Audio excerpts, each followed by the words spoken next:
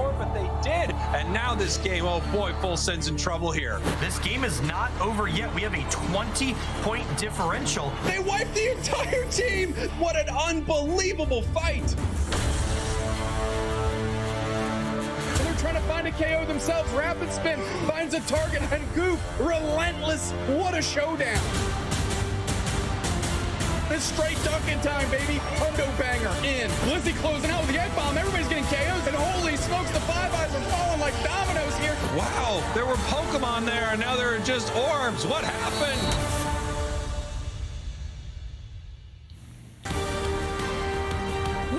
Good morning, everybody. Welcome back to the Pokémon UNITE Championship Series. We are closing out the top 4 of our EU regionals today, and I am so excited to be bringing you the action with 4 of the greatest casters in Pokémon UNITE.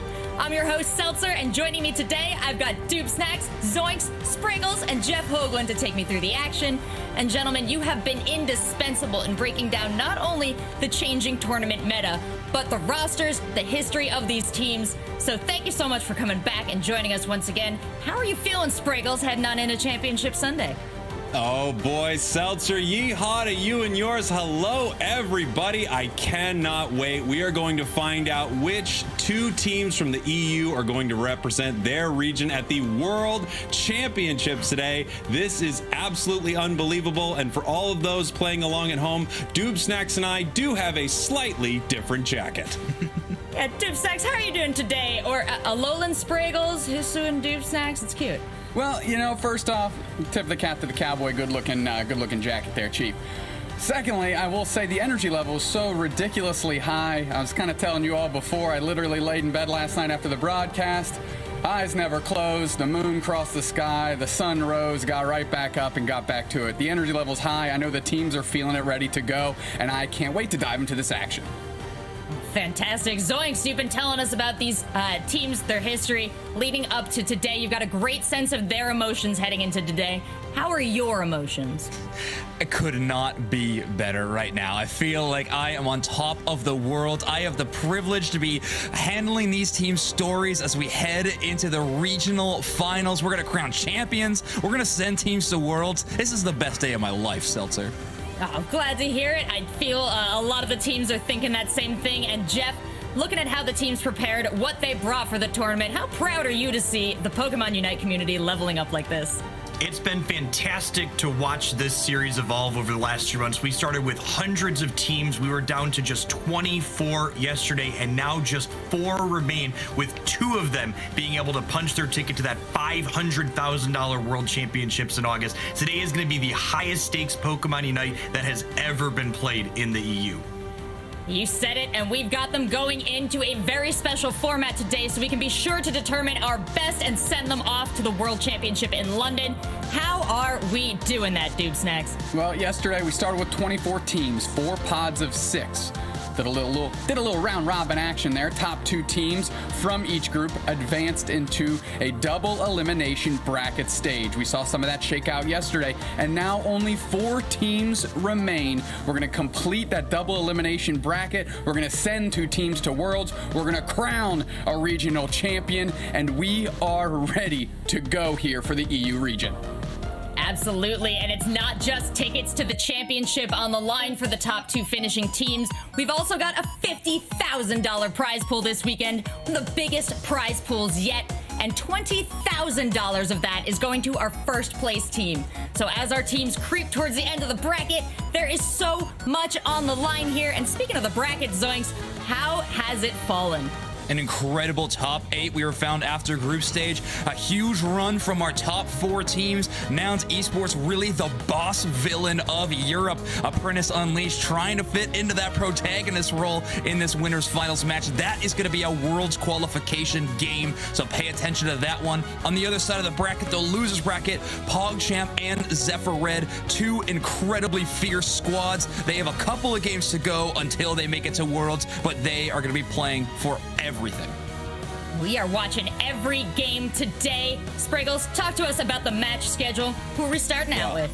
This is amazing. Nouns Esports versus Apprentice Unleashed. You could imagine these teams reuniting in the grand finals, depending on who wins here. One team right now, though, is going to punch their tickets to Worlds. Our first match of the day, and you're going to know who is heading to London. This is amazing. Then PogChamp versus Zephyr Red. They're going to take on the loser of our first game, and then the winner of that's going to head back to the grand finals. It's going to be incredible. Well, Spriggles, I've got you with Jeff for our first match, but Dupe Snacks, Zoinks, before I send you off to the analyst skybox, anything you want to say, anything you want to prepare us for, anything the audience should know?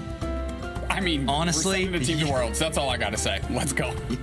I was going to say that, and Europe, the world is watching. You're a region that every other region is worried about. Show them that you're a force to be reckoned with at Worlds. I hope they take that with them into battle. Gentlemen, I'll let you go and relax. Spriggles, Jeff, bring it in, because we've got to talk about our first match here today. Scott, Nouns Esports, formerly Random Gaming, a huge name in the space, and of course, Apprentice Unleashed. Who better to go up against them, Spriggles? I mean, you couldn't write this better. These are the two teams you want to watch here in the winners finals. Nouns Esports is kind of the unbeatable giant in the EU. As I've said before, maybe the best team in all of Pokemon Unite, but Apprentice could be the ones to take them down, Jeff. Yeah, definitely. If there was any team that's fitted out to play against Down Esports, it's Apprentice. These teams have met multiple times, and we've seen Apprentice take games off of Down Esports in the past, but not quite entire matches. Well, this could be a finals quality match, and we are just getting into the winner's bracket, so I'm going to hand this off to you, and let's get into our first match of the day.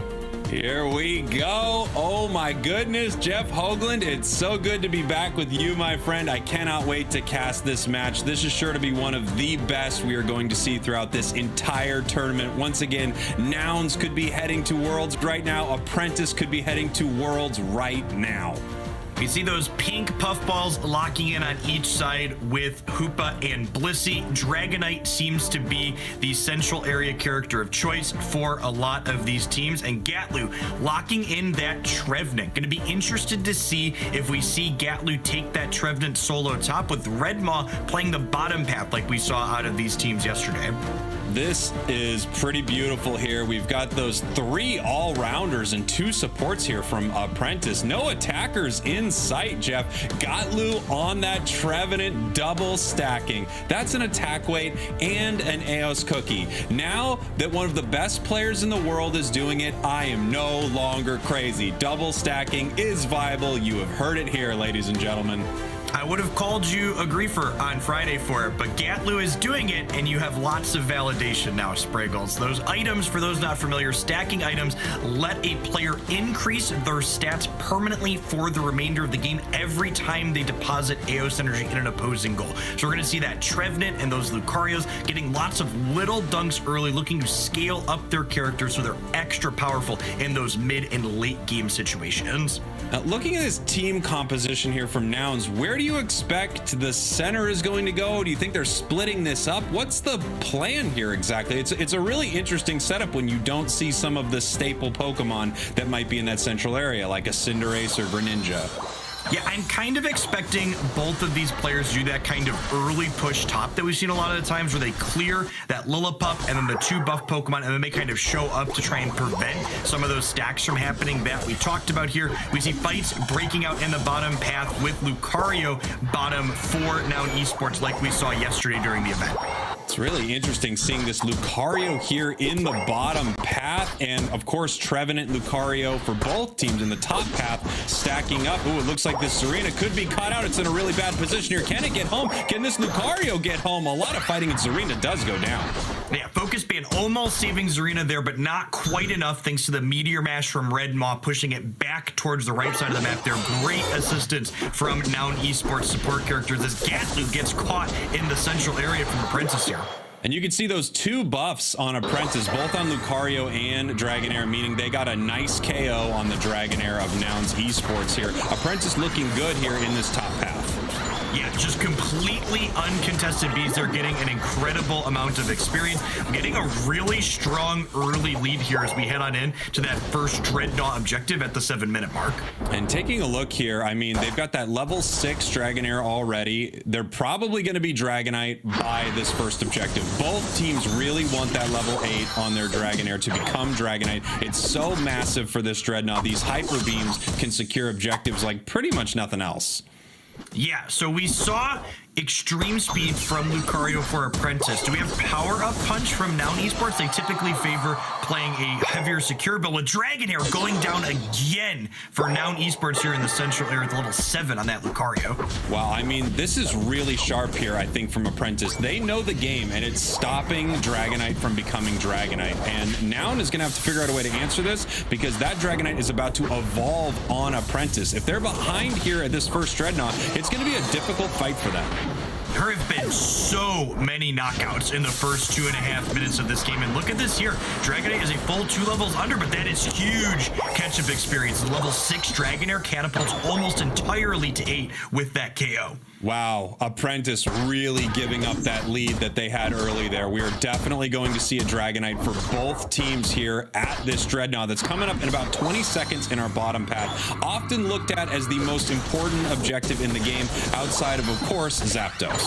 That Dreadnought is not only going to heal your team and give you some shields, but it's going to spread experience out across all of your characters, meaning that your team is far more likely to hit those powerful Unite moves before the opposing team, giving you an incredible edge in future team fights. Here we go. We've got a bit of a showdown right now. Some damage onto Dreadnought, but it looks like everyone is they're backing up here, possibly resetting. Can they make it through the portal? Gatlu could not. They're putting damage onto this Dreadnought. Where is Apprentice? They're nowhere to be found. The Hyper Beam secures it. Apprentice couldn't even get in. Yeah, incredible forward positioning from Noun Esports there, and then having the game awareness to say, hey, the other team's not here. Let's just take this objective off the map before we have to fight for it. Huge dunk here, getting this point to a perfect 1 so they can get the maximum overdunk in later. Wow, Apprentice, I felt like was really on it early. And honestly, Jeff, I don't even know where they were in that fight. I know they were being pushed out, but I didn't see Apprentice almost anywhere. And Nouns is ahead right now, way ahead. Yeah, we see that power-up punch there from Red Maw, along with close combat, giving them incredible secure potential for those objective secures, although not quite the same level of mobility compared to Apprentice's Lucario with extreme speed. Here we go, just taking this Rotom down. Big close combat, Hyper Beam, power-up punch. I mean, how many secure moves do you need? All of them onto that Rotom. It's going to push towards Apprentice top path. I'm not sure if they're trying to push this in or not, but they're being pretty aggressive up here in this top path, putting a lot of damage onto Apprentice. Yeah, this Lucario Dragonite 1-2 punch was securing. Huge Unite move from Blissey, though. They're getting a KO in almost a second. Yeah, beautiful move from Apprentice right there. They recognized that Nouns was not really putting enough pressure on to make anything happen. We had Lucario jump in with a nice Unite. Blissey following it up. Wow, everyone's getting caught today, Jeff. That was a huge knockout again in terms of catch-up experience. Get that Hoopa well into its level 9 as they just get traded back and forth again. And again, a big beam's going to line up here, and Zarina narrowly gets out for this reset. Wow, I mean, big triple KO there for Zante, the Serena on Apprentice. These two teams are pretty similar, but that huge difference is the Zarina and the Trevenant. Also, of course, there's a ton of strategy difference, a ton of play style difference. We've got another Dreadnought coming up already. Both teams have their level 9 on Hoopa, which means the Unite moves are coming out and everyone's flying into this fight. Yeah, this second Dreadnought fight's gonna be a lot more explosive than the first. All these Unite moves back and forth as the first member goes down for Noun Esports, and the objective flip happens, and it looks like Noun Esports secures yet another Dreadnought here. Wow, this time with the Trevenant, I don't know if it was a curse or a Horn Leech or what was it, but they were able to get it here. Nouns has taken every single objective. Now, when it comes to fighting, I'd say both of these teams are a lot more even, but when it comes to objectives, it's not even close. They've taken everything on the map. We've said Noun Esports is the team to beat in the EU, and a big part of what makes them exactly that is their ability to secure objectives just seems completely unmatched by any other teams in the region. And in part, that is because of their choice to play things like this power-up punch Lucario. Here we go. Look at this Zante just waiting in this bush. Serena hoping to get a big catch here. They're probably looking for that Dragonite. If you can shut down Dragonite, that's a big win for your team. sending this Rotom back with the Horn Leech here, just getting it away from Apprentice. And once again, Noun secures another objective. It feels like they couldn't not secure an objective if they tried. 4 for 4 on objectives going over to Noun Esports. However, the question will be that Big Bird is going to be spawning in the middle in 1 minute and 30 seconds. Can they secure that one as well? Wow, and just watching this tree chase them down right here. It's following this big Unite move here. I mean, there's not a lot of time to use it until Zap, so you're going to have to try to do something here. Can they take down this Serena? Look at this Horn Leech right here. Oh my God. Gatlu just being incredibly mean and getting taken down finally by Dragonite here from Apprentice Shelvin. Yeah, it's hard to be too upset with that exchange overall on Gatlu's side. I think, you know, you were 2v1, you took out one of them before they took out you. Really impressive showing on the durability of the Trevenant there in that engagement. Taking a look at Apprentice here, just getting a lot of experience right now. We've got 1 minute until Zapdos is on the map. Apprentice knows they need to win a big fight because I think they're pretty confident that they're not going to win an objective secure over in Downs Esports. That Dragonite needs to go down. That Lucario needs to go down for them to have a shot here. Apprentice barely at this fight here. Let's see if Nouns is able to secure this one. Once again, Hyper Beam gets it. Yeah, and this objective is kind of a big deal here. Levels were close for these teams, but Nouns Esports Dragonite Adesu is now almost level 14. You get big stat increases in Pokemon at those final 2 levels, 14 and 15, and that can definitely be the make or break difference in the final engagement that's going to start here in 10 seconds. Take a look at this here, our first Zapdos of the day, Jeff, and it looks like Nouns is positioned so well here. They know exactly where Apprentice is coming in at. They see that this Dragonite is moving around top right now. They kind of have this entire setup covered right now so they can see what they are doing. The question is, are they going to start attacking this or do they want to try to take this fight first? Yeah, I think Noun Esports is actually in a position where they would rather fight than flip this objective start just because they have multiple level 14s at this point, and Red Maw is about to be level 13 as well. There's a huge Unite move from Zarina before she gets ultimately... Oh, Blissey saved there. Huge. Wow, so close. No one has gone down yet, but here we go. The Unite move's coming out from Lucario. This is a full-on fight. No one is even touching this Zapdos right now. They're trying to take members down. Lucario does go down for Apprentice right here, and now it looks like Nouns has turned onto the Zapdos. One goes down. They're keeping them out of the Zapdos pit right here, and the flip is almost on. We see the Hoopa pushing them out, and here we go. Nouns looking for their first secure of the day, and they get it. Easy peasy. Nouns Esports with an easy Zapdos. Yeah, that was really fantastically executed on Noun's side. They had control of that central area pit the entire time there, and at no point were they risking getting knocked out or flipping that objective. And we see them cleverly all depositing their AOS energy into the central goal zone here, which means even if Apprentice is somehow able to overcome this 580-point differential, there's still an outside point for Apprentice that 100 more points can easily be deposited into. Yeah, and you can see members of Nouns moving around the map right now, just picking up some AOS energy, most likely that Dragonite because it's the most mobile member of the team. It can just bounce up to that goal at any point. Nouns can give this point up. Of course, they want to stall Apprentice as long as possible, but this goal being broken doesn't really change anything for Nouns right now. This is just a bit of a waiting game. God, it is just so impossible to push a Trevenant off of a point. The curse just means you hit everyone passively to prevent even small scores from happening, and you're just so durable with this Horn Leech attack. Big first match here, and it probably went the way a lot of us expected, given that Nouns is just an unbelievable team. Nouns Esports with our first win, 687 to 107, and they are that much closer to going to the grand finals and, of course, to going to Worlds in London. Yeah, if you're on the Apprentice side here, you got to remember, Apprentice actually had an incredibly strong start to the game. Look at all of these knockouts that Apprentice had. I think most of these happened in the first 2.5 minutes of the game, and then it just kind of slowly started to slip through their fingers when they were out of position for that first Dreadnought objective at 7 minutes. Well, there are a few games going on at the same time, right, Jeff? I mean, let's take a look at these damage numbers, by the way. I need to talk about this tree here in a moment. 87,000 from the Zarina. Clearly a great pickup here for Apprentice. 83,000 from their Dragonite. Trevenant here on Nouns Esports, 91,000 damage, took 95,000 damage, healed itself for 75,000 damage. Trevenant really coming out as a star here. Of course, everyone on Nouns doing some real damage as well.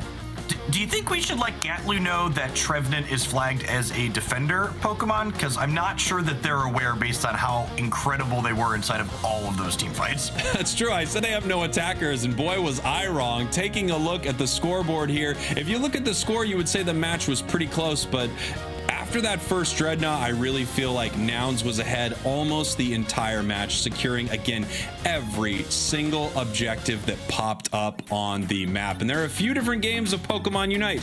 There's fighting the enemy team, there's scoring, and then there are all these objectives that are extremely important.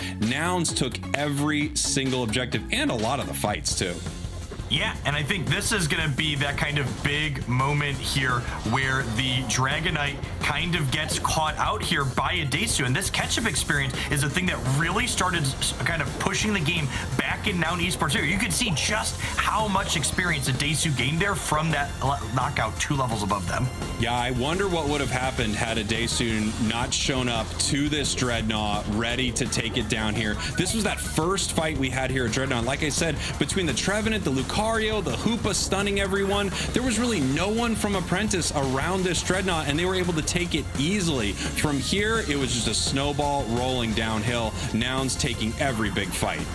Yeah, and I mean, we could see there from the replay, Apprentice wasn't even really late to that objective. Noun Esports just did such a fantastic job of positioning forward on the beach there to keep them out. And here's that fight around the Zapdos. Everybody was just surviving for so long. But when the dominoes started falling, it was Apprentice going down again and again.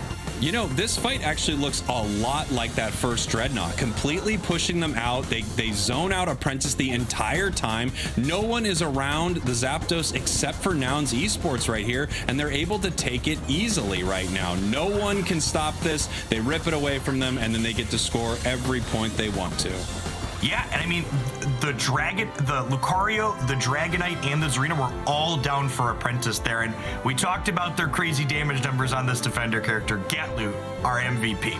Yeah, I mean, wow. Trevenant. I was shocked, Jeff, and I think we've talked about this on broadcast, that we haven't seen more Trevenant. I feel like this Pokemon is brutal right now, kind of wherever you put it. We're seeing it in this top path here. You can see it in the bottom. I mean, this Pokemon is just nutty right now.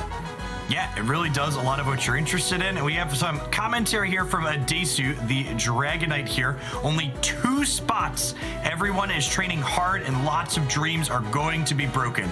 Those following regionals are going to be in for a wild ride for sure. And I will be there fighting with all I have to get my teammates break heart or to get your heart broken. We don't know what is best. I have to imagine a Desu's going to have a pretty happy heart after today, but after watching that first match. I've got to assume so. They are on the precipice of punching their ticket to the World Championships in London. 2 teams from EU today are going, so even if they beat Apprentice here, Apprentice still could be heading to Worlds. Same thing, if Apprentice takes down Nouns right now, Nouns has another shot at this, but you've got to assume you want to punch your ticket right now. Start of the day. Let's go, baby. We're heading to Worlds if we win this game. Yeah, I'm kind of expecting a run back on both sides here, he says, as Chelvin locks in the Aegislash here over the Dragonite. Ooh, this is spicy.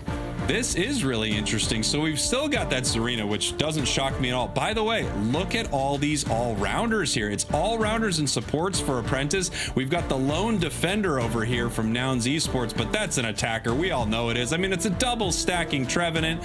Oh, I was right. It's viable. Here we go. Nouns Esports running it back, and you're right. They're changing it up here on Apprentice with the Aegislash. What do you think the thought process behind this Pokemon is, Jeff? I actually really like this switch to the Aegislash for Apprentice, because think back back to how that endgame fight went in the first game. Now Esports, apologies, did not just rip that objective to start. They explicitly took and won a team fight before trying to engage with that objective. And I think Aegislash is superior to Dragonite if they're at parity in those endgame team fights. Oh, absolutely. Aegislash fights much better. Not only that, Aegislash is great into high HP Pokemon like Trevenant and Blissey that we're seeing here from Noun. So Aegislash does max HP damage, which means it rips apart these big tanks. It might just be the answer to this tree that was so incredibly dominant in Game 1. Now, the question on the other side is, will Nouns Esports continue to play that endgame fight the same way against an Aegislash as they did against the opposing Dragonite? We got Shelvin doing a little dancing here as they get ready to take their central area. Gatlu and Klaus up here in the top path, and we're fighting here in the bottom over this Audino, secured by Bruv. Of course, the incredible Blissey player on Nouns Esports. I love this Red Ball. Players frequently leaving one of those A-Palms in the back for later, and Red Ball going, I'm gonna run back and steal this and get another attack weight stack here in the bottom path. Very, very beautiful play right there. You love to see it. It feels like something that we've seen Absol doing lately, and they're just using a Lucario to make that same play happen. Yeah, the evolution of this bottom path to include melee characters is a really interesting development in competitive. It used to be that you wouldn't get caught out without having two range characters in this bottom path, but we've kind of evolved past that at this point. Yeah, the game is becoming more and more dynamic every time these teams meet each other at these tournaments. You know, you have to react to what everyone's doing. You have to come up with new strategies right here. It looks like that sword ripped that apart pretty well. Gatlu might be going down here. No, they're actually having to back off. Apprentice is going down. The sword's trying to run right now, but the Dragon Dance is trying to catch up to it. Big scores here for Nouns Esports, and they are going to back off now that Hoop is coming up. Yeah, speaking of range versus melee there, the range on this Daisy Dragonite being instrumental in being able to not only KO that Lucario, but also push Aegislash all the way out for Apprentice there. Taking a look here, it looks like everyone's just resetting. There's a little bit of a calm before the storm. Why did I even say that? Here we go. 3 on the goal here in the top path. Apprentice putting the points on the board while Gatlu was gone. We do see Trevenant has evolved. It's got the curse and it's pushing everyone away. There is no calm, Spriggles. There is only team fight as these two incredible teams push on each other's goals again and again and again with the goal of getting those stacks in to make their stats more powerful as this game continues. Here we go. We actually have a power-up punch this time from Apprentice, so they have switched off the E speed. They're deciding that it's time to fight inside these big fights, but they need to secure objectives just as good as Nouns does. Yeah, maybe perhaps hoping to lean on their Lucario a little bit more for those objectives secure, since Aegislash is a little bit worse than Dragonite in that department. Huge knockout for Gatlu here just before the reset would have been possible. Oh my gosh, this Trevenant is amazing, and look at all these stacks that they're getting early. More health, more damage, and Trevenant works off health as being part of the day. It's just a whole thing, Jeff. And you can see, look at the health total going in the opposite direction it would normally be as that Horn Leech heals it right back up. And here's the fight breaking out here on the beach before this first Dreadnought. Aegislash chopping through Noun Esports. This is exactly what Apprentice needs to do right here. Their plan was to win this fight, especially with this Aegislash. It already takes down this Blissey, and you can see here Apprentice trying to put a little damage onto this Dreadnought. No, but it looks like Apprentice is now being taken out. Their Blissey goes down here. Dragonite is back. It is resetting, and they're getting ready to take this Dreadnought after they hopefully, stop the reset there on Zarina and maybe get a KO right here. This fight is continuing. Sword is here. Sword is fighting. Tree just got a wonderful reset right there, and now the objective is going down. Noun secures with the Hyper Beam once again. It felt like Apprentice was just incredibly outmatched on a micro level inside of that engagement in its entirety. Every reset they tried to get on Apprentice's side was pushed out by the Trevenant, while on the opposite side, Noun Esports was able to successfully get their characters back to base to reset their health and get right back into the fight. And look at this here, the tree just stacking in their faces. Oh, and a Unite move, and now they have to deal with this here. Lucario heading to the top path right now. I don't know if Hoopa's gonna get out of here. It feels like this is just mean right now. Gosh, tree. Look at the Trevenant's life total. It goes up, it goes down, but it does not seem to want to get knocked out.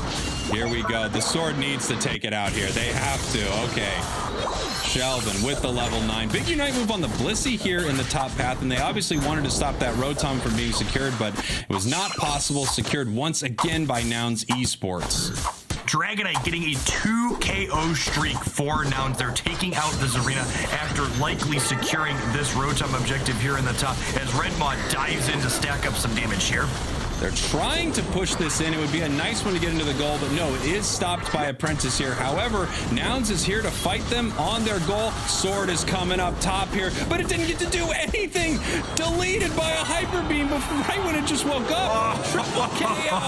Wow. What huge series of knockouts here. 17 goes in, 40 goes in, a 29-point overcap for Noun Esports, increasing their lead from 100 to 183 to just 61 as we head on in to the second Dreadnought objective of this game. Wow, I mean, these are two incredible teams here, but there's no question why Nouns Esports is one of the best ever to play the game. They're just amazing in every fight in this match. Yeah, as we position around here at the bottom, I have to wonder, is Noun Esports going to add yet another objective to the list they've secured over the course of this match? Here we go. Both Hoopas uniting. Lucario goes down once again. A big Hyper Beam. And here comes the sword, looking to see if it can clean something up in this fight. But no, deleted by the Hoopa right here. And there we go. Another objective this time. Oh no! This time to Apprentice. Apprentice gets the objective and a double KO. That is triple KOs. Arena really getting to pop off here. Those Queen's Majesty's resets, allowing her to burst for incredible amounts of damage, showing the strength of this all-rounder character for sure. Apprentice coming back here, fighting very well at that Dreadnought. This was a really nice pickup for them. They're still behind in score, but some big experience swings for the team for sure. Yeah, the question's going to be, Aegislash is currently down 2 levels compared to Dragonite on Noun Esports side. Can they find knockouts or enough wild Pokemon to hit that level 13 breakpoint in the next 90 seconds? You know, it feels like this Aegislash was looked at as an answer possibly to some of what's going on here from Nouns Esports. But really, the Zarina, even in game 1, feels like a bit of a star here on Apprentice. It is putting in work. But one of the key things to note about this Aegislash is, I mentioned that if it's at parity, it can be an impressive presence in these team fights. When it is down 2 levels here to Dragonite on Noun Esports side, it doesn't matter that Aegislash is a good at team fighting if it's just outclassed in terms of levels. Absolutely. And, you know, we always think about Hyper Beam, of course, as this move that secures the Dreadnought, takes out wild Pokemon, takes down the Zapdos, but it does insane damage to the enemy Pokemon as well. And they have been using that to their advantage here from Nouns Esports. 40 seconds left until what could be the last Zapdos before we know who's heading to the World Championships. We see brawls breaking out here in both the top and bottom paths. Apprentice playing to the top path, hoping to ignore this Dreadnought and get value somewhere else. But now Esports responding in kind and bringing the fight to them, skipping this objective and getting some incredible knockouts here. Boy, they're trying to chase down this sword. Wow, huge Unite move there from Trevenant. They want this fight to happen right now. Aegislash goes down. 3 members of Apprentice are down. That means that they might not make it back in time for this Zapdos. And you can see Gotlu here just standing at where they're going to fly in. Nouns is going to try to rip this thing with no one from Apprentice here. Here we go. Can Nouns take it down? They do. Once again, securing this Zapdos with that big Hyper Beam. Nouns is on their way to Worlds if they don't get KO'd here. Yeah, that play there, I think, is one of the things that really highlights the strength and game awareness of what makes Noun Esports one of, if not the best team in the EU.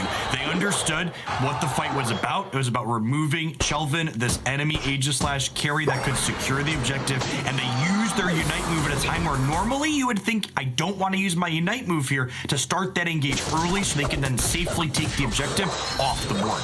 Here we go. That Zapdos went down very, very fast. So that means there's time. There's time right now. You can see members of Apprentice. They're attacking wild Pokemon, charging up their Unite moves, getting enough Eos energy. This match is not over if they can win a massive fight. If they're able to KO Nouns Esports and everyone put points on the board, they can come back and win this thing. It's going to be really tough for them though, because we see the Dragonite from Nouns running across the map to do some counter scoring of their own. Lucario making up this top path here, but the team is not ready to fight yet. Currently, they're just chasing down this Dragonite. Yeah, look at 3 people chasing this Dragonite. You know what these 3 people chasing the Dragonite aren't doing, Spriggles? They're not scoring themselves. And while this dunk is not going to go in, now all of these people are all the way back at this home base for Apprentice, and this game is over. Apprentice cannot get across the map and win a team fight here. They're going to take a Desu down, though, just for good measure. Wow, I mean, what a play there from Nouns Esports, knowing that if it distracted them, they couldn't win, but also knowing that if it put another 100 points on the board, there was no way Apprentice could come back.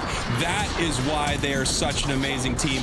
That is why they're heading to the World Championships in London. Nouns Esports, your first team from the EU to punch their ticket. Congratulations to one of the best to play the game. There were 11 objectives in this match, Spriggles, and Noun Esports secured 10 of them. Just dominating performances top to bottom in these games, with the second victory being 624 to 254. Noun Esports the victor. Once again, an incredible match. 11 KOs on the Dragonite, and we actually saw that Hyper Beam. It felt like it was targeted to Chelvin, that sword. It was just on it all match, ripping it apart. Nouns is an incredible team. Apprentice, this might not be the last time we see them, and they might still be heading to the World Championships after they fight their way through the losers bracket here. But Nouns Esports is just the Goliath of EU. I don't know if anyone can beat him. Gatlu, again, getting the triple star on the stat screen. Highest damage dealt, highest damage taken, most damage healer. Really putting that Trevenant on the map, I have to feel like.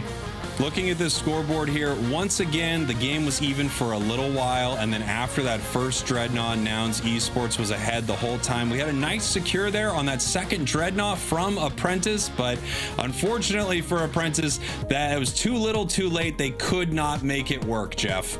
Yeah, and that second Dreadnought, it wasn't a get-ahead Dreadnought for our Apprentice. It was a continue treading water and not just be completely buried like they had been for the rest of the game, and they just could not get up over the top. And Noun Esports here are winners in the AOS Finals, our winner in the May Finals, and heading back to the Grand Finals today and the World Championships in August.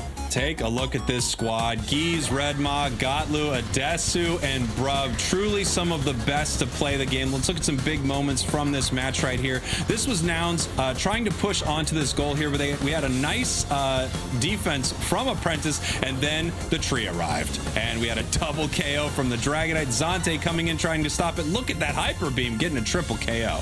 Yeah, talking about the damage that Hyper was able to output here, and this was that key moment around the Zapdos. Gatlu pushed out to get vision, and they knew that this was not a true flip because their Dragonite was up and Aegislash was not present.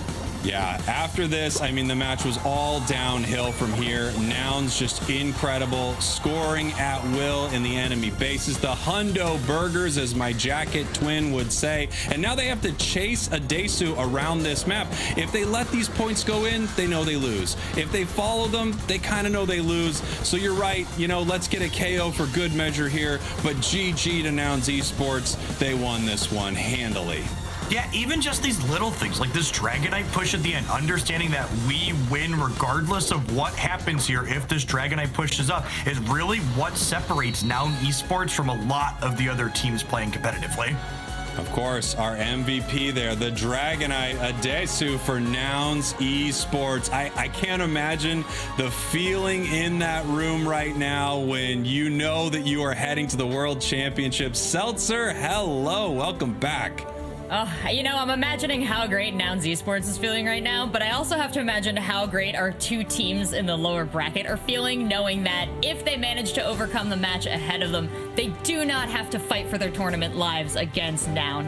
And I think there's a lot to learn from that matchup there, too. So if we take a look at the bracket, next up we have Zephyr Red and PogChamps. The winner of that going to face off against Apprentice Unleashed.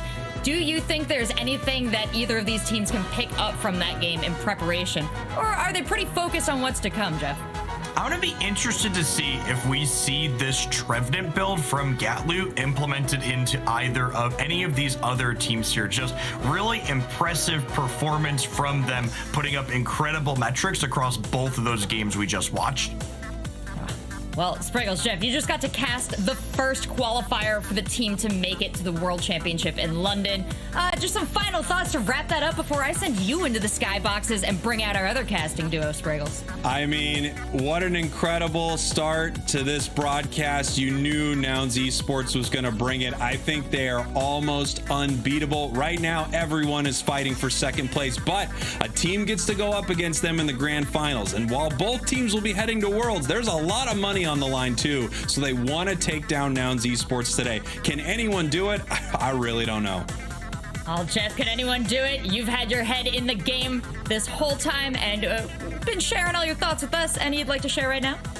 I think Spriggles wrapped it up real nicely there. All of these teams want to make it to those grand finals, and I'm sure Nouns Esports is hungry to make sure they get that $20,000 prize as opposed to just 10. Well, as you said, I'll leave it at that.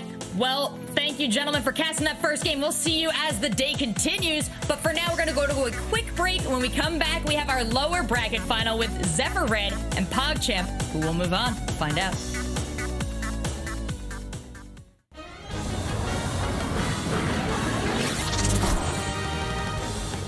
Hey, fellow Pokemon trainers. Welcome to Pokémon UNITE.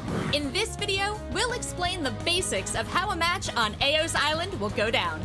Pokémon UNITE is a team battler that takes place on Eos Island. In Pokémon UNITE, each Pokémon plays a specific role. All roles have their own strengths and weaknesses, so you'll have to work with your team to create a composition to cover all your bases.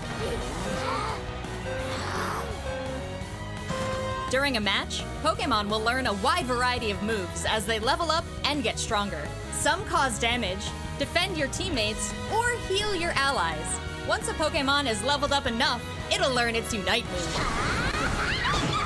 This is an ultra-powerful move that can turn the tide of battle. The main objective for each team is to collect Eos energy and deposit it into the enemy's goal zones, turning it into points for their team. Whichever team deposits the most energy after 10 minutes wins. You win! Well, that's Pokémon UNITE in a nutshell. We have so much more to tell you, so if you want to be the very best trainer on Eos Island, stay tuned.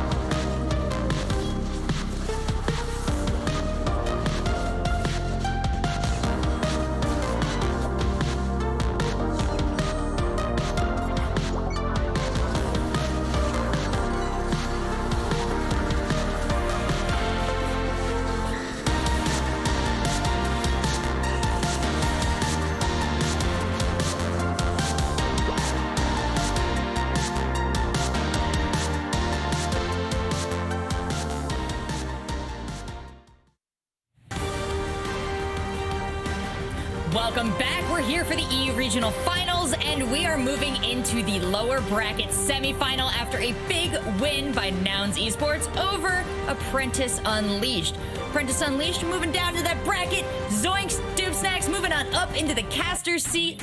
I know we had a wild match right there, but we're headed into another one here. So as you look at this bracket, Zoinks, tell me, what is your EU heart telling you? Oh, my EU heart is telling me, first off, a big congratulations to Nouns for locking up their first spot, but their opponents are hungrier than ever. Zephyr Red and PogChamp, two teams that want it so bad. I like to consider these the young and hungry squads. Yeah, looking at Zephyr Red, I mean, they've top 6 the last 2 times, and they're happy to break into top 4, really pushing themselves forward as what I like to call the plucky upstarts. But PogChamps, your March Finals winners, not looking to let the plucky upstarts take their reign and dominate them here in this stage. Yoshi, Wahabin, Soreyu, Sixies, Washed Rookie. We've seen them all year long, but Zephyr Red ready to make a name for themselves. Neverix, Raytown, Neko Classics, and Eichels.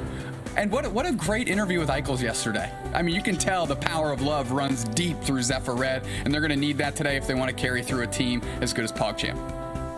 He makes it so easy to cheer for his team. Eichels was so sweet in the interview, but all the teams really brought so much energy to our final here. I'm cheering for all of them, especially all the ones in the wake of these two teams. But gentlemen, let's get this one started.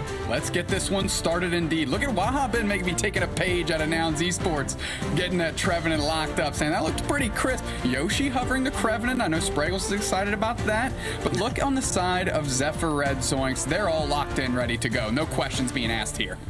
Zephyr Red actually adopting a strategy from Zonte of Apprentice, going to the Serena in the attacker role. Another melee attacker spot like Jeff was talking about. His meta's been very interesting, but you're right. Wahabin on that Trevenant is an interesting touchstone. They have been playing that all day yesterday as well. So Wahabin very well practiced on this Trevenant within the attacker role. Something that sticks out right here, Zoink, something we haven't seen in quite a bit. No Dragonites going to go to battle here on Remote Stadium between these two squads. They're going to take it. Look, we don't need Hyper Beam to secure. We're going to take the body. We're going to take the team fight. We're going to wipe you off the map, and then we'll just take the objective for free. I think that is on the back of the central area players for sure. Both Yoshi and the player for Zephyr Red, Raytow, I believe, are going to be wanting to team fight as much as possible. But if we're looking at why this strategy originated, I gotta look at the top path.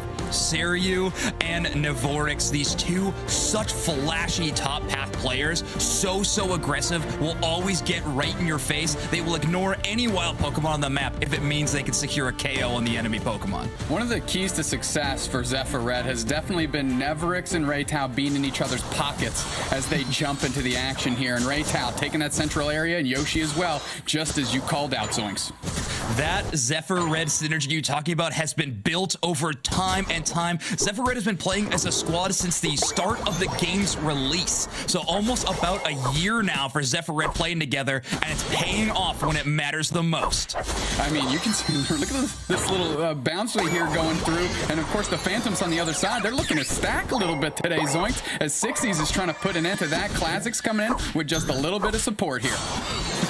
Sixies there to try to shut down any of these stacks if possible, but until you get the level up to Blissey, it makes it kind of tough to do any burst damage to these enemy Pokemon while scoring. Oh, Waha been caught out. Are they going to be able to close the door? No, the Phantom is just too elusive. The Ghost type phasing through the tall grass, making it out to live just a little longer. PogChamp dedicating Washed Rookie into the top path here early. They know they have a Cinderace on both sides of the squad. They want that advantage at first Bees. First Bees, they got the positional advantage here, 3 players to 2. They're going to try and move forward. The Bees get kind of punched in the face of PogChamp, get a good margin of those as level 4, level 5, Raytow peeling back. But that Blissey gets a big amount of points. His Classic's caught out, though. Zephyr Red doesn't look like they're looking for support. They're saying Blissey's big enough. You can get out on your own, can't you? Can't you? Wahabin's damage numbers certainly aren't quite there yet. When you're just a little Phantom, it's going to be tough to make it happen, but Yoshi, absolutely the one that can capitalize. Yeah, getting that free experience here as we've got a little central area invade by the Hoopa, and Zephyr Red's forced to split their attention and take care of that. Going to get 17 points in here. Wahabin and 60's got to feel good about that, especially Wahabin, as they're looking to stack right now. Nevorix trying to catch up to Seryu in this top path. The dedication of the Hoopa allowed them to level up a lot faster, and now Seryu has the advantage. Yeah, we're getting a little E-speeds through as Neverix is just content and retreating a little bit here. Sorayu putting the screws to him, not down on HP and ready to push that. Oh, Clavics are getting low. The chase is on. They get back into the tall grass. No resets there as Eichels, Neko, and Classics able to get some berries and hang on for just another moment. Classic seemingly immortal in this bottom path, getting out in a couple situations. No Yoshi to shut them down this time around. We're seeing a very early rotation here from Zephyr Red. Second Bees is going to see an entire 4 Pokemon lineup from both sides. And Yoshi's looking to engage quickly. Eichels is up front going for the double stomp. They get kind of caught out. They're putting the pressure back the other way. It's a 4-on-3 here, but Eichels is getting low. Who's going to play forward? Zephyr Red hanging out. They're forced to retreat a little bit as finally the Bees populate, and they're all over them as those are absolutely eviscerated, straight dusted, and they're pushing forward. The Serena goes down. Nico's getting chased. Look how far up Sorayu is. Trying to get those resets, trying to get some points in. Wahhabin backing off in a good little show as Raytao re-engages, and they're trying to find one. I think they caught Sorayu, and now they're rolling back through. Did you see Wahhabin looking for the in the dark horn leech?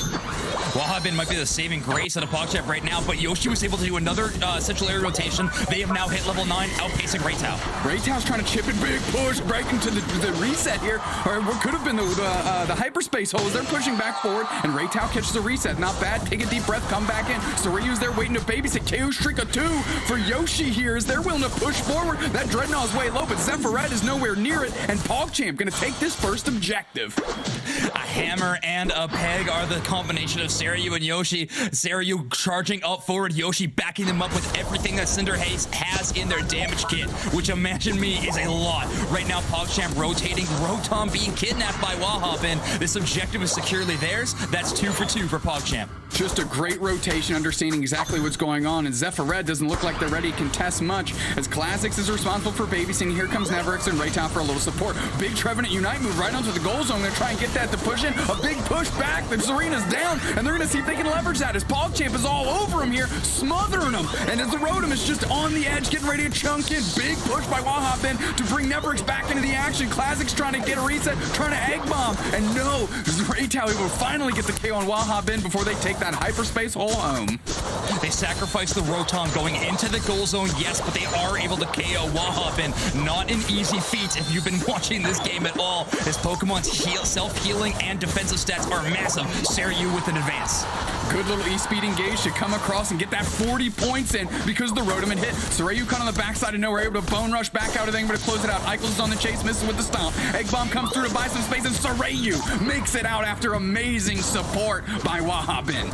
Raytao shuts down the Blissey though. 60's getting absolutely deleted by the Cinderace. Level 11, just slightly below Yoshi. Yoshi trying to leverage this level advantage with a nice chase. They're not going to push too far though. If you do get KO'd in these under 5-minute marks, it could be devastating. Wahhabin level 10 off the back of that KO on the Serena. The Serena, I feel, has gotten KO'd a lot for Zephyr Red here. Eichels, that's Eichels, I believe. They need to watch themselves a little bit and start moving in tandem with some other members on the squad. Is 60 just hanging out babysitting a little bit?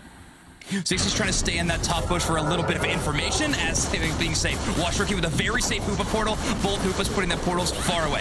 Wahhabin with the Unite move, and they're trying to catch him out as both Hoopas are unbound and they're going after each other. That Dreadnought's getting dusted here, and it is gone. I'm not even sure who took it. We were looking at different action here. That's Zephyr Red. They clutched one out, and that's what you like to see as Neverix picks up the Bliss Assist as they're pushing far forward. Can they close out anybody? No. Raytao takes out the Hoopa, and they're still moving forward. 2 players down for PogChamp. Zephyr Red sustaining very well. Can anyone catch the reset? But here comes Wahhabin. Here comes Yoshi. Getting some KOs back the other way, and damage output is huge as they're going to try and get the bees off the back of Wahhabin, and Zephyr Red, although getting the Dreadnought, unable to push. Because of the amount of healings on either side of these team fights are elongated for sure, but not as many KOs as you maybe would have expected to see. This Rotom completely going in the favor of PogChamp, but in the meantime, Zephyr Red has a siege on the bottom tier goal zone. They're going to try and close that hyperspace hole, not quite in time. Yeah, they're going to try to close that thing out. Sorry for cutting you off there, Zoinks. We were looking at a little picture-in-picture action. It looks like that bottom goal zone's still standing with 11. They definitely got a lot of scores in, and Zephyr Red desperately needed it to be, only hitting that 93 mark. And we're 3 minutes and 30 seconds. You do not want to be sub 100 points at this time in the game.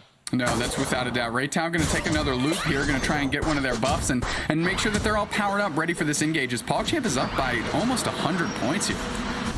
Yeah, PogChamp with a very, very nice scoreline. Obviously, their experience lead is definitely there. However, it is only being seen by one level difference across the game. However, in these late stages of Pokemon scaling, that can be so impactful. Specifically, Raytao needs to hit that level 14 to keep on pace with Yoshi. Yoshi at level 14 Cinderace is a devastating force. That's without a doubt. Eichel's trying to get some of the bees. Looks like Raytao is content on giving that up to this arena so they can get their levels up. The Hoop is upstairs babysitting. Classics and Raytao now working in tandem. This final Dreadnought will only be up for a few short seconds, but both teams definitely showing interest, at least rotating down to have the intel of wherever teams are setting up. Wahopin, the PogChamp team shot caller, has already gotten position on this Trevenant. They are going to try to delete this Dreadnought. Zephyr Red instead favoring a little bit of positioning. Yeah, Classic's going to keep an eye on PogChamp to see where their players are, as all the rest of Zephyr Red is just setting up for this Dreadnought, for the Zapdos, the big objective at the end of the game here. Gigantic objective, 10 more seconds of the team fight already starts popping off a little bit of Cinderace damage, but everyone's staying far enough away, getting the healing from their teammates as they need to before the engage truly starts. Well, the engage just happened. Wahopin said this is about that action. Serena using the Unite move, trying to keep themselves up on Sorayu. Sorayu's trying to find their way out as they're pushing forward. Sorayu is down there, deleted immediately, and here we go. Yoshi getting a KO on that Serena back the other way, and then Zapdos is absolutely dusted, already taken here by Zephyr Red, and they need to convert these ducats. Look at that, just the punches trying to fly, trying to stun them down, but it doesn't quite work as the points are getting converted, and Zephyr Red turning that level disparity into a lead here by taking to Zapdos. Zephyr Red completely turned their focus in on Zapdos and were able to rip it quite fast. Wahopin was trying to do a little bit of displacement and shut down the enemy team, but they had no backup, especially when Seryu went down so early in the fight. Wahopin trying to displace this Hoopa even more. The mobility of that Pokemon could definitely be a problem if PogChamp wants to get back in this game. Yeah, that's going to be a start here. They need to fill up their pockets, and Wahopin needs to get with the squad and push the charge. So Yoshi's going to look to carry here, get a big amount of damage in, and Sorayu's going to be part of that as well. Wahopin just going to get a reset before they siege this goal zone.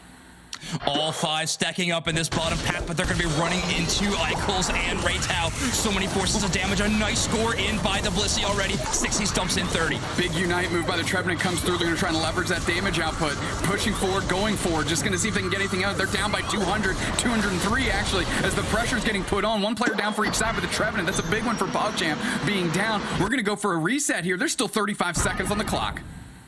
They have 35 seconds left on the clock. They don't have the displacement of Wahopin, but they got the damage of Yoshi and Seryu if they need it. A few more dunks come in, but it's not quite enough. They need to close this gap faster if they're going to come back in this game. They're starting to fall, and without the Trevenant, they have no push. Yoshi's doing their best to carry. Classic's getting healed too quickly. Neko's back in. They're setting the reset. Here's the Blissons on Yoshi. This is the time to convert. KO streak of 2 for Raytao, though. They're starting to hum. They're starting to feel it. And look at this arena bubbling out. And finally, Raytao goes, I'm going in deep. I'm getting a KO back the other way. Give me the bodies. That's a 4-pack. Wendy's 4 for 4. Let's get after it. Zephyr Red taking game 1. Raytao leading into the 4-for-4 action there at the end of the game. Absolutely phenomenal performance. The Blazing Bicycle Kick Unite move setting up so much damage, and with that increased attack speed, it was curtains for PogChamp. Zephyr Red with a very, very impressive game in game number 1. Objectives definitely weren't their focus up until that final Zapdos. Great turn and burn from this team. Raytao, 10 KOs. Yoshi, 9 KOs. The Cinderace is really doing work for their squad, but what surprises me the most is the ability of Zephyr Red, despite down on experience, down on objectives, able to take the key objective here and get their points in. Zoinks, how did that happen? Honestly, it just, that turn and burn, like I was mentioning, Wahopin, the only member of PogChamp that was capable of any kind of displacement, but the Hoopa Unite from Neko, I think being directly focused in on that Zapdos was an amazing play. Another nice number we gotta give a shout out to here, though, is Classics with 116k healing. That soft-boiled is doing so much work for Zephyr Red, keeping players like Eichels and Nevorix up when they are in the thick of the battle. That is such an important factor that you need to have your support doing for your team. Yeah, credit to Raytao as well. 106k damage on the other side. Yoshi, over 90k as well. You can kind of see how this score line worked out here. Obviously behind by just under 100 points with Zephyr Red. Prioritized the Zapdos, understood that a prolonged team fight probably wasn't in the cards for them, and found a way to win, converted on it, jumped on the Zapdos, kept PogChamp out just long enough, and here we go. They're up a game in the losers bracket here. We talked about it at the start of this game about what makes Zephyr Red so special. And yes, I do think they have some superstar players on their squad. They make any composition they're taking hold of look great. But the synergy that this team has built up over a year of playing together, I feel like we witness again and again within the game. Well, let's take a look at how some of that synergy got them the win. But synergy, it's all about PogChamp here in the first early stages of the game. As like you said, they kind of kidnapped that road into their side of the field, beat it down a little bit, and send it back into Zephyr Red's face. And then we had a very interesting stand here where PogChamp was pushing very far forward. We started to see some Unite moves come out here, Zoinks, and some good KOs flying into the face of PogChamp. Trevenant's Unite move is such an interesting one because it's a great team displacement Unite move. However, Trevenant does a lot of work on their own with Curse that they can even get value if they're solo uniting a single enemy target.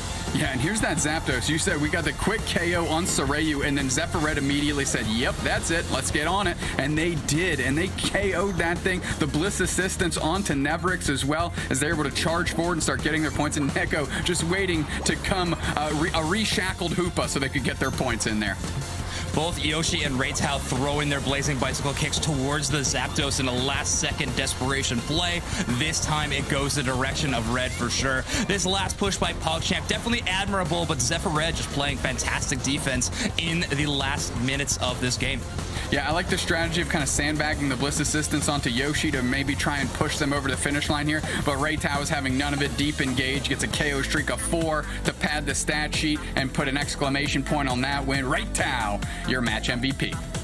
Fantastic performance from them. Yes, they were getting outpaced in terms of levels by Yoshi a few times throughout the game, but they definitely made big plays in the late game where it counted overall. Yep. A lot of good plays in that final Zapdos play. I think when I was watching the replay, really impressed with the Serena Unite move, shutting down Soreyu, and then immediately as they dropped down, the blazing bicycle kick from Reitao was the finishing strike. So honestly, Soreyu was targeted very hard in that fight. They understood exactly where they wanted the Serena to go, and Serena, that was Eichel's executing on that, getting that KO. So good look on them. I mean, they were our match MVP yesterday to punch their ticket into the top 4 to today, and that's because they got skills. Yesterday using the Sylveon though, but they're backing off that strategy here in the face of what PogChamp is bringing. It looks like both teams are staying the same here.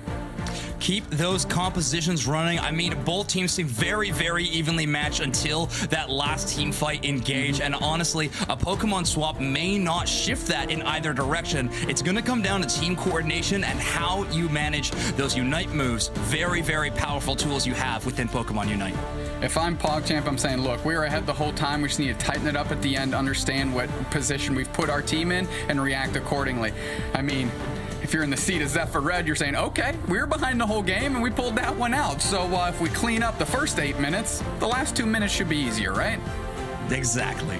This match is interesting too because it's hard to qualify either of these teams as an underdog. Zephyr Red, after their performances in recent months, they may not have a championship under their belt like PogChamp already does, but they seriously have become such an amazing force in Europe. I think this is a very evenly matched game, and we saw that in the last match. Without a doubt. I mean, they have cemented themselves as a force here in the EU region, and now they're scrapping to represent their region on home turf. Here we go. Waha been working on Eichel's as both of these ships you passed in the night in game 1. Oh, Eichel's getting caught out. Good little Astonish. The Astonish in tandem with the Phantom there going to get the KO on that Zephyr Red bounce sweep, and we're going to slow their train forward on their path to Serena. A collapse by PogChamp, very impressive. That means Waha Bin's going to get a lot more experience with the KO, and then even more from these stacks that they're getting in with these goal scores. Going to get up to that Trevenant evolution much faster than they were in game 1. Yeah, they got 3 stacks there with that one single AOS energy being good enough for a stack. Not a lot of points, but it still counts. Here we go. Those bees are eviscerated. Good little dart by Waha Bin to catch the reset. A little branch poke there to go back home and get full HP. Resets being available are thanks to the mythical Pokemon of Hoopa, a recent addition to this game in the last few months. A very, very powerful Pokemon. Rare to not see them on competitive teams because of value like that. Good little punch by Sorayu buying out, and here comes Yoshi in tandem. Good night. That's a way to put an end to Neverick's shenanigans here as they rein in some points, and Sorayu has to feel good with that little exchange. And good support by Yoshi rotating up. Sorayu on this Lucario, getting all these mini goal scores in. We already mentioned it before, but attack weight being utilized on this Pokemon means that their damage stats are going up every single time they deposit Chaos Energy into a goal zone. Sorayu 2 levels up on Neverick's, and that's a good thing that they can leverage here to bully a little bit and protect the goal zone and keep them off their stacks themselves. This top path being very interesting right now. It's a 1-on-2 for Sorayu. Reitao already showing presence there, but rotates to the bottom path. Currently just the Raboot. They need to get to that Cinderace evolution to really become a threat to the forces of PogChamp.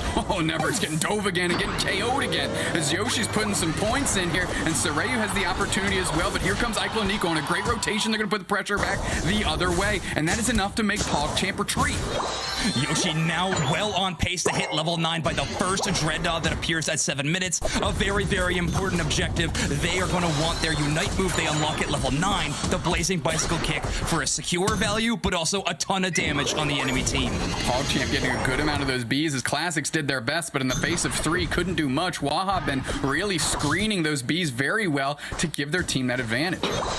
Dreadnought finally spawning right now. Both teams have presence around the Zapdos pit, but Zephyr Red are the first ones to start touching the objective. PogChamp goes after the body. Big Unite move, catch the other Cinderace, and they're diving in. 3 players down. Zephyr Red just getting absolutely eviscerated down here on the beach, catching that sunburn real quick from that Cinderace here as they take the Dreadnought so quickly, and now they're going to siege this bottom goal zone. Just Neko out and just hanging on, trying to make sure that this goal zone stands, and we're going for a quick rotation here, says PogChamp.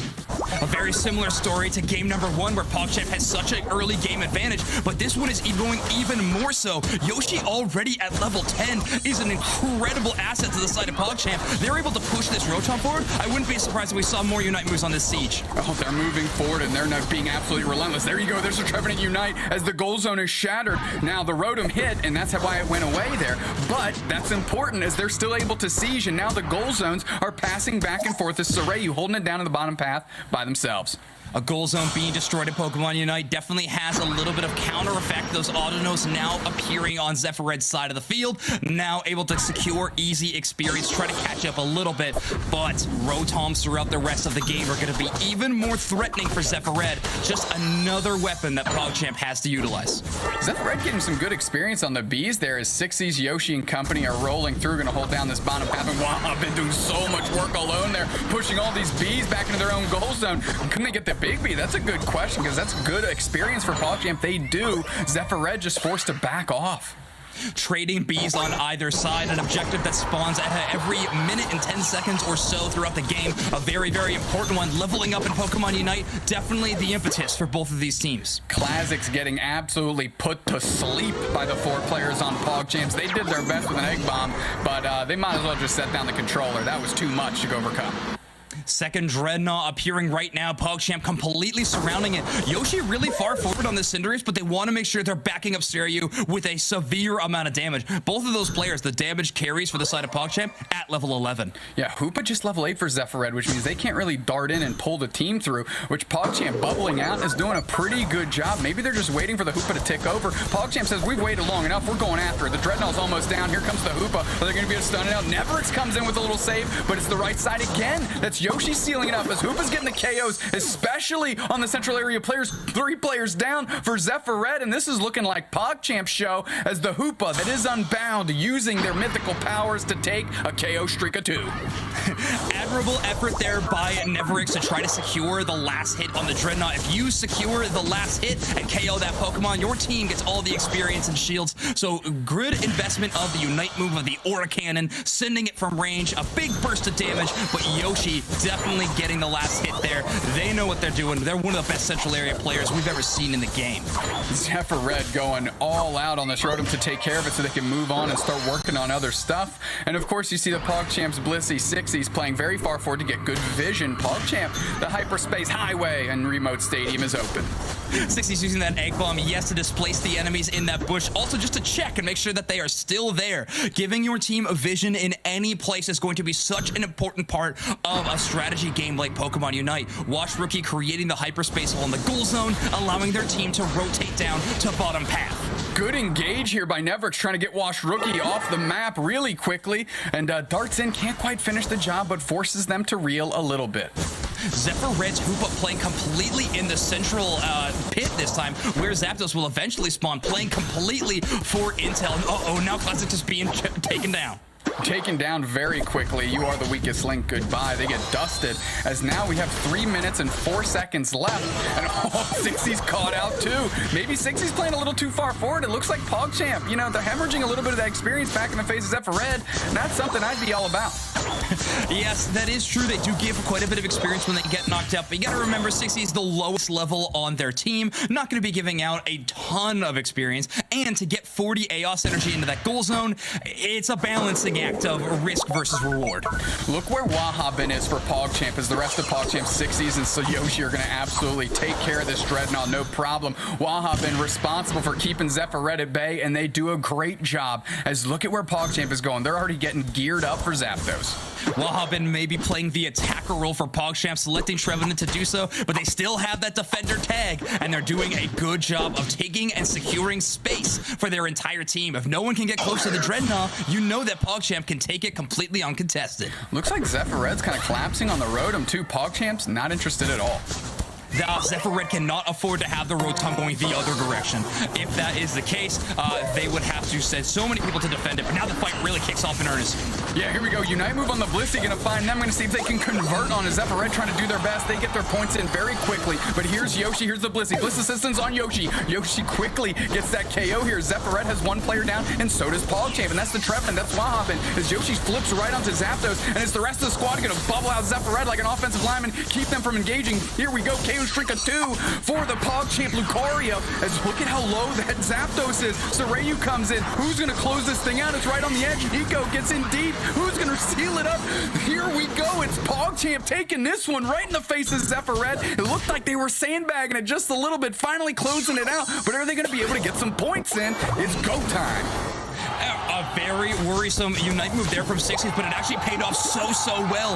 A very early one allowed Yoshi to have those buffs from the Bliss Assistance, and they were able to pepper in so much extra damage towards the Zapdos, meaning that the Unite move was a sure thing to secure this major objective. When you take out a Zapdos, your entire team gets some extra AOS energy, and most importantly, it takes no time to score goals, because every goal zone becomes defenseless. Yeah, I mean, this lead is huge, so now PogChamp is responsible for the defense. Here comes Wahabin, just getting all over Classic, saying this ain't free. You don't get to travel the map without any static from me. The tree rotating down. Look where PogChamp's sitting.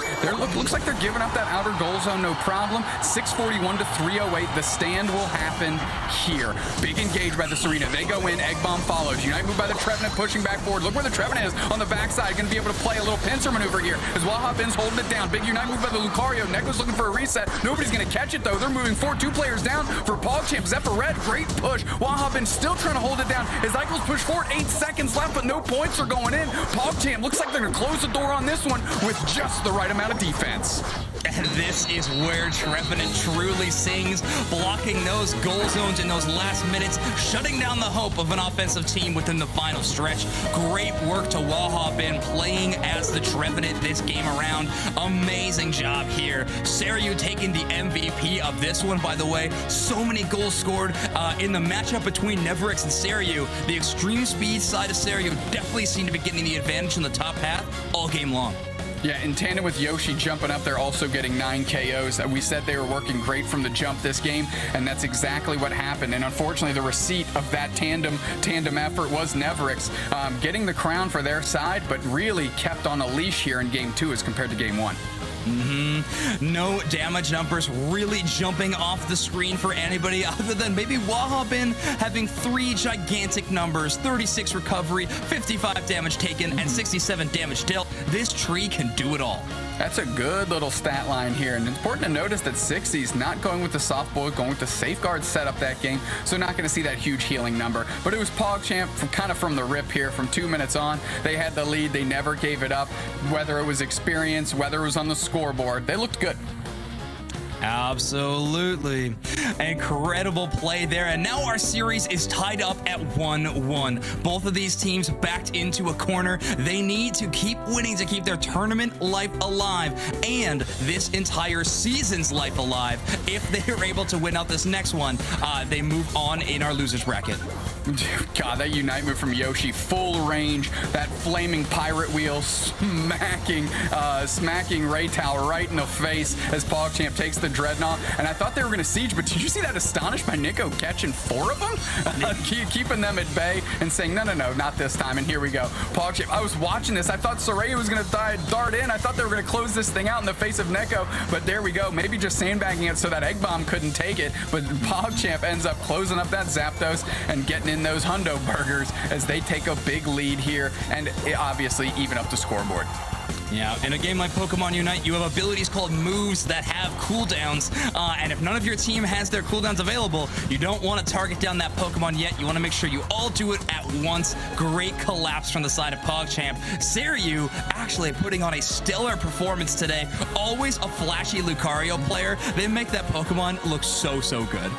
And it looked great in game 2. 9 KOs, 180 points, and just a key component in the success of PogChamps there in game 2. And definitely a performance. If I'm PogChamps, I'm like, hey, Soraya, whatever that was, let's do that again. Let's do that again. Yes. Yeah, you want Seiryu operating exactly how they were in that game 2. Game 3 is going to be a very interesting one. Let's take a look at what Pokemon are being selected as we head into our final game. Well, Eichel's teasing us a little bit, going on Duraludon, now switching to the Sylveon and locking that in. A very critical component to their success yesterday to get to this point. And it looks like Eichel's is about that action. You're going to jump back on the ribbon Sylveon here and try and do some work with Hyper Voice. Very interesting selection. These Pokemon occupy 2 very different roles, a Serena or Sylveon. Serena excels at self-sustain, getting up close and personal, and then most importantly, their Unite move can take out very important threats quickly and for a long amount of time in the endgame. On the other side, Sylveon is a hard dedication towards the early part of the game. Sylveon evolves at level 4, which is extremely low in comparison to other Pokemon of the role, and their damage numbers start strong and stay strong the whole game. Yeah, the idea going to be grab the Lillipup, grab a buff, jump into a path and try and make yourself felt with that Hyper Voice. What does that do though? It doesn't allow Raytao to get as much experience as early as quickly, so maybe their impact is going to be a little less felt in the top path. And what does that mean? It might mean Yoshi and Seiryu can keep doing in game 3 what they did in game 2. Yeah, if you don't keep Yoshi and Seiryu in check, it can be, things can get out of hand rather quickly. You're right, though, if Eichels does take one of these buffs early, it's going to mean that Raytao is a little bit behind. Normally, we see a Central Area Pokemon selected that doesn't need to scale so high like a Cinderace does. Having them both in, though, means that you may be risking Raytao a little bit, but if you need to fight the major threat on PogChamp, which it seems like Zephyr Esports Red has decided that major threat is Wahhabin on the Trevenant. And this might be one of those things, everybody go with what you're comfortable with. If our tournament life is on the line, let's do it the way that we feel most comfortable with. And that got us this far to begin with. And Eichel's actually just pathing, not really taking any buffs, understanding the importance of the Cinderace getting everything. And they say, we're going to do this the hard way. I'm going to get my level 4. Here we go. Yes, you may not get it as fast and have it immediately when the action starts, but because you left this Apom as you run past, you definitely will hit the evolution sooner than other Pokemon would. Namely, Wahhabin on this Phantom has a level 5 evolution that you were trying to outpace, especially at first Bs that come around 850. The Raboot actually jumps into the bottom path here to try and bring some parity into the face of the Sylveon. And, excuse me, 60's playing very far forward, sending Zephyr Red scattering a little bit as they're trying to hold down some positioning for these bees. These bees spawning in are a very contestable amount of experience. The wild Pokemon that come here give so much. Eichel's getting a ton of damage in early. Wahhabin goes extremely low. Gets extremely low, gets chased a little bit. Raytown not willing to close the door on him as the Sylveon immediately darts to the middle, and they're going to try and grab those contestable Corphish that sit there, those wild Pokemon. As Neverix is diving in on Seiryu a little bit, who just got some points in. A 2-level advantage for Seiryu as Wash Rookie was right there in their pocket for the support. Wahhabin getting some points, and stacks are going up here as PogChamp is taking berries. They're taking everything over here, and Yoshi closing out on the Sylveon invade there for Zephyr Red. Eichel's wanting to steal any last bit of experience they can away from Yoshi. They need to shut them down early and often, and stealing away the wild Pokemon in their central area is a great way to do it. However, Yoshi with fantastic play shuts them down and reads them. Wahhabin with some crisp play, able to get that Audino, and good Blissey support here. Is that enough to get them out? As Classic's chase, but it's a safeguard. It's not soft-boiled there, and here comes Yoshi, just a day late, dollar short to save their Trevenant. Excuse me, Trevenant caught the reset. Trevenant caught the reset, or the respawn. Reset or respawn? Respawn. Okay. I could have sworn I saw them go down, but I saw the orange hyperspace hole, and that's what KO'd them. There you go. Sylveon, yeah, all good. Sylveon's Hyper Voice is a move that is exceptionally good at taking down large HP pool targets, especially because Trevenant's HP pool comes from the self-healing. If you can space away from them, you're in good shape. Oh, look at these two central area players, both level 7, both getting into each other's faces here, as Nevrix and Raytown moving in tandem yet again. 19 seconds till Dreadnought. Yoshi gonna make another little trip through the central area. PogChamp with a very large dedication to players towards that Dreadnought very, very early. Finally, Zephyr Red is sending their players down, but they're gonna be a little bit behind the 8 ball here. Zephyr Red coming through, but what's important is Raytow's there and Yoshi is not right now, and that's going to be, well, a potential difference, but they didn't engage. Sorayu going in deep. Egg Bomb chipping up the squad, so Zephyr Red can't convert on Sorayu. Dreadnought down 20%, coming down halfway. Here comes Wahhabin, level 6, big Unite move from full range. Doesn't hit its mark here, or does it? Question mark. We're pushing forward. Cinderay's going to KO on Sorayu. Zephyr Red's pushing back. 2 players down for PogChamp. Eichel's liking it out with the Screamy on here. Yoshi's still up, though, so the defensive stand is going to look pretty crisp for PogChamp. PogChamp not having Yoshi there at the beginning of the game was a great call out to Snacks, but it was because they were knocking out the wild Pokemon in the central area. They were coming down with both a blue and a red buff, where on the side of Zephyr Red, they didn't have either. That being said, Novorix on this power-up punch, a great securing tool, was able to take that Dreadnought in the face of 4 members of PogChamp. And that's exactly what they're looking for when that's the loadout that they choose for that character here. And it looks like the Rotom's flying in the face of PogChamp really quick, as Wahhabin darts back through, and they're going to try and play some defense a little bit, get with the squad, and maybe keep this Rotom from hitting. Novorix does it again. It seems like they can't miss a wild Pokemon right now. This power-up punch is doing so much work towards his ever-important objective Pokemon. Wahhabin gets absolutely jumped on and dusted by Nevrix and Raytown. Here we go. We wanted them joined at the hip, and they're showing it and the power of that, and they let the Rotom hit. KO streak of 2 for Raytown, and they're going to be able to get a big overdunk here. Bang! Down goes that goal zone, and Zephyr Red picking up heat right now. 32-point overdunk. Zephyr Red now having the points lead. That huge amount of overdunk, though, pretty much just brings them to parity in terms of scoreline. That is just something to say for PogChamp's very early stages of the game. Now that we've transitioned to the mid-game, though, Zephyr Red has the advantage. Not only in points, but those objective Pokemon they've secured has given them a hefty experience lead. Raytown level 12, flying in the face of a level 11 Yoshi on the side of PogChamp. Dreadnought's here in about 10 seconds, so you're going to go for an early engage. Zephyr Red's postured. Eichel's with a great spacing tool of the Hyper Voice there. 60's just trying to get some scores in and break a goal zone so Rotom could be a bit more of a threat. Hoopa unites, the fight has begun. They go in and everybody's on the Dreadnought. They're going straight forward. We saw 4 Unite moves go. Lucario, Blissey, Trevenant, and Cinderace. And that Dreadnought is absolutely wiped off the map, but it's PogChamp catching the back end of nothing here as they're getting KO'd left and right. The Trevenant's back in the spawn point. Zephyr Red has 2 players down now as Yoshi's picking up steam, and they're going to get KO streak of 3 as Yoshi. They're feeling it. Here we go. Is Wash Rookie going to catch the reset? They do. Are you kidding me? Sylveon putting the team on their back for Zephyr Red, trying to hold it down as that Dreadnought was absolutely eviscerated, but these goal zones didn't have any points put in. Another objective secured, and then an incredible streak of KOs for Yoshi, but all shut down by Eichel's. Eichel's with that Hyper Voice catching Yoshi out with no Blaze Kick cooldown means that they had no escape route available. Yet another objective Pokemon, and Novorix has their eyes set on it.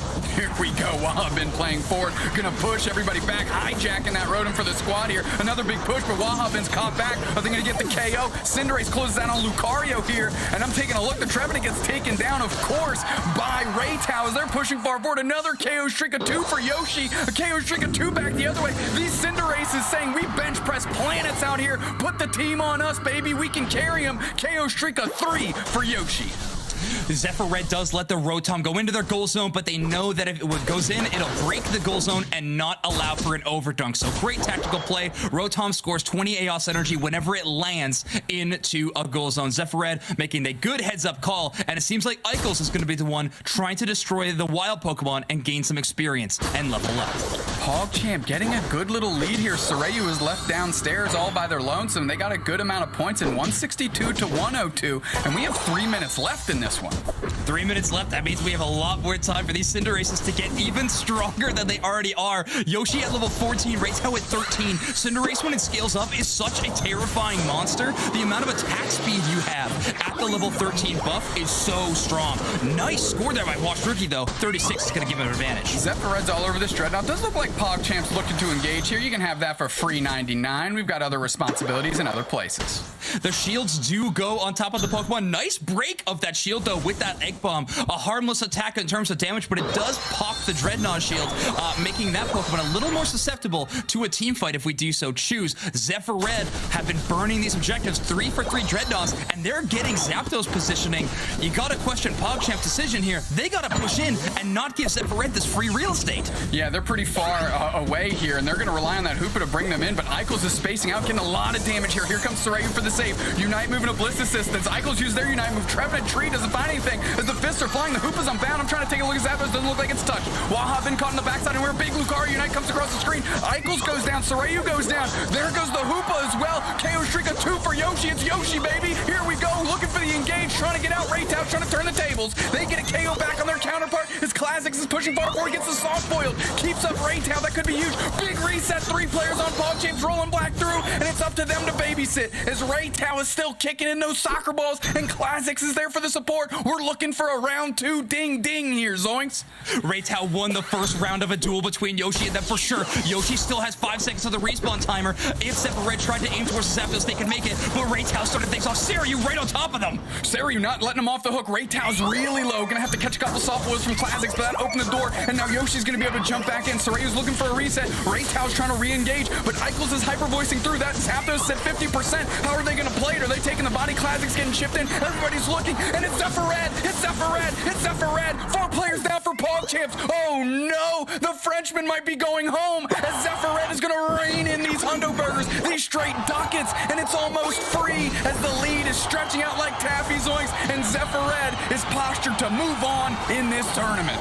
Raytao is a freak, Doob Snacks. I can't believe how long they stayed up. Classics with an amazing pocket amount of support. The soft boil paid off so much in the late game. We don't give that much credit to healing very often in the late stages of this game, but Classics was single-handedly responsible for all the work that Raytao was able to do. They were not able to be KO'd by Yoshi.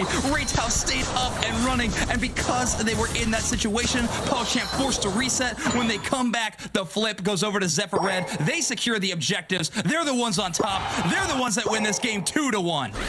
Look, if you're trying to feed your Cinderace, you give them soft-boiled eggs, you don't give them safeguards, is all I'm saying. PogChamp trying to go out with a little bit of a flare here, but it's Zephyr Red. No ifs, ands, or buts about it. Punches their ticket, and they've got a rough road ahead, but their day is on. Their day lives on as PogChamp is sent packing 594 296.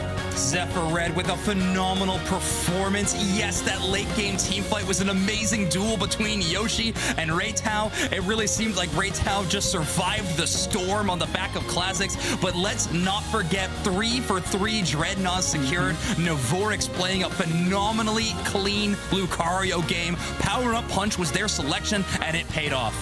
Oh, good 9 KOs for both Cinderaces. They were doing their absolute best to carry their squads across the finish line, but I think this one boiled down to the support Blissies and their moveset as looks like Soft Boil with that 89k healed edged out the safeguard from 60s. We called it out of the Pokemon selection screen too. Let's not forget the attacker of Eichels making the Sylveon swap. Wahabin definitely was not able to do as much as they were in games 1 and 2. Eichels with that hyper voice was keeping the Trevenant at bay with the large amount of damage and speed buff that they get using that move. Incredible work from Eichels and mastery of that Pokemon. and now they're moving on in the losers bracket. Not only are they one step closer to getting a spot at Worlds, they just doubled their money. Without a doubt. If I'm Zephyr Red, the best news that they can hear, since they have to keep playing this tournament anyways, is that they get to play again right away. Keep that streak going, because what they had, the mojo they were moving in game 3, if I'm Nevrix, if I'm Raytao, I don't want to lose that mojo that we have. The feng shui is strong right now. Get us back into the next lobby. Nevrix, Raytao, Neko, Classics, of course, coming through and getting it done for the squad. And just take a look at Waha been playing extremely well with these Horn Leeches, making sure their team selects its objectives, but it seems like the focus fire from Zephyr Red was all pointed towards the Trevenant, and it paid off in the mid to late games again and again. I mean, these Cinderaces looking mean. KO streak of 3 for Yoshi. KO streak of 2 there for Raytao as they're moving through. But this was the first engage of 2. Big Zapdos fight. The Unite moves came out here. And look at this Lucario and the Flaming Pirate Wheel crossing each other there as the chase was on. Sorayu got KO'd. And this was just haymakers chucked back and forth. This is the crazy part, right? There's 3 members down for Zephyr Red right now. PogChamp has the advance, but they can't close the gap to Raytao. They're too fast at getting away, and their survivability is through the roof because of Classics. Zephyr Red and this duo won them this game. Oh, I mean, Classics in pocket, 3 soft boils, fill yourself back up, get ready back for action, get in there as they're able to take it there. Zephyr Red with just like kind of some auto attacks and tons of bodies going down here on PogChamp's side. And like I said, if you take the body and you send them back to the spawn point, I mean, you don't have to do much to take care of Zapdos. You just throw all your stuff at it. There you go, Raytao, MVP. Zephyr Esports Red and PogChamp, 2 of our most team-fighty teams in Pokemon Unite, and they were showcasing that, but in the end, it was Zephyr Red that had the impeccable one in that last 2-minute mark in game number 3. Impressive work. Seltzer, I'm at a loss for words now. I've talked so much about this game. What did you think? I'm once again so glad that we got to see all 3 games in this matchup because both teams obviously so impressive, adapting, changing strategies, changing calls and approaches over the course of that best of 3. But gotta give it up for Zephyr Red moving on in the bracket. And of course, as we take a look at the bracket here, there is still so much of this story to be written, Spriggles. Well, I'm Kirk, so I'll go ahead and start talking. I know we look the same here. I am a Lowland Spraggles, so I appreciate the feed and keeping that joke alive. Apprentice Unleashed, Zephyr Red squaring it off here. And of course, this is the big time matchup. This is I'm not saying the grand finals isn't important, tons of money on the line, but this is the big thing. This punches your ticket to Worlds. Apprentice Unleashed and Zephyr Red. Zephyr Red, the underdog story of this EU bracket. And I hope they put the screws to Apprentice Unleashed, and Apprentice Unleashed is ready because this team looks hot. Oh yeah, all these teams, we've got the best of the best because we were very careful about how the teams got here. And taking a look at the global layout, Zoinks, you can see that we're pulling in talent from all around the world for the World Championship. Yeah, 16 spots at the World Championships. EU, one of the lucky regions that gets 2 spots right now. So that's why we're hyping up this next match so much. But, I mean, another number really stands out to me here, Seltzer. That is the $500,000 prize pool for World Championships. That is a lot of money, and not to mention the country pride.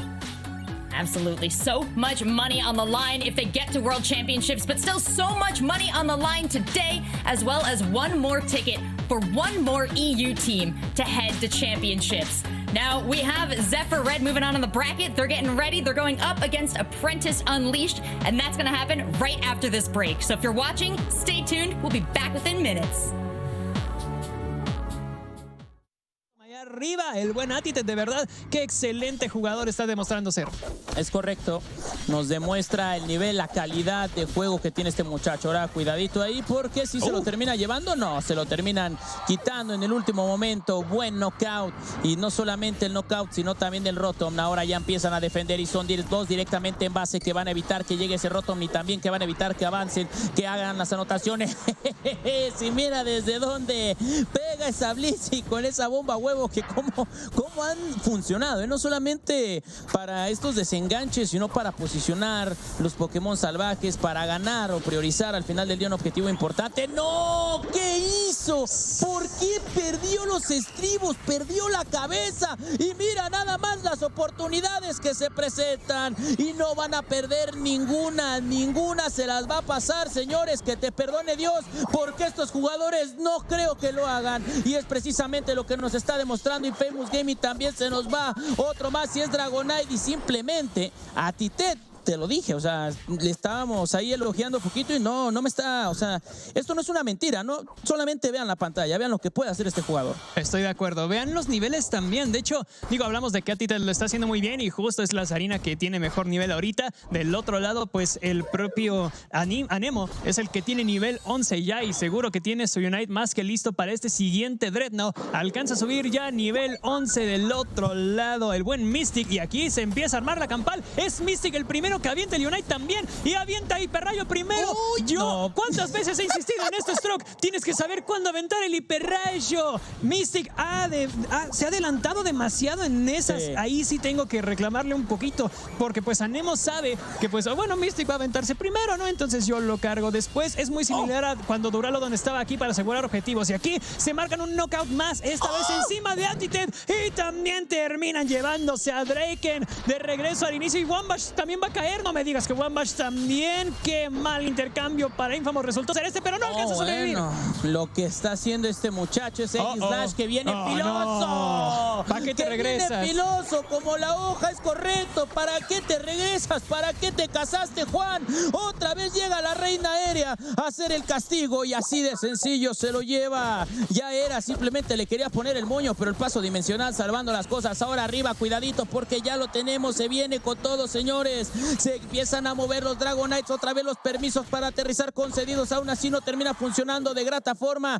y es 5Kuy quien gana en esta línea superior que se llevan el Rotom. Y ojo porque 5Kuy, exactamente lo que iba a decir, ellos sí no les importa, te puedes quedar en la base, ellos van a entrar sí o sí, hace que llegue el Rotom y llegan también las anotaciones, 317 a 223, acá señores se está pasando, se está jugando el pase para la gran final, es por eso que nos están dando espectáculo y que lo están dando todos, grandes jugadores, gran competencia, grande y magnánimo el evento, o sea, de todo aquí, mi estimado Toon. Estoy de acuerdo, la verdad nos están dando muchas emociones porque aparte lo parejos que estaban en niveles, pero ya se empieza a separar un poquito más Infamous, que sí perdieron esa zona de anotación, pero si ves abajo han defendido de manera maravillosa. Creo que Wombash se quedó justo porque quería evitar las otras anotaciones ahí abajo, y si ven aquí no están rotando los chicos de 5Kuy para hacer otro Dreadnought más, parece que Infamous quiere conseguir este empuje y ya se dieron cuenta, entonces ahora sí vienen para abajo, en lo que se acomodan todos. Claro que Wombash no va a alcanzar a tumbar este Dreadnought, ni menos el propio Anemo, pero creo que 5Kuy sí los van a dejar ahí. La verdad no los veo con muchas ganas de irse por este siguiente objetivo. Todos los Dreadnoughts de la partida, no todos los Dreadnoughts, perdón, el primero sí se lo llevó 5Kuy, el segundo Infamous y ahora el tercero también. Se marcan mucha experiencia extra y ahora sí vemos una separación interesante del lado de Infamous, Attitude y el propio Anemo.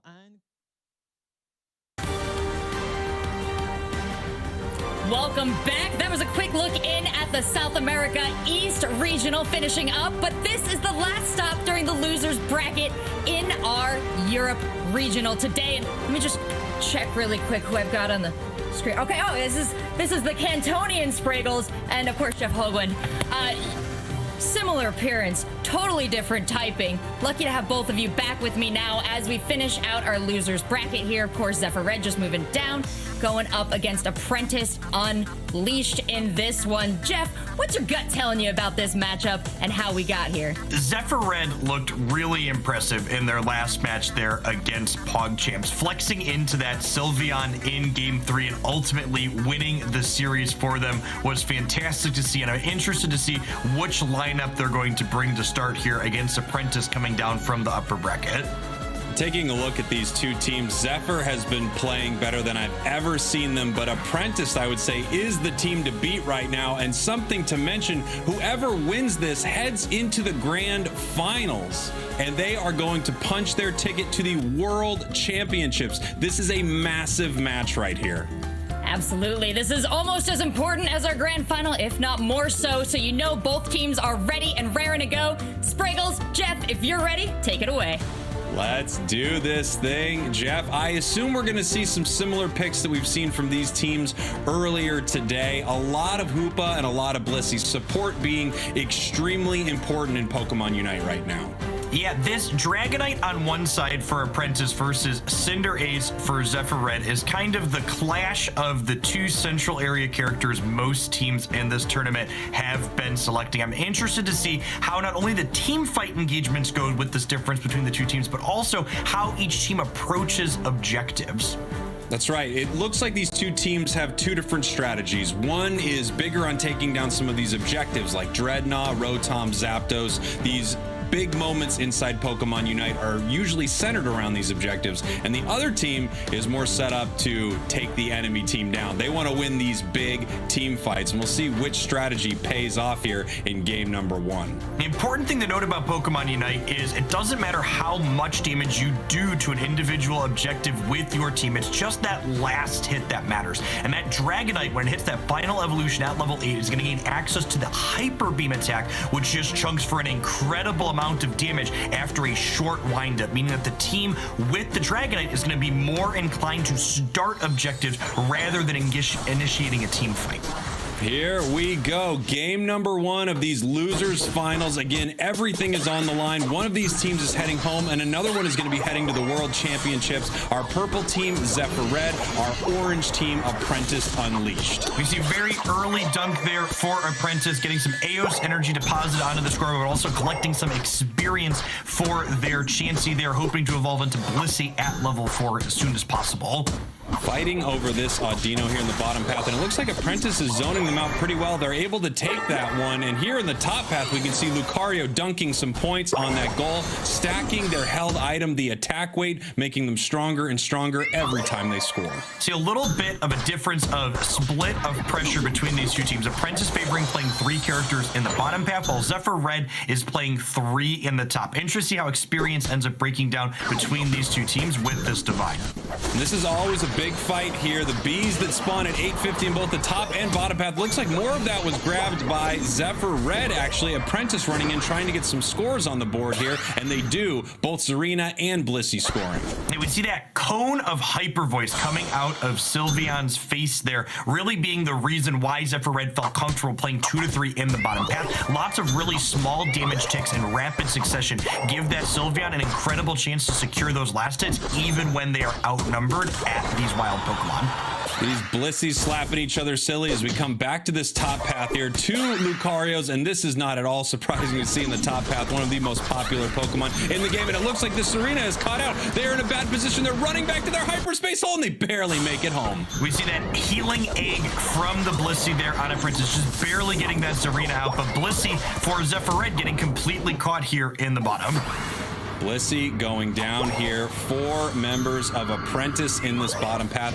Their Dragonair almost a Dragonite. Once that turns level 8, it becomes Dragonite. It evolves, it gets Hyper Beam, and it's so scary to deal with around these big objectives. Our first one coming up in about 30 seconds, the Dreadnought in the bottom path. Bees will be spawning at 720. We'll see teams on both sides trying to contest those for that valuable experience, the top and bottom path.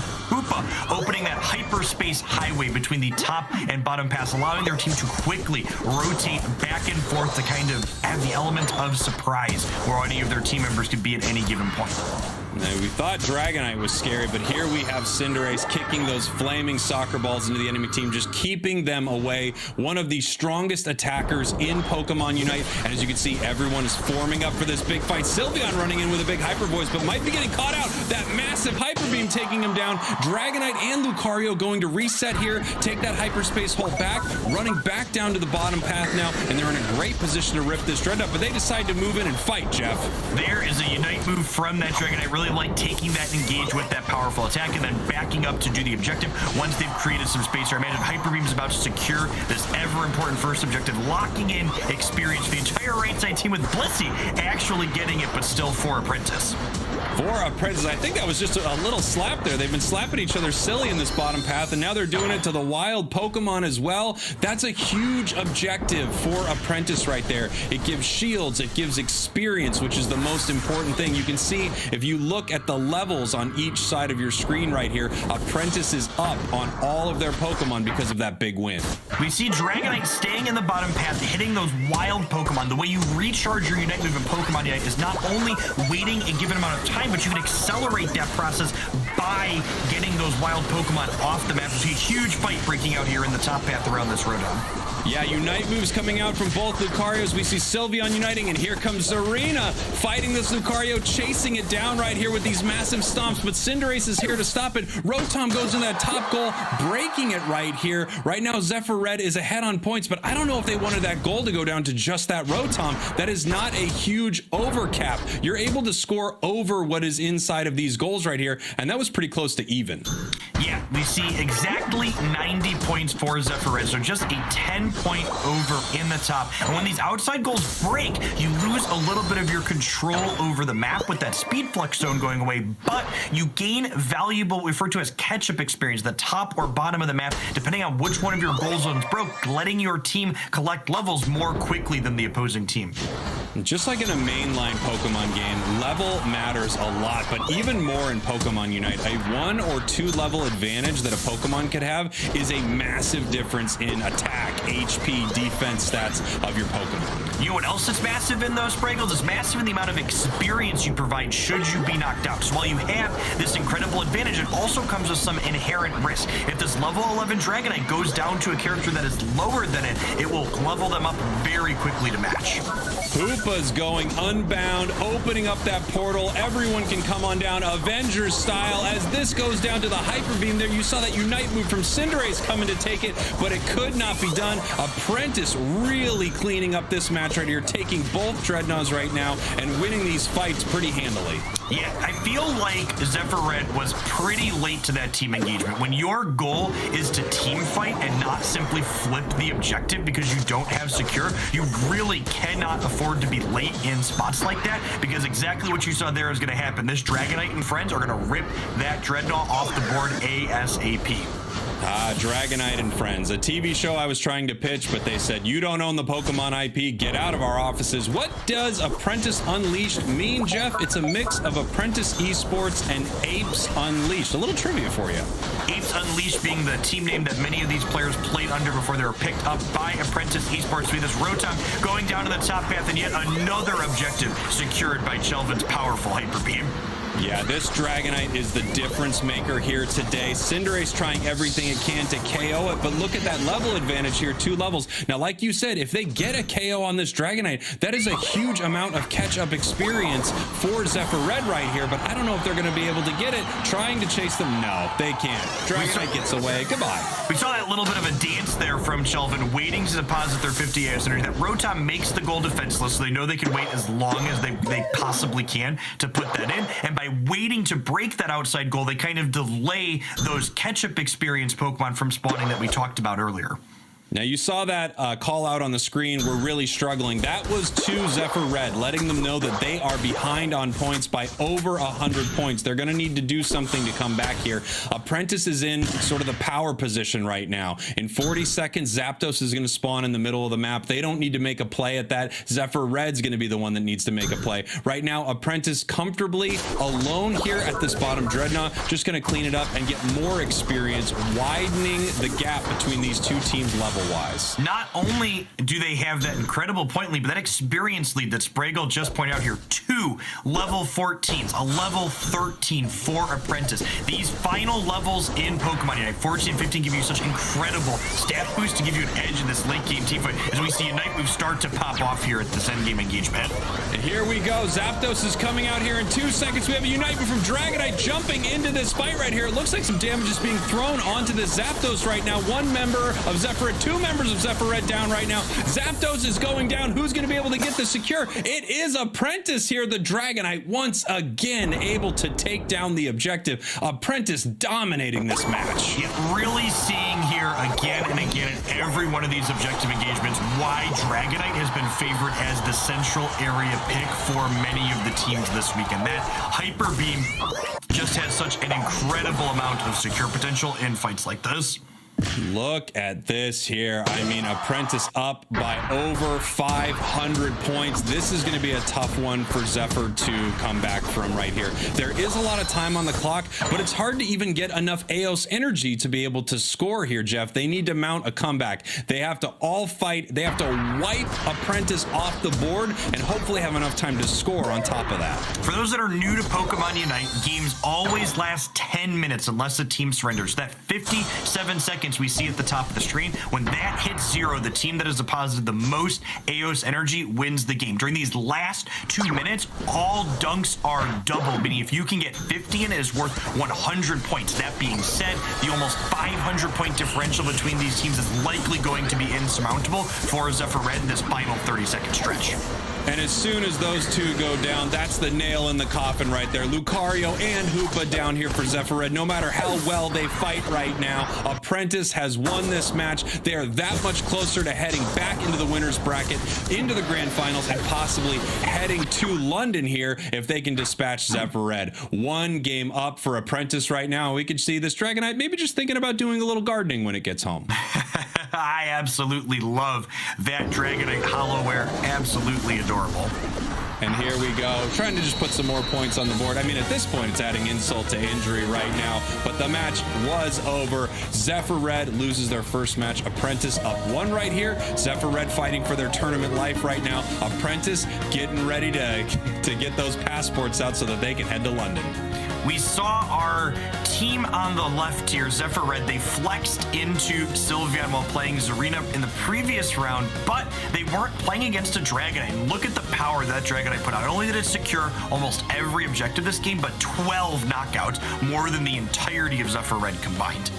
We'll never know what it would be like if it was just a beam, but it's a hyper beam, Jeff, and it's absolutely devastating. 90,000 damage from this Dragonite here, Shelvin from Apprentice. 82,000 as well from Zarina, just putting some work in. You can see the Cinderace, they're keeping up with the match here, but they're not able to take down some of these bigger Pokemon. Yeah, and that damage metric we see, remember, that doesn't even include the incredible damage that was dealt to objective and wild Pokemon by those hyper beams. That was just the opposing team took almost 100,000 damage from that Dragonite.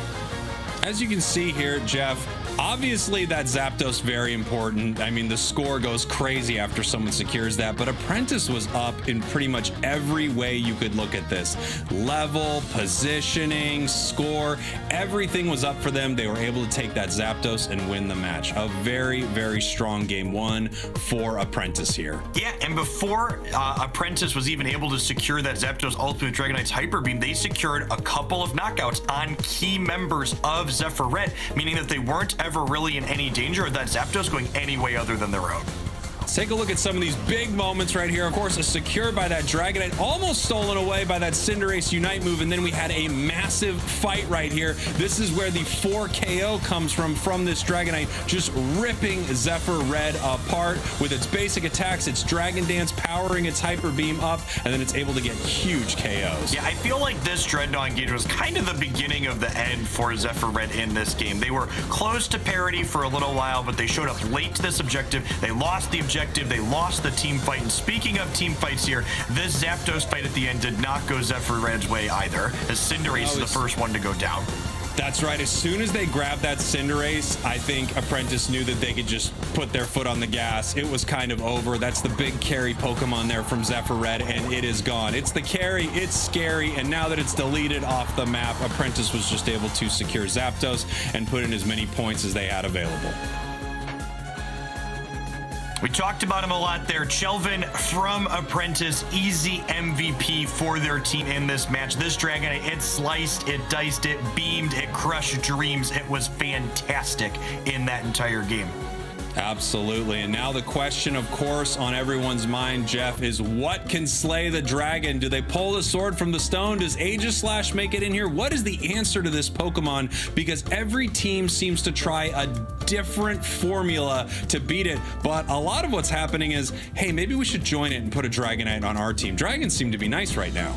I wouldn't be too surprised if we don't see Zephyr Red match the Dragonite specifically. I do think one change I would really like to see from them is we saw their Sylveon player play Zarina in earlier matches. I think that would be a really positive change for them because Zarina's Unite move is really good at picking up a carry Pokemon like Dragonite, kind of removing them from the equation inside of those team fights. Well, here we have our draft selection right now. The teams are picking their Pokemon. I think from Apprentice, we're going to see the same team composition. I mean, it worked so well for them. Let's see what Zephyr Red decides to do here in response. Everyone locking in early. I mean, they want to run this back. I think Zephyr Red is saying, no, you might have got us right there, but this strategy is actually going to beat you.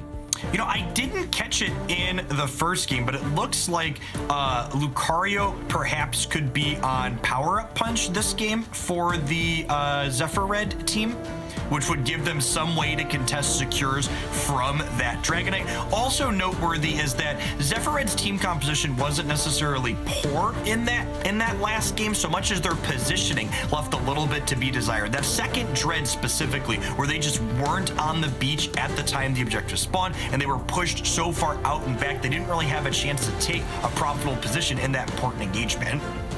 I'm being told from one of our casting pairs, Zoints, that Gek is running special attack specs and an Eos cookie, which is wonderful. If you don't know what that means, every Pokemon gets different held items in Pokemon Unite that you can choose, and these held items increase your stats when you score. I absolutely love them. It's commonly referred to as stacking. These stacking items make your Pokemon stronger and stronger. We'll see if they try for some early scores with this Blissey. Yeah, we saw Blissey deposit Eos energy a couple of times early in that last game, and scaling up this character's special attack does allow it to provide even more healing with those eggs. We see it try and walk forward and get this quick small dunk in here to scale up those items. Can it get out? Oh, wow, narrow escape there. Jeez, just barely making it out. Maybe because of the extra HP. I don't know. Maybe these items are amazing. Look, I have to level with you. I'm just a huge fan of these items. I'm so happy to see them here, Jeff. This Sylveon fighting here in this bottom path, it's not too powerful when it's Eevee, but very soon it's going to be really difficult to deal with. As soon as it becomes level 4, it evolves into Sylveon and it gets that hyper voice. Well, something to note here too is, again, Zephyr Red has chosen to put only 2 characters into this bottom path, which this Blissey choosing to stack these 2 items up kind of is a way to punish this, because you're getting advantage from being able to push up on a fewer number of characters here. And we should note that the teams have switched sides. They switch between the matches. So your purple team now, Apprentice Unleash. Your orange team now here is Zephyr Red. Up to our top path right now. This Lucario maybe getting a little too far. Oh, so close. That power-up punch almost takes it down, Jeff. Yeah, it's important to note that while the map is mostly symmetrical, the reason why we have the teams switch sides in competitive play is because the buff Pokemon in the central area, that Buffalant and Ludicolo, they are mirrored on each side. So it slightly changes how the rotations of those central area Pokemon play out, depending on which side of the map you are playing on. We can see Zarina here still level 5. As soon as it hits 6, it fully evolves into Zarina, and that is when this Pokemon becomes very scary. Right now, it's still scary. It can jump from the sky and stomp on you, but it cannot yet combo, which Zarina is able to unlock once they evolve, and they just did. Yeah, every third special or boosted attack, Zarina gets what was referred to as a Queen's Majesty buff, which gives it a free use of another attack. So you can see 2 or sometimes even 3 stomps in rapid succession, which just deal an incredible amount of damage. I got to give it up to sneaky Lucario there. I love the play, hiding in the tall grass, trying to get that score in there. But here we have a big fight over these bees. It looks like they're actually moving in, looking to grab the Cinderace right here. We have that sneaky score up in the top path. And no, they were not able to grab Cinderace, but they do get the Blissey and turn into Dragonite. And this is just so tough for Zephyr Red to deal with. Dreadnought's here in 5 seconds, and there's the Dragon. Yep, we're going to see what these teams are looking to do. If you're on Zephyr Red, you want to push up and take a fight. You are not winning a flip against this Dragonite. Unite. And look at Apprentice again, just fully pushing them off of this beach and gaining complete control over the positioning down here for this engagement. I love this play by Apprentice. Get off our beach. Let's do this. There's the big secure. Were they able to get it? They were with the Zarina. Yeah, Stomp, not only a move that's good at hitting opposing Pokemon, but also good at securing those objectives with the large amount of burst damage that is able to output. They're not done here, Jeff. They are pushing them back right now, fighting, throwing the Unite moves out, taking this advantage, and look at this goal zone, leaving it on 1, meaning that they can make a massive overdunk on this goal zone and still keep it up, so there's experience between the two teams to fight over right here. This Lucario getting very, very deep, might get caught out here. No, it looks like it does make it back. Now, the goal zones each break when a certain threshold of Eos energy has been deposited into them. However, you can put as much as 50 into this goal zone that's currently on 1, letting you get a total amount of energy deposited higher in a smaller number of goals as you head into those end game states. Look at this, Jeff. I mean, they are just relentless, continuing to push right here. They want to get this Dragonite to score right now. It would be a massive overdunk right here if they could. This is so nice for Apprentice. 154 to 42 with just that bottom goal zone gone. They are looking really good here in game 2. Zephyr Red needs to pick it up. Their tournament is on the line. We've talked about Dreadnought a whole lot, but there's another objective here, this Rotom that spawns in the top path. If you're able to secure this Rotom, it will walk at your opponent's goal zone, and should it get into that goal zone, it makes it defenseless, letting you deposit your Eos energy instantaneously. While beneficial in some spots, in general, this objective is a lot less important than the experience Dreadnought can provide.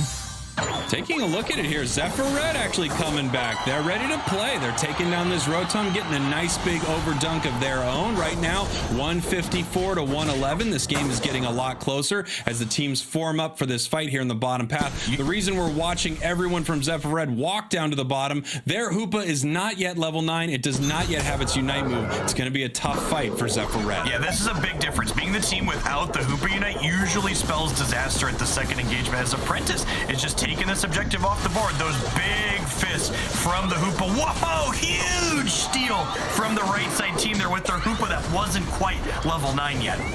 Massive steal, and now they're trying just not to get KO'd in this fight. But here comes the Hoopa Unite, that extra experience, giving them the evolution, or giving them the Unite move, I should say, here at level 9.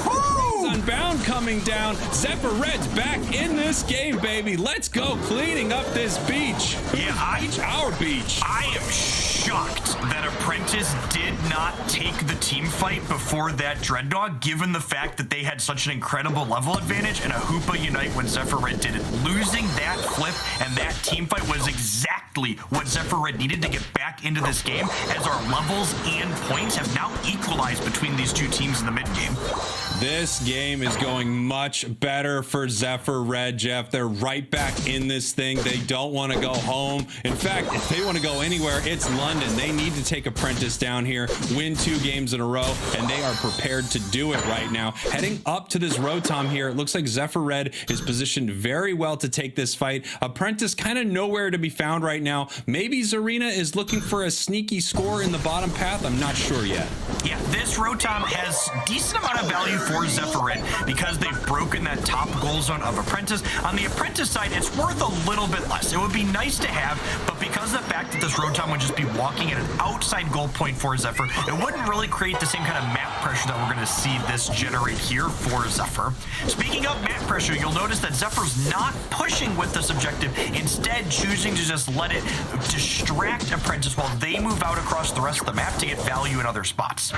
Yeah, it's just something that Apprentice has to deal with right now, and because of that, there's Zarina getting caught out. Zephyr coming right back into this match. They are ready here. This Dreadnought coming up, and for the first time, Apprentice really isn't set up to win a Dreadnought fight. Yeah, look at the levels on these teams. There's not a single level 13 character in this game yet. This third Dreadnought matters a lot. Spraggles' as Dragonite takes down yet another objective. This could be the leg up that Apprentice needed to have the advantage going into this Zapdos fight here.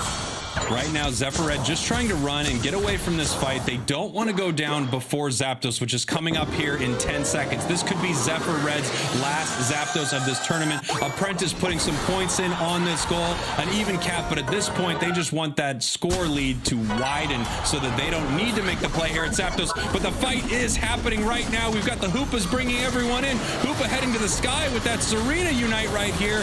Hoopa going down, Blissey going down. Oh, KOs everywhere here on Zephyr Red. Apprentice is cleaning this fight up. 4 down right now. Yeah, just huge engagement for Apprentice. Having that level advantage here was such a big deal. The 5th member goes down. Some members of Zephyr Red are coming back up, but the Dragonite has deleted this objective off the map yet again. This is going to be a tough one. Apprentice is really healthy on all of their characters. They're probably getting 500 points in here. Here we go. Apprentice looking to score. Zephyr Red needs to stop them from putting some points in, but after that massive fight and that Zapdos, I can't imagine the feeling of Apprentice right now. They must know that they are on the verge of heading to Worlds and heading to the grand finals. Zephyr Red needs to make a play. They have to win a massive fight right here, and I don't know if they can do it, Jeff. I don't think this is surmountable for Zephyr Red. They need to get 5 100-point dunks in, which means they don't just need to win a team fight, Spriggles. They need to win a team fight very decisively. Well, there's one. Let's put it on the board here as they move towards this bottom path. We can see Apprentice deciding whether or not they're going to send Dragonite towards the goal or have Dragonite come on down here to fight. Looks like Blissey going down here for Apprentice. The Unite move coming out from Dragonite. Unite move here from Blissey. They are fighting right now. 2 are down here from Zephyr Red, and they are scoring. 25 seconds left on the clock. This is not over, but I don't know if they have enough points to score. They're going to need to KO enough members of Apprentice to make this work. Trying to put some points in with Blissey, but no, Blissey goes down. Lucario goes down. That is going to be it. That is the tournament for Zephyr Red. Apprentice closes this one's out, and they are going to Worlds. We know our 2 members of Worlds from the EU region, Nouns Esports, waiting in our grand finals for Apprentice, but Apprentice here punching their ticket to London and their chance to play for the $500,000 prize pool that's waiting for the 16 teams there. Incredible match. Zephyr fought their hearts out here, but Apprentice could not be beat. Apprentice, once again, I will say it, they are heading to Worlds. Congratulations to them, but their day is not done, Jeff. They're going to go up against Nouns Esports in the grand finals for the big prize money. Let's take a look at these stats here. 6 KOs on Zante, the Zarina there for Apprentice. Yeah, not nearly as many knockouts as many of the people on Zephyr Red's team, but respectable numbers from ones like Neverox for sure. As we look at the damage numbers here, impressive 100k from Eichels, but no slouches for Apprentice either with 70k, 80k, and 82,000 for Chelfen. Really impressive match from both teams. Again, I have to hand it to Zephyr. I think they played their hearts out there. They really started to get something going here in game 2, but Apprentice really could not be beat. Taking a look at this score here, we had that nice moment right before Zapdos where Apprentice got to put some more points on the board, just putting Zephyr in such a tough position because then they knew that they had to make the play at Zapdos. Apprentice took advantage of that and wiped the team. Yeah, the point total going into Zapdos doesn't decide the outcome of the game, but it kind of dictates the terms of engagement. When you're the team that's down points, the onus is on you to get into that Zapdos pit and start that objective, which can often make your team do things that they'd rather not do in terms of positioning. Let's take a look. EU, one of your spots heading to Worlds to represent the region. That's Apprentice, Zervis, Shelvin, Zante. Oh, here we are into the replay. And this was a moment from Zephyr Red where it almost looked like they could perhaps get back in it when their Hoopa was able to go ahead and secure that objective. And then they turned this around into a decisive team fight victory. This really was the moment that the match came back under control, Jeff. They had an opportunity right here, picking up, I believe, a nice KO on the Dragonite here, as well as getting a double KO there with Lucario. Yep, but it was Apprentice's game outside of this single objective engagement here. Every other objective over the course of the match and team fight breaking exactly how Apprentice wanted it to break. And we see Zarina launching in that Unite move to quickly delete Zephyr's Hoopa.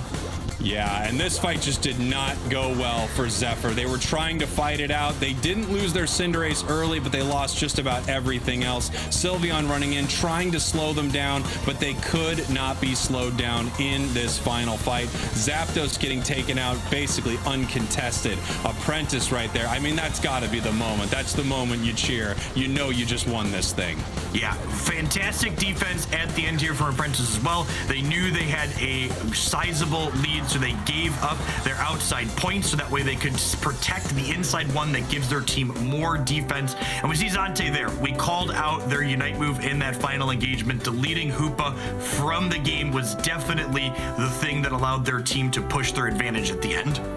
Incredible plays from Zante. The question is, can they take down Noun? Seltzer, welcome back. What a series. And now we know who's heading to London. I'm so happy for our two teams who have punched their ticket to the World Championship in London. I just want to congratulate Apprentice and Zephyr Red for an incredible game there, and I cannot wait to see how this scene expands and all of these teams get to grow. But taking a look at the bracket, it's just down to these two now. Nouns Esports, Apprentice Unleashed. A lot of people thought these would be the top two teams, but Jeff, in your analysis, did it play out as you expected? Yeah, I think you hit the nail on the head there. Apprentice and Nouns are definitely number 1 and number 2. In fact, we saw that play out in our last couple of monthly events here in the EU. Incredibly consistent teams with their first and second place finishes. And remember, while both these teams are qualified for Worlds, there is a $10,000 difference in prize money between first and second place in this tournament. Both of these teams still really want that title here today. Now, I gotta say, Apprentice is really interesting because they were always on the bubble. They kept getting better and better and better, and then they finally figured out what worked for them. I am so happy to see them in this position. Apprentice heading to Worlds, what a time. Now they've got to face Nouns. Oh, they're on the bubble, but can they burst Noun Esports bubble as our reigning champions in our grand final match? It's coming up right after this break, but in the meantime, please enjoy this live look in the South America East region. Some of our casters, some of our gameplay, and some incredible Pokémon Unite. Vem com Dragonite, né? Acredito que eles vão manter, vai se manter nesse Dragonite. Ontem a gente viu eles jogando com isso, viu eles jogando com uma Champ. E, cara, eles lutaram muito bem. É realmente garantir o objetivo. Faltou garantir o objetivo. Então, eu acredito que a Overhit não muda. Ela vem com a mesma proposta e não foge muito da proposta da Elite 5. Também é uma proposta meio parecida ali. Então, esses Dragonites estão brilhando, Mari. Ai, meu Deus do céu. É briga de Dragonite que vocês querem? É briga de Dragonite que vocês vão ter, meus queridos. Já tem torcida aí no chat? Já estão animados? Será que a gente vai ter matchup? Não sei, mas tem pique na tela. Niazita e Fléria com vocês. Vambora, Fléria, porque olha só, eu já vi esse filme em algum lugar. Que é isso, Sapé? Que se decide, uai? Já alocou ali sem medo de nada. E a Livotech vem com o representante, né? Ele que gosta muito desse Pokémon. Tá marcado. Epa, desmarcou o Sapeca. Deu um susto na gente, né? Danado. Vem de Machamp agora. O Livotech provavelmente veio com seu Egg Slash. E o TKD traz um Pikachu. Ele que estava sumidinho aqui nesse mês pra gente, mas a gente sabe que ainda tem muito potencial nele. Agora, com esse meta diferente de rotações bastante cedo ali para essa trilha superior, vamos ver como que vai responder esse Pikachu, porque até então a Ninetales de Alola estava se mostrando muito bem nessa estratégia.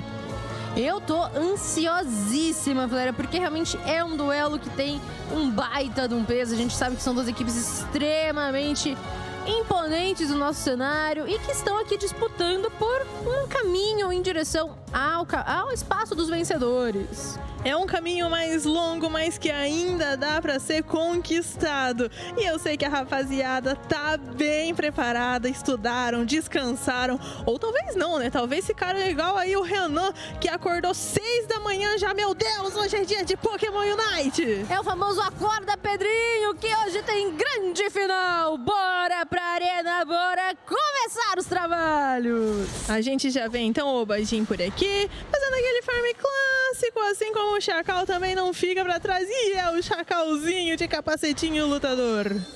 Coisa fofa essa solo. Eu vou te contar, viu, Flora? E acaba que esse trabalho do Central está sendo muito espelhado, porque não vai ter dessa vez o suporte para descer, para trazer ali essa sustentação. E olha só, a gente já tem na Elite 5 um nível 4 garantido um pouco antes do Obajin. Eu tô curiosa para ver como que vai ser essa rota superior, porque a gente sabe que o Olivo vem muito agressivo, garante muitos nocautes desde o início do jogo. É um Pokémon extremamente confortável na mão dele. E você quer nocaute? Olha só, o Você quer nocaute? Receba, Fléria! Um começo diferenciado. A Overhit tá pegando fogo, bicho. Purple também já tá posicionado por lá. Os Rupas fazendo esse trabalho de rotação bastante cedo, porque sabem que esses primeiros combis e VSP Queens vão fazer uma diferença, talvez um conforto ou não, para o próximo Dread. Para o primeiro, na verdade. A gente acompanha aqui esse lançamento sinceríssimo do Giganta junto com o Tech. Agora sim, a teia elétrica.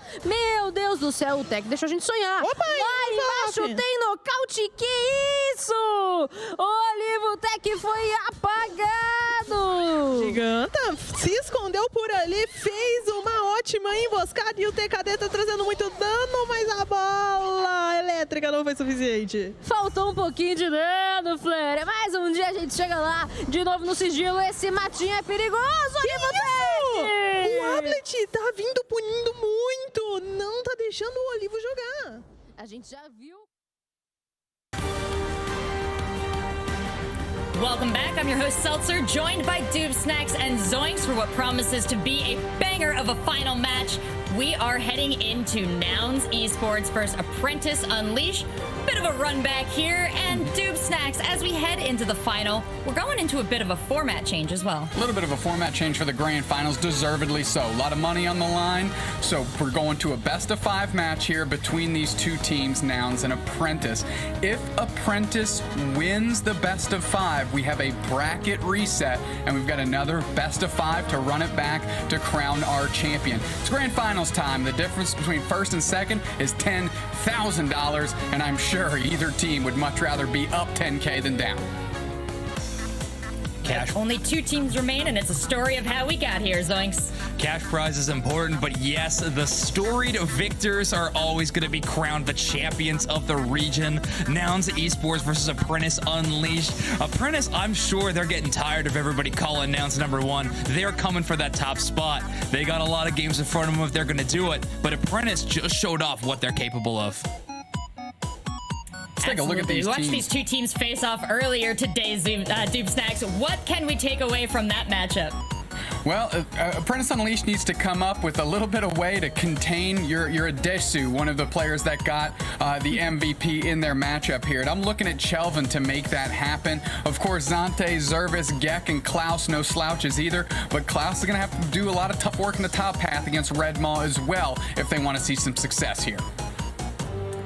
Hard work is the name of the game here, and up to 5 matches remain, up to 5 games that these teams have to play. I'm hoping for all of them. I, as a host, am just cheering for good games. But Doob Snacks, Zoinks, we are about ready to get into the first round of the draft, so let's get things started. Sounds good. Thank you, Seltzer.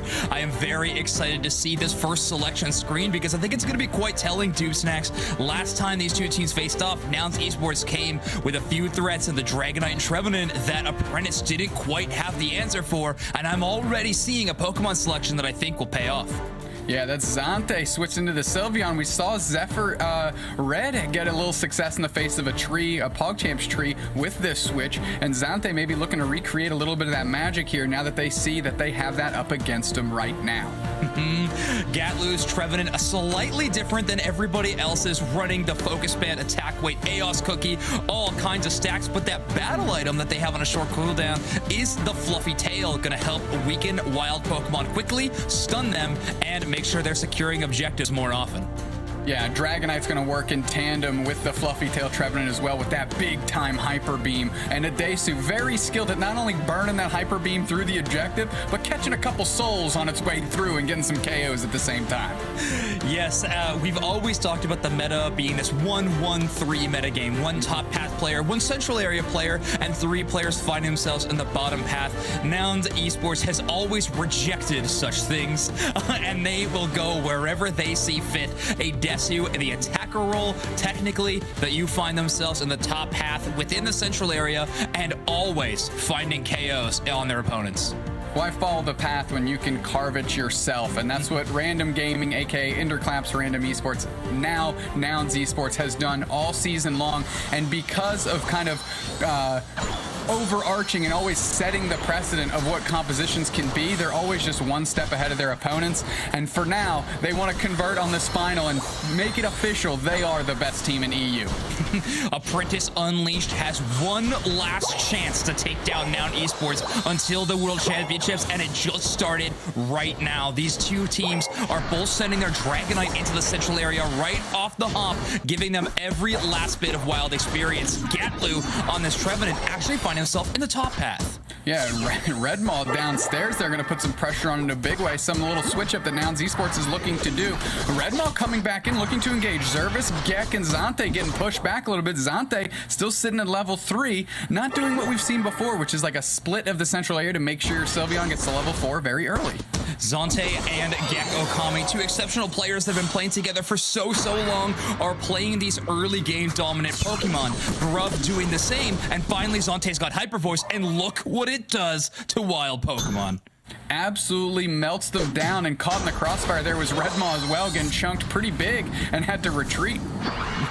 Exactly. A Desu just going to be going all the way back to base. You can always teleport back, but cooldown can be interrupted if someone does attack you. They're going to head back into the central area. Dragonite, one of the most important Pokemon to level up quickly.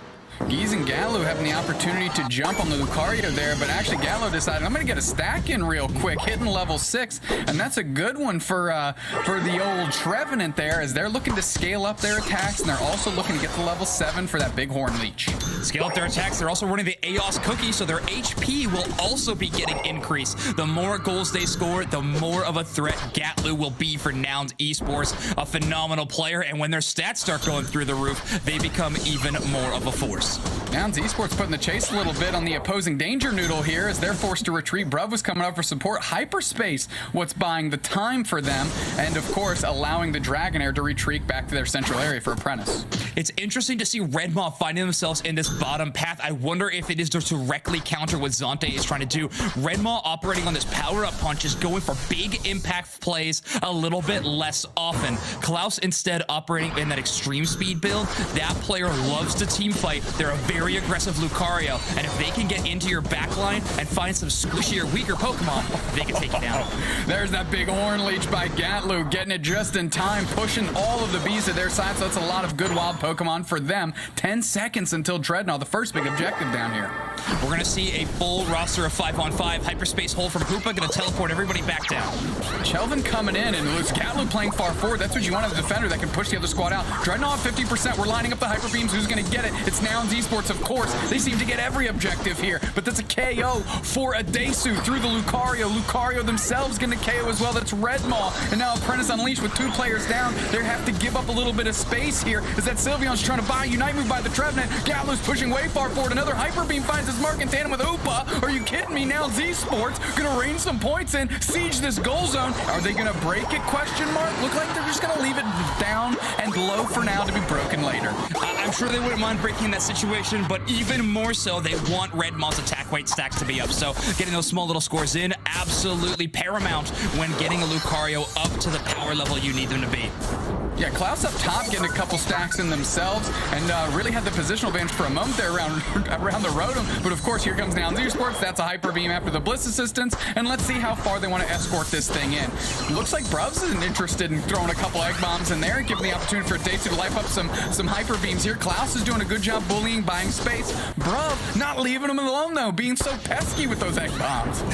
Bruv's got to be careful here though. They use their Bliss assistance with securing the Rotom, so they're not going to have any great supportive tools. The Hyper Beam almost brings them down, but there's no one there to chase. Bruv gets out for free. Good max range Hyper Beam to really chunk Bruv and keep them out from being pesky again and re-engaging. Here's Gatlu picking up Zante with the big Horn Leech here. Zante's going to try and line up a Hyper Voice, but there's a Hyper Beam that closed it out on the tree, lining them and burning them down here in the bottom path. A little bit of Forest Fire. Shelvin has to escape from the Draco impact of Adesu, but now a Unite move of their own to try to stay up. The Hyper Beam predicts where they're going to land and absolutely knocks them out. And here's Zante trying to figure out how to use their Unite move, but Adasu's kind of feeling it, pushing back with double buffs here. They're going to be able to do some work. There's the Unite move by the Hoopa to put the pressure on and get the KO on the Sylveon. Now Esports is all over Apprentice Unleashed, not even letting them get close to this Dreadnought that's to populate in 4 seconds here. And look how far forward they're playing. Geese and Gatlu just putting pedal to the metal here. And Apprentice Unleashed can't even get past this goal zone to even contest.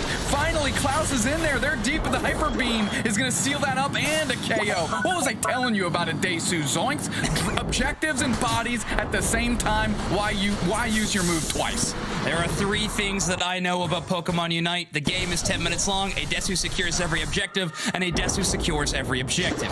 A very impressive play from Nouns Esports. I think another thing that is becoming a token mark of this team is the fact that they're using their Unite moves very, very early and taking teams completely off guard. That Phantom Forest out of the Trevenant there, unexpected. Well, here we go. Apprentice Unleashed is using their Unite moves to push forward. Galu's going to try and hold it down, and Trevenant's tough on their goal zones here. But we have a Hyper Voice. We have a Unite move by Chelvin back in to try and buy some time. Galu's lined up. They're burned down, of course. Hyper Beam. Zante pushing forward, but I don't know how good this push was for Apprentice Unleashed. They traded a 2-for-1 there, and now Z-Sports is heating up here. As of course it's Adasu on the Bliss Assistance, just cranking out that damage through the Hyper Beam. That thing is huge right now. Dragonite absolutely singing at that level 13. Every single Hyper Beam is honestly a destructive force that can take out a small town.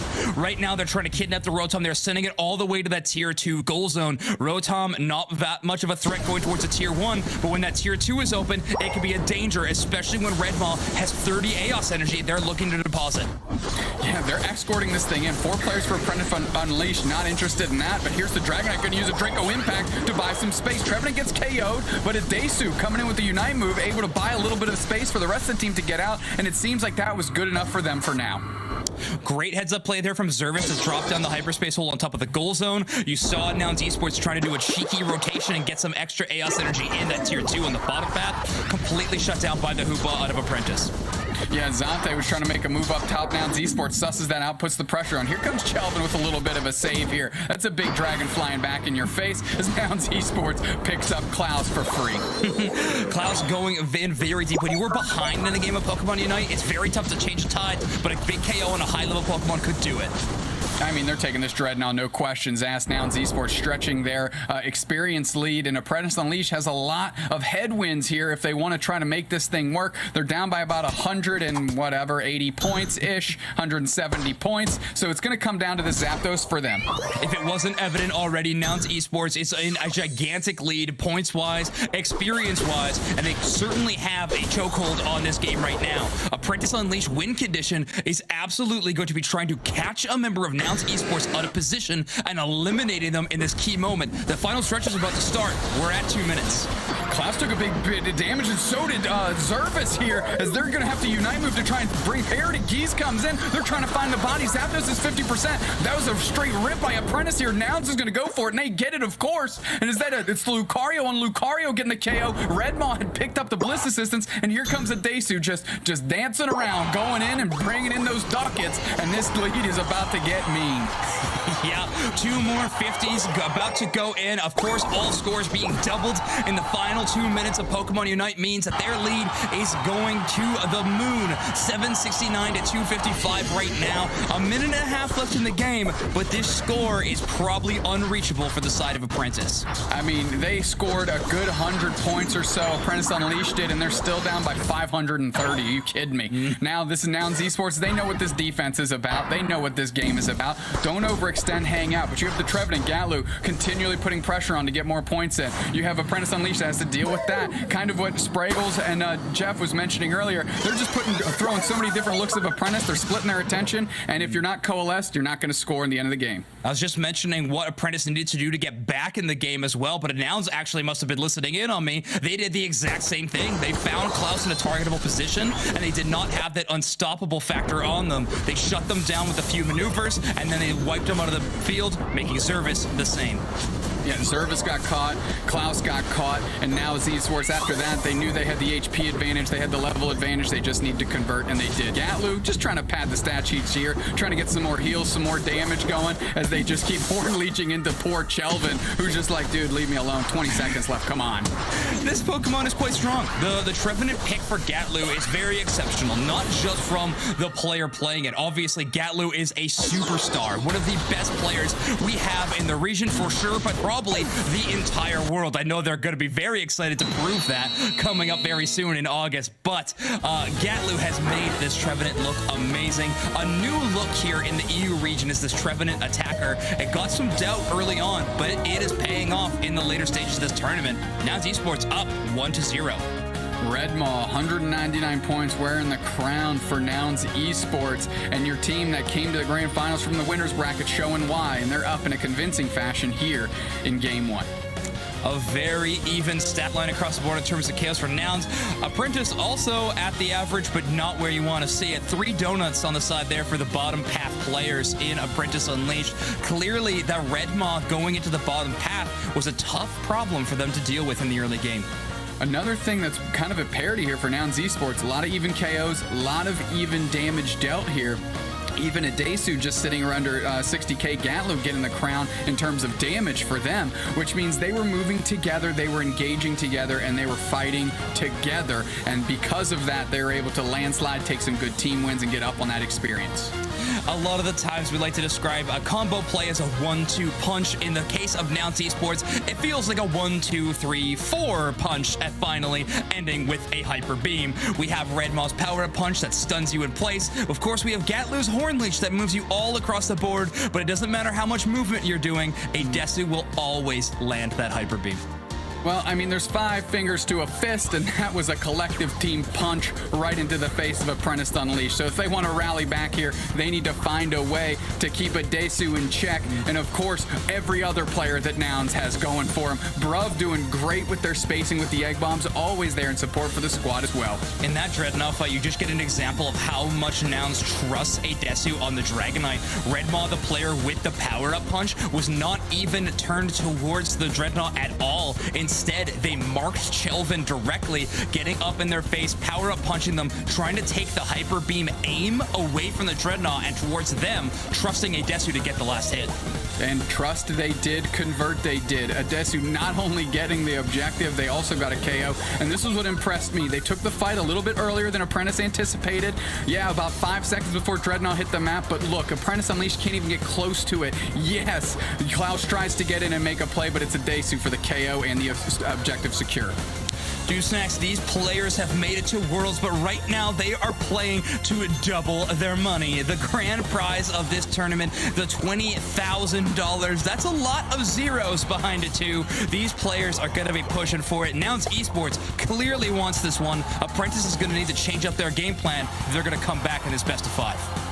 Yeah, absolutely. We're just kind of seeing the tail end of this one here. Zante was getting chased down a little bit, and they jump back. But the MVP here is Lucario, and that is Red Maw for Nouns Esports. Tons of points, doing great work in the bottom path, showing a different look than what we're used to for Lucario. And obviously, that paid dividends in the face of the unique switch to Sylveon out of Apprentice Unleashed.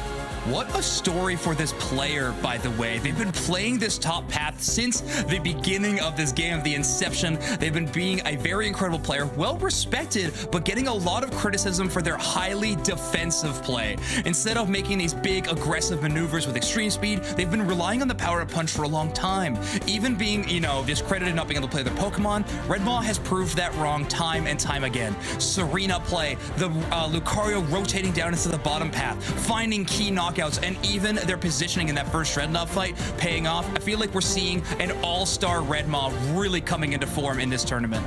Look at Gatlu with the tease here, bringing the Crustle to the front. Apprentice Unleashed, they're locking in all of the same characters so far. Gek, the only one uncertain. Excuse me, Venusaur. Zante switching it up onto the Venusaur. My apologies. Yes, Zante, an exceptional attacker player. They play things like Pikachu, Ninetales, or Venusaur, but okay, I honestly, Doopsnacks, I honestly didn't know if Gatlu was actually going to play the Crustle. They're in the winner's side of the bracket. They have the flexibility to try some new stuff. Who knows? But it seems like for at least game 2, they're going to be returning to the Trevenant. Yeah, I'm trying to take a look. Still eating those cookies. The energy amplifier on the Venusaur is going to allow them to get good Unite moves, powerful Unite moves, and Unite moves often. Yes. Yeah, your Unite move charge rate going down a little bit lower means you might get one more on average throughout a game, especially if you're using it very efficiently. And a top player like them, I can count on it for sure. Yeah, they're not wearing that to not use that extra Unite move. You know what I'm saying? They're not putting that on their character. But I'm glad to see Venusaur here. I'm glad to see Apprentice Unleashed just throwing some stuff at the wall, trying to figure it out. They know it's a best of 5. You know, losing this one does not spell doom and gloom, but they need to find a way to break through Nouns Esports, because Nouns Esports, on the other hand, seems to have the Apprentice Unleashed mystery very solved. Yes. Pokemon selection in Pokemon Unite is a very interesting thing. We call it a blind draft because you don't get to see what the opponent Pokemon are until you start loading into the game. Not knowing what your opponent's playing leaves some things up in the air and allows you to trick your opponents with new selections. Like Zante switching over to the Venusaur, this might be a new look, and now they have a ranged attacker to start fighting against Lucario. Yeah, and they're doing that right out of the gate here. Zante trying to keep Redmaw off their own stuff. As Redmaw's getting pressure, Zervis coming in. A good Astonish here could seal up a KO if they can get it. They're putting the pressure on. Get coming through and getting the KO. That's a good start for Apprentice Unleashed. Yeah, getting the KO is very, very fitting. You remember they are also playing some stacking items, so they're desperately trying to get this 7 AOS energy in, but they actually get punished. Stop from scoring. The focus band is used, and they need to run, but they don't make it fast enough. Bruv KOs Gecko Kami. Klaus in the face of Gatlu, keeping them from putting too much pressure on as Adesu is circling down to the central area. They might need a little bit of support because it's a little 2-on-2 action up top. Zervis playing very far forward, going to try and get this berry. They get it, but Redmaw, do you have the power to get it done? In tandem with Bruv, can they close it out? They do. A little dart through. Bruv actually already backed off and was going straight to the bees. A Lucario so often feels the solo lane potential, hitting level 5 easily. This time Redmaw only at level 4 because they're sharing it with the other Pokemon on the bottom path. Oh, Klaus caught on the backside. Geese looking for the closeout on Gatlu here. Gatlu's very low, and they get closed out by the Danger Noodle Dragonair. I will never call Klaus caught out until they're KO'd, but that player utilizes their Bone Rush Extreme Speed cooldown so well, such a flashy player, a very aggressive one, and it pays off so much. I don't think Bruv has gotten KO'd any game we've seen them. They're so great at just staying up, standing out, and supporting their squad. Hoopa getting a KO on Lucario, Nouns Esports, trying to take out the big name players on Apprentice, and doing it with their support characters, letting the damage dealers to deal, you know, whatever they want. Bruv, the newest addition to this Nouns Esports squad, but honestly, it feels like they fit in so well, feeling like the first time. They're doing so good. You are right, supporting their entire team, but also making sure that they are not a reason the other team is gaining experience. Without a doubt, Zante's still level 4, needs to get a KO here to get into Ivysaur, and they're going to want that here in short order as Chelvin's rolling back through, finally hitting 5, and they're ready to go. 30 seconds till that Dreadnought, and only 10 seconds till these bees. Yeah, these bees are going to be electric, a full 4-on-4 situation on them. Geese already with early positioning with the Phantom Force. I mean, are they even going to be able to contest? They're playing so far forward. Finally, Apprentice Unleashed rolls out of their goal zone here, but can they get any of these bees for themselves? Chelvin and Zante in tandem do get one, but it looks like Nouns Esports are getting the rest. Catching a little reset there is Bruv, as we're moving back forward here, and Adesu trying to line up a Hyper Beam, and they almost get Giga Drained by the Ivysaur, forced to retreat, and Bruv throwing their body in the way of Chelvin so that Adesu can get out. But it's Apprentice Unleashed all over this Dreadnought. 2 players down for now, but they're not down and out without Gatlu and Redmaw in the mix. And of course, it's Redmaw. Let's go.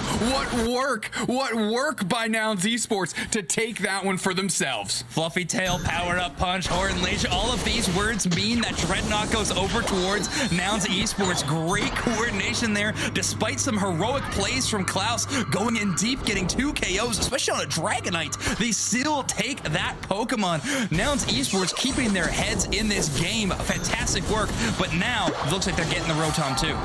Yeah, they got that Bliss assistance on Red Maw. That's a good opportunity for Red Maw to push and get in the face of Apprentice Unleashed. Don't want to let that go to waste. They're moving forward. Bruv is trying to get some points in. Can they close it out before the Rotom? No. The Rotom hits, and they're going to siege the second goal zone. They've got the power. They've got the damage. Draco Impact comes back. They're on the backside. Can they line up Hyper Beam? KO Shrika 2 for the Lucario. Red Maw starting to feel it. They're going to go in deep on Zante. Dragonite gets that KO on the Ivysaur, and now it's just Klaus and Zervis trying to hold it down. These points are raining in 149 to 18. You kidding me? KO Shrika 2 for a Desu. That Hyper Beam is finding every Apprentice Unleashed like a homing missile, and now Esports is just beating the brakes off of them, and there's only 4 minutes and 15 seconds gone from this game. Nouns Esports. That's actually a great call out though, Dew Snacks. You have to remember a slight change up in Apprentice Unleashed roster of Pokemon they selected is a dedication towards the later half of that game. However, you would love to have that Venusaur already being there. Yes, it's a Pokemon that needs scaling and it needs its levels to be up there as a threat, but it needs them a lot quicker than Apprentice is doing right now. There's not much wild Pokemon around for them to take, but right now they're heading to the central area to do so.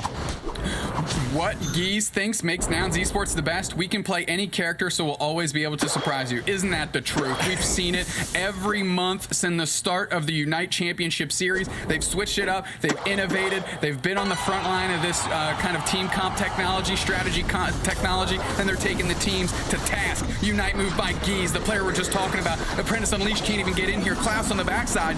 Are they going to get KO'd? They get snuffed out immediately. Red Maw, that's Red Maw picking that up. Left side team takes it on the back of Bruv and an Egg Bomb. Trevenant UNITE move is going to try and find more marks here as Apprentice Unleashed gets 2 players down. They're pushing forward, and finally Zante is the Venusaur. Giga Drain Pedal Dance, trying to do a little grass on grass action here, but Gatlu's relentless. A tree in the face of leaves doesn't make any sense to me as Gatlu's all in their face, and Red Maw's there as well, and Red Maw is going to get credit for that KO. Venusaur, an exceptional self-sustained Pokemon. Unfortunately, Trevenant even more so, especially in a 1v3 situation there. You saw 2 Nouns Esports players playing just out of range of the Pedal Dance as well, allowing Gatlu to be the front line. Even in a micro team fight like that, Nouns Esports plays it exceptionally, and they're going to do that time and time again, Dudes next. Yeah, now Apprentice Unleashed is responsible for this Rotom here, but Nouns Esports is already putting pressure on the bottom goal zone. They're all over this map as if they have twice as many players. 173 to 18 is a pretty devastating scoreline for Apprentice in this game too. Apprentice trying to change things around though. A very late Hoopa Unite moves trying to pressure this bottom goal zone. Gatlu's very far forward. Big Hornleash is going to go for the engage. You see Venusaur's caught out, and there's Klaus. They're getting chased down. No, they get pushed to the central, but now they're going to be able to siege this goal zone. It's just up to Zervis, who used their Unite move already. Look how far Desu's pressuring forward to buy some space. Oh, they're going to get a huge overdunk. Huge overdunk there. I think of 40 points, Zoinks. And yeah, they got 40 back the other way, but that's not going to negate the action of Nouns Esports. Apprentice Unleashed in the same situation that they were in within Game 1. Not really having an answer towards a Desu's gigantic damage numbers, but right now this game's been all about Red Maw shutting down any other opponent on their team. When they're going into a Venusaur instead of a Serena, Red Maw has a little bit more room to breathe. You gotta ask, what would that commitment of Gek onto that Rotom? I mean, they're on that for about 6.5 hours, and they weren't able to get into any team fight. Nouns Esports with Bruv on the backside, Egg Bombs all over the place, buying space. Nouns Esports moving real well as this next Dreadnought's coming up, and Nouns Esports is all over it. Yeah, this is good as theirs for sure. Right now, you can even see they're dedicating Bruv on the Blissey to be playing near the top path completely for information. They know they don't need them to knock out that wild Pokemon, so instead, they are better suited being in another place on the map, providing vision for the rest of their team. Gatlu immediately taking the hyperspace highway up to the top path, and they're buying space in the middle. Are they going to look for an early engage here? Gek is getting caught out, just dodges the hyper beam. I say caught out, getting sussed out, excuse me, and dodges the hyper beam as they're able to make it back. But we've got 15 seconds, and this is a critical moment for Apprentice. I like that positioning there. Klaus threatened to score in the top goal zone, and all of Apprentice was rotating down towards the bottom path. However, it seems like a collapser on this middle corridor is coming up next, trusting in Zante's amount of self-sustain as the spearhead for Apprentice. Oh, they're all over the Dreadnought, and Zapdos, and Apprentice Unleashed can't even get into it. They're trying to look at this thing, and who's going to flip it? It's Apprentice Unleashed. They get in there, they throw just enough at it, as it's the Venusaur Unite move that takes it down, 2 players down for Nouns Esports. But Nouns Esports is going to be able to score the other way, and as Apprentice Unleashed does, do they they have enough points. Every player's still standing, so plus 500, but that's a gap that Nouns Esports can actually kind of bridge pretty quickly, Zoinks. Yeah, they just scored another 100 on their side, so 358, 458 now for Apprentice, 423 for Nouns. Apprentice with a slight lead. That's going to change desperately here now. The Zervis throws in an entire 100. Has a great Phantom Force reset all the way back.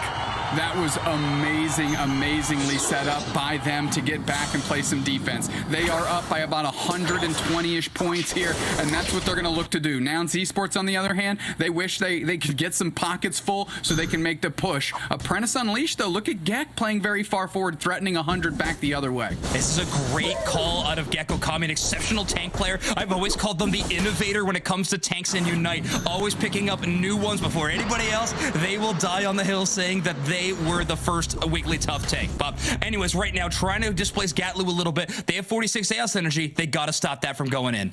Yeah, Gek's opportunity here is really to buy time for the rest of the squad, right? Distract Nouns Esports so they can't have a coalesced push, just a cooperated and coordinated push back the other way, because this 120-point gap can be closed out very quickly with a good goal zone siege. The threat from Nouns Esports will always be real, no matter what point it is in the game. Desu fighting the weakest targeted Zervis is going to be a threat, but Zante had another Unite move. Oh, I mean, the Unite moves are flying. Hoopa comes down. Blitz assistance, they close it out. 491, 566. If they can get all these KOs. Oh, here comes Gatlu getting the Venusaur. The Blizzies on the backside. They're pushing forward. Can they get the points in? Do they have enough time? Shelvin throws a Hyper Beam. They close it out on the Lucario. Gatlu's trying to do their best. Are they going to catch a reset? 54 plus 54. I don't know if another score went in, Zoids. I don't know if you saw it, but if it's just 54, I think we might be a tad shy. I don't know how I could see it. I was too busy watching that exceptional play. Now it's Esports with the Phantom Forest play there, and there we go. Apprentice takes it. Amazing job. They just barely hold on to their lead.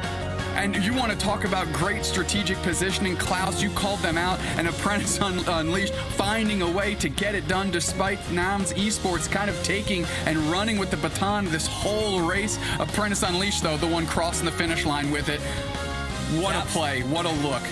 That final team fight, there's honestly so much to break down in that one. When we get to the replay, maybe I'll talk a little bit about it more. But Redmaw with an exceptional performance in this game, 7 KOs, definitely taking more of the burden in that regard than a Desu that last game. Redmaw was putting on a show a little bit in the early game. Yeah, at the end of the day, it's about that scoreboard, though. So those KOs looked good, but they didn't convert into a win. Apprentice Unleashed moving forward on this one. Let's see if we have any standouts in the damage. Look at the recovery for Gatlu. That's what that sustain that the Trevenant has, getting in the face and staying in your face and always causing havoc with that Horn Legion curse. Absolutely. Klaus, though, with a really respectable damage numbers as well. 62,000 damage, 60,000 damage taken. Klaus is never afraid of whatever team is on the other side. If I'm in this situation, I see I'm playing Nouns Esports, it is a terrifying factor. Klaus never feels that way. A young player, they're willing to take on the entire world if they have to. Great counter push by Nouns Esports after Apprentice Unleashed takes the Zapdos. However, they fall just a bit shy, and now the scoreboard is even 1-1. Apprentice Unleashed has to feel good, a little sigh of relief. You know, you get that done, you can say, okay, we got one, we can do this. How do we build upon that? If you're Nouns Esports, you're probably like, okay, haven't been in this position in a long time, so let's pretend that didn't exist, and let's make sure that what we're about to watch doesn't happen again. Let's take a look at these highlights, Zoinks. Yeah, amazing. This first Dreadnought was so clearly going the way of Apprentice, but Nouns Esports able to take it. It really felt like that was the story of a lot of this game. That second Dreadnought went in their favor. I think Apprentice would have desperately wanted it the other direction. Oh, without a doubt. There we go. We saw that KO, but here's the Zap fight. We're taking a look. The Unite moves kind of got thrown everywhere, and I actually think that big Venusaur Unite is what sealed it up, just kind of chipped everybody up in tandem with the rest of the squad. Maybe a good Egg Bomb in there as well, as Apprentice Unleashed finds themselves now at parity in games with Nouns. So what I was talking about when I wanted to break that one down is you saw where Geese used the Hoopa Unite move. The portal went out directly into that corridor. We talk a lot about this mechanic in Pokemon Unite of baiting out Unite moves. They pushed a little bit forward. Klaus was doing some great split push, making Geese forced to use his big Unite move, that Hyperspace Fury attack they get access to, stuns everybody up. If that stun went onto the Venusaur in the end game, it's over. Apprentice doesn't win this one, but they were able to bait out that Unite move, find a way through, and last hit the Zapdos.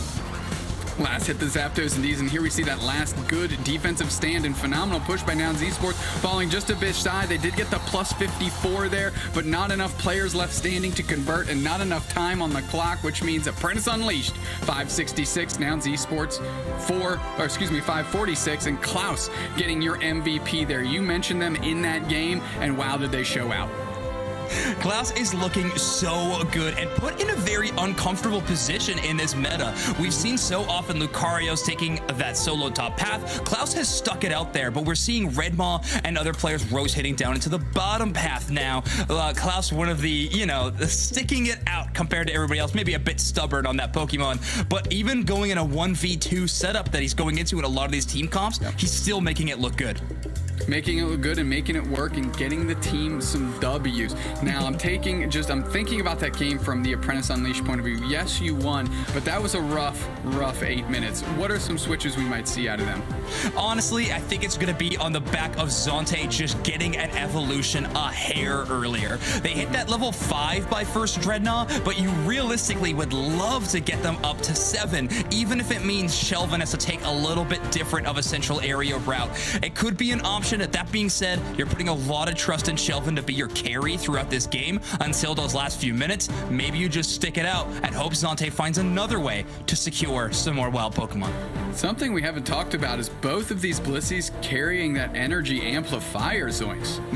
Yeah, Gecko Kami making a little bit of a swap this time around. No Chaos Cookie, instead going Focus Band, Buddy Barrier, Energy Amplifier. You have to remember, the Blissey Unite move, when used at maximum range, knocks up any enemy Pokemon that it hits along the way to their target. So if you can set up the bowling alley in an optimal way, it's a lot of damage and disruption you're causing towards the enemy team.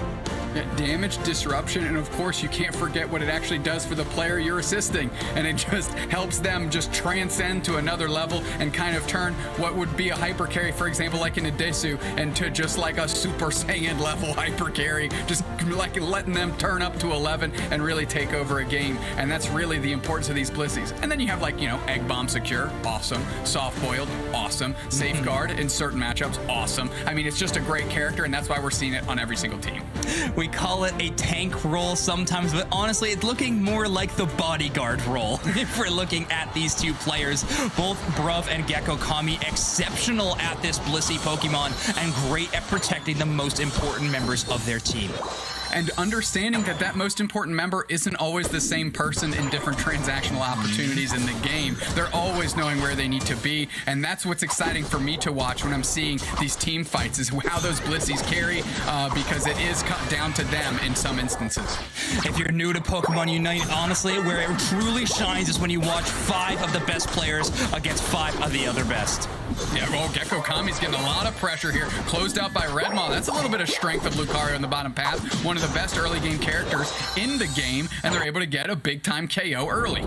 Shelvin with a full central area clear comes up a little bit late at 5, but a Desu is mashing. So no love lost between these two Pokemon. They're going to be at the same level, headed into our first Bees that appear at 8 minutes and 50 seconds. They see how important it is to get Gatlu up to Trevenant there. A Desu foregoing getting experience. Usually at the central player, you want all of that. Oh, big engage. Geese and a Desu are way low, though. They're getting chased down, and that's a big time KO. Can Shelvin close out Gatlu? Doesn't look like it. Let them off the hook. No, they just turned their attention somewhere else. They said, oh, Desu, you looking pretty low, Chief. Take care of you while I'm at it. Extreme speed resets anytime that little blue circle's below the Pokemon, including wild Pokemon. So when bees all appear at the same time, Lucario unlocks a whole new level of danger. We go ahead and see the Dragonite coming down. Zervis might pop upstairs and give a little support. They do. Klaus saying, I got you, bud. Let's tag team this. Make sure this thing doesn't get too wild. Content with the work they just did. They're rotating down because look where Gatlu is. All the way on the backside of nowhere in their central path. Zervis coming in with the support. Chelvin's there as well. Usually we see this out of the Hoopa because they can reset themselves, but Gatlu's going to catch the hyperspace hold from Zervis. Going to take that damage. And here comes Gek as well. Just going to come in with the support. And finally, they close out Gatlu. But that commitment of players was huge, Zoinks. Commitment of players, and Gatlu actually knocked out the Bouffalon. A huge amount of experience taken away from Apprentice Unleashed now and given towards them. So a Dragonite not going to be quite level 9 by first Dreadnought. That being said, they're still at a pretty nice pace, outpacing a Desu, dueling Dragonairs. Yeah, they're coming in. The only difference is Chelvin get a little support from Klaus in tandem. They're going to get that KO on a Desu as well. Every time Nouns Esports, though, they commit somewhere, they're also committing somewhere else. 2 scores go in those top goal zones now, and finally, these Bs are absolutely eliminated. Chelvin hitting level 8, though, is going to set them up extremely strong for this first Dreadnought. Zante's level 5. They're looking for an opportunity to get some more experience here. So, of course, Gatlu's playing far forward, and they're going to engage now. They're not going to let the Dreadnought get to the map. Bruv with the little egg bomb action to buy some space, but a good pushback by Apprentice Unleashed. Gatlu with the Horn Leech eyes out Chelvin. Chelvin heating up this Hyper Beam. They're going to see if they can find a mark. Is it going to be Gatlu? Is somebody going to catch a reset? Looks like it's Chelvin. They're moving through, but Dreadnought's being smothered right now. And here we go. Nouns Esports takes it. That's going to be your Lucario that seals that up. Can they convert as Bruv's getting chased down a little bit? 2 players down on either side. KO streak of 2 for the Hoopa? Question mark. Where are you coming from, Zante? Let's go. That's the Ivysaur coming through. Unite move from Chelvin to buy a little bit of Buddy Barrier help, and a Desu doing the same. They're looking up Zante. They're going to get that KO as well. Here we go. The Hoopa's doing work. Desu's doing work. They're passing like ships in the night now, just retreating a little bit because that was a lot of action in a short window of time. A short window of time. It felt like 20 minutes. The Battle of the Beach, one of the longest ones that ever happens. That first Dreadnought, a very important objective. You're going to put every resource you can towards it. Nouns Esports trying to get that one, but they do, of course, because that was a big Hyper Beam at full range that knifes through the Rotom, and they're going to push this to goal. Blitz assistance on Gatlu's going to be interesting, as they're going to get a good overdunk here. Is it going to be 40? No, Bruv gets it in the face of the Dragonite, who was like, I had so much there, friend. Yeah, 10 more points, though. Bruv really wanting to put their own mark on this game. Zante getting attacked right now, almost at that evolution. They evolve at level 9, so if they can be prevented from that, Gatlu will have made so much value here in this top path. They are getting shredded now, though. 4 members from Apprentice Unleashed collapse on top of Gatlu. It took them a while, and did you see all that HP that they got back from the Horn Leech there, Zoinks? After they're chipping into 3, I thought they had a way out until that 4th player came in and they dove all over them. Trevenant may be a new threat to this metagame, but it is becoming a phenomenal one. The self-sustain that it's capable of, the ability to move enemy Pokemon around with that Horn Leech, and of course, Curse does passive damage as well as AoE damage. So many options you have when playing a Pokemon like Trevenant. Zante running straight at a Desu, getting a good chunk of damage, trying to keep them away from the Dreadnought. Both Hoopas are level 9, so they can hyperspace the folks through with their Unite moves, and that's what they do. The teams are rolling through, and they're trying to throw some punches everywhere as we're trying to take a look here. Big Unite move onto the Dreadnought. Redmaul's caught down low. They're going to get a lot of damage into their face here. Venusaur getting a KO on the Hoopa. 1 player down for Nouns, and of course, it's Bruv with those Egg Bombs. Just doing a great job putting their stamp on the game, not only on the score sheet, but with those Egg Bombs and secures. KO streak of 3 for a Desu, because when that Hyper Beam finds its mark, it's always through the chest of the players on the other team. I am pretty confident that Bruv secured that Dreadnought thanks to the Energy Amplifier and Bliss Assistance. They absolutely linebacker tackled right through the objective Pokemon of Dreadnought. Bruv marked their target and eliminated it with a support Unite move. You know you're an exceptional player when you can make that happen. Nouns Esports all over Rotom. Here comes Chelvin and Gek trying to do some work here. Klaus buying some space. Big Egg Bomb. Chipping the Rotom back. Hyper Beam comes through. Who seals this thing up? It is Apprentice, but then they get a KO too. Back on Lucario. And that's huge. Apprentice Unleashed, that's going to hit. And they're going to be able to get a good little overdunk for themselves and shrink this lead a little bit. Yeah, Klaus just hanging out, trying to waste as much time as possible. We said it before, I'll say it again. Autonos will be entering the battlefield once this goal zone break. Klaus wants to give them as little time as possible, but they find a KO on Geese. They find a KO on Geese. Great support by Zervis. They had the opportunity to reset, but gets out just in time as the Desu and company give up the chase. And what a good little look by Klaus. They had 3 surrounding them, and they still found their way out with a KO to boot. And a great little trick play there. Zervis throws down the hyperspace hole, making Gatlu think that Klaus is going to go there to reset. Instead, they move towards it for a second, but then bail because they know Gatlu would have just moved them out of the reset portal with the Horn Leech anyways. Great heads-up play coming to Klaus. Now Esports trying to take the bees on the side of the map of Apprentice Unleashed, and I think they got a good lion's share of that. As Zante's still fighting, they really want that level 13 before the Zapdos comes up.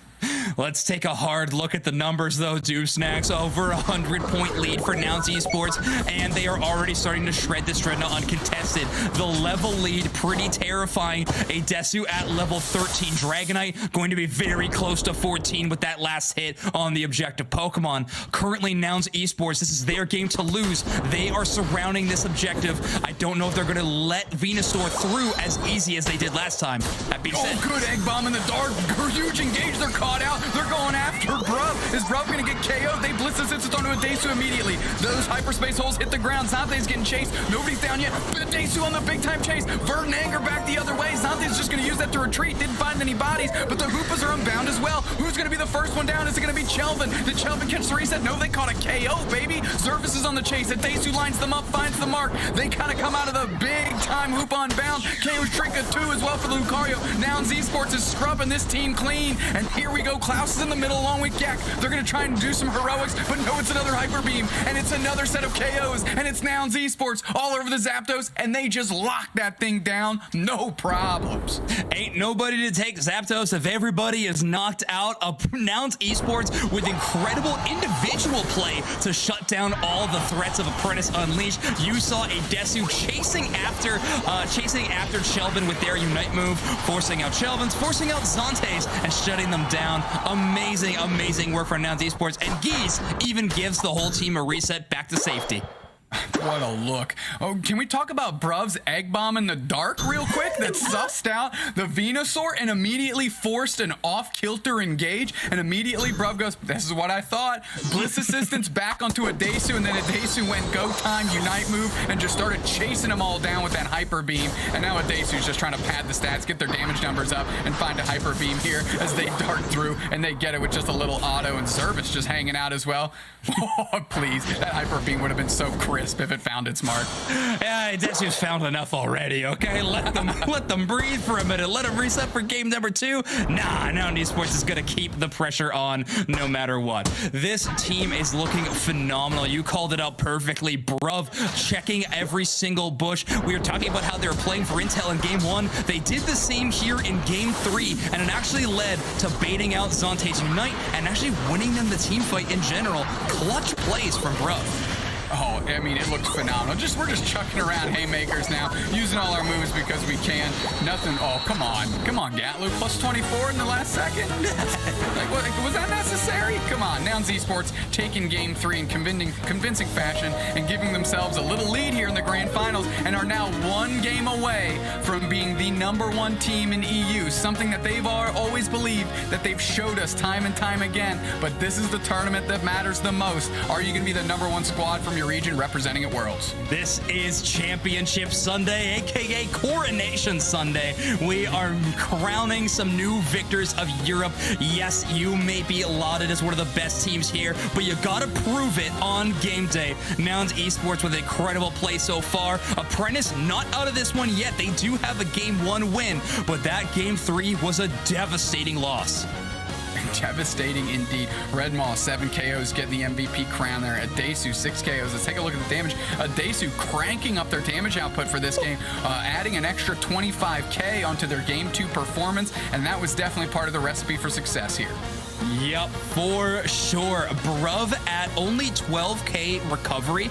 That is indicating to me that they are opting into this safeguard ability, wanting to make sure that a Desu is still in position to land these hyper beams no matter what throughout the game. So an interesting look for that player to make that swap in and out of each game. Really makes the other team have to be on their toes. We see this here. Things were pretty close to the 4-minute mark, and then Nouns Esports just shifted into the next gear, and once they got there, never let up, and went ahead and took a convincing win after a great team fight off the back of Bruv's engage, or pseudo engage, or face check in the bush and getting it sorted out immediately. But the team was there for support, right? I mean, he was immediately able to bliss assistance back out of danger because they chunked them huge as everything came out onto them, and we're going to be able to see that here in our highlights. I called it the bodyguard role, but maybe what they're bodyguarding is just themselves. You know, they are the president that they need to protect. So Bruv with a great bliss assistance a couple times in this game. I actually believe they were able to secure the second Dreadnought with that Unite move as well. So making that Unite move look more versatile than ever. Yeah, right in this particular angle of the game, Apprentice Unleashed looking very alive, but I said at the 4-minute mark things were close, and this is when it started splitting a little bit as Nouns Esports rallies back in a big way. Go ahead and push forward here as we're seeing the second Dreadnought that we give the credit to Brub on that. The team fighting potential for Apprentice is always going to be there when you have a player like Klaus putting in the work they do on Lucario, making so many plays for their squad, setting up the rest of their team to try to capitalize on the damage. This Venusaur swap for them, though, has been a very big late-game investment, and it's only paid off in one game so far. I mean, you can see Apprentice Unleashed is just everywhere right here. They just got scattered, and because of that, they were able to get lined up and knocked out 2-on-1, 2-on-1, 2-on-1 too easy. And then it was up to Blissey and Klaus to make some heroics, but for that insolence, they paid with a big-time KO sent back to the spawn point. Nouns Esports locked up that Zapdos, no problems. Nouns Esports is running a Pokemon composition that definitely is set up to take down objectives quickly. I mean, Fluffy Tail on Trevenant, a Desu with the Dragonite Hyper Beam, of course, is going to be giving you setups, but what would they be without Red Maw's Power-Up Punch being the final pronunciation on that composition? Tons of points, tons of secures, 7 KOs, and no better match MVP for that Game 3 as Redmaw really showed out. And of course, you know, we try and highlight the different members of Nouns Esports because they all play crucial components in this machine of success that they've got going on. But Redmaw just a cut above in that particular game. Yes, Redmaw is looking amazing, filling these new shoes of the bottom path melee attacker in a lot of these games and making it look extremely clean. These adaptations seem new to us, but trust me, these teams have been grinding for this tournament. I know specifically Nouns Esports is actually all boot camping in the same location. This is the most serious that anyone's ever taken a Pokemon Unite tournament, and it is paying off. They are currently up 2-1 in our grand finals. So let's talk about Apprentice Unleashed a bit. They're no slouches. They're going to Worlds. They've earned their spot as well. But ahead of them is a couple games to try and make up a $10,000 difference between these squads. And of course, every second place finish they've gotten up to this point is immediately washed away with a win at this at the biggest event, the regional finals. What can they do to switch it up here if they need to? Maybe strategically, maybe Pokemon choice to go ahead and get this thing back up to 2-2 and give themselves a chance to reset this bracket.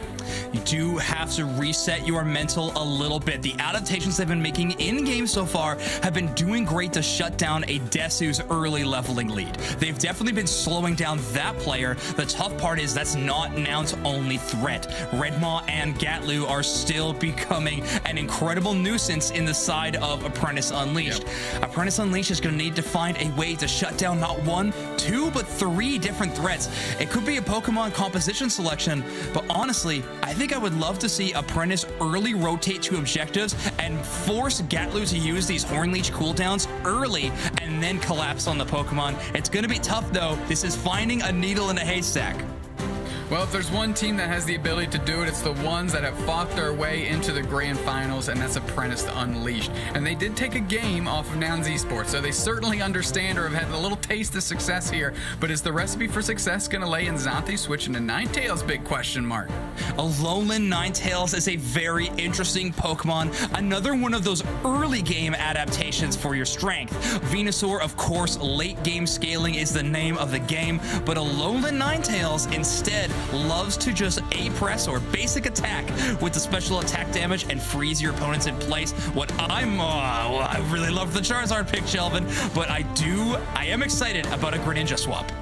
I mean, we're seeing Zante. We're seeing that timer come down. Zante's locking in. So is Chelvin. We have a big time switch here. They're not going with the Dragonite. They're going with the Greninja is Chelvin. You like the Charizard, but ultimately, it's the Ninja Frog that's locked in. Chelvin is an exceptional Greninja player. Chelvin has been playing Team Battler games before Pokemon Unite for a long time and has went pro for a reason. And when they have been playing Pokemon Unite, it looks so good. Greninja, one of their earliest Pokemon that they really made a name for themselves on. So a return to form here is interesting. As a composition as a whole for Apprentice, this is a complete throwaway of objectives. It is going to be so hard for them to secure unless you get a huge crit surf or something like that. Now the dedication is completely on team fighting. Alolan Ninetales slowing enemies down, freezing them in place, where Greninja will be coming in for a ton of burst damage. Now, this still means that the side of Nouns Esports, their objective play is going to be very strong still. Yeah, I mean, we know it's very strong, of course. Yeah. That's true. What are we looking to Zante to do on this Alolan Ninetales? Like, how are they going to leverage that? I know you said slow them down a little bit, freeze them in their tracks, but like on a greater scale, it scales fairly well in the early game. It scales fairly well in the early game, definitely. And even before it evolves to level 4, when you are encountering a low-level Lucario in your bottom path, an Alolan Ninetales is going to be a very good answer to that Pokemon. Lucario does have some high mobility moves right at the start of the game with Quick Attack and Meteor Mash, but Alolan Ninetales, if they get that freeze counter up, they can lock you in place and get an early KO. And that would be great for Apprentice Unleashed to really get a good amount of momentum going. As here we go, Klaus already getting their stacks in. Adesu trying to keep Klaus from getting the points too quickly. They're going to nap just a backside Corphish. As Adesu's coming in, they're going to try and make them pay for that. Klaus, the ever slippery Lucario, is going to make it back. Looping around, grabbing a berry, grabbing them both. Feed me more, says Lucario. More of the strategies of trying to slow down a Desu's level acceleration. They're dancing a little bit, trying to show off that Dratini can fight up against Lucario. Just Adesu secure here in the face of Lucario. I mean, they're doing it on Dragonair, they're doing it on Dratini, they're doing it on Dragonite, and Klaus still can't find any Eos energy to put in their pockets to actually scoring, get a stack, and for that, they get KO'd.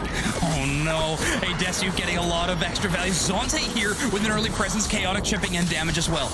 They're trying to rotate. Zante's getting tons of pressure. They might go down. They do. It's Adesu, the Danger Noodle, putting the pressure back on Chelvin as well. Chelvin is low, but Lucario comes in and gets a good KO back on Downs Esports, bringing a little parity to what they got going on in the top path. Klaus did go down on the other side of the path, but they come back with a vengeance and get a really spicy KO there. Great shutdown, and they're not done with the chase. They were throwing hands with that Hoopa, but it looks like he's got away.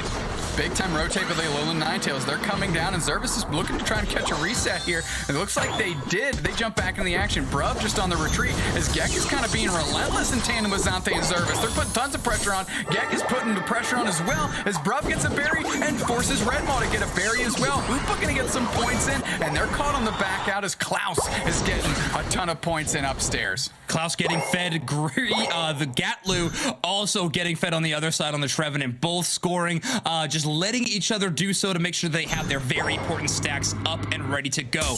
Gecko Kami here playing at this bottom bush around for second bees. Good amount of damage going in on Ruff here by Zante on that little Ninetales. They're going to push forward, so is Gek. Little Egg Bomb. Is that a soft-boiled, I think I saw out of Gek there. So we know what path they're going in front. They're looking for a little bit of heal and fight sustain with this fighting composition. It's going to be tough to keep an Alolan Ninetales sustained, but honestly, the burst damage isn't quite there for Nouns Esports outside of Redmaw. Gatlu with a big push, and Klaus is trying to engage as well as Gatlu's contending, just going back to their side. Klaus with a quick rotation down. Klaus now down here because in 7 seconds we're going to have Dreadnought. Gatlu just clearing away these wild Pokemon. Almost to level 9 by first Red. Gatlu's having a great game so far. Redmaw all over Dreadnought, and here we go. Klaus is trying to find some space, and they're going to go for it. Apprentice Unleashed gets it. Zervis, you hero. They go ahead and say, flip comp what? Secure comp what? We're going after you, and here comes the Greninja as well. You talked about how good Chelvin was on the Greninja, and they're making him pay here, as that's a Unite move. KO Streak of 3. Holy smokes, that Shuriken found its mark as Gatlu's trying to sustain, but they're in the face of 4, and they get wiped off the map. Holy smokes, Alolan Ninetales and Greninja looking good. It takes a whole lot of courage to have Gatlu in your face and for you to throw the gigantic water shuriken to the left. They do so and are able to KO Bruv, who thought they were completely safe thanks to Gatlu's front line. Not when Chelvin's around. Great heads up play, gets the KO. A KO streak of 3. They were involved with all 5. That is without a doubt. Great look and a confident switch up here, and that's the type of momentum you want to build on. But here comes Nouns Esports. Adesu looking to seal up another one, and they don't. Apprentice gets it before the Hyper Beam comes through, and another KO for Chelvin as they find their mark on Redmon. They're pushing forward. Klaus is just scampering all over the place after using their Unite move, darting around and dodging around as Gatlu picks up the Blitz Assistance. They need to push back the other way and make a stand here on the road, and that's where Adesu's babysitting, but Klaus is not letting him off the hook. Did you see those E-Speed reset zoinks as Zante is getting away from the Hoopa downstairs? Holy smokes, where did this Apprentice Unleashed team come from, and why did they wait so long? Aggressive, be aggressive. Klaus has that in their ears all day long. They find another KO. Bruv cannot cannot stand up to the ESP resets. A Desu finally slowing the bleeding. I mean, that's a big push by Gatlu to open the door up for a Desu to get a KO, and now Gatlu getting one on the Blissey. Zervis holding it down. That's going to be Unite move onto the goal zone, and that's going to be able to put some pressure on his Zervis is just trying to hang out and do their best. Are they going to catch a reset? Of course not. They're going to catch a trip back to the spawn point, courtesy of Gatlu. KO streak of 2. They said, I'm a tree. I'm an immovable object, and I'm pushing down this path to get some more points. They better not a very large overdunk in that first tier goal zone, but allowing Gatlu to get an entire 40, and a Desu probably the same way. They're going to need to take Geese's hyperspace hole down very quickly. Yeah, they do, and they jump back to the action as Klaus comes through, and they're trying to find it. Dreadnought's gone. Down Esports, and that's Bruv sealing it up as they're moving forward. Zervis throwing the punches. Gatlu trying to find its mark. They get KO'd by Chelvin again. They're going through with the reset. Zante's coming through as well, and they're babysitting the goal zone as Nouns Esports. As Apprentice Unleashed has the player advantage, at least in their face right now. Klaus getting lined up, not KO'd as they dart through and they escape again. Are you kidding me? Klaus looking very good and very slippery here in this game 4. Apprentice's team fighting extremely well. The problem is they're not scoring any AOS energy off the back of this. Nouns Esports is getting KO'd, but it's the frontline members that they're throwing at Apprentice Unleashed that are getting KO'd. They're pushing forward, creating space, allowing other players to defend the goal zones and stay safe. Nouns Esports is playing this exceptionally well in the face of the high damage that Apprentice is putting out. Gatlu putting the pressure on this road. I mean, here comes Klaus trying to do their best that they can to get this objective for them. Zante in support as well. Nouns Esports seals it up. Klaus is trying to find a KO. Good little bone rush. And we saw the Trevenant Unite move. They're going to push forward. Klaus is going to be on the chopping block. They get eaten up by the curse. And that's a big push. And a Bliss assistance by Bruv on Gatlu, who gets credit for the KO on the Hoopa through that move. And now Chelvin's holding down this goal zone. Pushed off immediately. That Rotom's gonna hit, and these points are gonna rain in. What a look by Nouns Esports, and that home goal zone is unlocked. That cannot happen. Apprentice Unleashed needs to score, and they need to do it now. They're going to have one more Dreadnought available for experience, and they need that too. The experience lead's completely in the hands of Nouns Esports right now. They are certainly just a couple minutes away from winning this championship unless Apprentice can make something happen.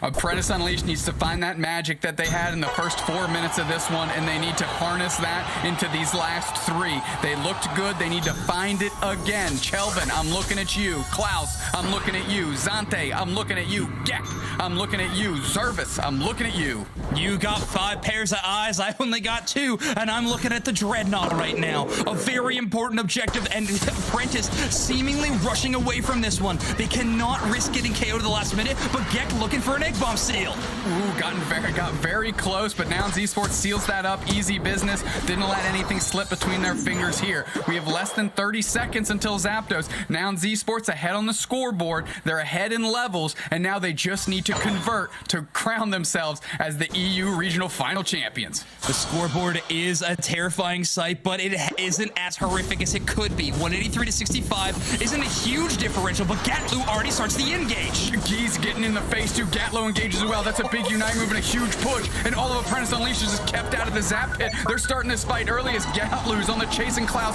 who's trying to get back in. But the Nouns Esports is all over the Zapdos here. And all Apprentice Unleashed is trying to engage. Zervis gets caught out. Big Water Shuriken tries to find its mark. No players down yet. And take a look. Apprentice Unleashed has their first player fall. That's Zante on the alone with Ninetales. But the Dragonite's heating up. Hyper Beam finds Blissey. And they're on the chase as there's 2 players down. And Gatlu going straight back to Zapdos here.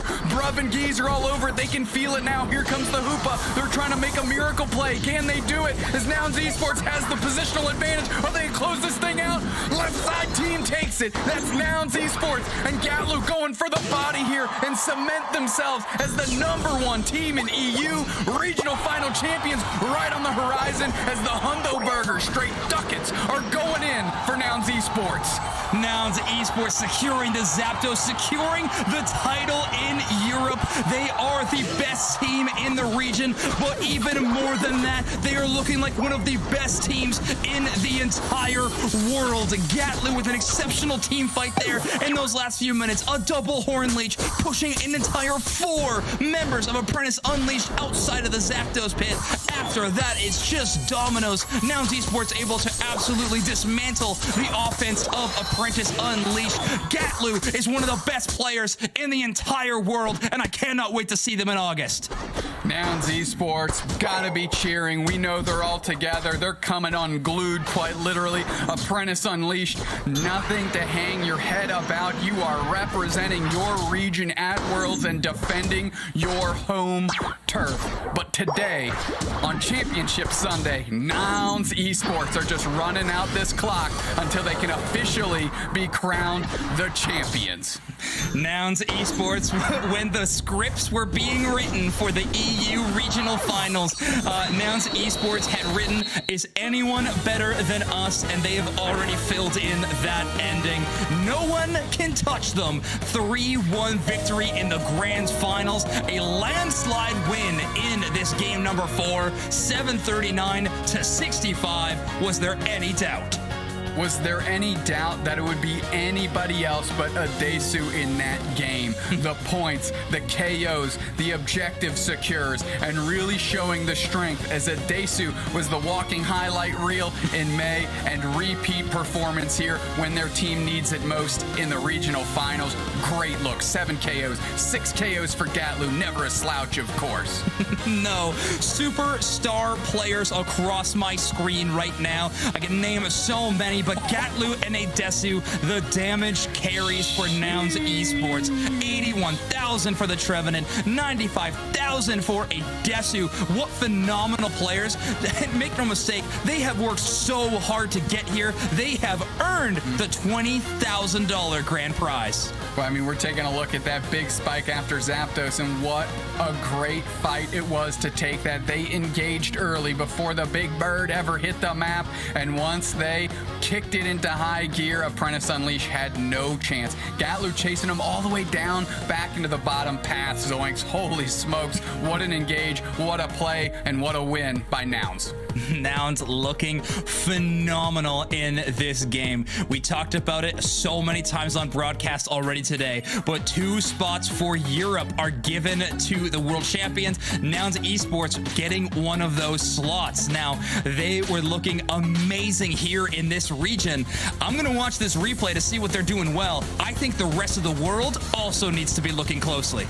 Well, it starts with Apprentice Unleashed here. I believe they went ahead and took that off a cheeky little play by the Hoopa, but that's about all the space that Nouns Esports was willing to give them. They converted on it great. Chelvin popping off here in this moment.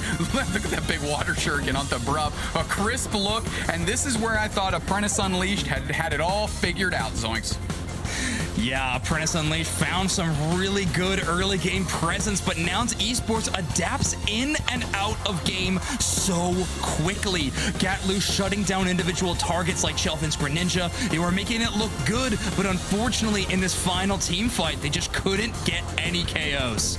No, because the KOs were swinging back the other way, and it was Nouns Esports coming through the big Bliss assistance onto Redmaw there, and they just put the absolute chase on. So much so that Gatlu, who's normally up front playing, just screening at the opposing team, knew they could flip the script straight onto Zapdos. You see that Brub at such a low HP? One more basic attack from the Greninja would have done it, but who other than Gatlu on the Trevenant to Horn Leech them directly away from their Blissey? Gatlu playing phenomenally, and just the entire roster of Nouns so coordinated, so strong in this tournament. They looked phenomenal. Nouns Esports, and your MVP for them was Adesu on that Dragonite, doing all the work and ending up in that game 4 with 90k damage dealt, and I believe 7 KOs as well. What a showdown. Seltzer, welcome back. What'd you think about Nouns Esports? Just monumental and kind of world-breaking performance here in the EU Regional Finals.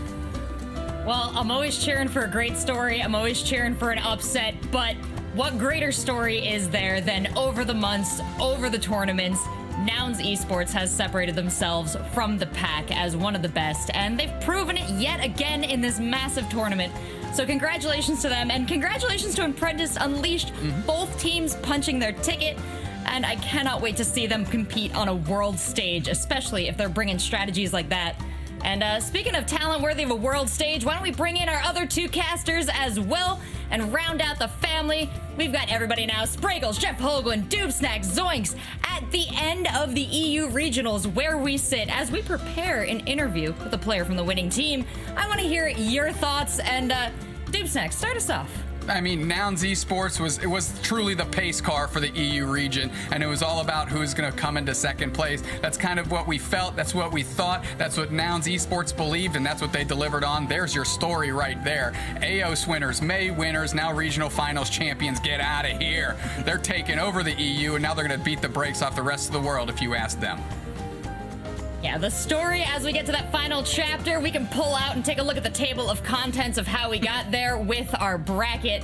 But as we pull this up and take a final look at our EU regional finals bracket, you know, Zoinks, I was turned to you at the beginning of this for the history of these teams to learn about how they've been interacting. What do you think it means for the EU space to have such consistent performances across? There definitely has been a titan created this season for Europe. Nouns Esports taking that role in stride.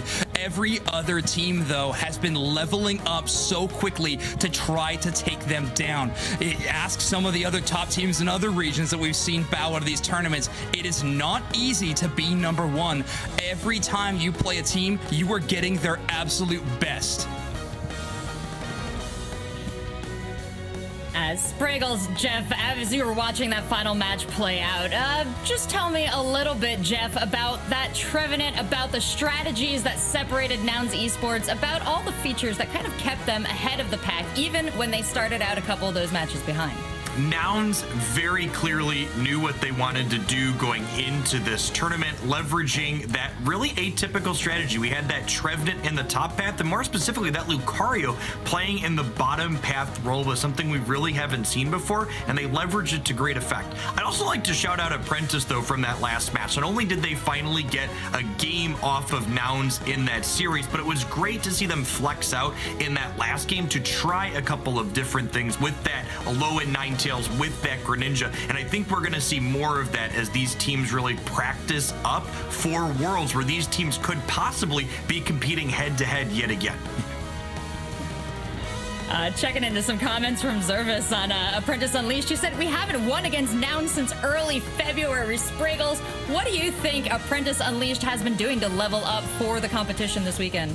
That's a great question, because Apprentice is looking amazing. They're playing great. I'm not surprised that they made it to this stage, but of course they had to go up against Nouns twice. Nouns is just one heck of a team. I mean, here's some adjectives for Nouns: heroic, dominant, and a third one. What a team. I mean, they are just incredible, and it does not surprise me that they are the #1 team in the EU. As I've said, maybe the world. Right now, EU has two incredible champions that are going to be fighting for them at World Championships in London.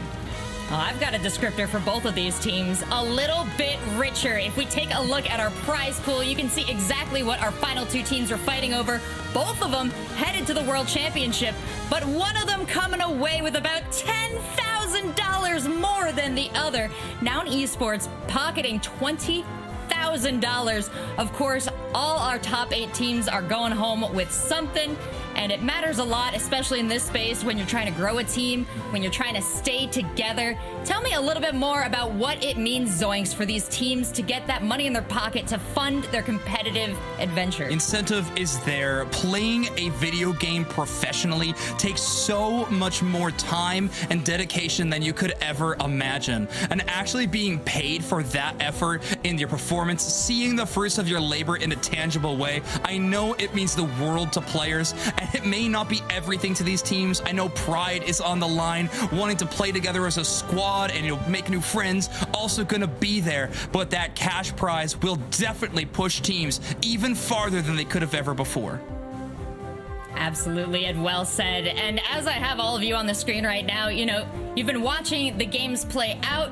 You've taken turns casting and analyzing after the fact, but did anyone see anything they definitely want to talk about? I'm looking at you, class. I mean, Nouns Esports is always outpacing everybody, it seems like. Every adjustment they make, you know, Trevenant in the attacker role in that bottom path. You know, we've seen it in the top path before. We've kind of seen it take onto maybe like a pseudo-defender role there. But it rotates through, and it does such good work. And especially to a player like Gatlu, Aos Cookie, Spraggles, their prediction being validated immediately. Double stacking is a real thing you can do. Gatlu saying, I believe in you, Spraggles. I'm getting it done out here. And I mean, that's just bringing new technologies, new strategies to the forefront. forefront, and that's why Nouns Esports keeps outpacing everybody else, because they're not waiting somebody else to figure it out. They're figuring it out themselves, and everybody else is forced to adjust. It's why they're one of my favorite teams to watch. I feel like they bring things into the game and then everyone starts to trickle down and copy what works. You're seeing the best players find new strategies all the time. I think there's so much about Pokemon Unite that we don't have solved yet. There are so many different items and Pokemon selection choices that could be made, and it takes great teams to let everybody know that this is possible. That's a stack, baby. Let's go. Yeah, that amazing ability is definitely backed up by the trust these players have within another. It's absolutely tough to trust your teammate when they are running a Trevenant in an attacker role or something like that until you see it in action and you actually start winning tournaments together. Well put, and it sounds like our interview is ready from our winning team, Nouns Esports. We've got guys to talk to, and I'd love to bring him in. Let me grab our casters for the last matches. Guys, congratulations. Tell me, your roster has been together. You've been playing with this team for over 8 months. How did it all come together for this? It was so smooth, really smooth, because we made the roster change. We changed Brav. We picked Brav for playing after iOS Cup, and he adapted so well to the team, and we made restricted schedules to play together. So it was super. It was amazing. It was a nice experience. Also, we were playing together as 5 in Manchester. We made a bootcamp. We are here, and that's something that happened us a lot. Is like we only dropped 1 game, and because of Zap flip. So, and we controlled the whole game. So I think that we played really well. I agree. I think that was that a Desu peeking up behind there with a quick little wave. Anyways, congratulations on your big win. Not only are you going to Worlds, you're in first place. tons of money in your pockets now. Just tell me what this means for you as the team that has led the EU all season long and finally be able to win this big final tournament. I think that we were thinking just for the thing for Worlds. We thought that we were going to make it, because as we see in the long run, we were getting first place in every tournament, and I think that we didn't make it in March finals because we didn't adapt it properly into the Duraludon meta. So I mean, I think that we are one of the real contenders for the Worlds, because I mean, EU has an insane level. I know you had so much success throughout the season with this, not exactly this roster, but this roster ever since AOS. You guys have been playing amazing, a lot of tournament wins. However, when it comes down to securing Worlds, there's only 2 slots given up to EU, all on this tournament. Was there a lot of nerves going into this tournament, or were you confident the whole way through? I mean, it was nervous, but we were together, so we were experiencing everything together. So if you have a mate that can help you next to you to solve the scuffed situations, so I think that it's far better. We were here as 5. You can see my team here. Yeah, bring him in. Bring him in. Oh, there they are. Congratulations to Nouns Esports. Oh, so good to see you all. Congratulations, and give me a wave on the way out, because we will see you next at the World Championship in London. I cannot wait to see you face off against the other teams on the world stage. That's the best. Well, gentlemen, that has been a day of EU action. I want to give you all a chance to say your piece, and then we're going to take a quick break because we have North America next. But before we get into that, let's put a bow on this region. Doob Snacks, what are your thoughts? What do you want the people to know? I think EU shook out just the way anybody could have guessed it would, and that's with Nouns Esports on top. But I want to tip the cap and give all the credit in the world to Apprentice Unleashed, because they're going to be representing their EU region at Worlds as well, but they have a lot of work ahead just to catch up to other players in their own region. So I'm looking forward to what EU brings to the table here in August. All right, Zoinks. We crowned a champion today, but the competitors run deep in Europe. So many strong teams and players participated all season long. I can't wait to see what happens in Season 2. I know there's some teams waiting for their chance at the championship for next season. Mr. Hoagland? I am excited to find out in August, is Nouns just the pace car for EU Unite, or are they what the entire world is looking to keep up with? They felt like they were head and shoulders above their competition, winning not just today, but also our last 2 events as well. And I'm excited to see how they line up into high caliber players from all across the rest of the world. Right on, Jeff. And Spraggles. I mean, what an incredible day. A final yeehaw to you and yours. EU, you have your 2 champions, and they are quite amazing. I can't wait to see what these teams do when they run up against the best of the best, because I think they've got a real shot. Well, thank you all 4 of you for your insights, for your casting, for all the knowledge you brought to the table today. That's a wrap for the EU Regional Finals, and congratulations to the champions of the EU region, Nouns Esports. They and Apprentice Unleashed will be going on to compete at the Worlds in London in August to decide once and for all who is the very best in Pokémon Unite.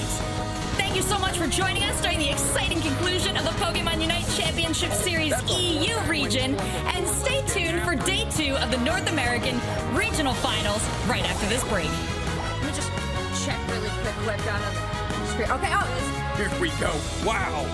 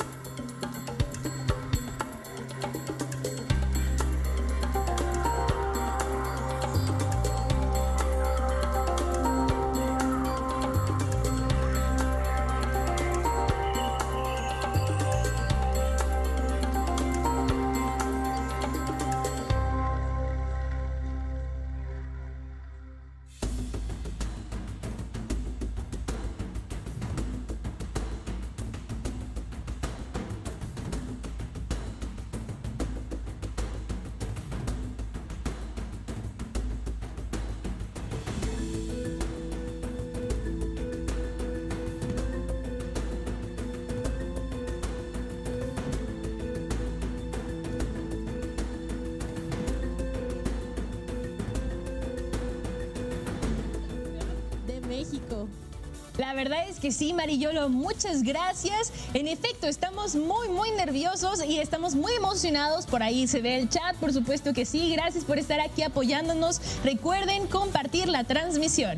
Por lo tanto, es momento de darle la bienvenida también a nuestros maravillosos caster que el día de hoy vienen con absolutamente todo. Toon y Stroke, ¿cómo están, chicos? Bien, ya con al 100%, tuvimos ahí un level up, un power up, nos dieron unos ítems y ya estamos al 100. Ahora sí, estábamos como que al 90, como que se nos bajaron un poquito las pilas porque hubo mucha emoción en la primera región, pero mi hermano Toon, ya estamos con los de nosotros, estamos en México y acá, hijo, creo que ese es uno de los lugares con el juego más agresivo que se tiene desde el comienzo hasta el final. Entonces, a ver qué tal se pone, mi hermano. En efecto, recuerden, banda, que de aquí también saldrá un representante más para Londres y esta vez son los nuestros, son los mexicanos. Y en el Día del Padre, por cierto, hoy es Día del Padre aquí en México, así que un saludo a todos los jefes que nos anden viendo ahí desde sus casas, acompañando a los chavos, acompañando también a sus propios jugadores, ¿no? Porque también les estarán echando porras ahí, tanto a Brave Build Silver como a Poké Champions de Brave Birds. Tenemos a Bucio, Garo, OG Alex, Picagod y Skyfire. Y de Poké Champions tenemos a Hefesto, My Friend, Reggie, Sunshine y Minato. A las 2 escuadras con sus representantes pertinentes. Y bueno, yo he visto a Picagod súper activo en redes, al igual que Garo, han estado posteando el avance del bracket. Ahí hago una invitación a todos los que nos están viendo a que vayan a seguir a los jugadores de todas las regiones, porque mientras más apoyemos al talento regional, ya sea de Sudamérica Oeste, ahora que es México, o de Centroamérica, pues vamos a seguir creciendo en los esports. Recordemos que ellos son nuestras estrellas. Ahora vamos a ver la carta del Pokémon, bueno, más bien de los Pokémon del jugador Garo en estos momentos, que también está en Brave Beard Silver. Se me trabó la lengua, es que, amigos, tenemos una jornada larguísima en estos momentos y no he parado de hablar el monólogo, pero estamos viendo aquí a Jupa y a Eldegos Main Support, como sabemos, nuestro queridísimo Garo. Y les digo, muy activo en sus redes sociales. Si lo quieren buscar, justamente trae esa fotito de la calabaza de Pikachu como foto de perfil en Twitter. Y bueno, muy carismático. Justo con Picagod andan compartiendo todo lo que se anda viviendo por su lado en el bracket.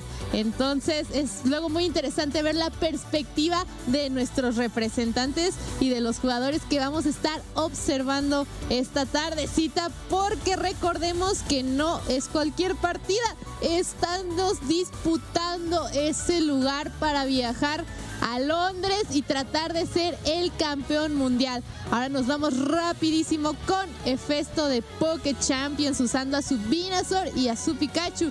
Vamos a ver si nos sorprende por ahí con esa selección de Venusaur. Ayer nos tocaron algunos, o si nos vamos más con lo convencional que es Pikachu. Recordemos que es más como un speedster que se dedica a hacer muchísimo daño a los contendientes que se encuentren en el mapa para diseminar las fuerzas. También sirve como distracción. Su vida es muy efímera, obviamente va a ir con ese botón escape para poder pues huir literal de sus contrincantes. Y ahora sí nos vamos rapidísimo a la selección de Pokémon, y muy interesante, ahí se ve un macho confirmado, Tun. Y parece que se está asomando otro por acá. La verdad, todavía están en su elección, entonces no podemos adelantarnos demasiado, pero lo que me gusta ver también, ay Dios, es que ya vimos un doble de Slowbro. Digo, Bucio al menos ya seleccionó a su Slowbro, y sí, ok, miren, yo sé que ya hablamos mucho acerca de que en Latinoamérica nos gusta ir en contra de la regla, nos gusta apoyar y decidir, oigan, nosotros vamos a ser los que impulsemos el meta de X o Y personaje. Pasa mucho en otros juegos también, pero aquí en Pokémon Unite parece ser que Slowbro y sobre todo Machamp son los que van a salir a relucir. Y bueno, vemos también ahí un Pikachu del lado de OG Alex. ¡Ay! Tenemos un cambio. Esperen, Minato parece que va a irse por otro Pokémon que también va a ayudar bastante. Es un Trevenant el que nos va a deleitar por acá, Mari. Así es, ya estamos viendo ese Trevenant que se está asomando por ahí. Vemos ya los Dragonets, que son pues convencionales, y yo creo que en México más que en otras regiones se puede vislumbrar muchísimo estos Slowbros, y los Trevenants los estuvimos viendo también muy protagónicos en todas las peleas. Entonces no me sorprende que nuevamente los estemos viendo. Recordemos que aunque seamos pues todo LATAM, tiende a haber estas diferencias. Pero sin más preámbulos, amigos, nos vamos al primer juego, a saber quién se queda en esta victoria. Dejo a los casters preparados.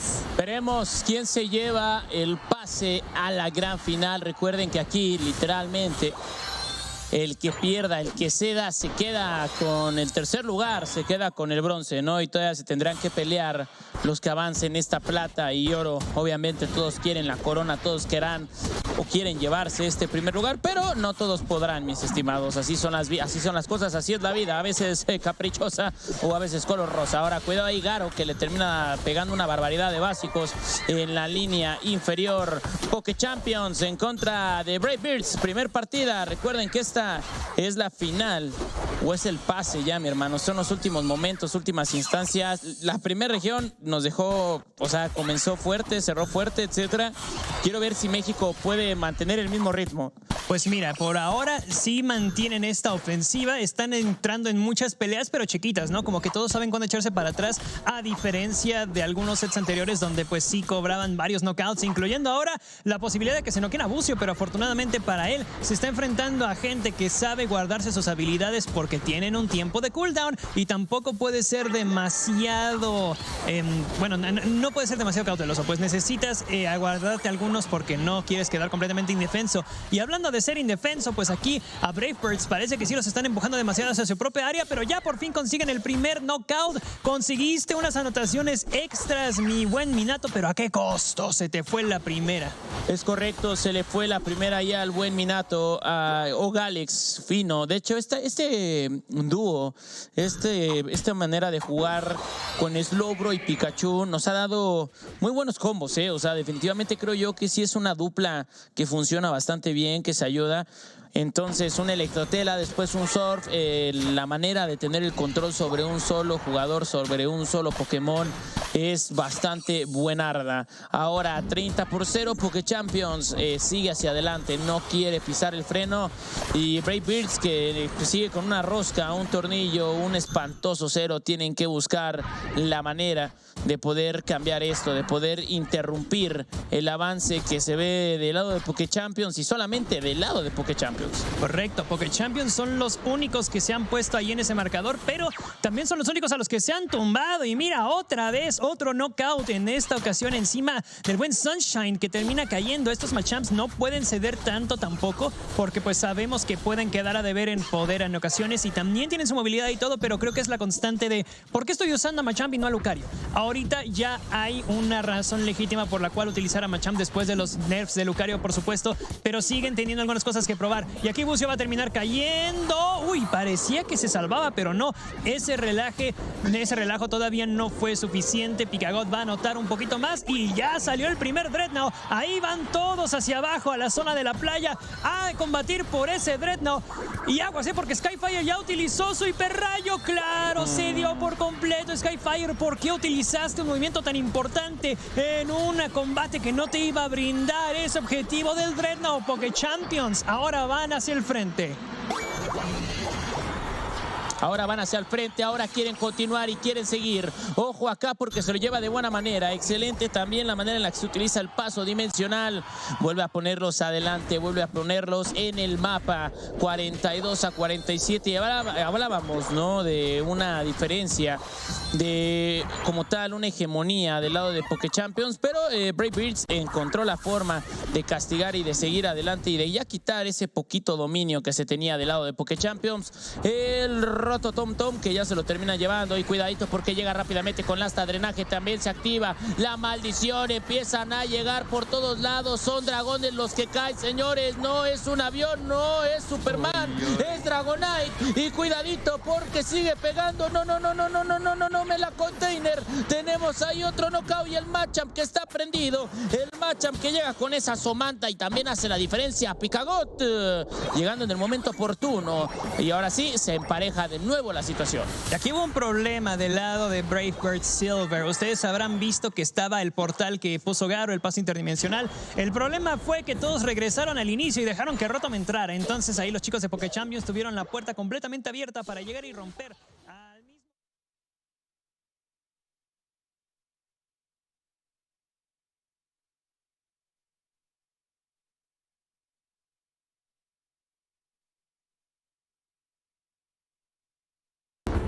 Score, but they did, and now this game, oh boy, Full Send's in trouble here. This game is not over yet. We have a 20-point differential. They wiped the entire team. What an unbelievable fight.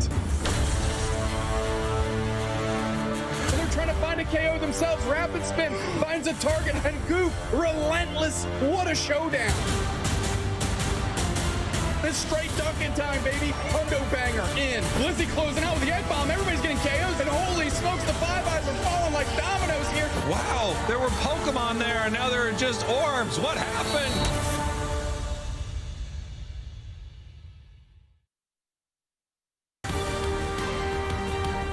Welcome to the Pokémon UNITE Championship Series. We're getting ready to kick off day 2 of regionals in North America. We already had a long day of EU regionals, and we crowned our 2 champions that we're sending on to London.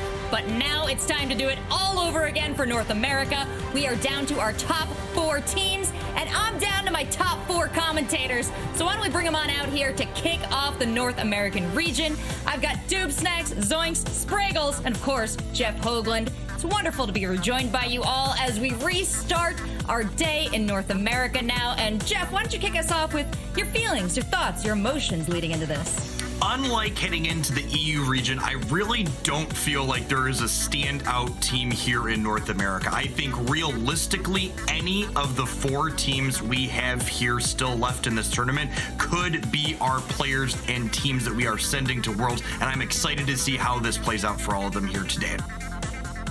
As Spraggles, we're coming in with a bit of a meta mix-up here. Teams have been making a bunch of different compositional choices. How have you been enjoying the competition? I have been loving it so far, Seltzer. Yeehaw to you and yours, everybody. Let's get some Dragonites in these games. Let's go. I do not know who is going to take the spots here in NA. We have 2 teams that are going to be heading to the World Championships. But let me tell you, this IX and Blackhand game to start is going to be hot. These 2 teams have barely lost any matches. Only Blackhand lost a single game throughout this tournament.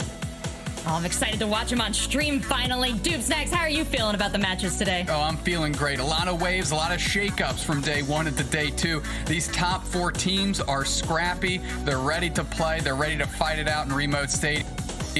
And 2 of them are going to London. So we're going to be. And Zoinks, this is another crop of talent that you know very well. You've been talking to these teams. How are your feelings about their feelings this weekend? My feelings are outwardly expressing. I feel like I'll break into tears or laughter at any given time. It is wild to me that we had such a crazy day of bracket play yesterday, and we have an entire another day of games to watch. North America is delivering in entertainment, and we're going to deliver 2 champions today. Yeah, we went through our bracket yesterday. Like I said, we're down to our top 4 teams now. And Doobsnacks, we're changing things up a little bit in how we're playing them out today. Yeah, absolutely. In day 1, we had 24 squads, 4 pods of 6 in a round-robin group stage there. The top 2 teams of each one met in a top 8 double elimination bracket. Double elimination till that top 4, that is, and that's what we're looking at today, where we'll continue that best of 3 double elimination to see who lands in the grand finals. And our 4 teams today are going to be IX Gaming, Blackhand, Team TOS, and Full Send. I'm so excited for the matches coming up today. It could be anyone's championship. 2 teams punching their tickets to Worlds in London, but only 1 team going home with the lion's share of the prize pool. That's $20,000 this weekend, an overall prize pool of $50,000, the largest yet in Pokemon Unite until we get to that World competition. So every match matters, and that last match is going to be for $10K. Taking a look at the bracket now, we don't know what that last match is going to be, but Zoinks, do you have any ideas? I got a few predictions of my own that I might hold close to the chest, but we have had an amazing bracket so far. Crazy upset games. IX Gaming knocking down Gaming Gladiators, and they actually got knocked out of the tournament by their rivals in Full Send. Also, look at Team TOS on a burner, knocking out a hot reclassified team, also IXGT, and now they find themselves in the top 4. So many storylines in North America. So many storylines, and I'm glad we don't miss a word of it with today's match schedule. We're gonna see everything, Spraggles. IX Gaming versus Blackhand is our first match of the day, and that should be incredible. IX hasn't lost a single game. Blackhand only won throughout this entire tournament. These 2 teams are incredible, and the winner of this match goes to London. Not immediately, but you get it. They punch their ticket to Worlds. Then on to the losers semifinals. Full Send and TOS get to fight it out to see who can go to the losers finals and hopefully make it back to those grand finals so that they can make it to the World Championships. Here we go. Absolutely. We're just about ready to get into games. So Spraggles, Jeff, I'm going to send you off to our skybox to watch these matches and analyze after the fact. Snacks, Zoinks, let's head on down to the pre-match lobby and take a look at what we're going to see in this first match.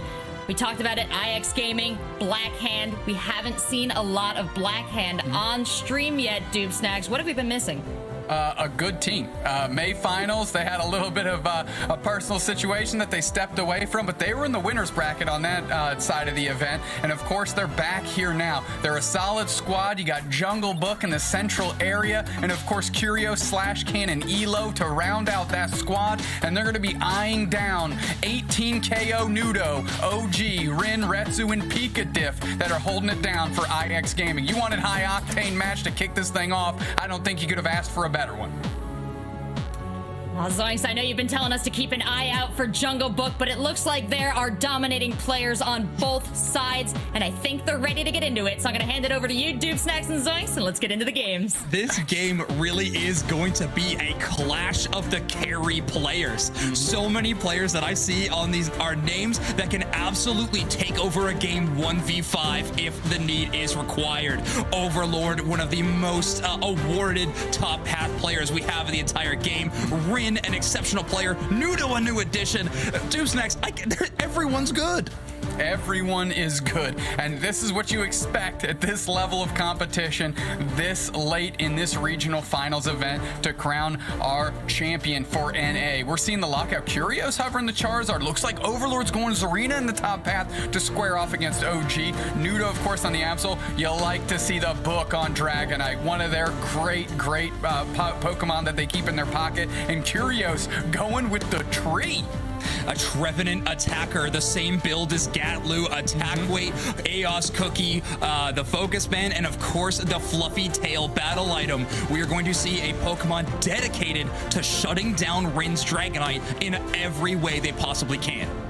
Just a tip of the cap to EU. We're going to focus on NA, but that just shows how good Nouns Esports is. A thing that we hadn't seen before shows up for their regional finals, and here we go. We're seeing in our first matchup here, but in the hands of very capable players.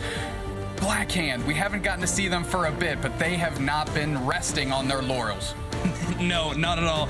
Off broadcast, they've been absolutely making a tear through this bracket, going 5-0 in group stage, dropping one single game inside of a match, but never a full match. They are playing phenomenally. Gang's back together with Jungle Book on the squad, and they're looking good. They're looking real good. OG and Overlord. OG gets a little bit of this early advantage in terms of just strength of characters here, and Nudo going to be looking to stack early.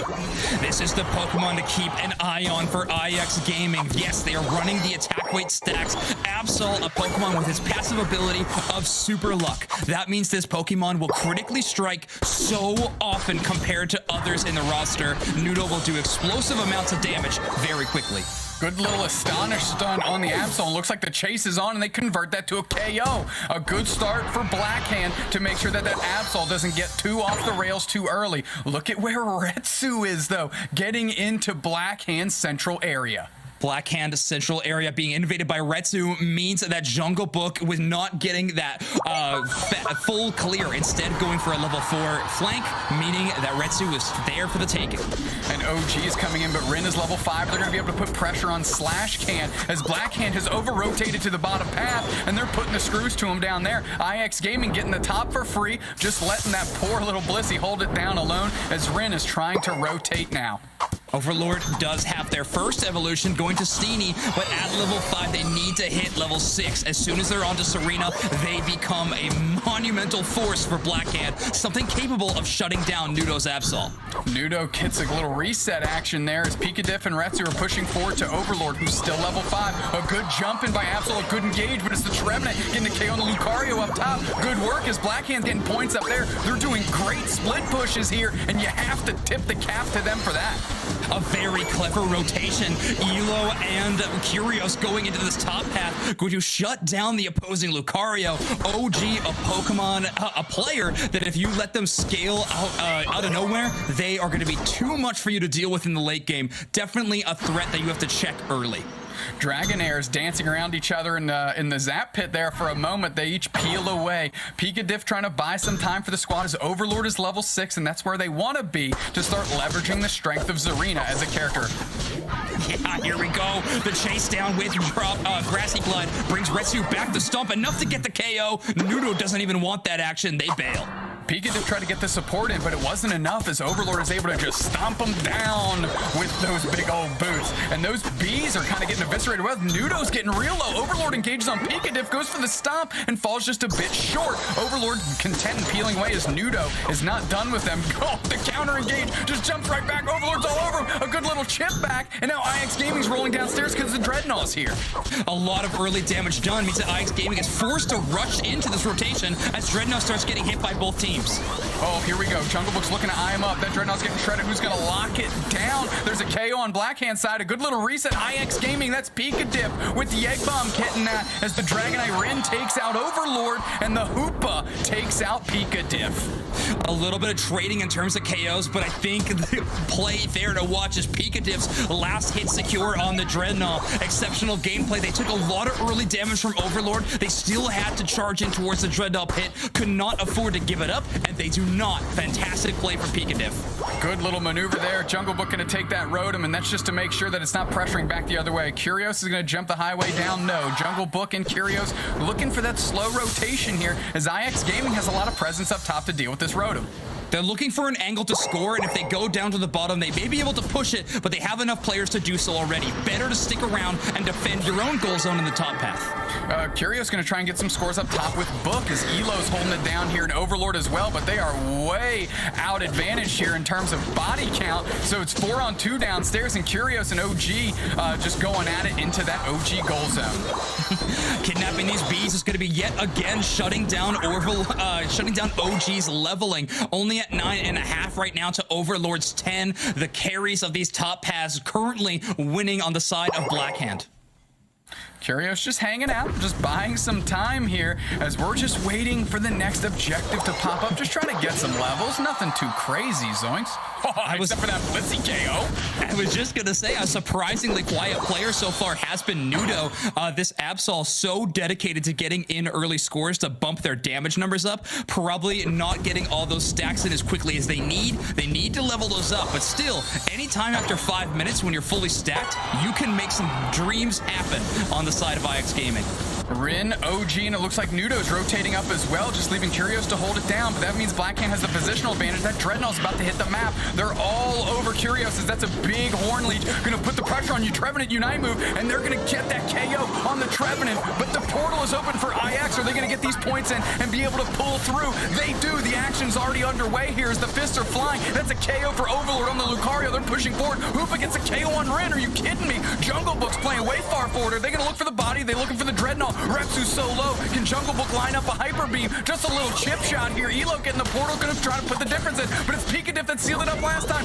Not this time. Nudo gets a KO on Hoopa as Blissey seals it up for Blackhand, of course. What a look by Blackhand, and what a counter push by IX Gaming.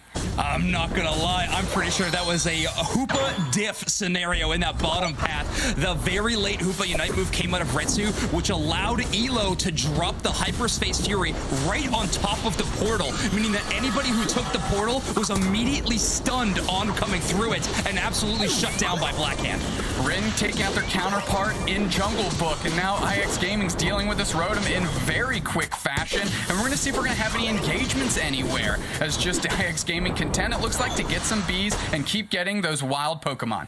Extremely close scoreline. Same is the story in terms of levels.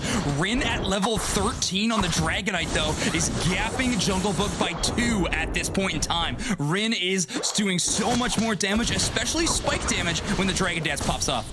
They're going to be trying to leverage Overlord there to help Jungle Book make that difference. As Curios babysitting that top goal zone, it looks like Nudo and the Blissey are rotating that way, and it might be be up to Curios again to hold it down. Curios is a pretty solid answer to what Absol wants to do. Those high HP targets can be tough to bring down with Absol, who does more damage when their health pool is at under 50%. Curios bringing the fight to those 3 players for IXJ Gaming, making them realize that there's a player there, but the Blissey on the backside is getting some points in. Unite move by Rin trying to use it early here, gonna think they can get it back up in time. Nudo jumping over, we got a little action as the Slash Can's caught out. They get KO'd, no problem, because that's a 4-on-1. Slash Can does go down. They'll be up even before that 3rd Dreadnought of the game, so if they want to chase after that objective, they should be there in time. IX Gaming with a huge collapse there, but now Black Cat knows they have so much dedication around the top path of the game. If they wanted to make a play towards bottom path and Dreadnought, it would have to be on the back of Retsu's Hoopa.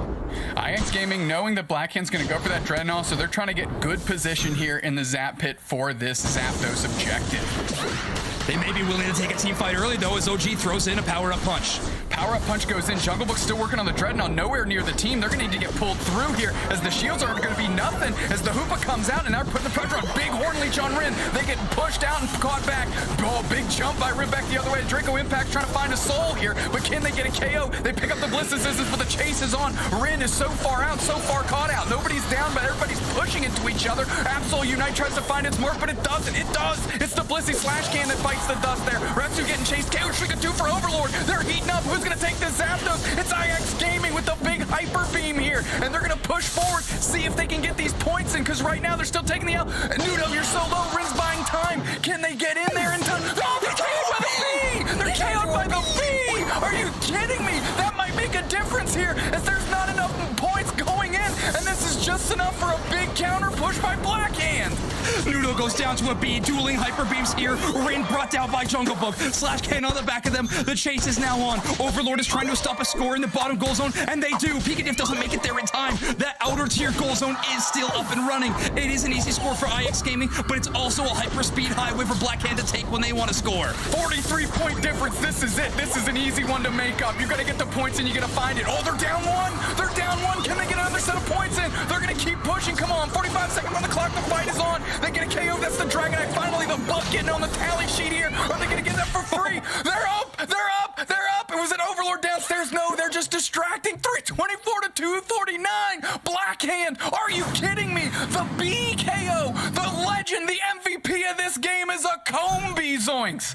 Blackhand has caught that Combi and trained it up to be an absolute carry Pokemon. Defending an outer tier goal zone is no easy feat, though. The healing is not immense. Right now, Overlord needs their OG needs to score. Pikachu is next up. If they can find it, Serena stops the Dragonite. 10 more seconds, and Blackhand is still in the lead. 7, 6, 5. We're watching. We're paying attention. Looks like everybody's jumping that out exterior goal zone. It's a tough one to defend, and they knew they needed to because they didn't have any points to give. Blackhand, you kidding me? Takes game 1. The 6th man off the bench, the Combi, you legend, getting a big-time KO on Nudo, and that's what spells victory for Blackhand. I think I've seen it all, Zoinks. Yeah, that absolutely takes the cake there. 10 KOs for Overlord. I think we should add a 6th member to this overlay. The Combi getting some numbers in for sure. Blackhand takes it. Overlord putting off an exceptional performance, though. One point I wanted to mention in that final team fight, who the Serena decides to unite is a very important call-out. They actually shut down Pikachu, completely eliminating the Bliss Assistance option for their team. And just a great job. Look at the damage numbers they're making happen. 127,000 damage for Overlord. You can't soft boil your way out of those kind of numbers. Come on, Overlord. Straight bossing and ready to play in Remote Stadium. We gave a lot of shouts to the Combi Doof Snacks, but I want to remind you, even if Nudo did find 100 more points in that score, they'd be up by a slight lead in the end, but Blackhand had 3 members of IX Gaming KO'd in that final push. If they needed any more points, they would have pushed that extra mile. I think Blackhand probably had this one, no matter what, thanks to the team fight after the Zapdos. Look, Michael Jordan had Scottie Pippen, that Combi had Overlord together. They got it done. Blackhand up a game in what was the most ridiculous final fight and most ridiculous last 2 minutes of scores I think I've ever seen. You can't ask for more than that in the NA Winners Finals for the Regional Championship, Zoinks. Combi might be sending a team to Worlds, Doof Snacks. This is the best timeline that we have ever been a part of. But look at how this team play has been going out. Absol, a speedster Pokemon, so good at deleting enemies at low HP. This Pokemon was putting in a lot of team fighting pressure. Oh, here we go. And this was about that engage on Overlord. They hunt down Retsu a little bit, and they get the KO there, giving them the player advantage. Still sealing it up, but what that does is opens the door for tons of damage. Book actually hit both Rin and Nudo with that Hyper Beam, making Nudo so low. What a perfect assist to this Combi that Jungle Book Hyper Beam was. You legend. I will never talk across about a Combi ever again, and neither will Blackhand. As Book goes for a little Dragonite on Dragonite action here and gets the KO, you're going to see the bell ring up. Whoosh, ding, ding. Yeah, Jungle Book making it look good. Didn't find the last hit on the Zapdos, but that's okay. They found it on their opposing Dragonite. This defense here by Nudo was pretty legendary. Retsu trying to throw in their own little bits of damage, but they don't have too many AoE damaging options. Not able to stop a lot of the scores, and this is where they came in. The 31 going in there. Great heads-up play. They needed it quick because the jump pad was back. Yeah, the quick 62 that went in there was the difference maker in this one. And look at Overlord sticking at home, catching Rin with that Unite move, making sure there was no gut goal zone shenanigans happening. Slash Can getting the tip of the cap with the Blissey and the amazing support in that game. We just didn't have the Combi graphic ready, Zoinks. I'm going to be honest with you. Yeah, that's fair. We'll have to workshop that for sure. But Slash Can, I think, has earned it throughout this entire game. Slash Can putting in a lot of work beside the Arena. Now, yes, 127,000 damage for Overlord. Definitely needed a bit of support to get to that number. Slash Can has been a phenomenal player. Another one of those players who came to Pokemon Unite from playing professionally in other games, and you can see that experience in server in these championship matches. That's without a doubt. We got a little tweet from Jungle Book. Let's jump into the social action here. I'm thrilled to announce that I am reuniting with Blackhand as the starting Central Area player. With my school semester coming to an end, I am ambitious and hungry to enter for as ever to win Worlds. Mark my words, I'm back and I'll cement myself as one of NA's finest again. Off to a good start is the old Book, and as I like to say, the book is back. Jungle Book 1_ was then Jungle Book 2 is who I'm looking at now. The sequel is here on the run back with this team, and they found themselves up 1-0 in the winners finals right now. Yesterday on broadcast, we could not stop talking about IX Gaming's dominant run through their brackets so far. The Absol from Nudo, whatever Rin wanted to play, and Pikadiv's amazing Blissey play really shot them all the way to the top. But now, in this game number 1, Blackhand has seemingly found an answer. Yeah, we kind of talked about a little bit in the Gaming Gladiators IX game yesterday, and is Trevenant going to be the one to make the difference? It's so stout, it's so big, and it's a little tough for Nudo to fight through. However, Nudo, incredibly experienced on Absol, made it work and got like a bazillion KOs that game. However, the combination of Zarina and Trevenant, and along with Jungle Book rolling through with Dragonite, I mean, it looks like a quick recipe for success. It certainly worked out in game 1, and of course, one trained up Combi later, and Blackhand is one game away from going to Worlds. Absol is an interesting Pokemon to discuss in this current metagame we're finding ourselves in. And what I describe it in terms of macro strategy is a Pokemon that is a win more strategy. If you were ever in the lead as Absol, it is so hard to steal the lead away from that Pokemon. So tough to KO them, tons of mobility, huge damage spikes. They can punish an enemy Pokemon that's a lower level and keep them there for as long as they want. But Slash Can and Overlord's play within the bottom path or top path, wherever they rotated together, they were shutting down Nudo and not letting them get too far ahead. Yes, they had KO impact later on in the game, but where it mattered most in those early minutes, they weren't finding anything. Well, unfortunately for Nudo, their great performance yesterday is going to be a little bit overshadowed by the performance of one Combi today. And this is on the retreat here, just doing they're trying to get to that goal zone. They're trying to get to that goal zone as Rin is buying time with the Hyper Beam, and that Combi goes, not today. Not this is today. Look at that little chip shot. Come on. Too good. That's a tackle, right? That's a level 1 tackle. Getting it done. Getting it done for the Combi. God. Come on. bug bite, a string shot, maybe even. Could have been a string shot. Unfortunate. Listen, the play, that's tough for sure. But let's not forget how phenomenal a player like Nudo is, okay? I do not want to shut that down. Nudo is phenomenal. So much of their bracket wins has been on the back of this player, and I'm sure they're going to be coming back in game 2 with an even fiercer game plan. I mean, they earned the moniker 18 KO Nudo, so, I mean, there's certainly no slouch and nothing to be slept on. Of course, a ridiculous circumstance requires a ridiculous response, and that's just where we're at. Blackhand's going to be on the right-hand side of your team. Looks like they're getting ready to queue up the same squad, and so is IX Gaming, both very comfortable with what they've brought onto AO Silent today. Yeah, I'm pretty sure I called them Thanos one time. So yeah, definitely a big Nudo fan on my side here. But yes, very similar compositions going in on either side. Pikatif running the classic tank item loadout of Focus Band, Buddy Barrier, Score Shield, whereas Slashcan instead is opting into the choice specs. This is going to be to add a little bit of extra damage to not only their Egg Bomb, but maybe even their big Bliss Assistance Unite move. And that might be the difference between a KO and not a KO, or a secure and a not a secure. So those are the little type of micro decisions we see when we see those item loadouts that you really kind of have to keep track of, because those small little margins might be the margin of victory here in game 2. That margin of victory is coming ever closer, 10 minutes away from Blackhand potentially securing their spot, not only in the grand finals, but in the World Championships in August. This team wants it so bad, but IX Gaming is absolutely the team that can shut them down. Blackhand has to be motivated. Top 4 finishes in every single event we've had. Never in the grand finals. They're looking to change that today in a big way and punch their ticket to Worlds. Here we go. Overlord back on Lucario, not on this arena, and they're going to be moving through that top path as Curios sticks with the tree. Interesting adaptation, but Deuce-Nax, like you were talking about storyline-wise, it is so tough to be so good, but never the best. Blackhand needs to change that narrative today if they want to find themselves in Worlds. This bottom path, though, is always an elite look for this squad. Curios finding themselves down here on the Phantom. Yeah, OG getting a little pressure from Overlord. They're going to run back, but I was trying to keep an eye on Absol. Looks like they were running it down, trying to get a big-time KO on those weak level 3 Pokemon across the way. Great survivability from every person in the Blackhand bottom lane. Hoopa, Blissey, Phantom, not easy Pokemon to get a KO on.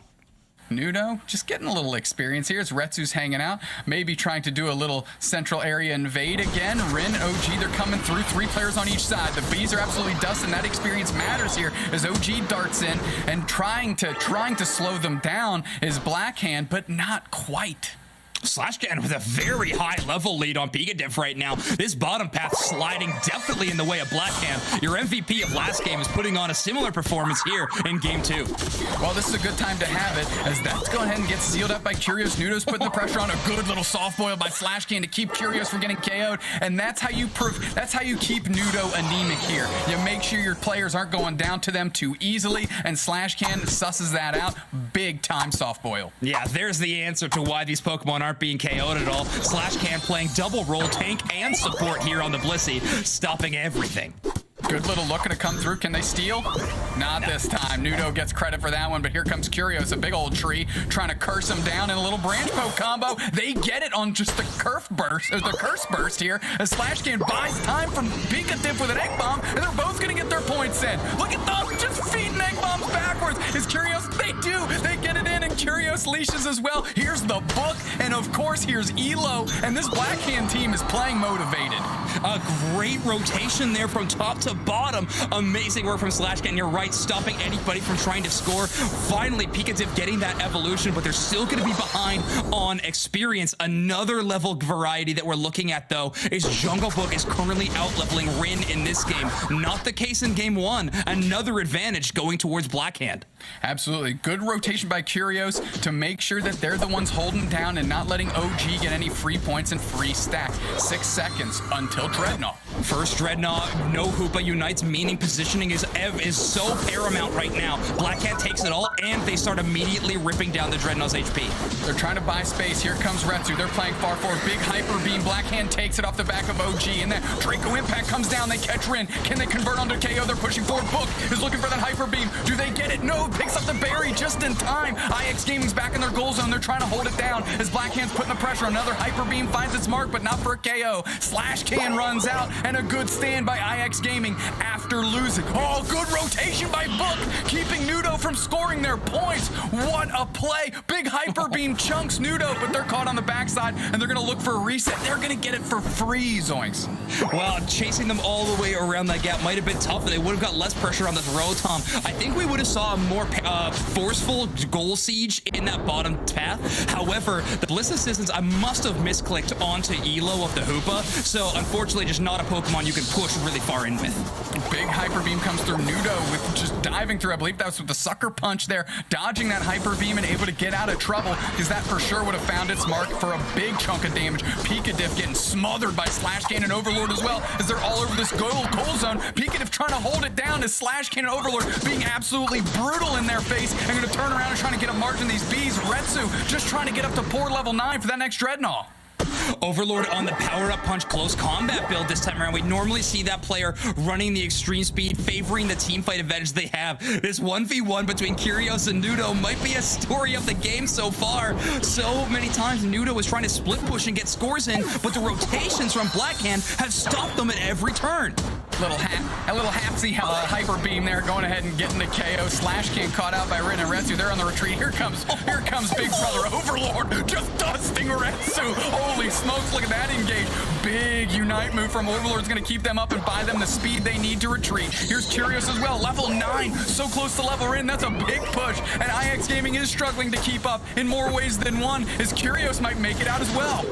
Focus Band still up and available for them, means that Hyper Beam is not going to take them out. Slash Can is Pikadiff goes down, and now Blackhand has an advantage at Dreadnought. They secure it with ease. Oh, now they're smothered. Oh, KO streak of 2 for Jungle Book. Remote Stadium turned into a library. Books are free, and they're everybody for IX Gaming catching that one.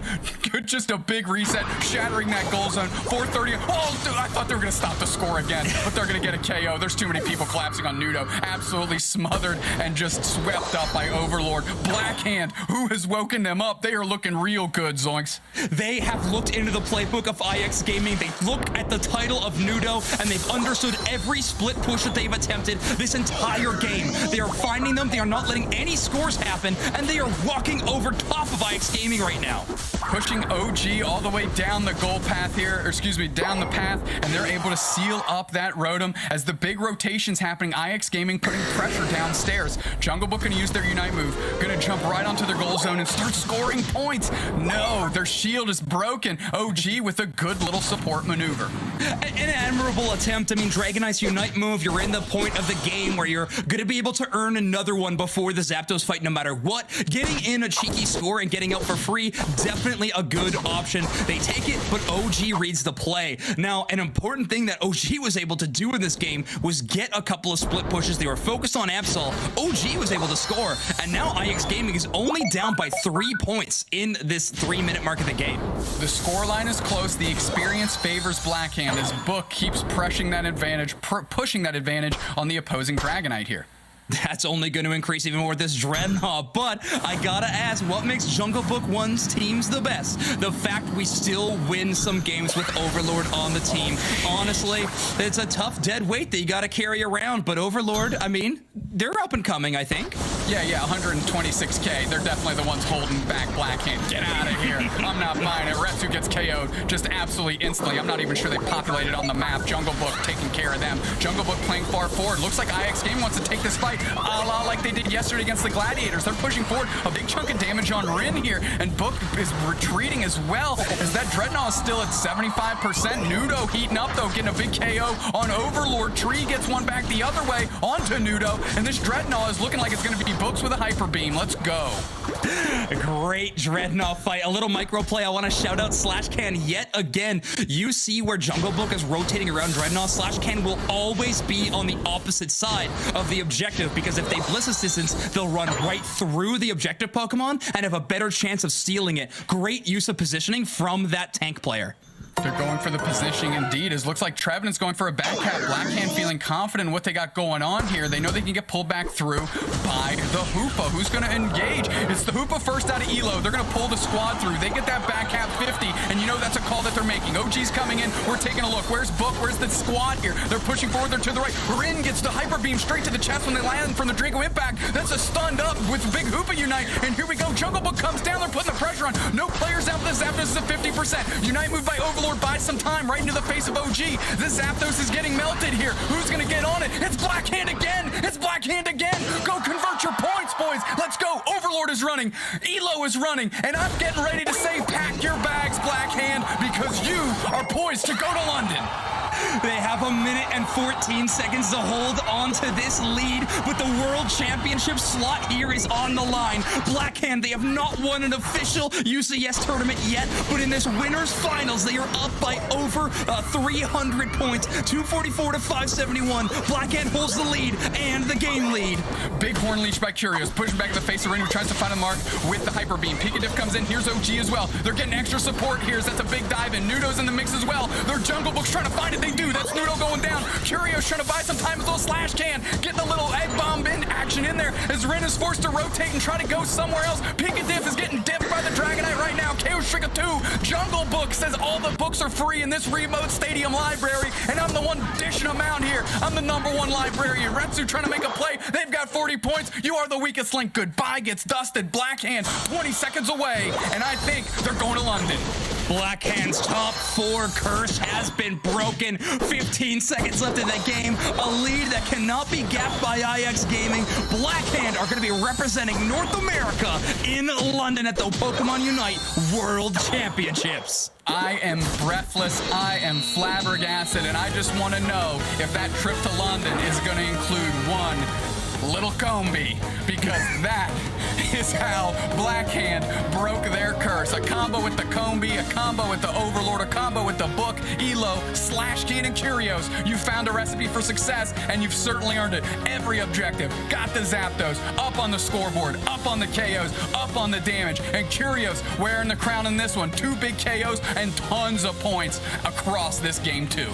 I think the crown is a great spot on Curios. Not only did they find themselves 2 KOs on the Trevenant, Nudo could not breathe without Curios being in their face. A great way to shut down that Absol. Curios played the individual defensive position, and they made it look good. Some nice numbers across the board. Rin with a very respectable 92,000 damage. This player is incredible, and they're not out of this tournament quite yet, Deuce Next. No, not even close. Pikachuff, hard carrying in the healing department here. 86K. Slash Can trailing right behind him with 70K. But you know that was a part of what made these teams successful, giving the sustain in those engages and giving IX Gaming a chance to push in the end. And counterpoint, Blackhand, that sustain in the middle. We take a look at that orange line. They're a little bit ahead. Finally, we saw IX Gaming bring parity. That Zapdos came to fruition after the Trevenant's Hundo Dunk, and bang, you just see that chart jump to the sky.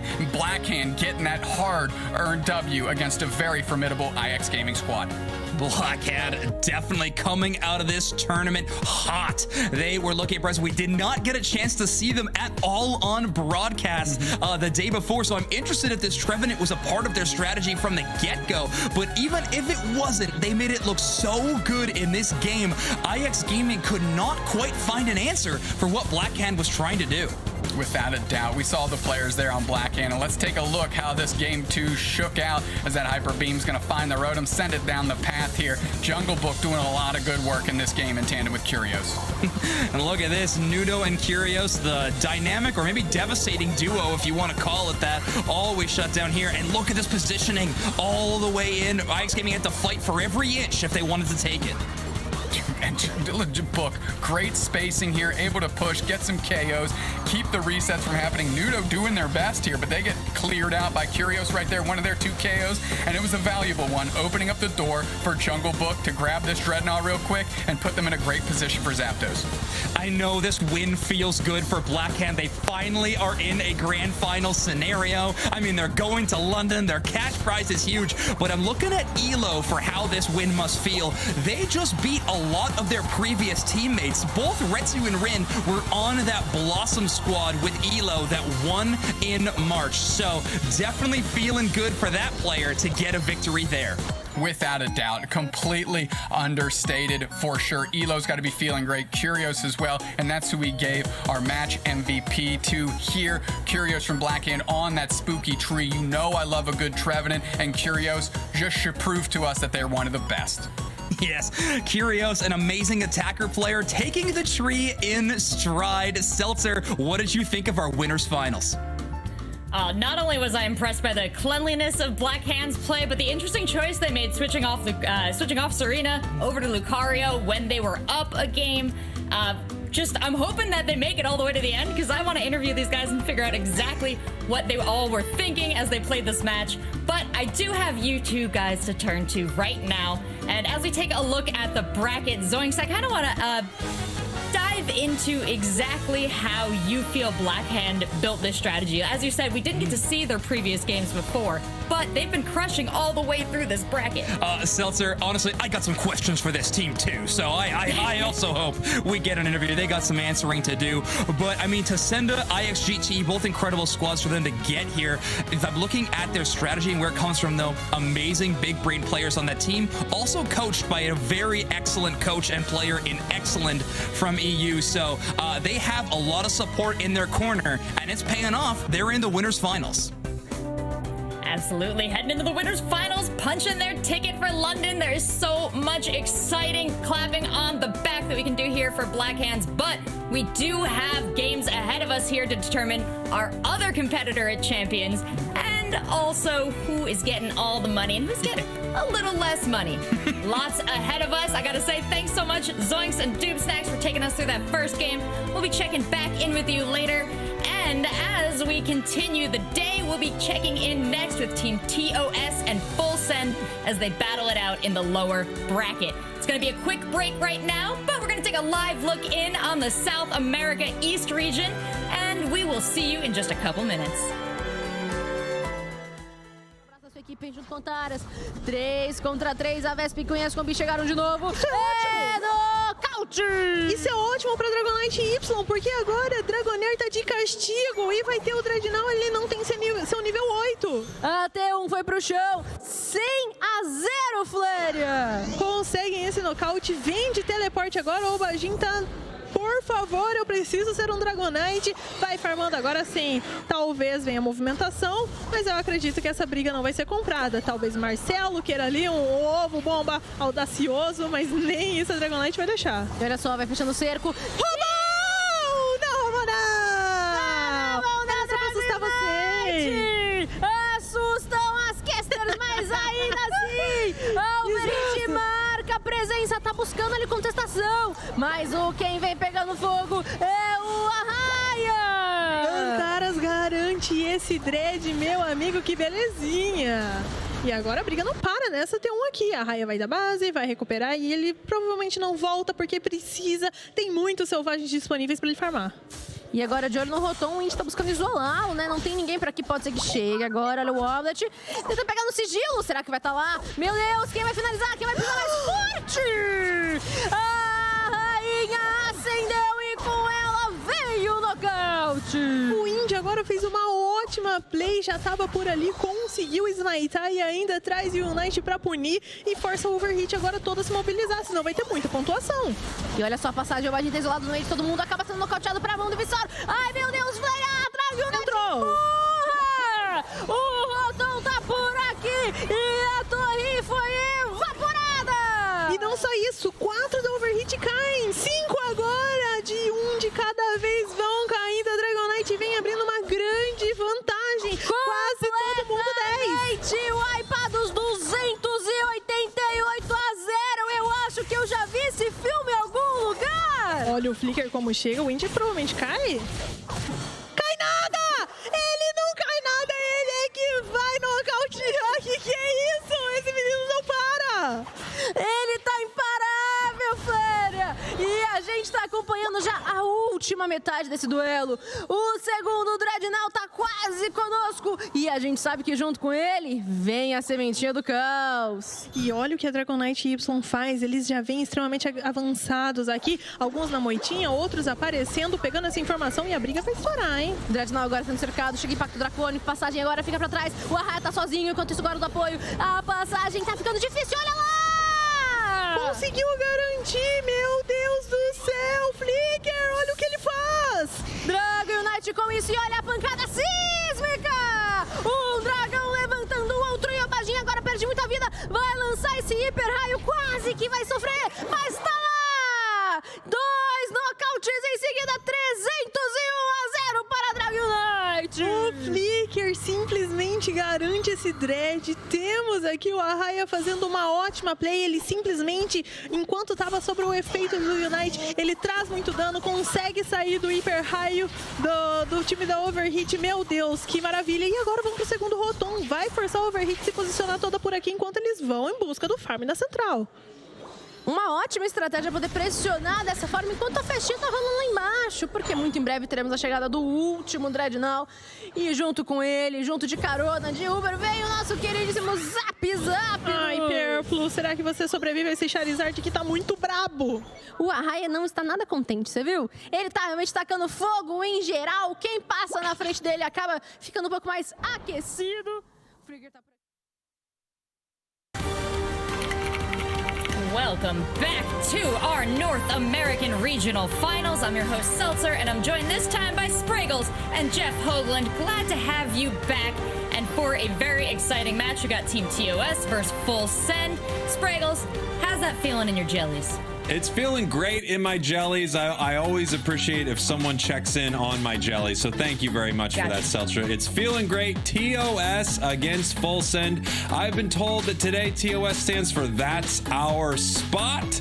And they're going to be going up against Full Send, the team that took down the Game and Gladiators, the champion team who has been to the grand finals many times. Yeah, Team TOS, I think, is definitely a little bit of our underdog story in the NA bracket. This is a team that I think a lot of people have been underrating, but we watched them play yesterday, and they were playing fantastic Pokemon Unite. And I think if they bring that same caliber of play back again today, we're going to have a fantastic set of matches here.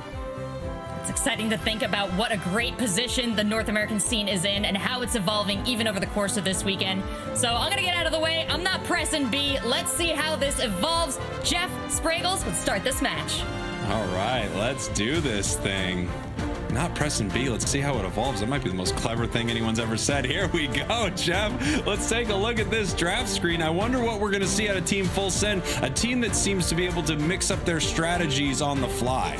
Yeah, we see the classic pink puffballs locking in on both sides. And I gotta say, I really like Team TOS's composition here. They have Sanji on the Zarina, which is capable of locking down that Dragonite at key moments, which we saw out of them yesterday. And then Aquilo on this Trevenant, seen this from a variety of teams this weekend, really able to control the positioning of key characters on the battlefield with that Hornleech at opportune moments.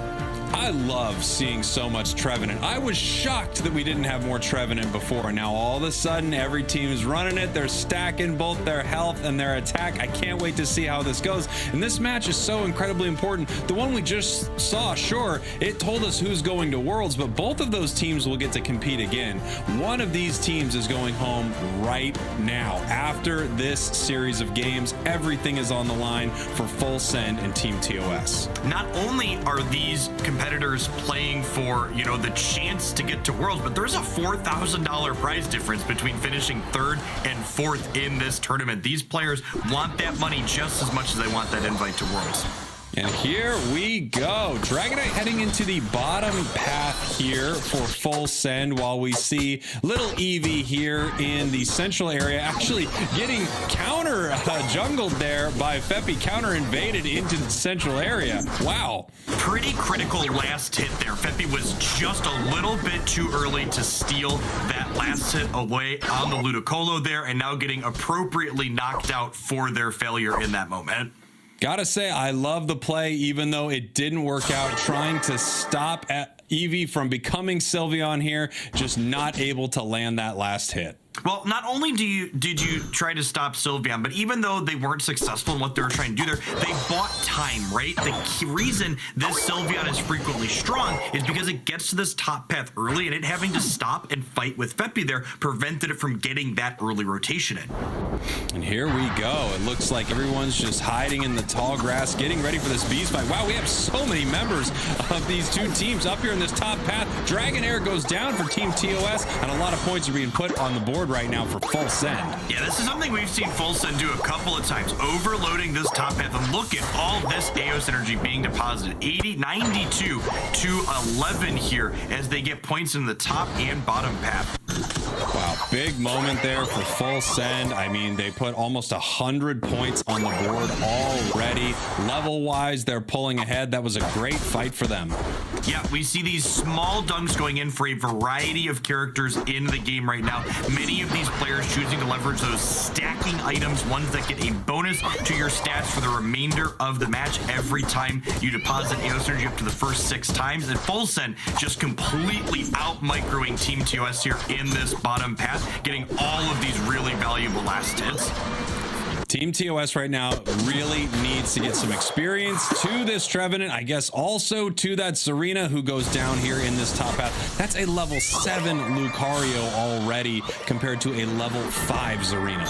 While this lead is obviously not great for Team TOS in the early game, this is a trade-off they are expecting to have. Zarina is a character that scales up harder than Lucario does. It has a larger impact in those late game team fights, so you know you're going to be weaker early at the benefit of potentially being stronger later if you can get your levels up to match.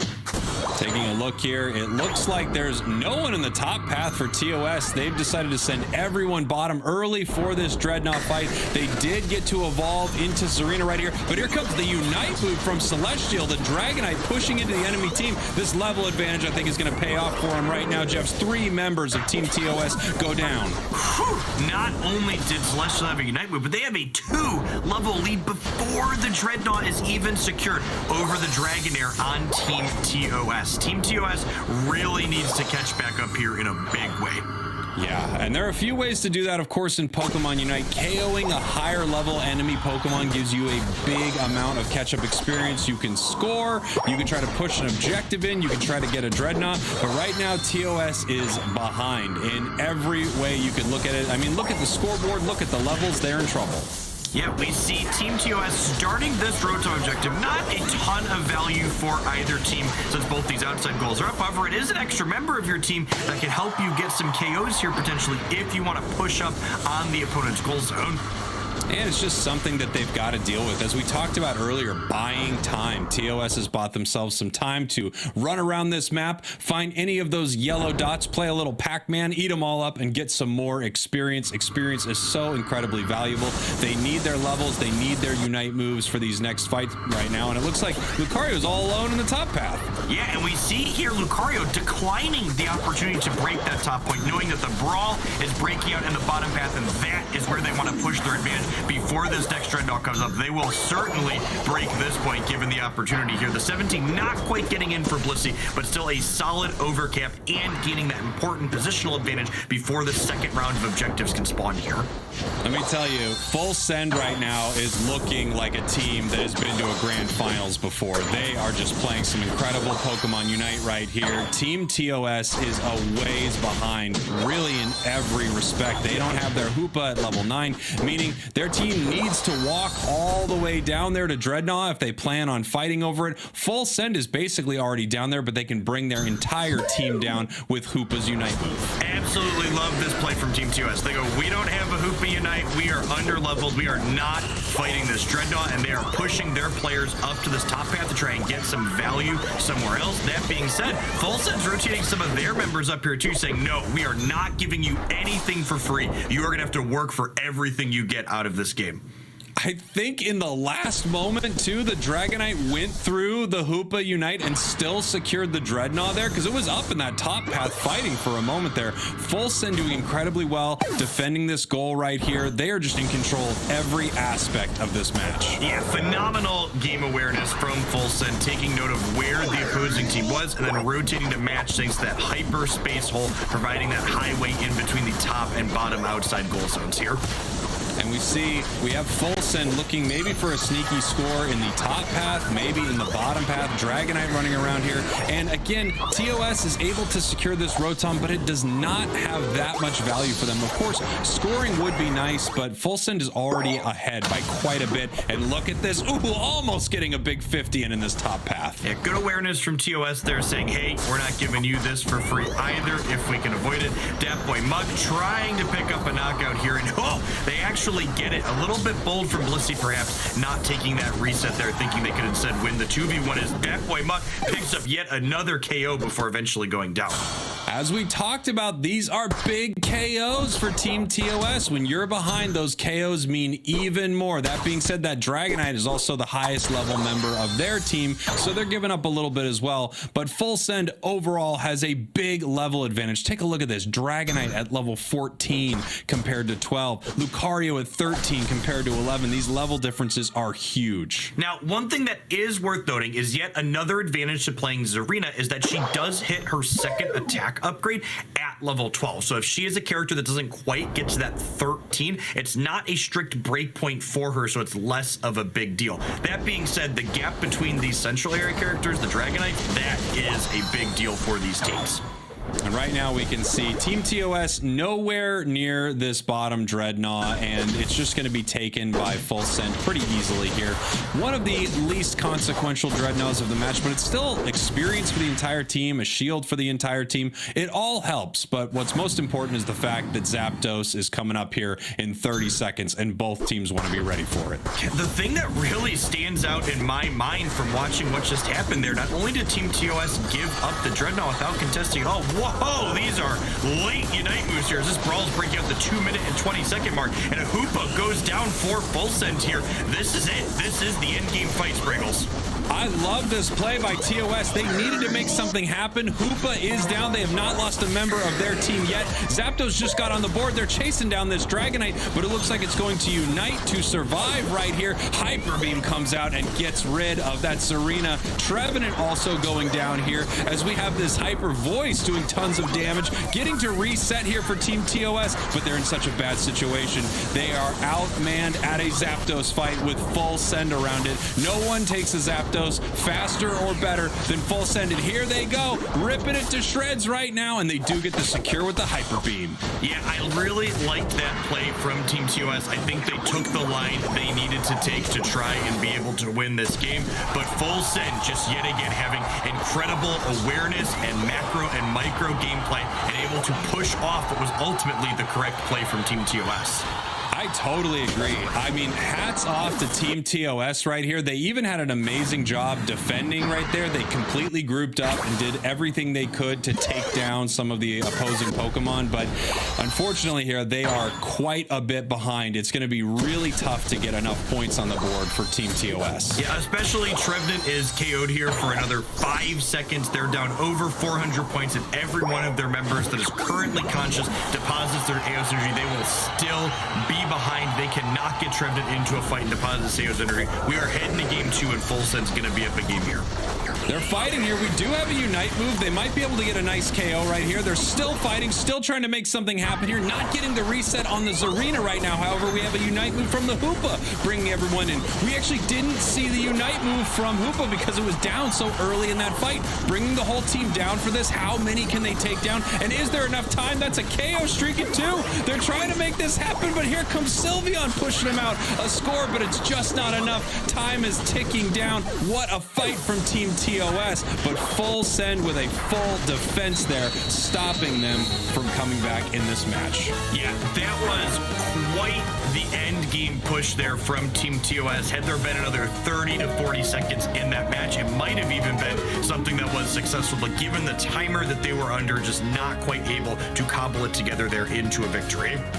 As I was saying in that match, Full Send looking like that championship team. 550-306. Full Send takes our first game here. One more of those and Team TOS is heading home. Full Send will be moving on to face IX for a chance to head to Worlds. Team TOS needs to pull something out here. Let's take a look at this. 9 KOs on the Sylveon here for Full Send. 6 for the Dragonite on Team TOS. Datboy Muck coming in with the MVP on TOS.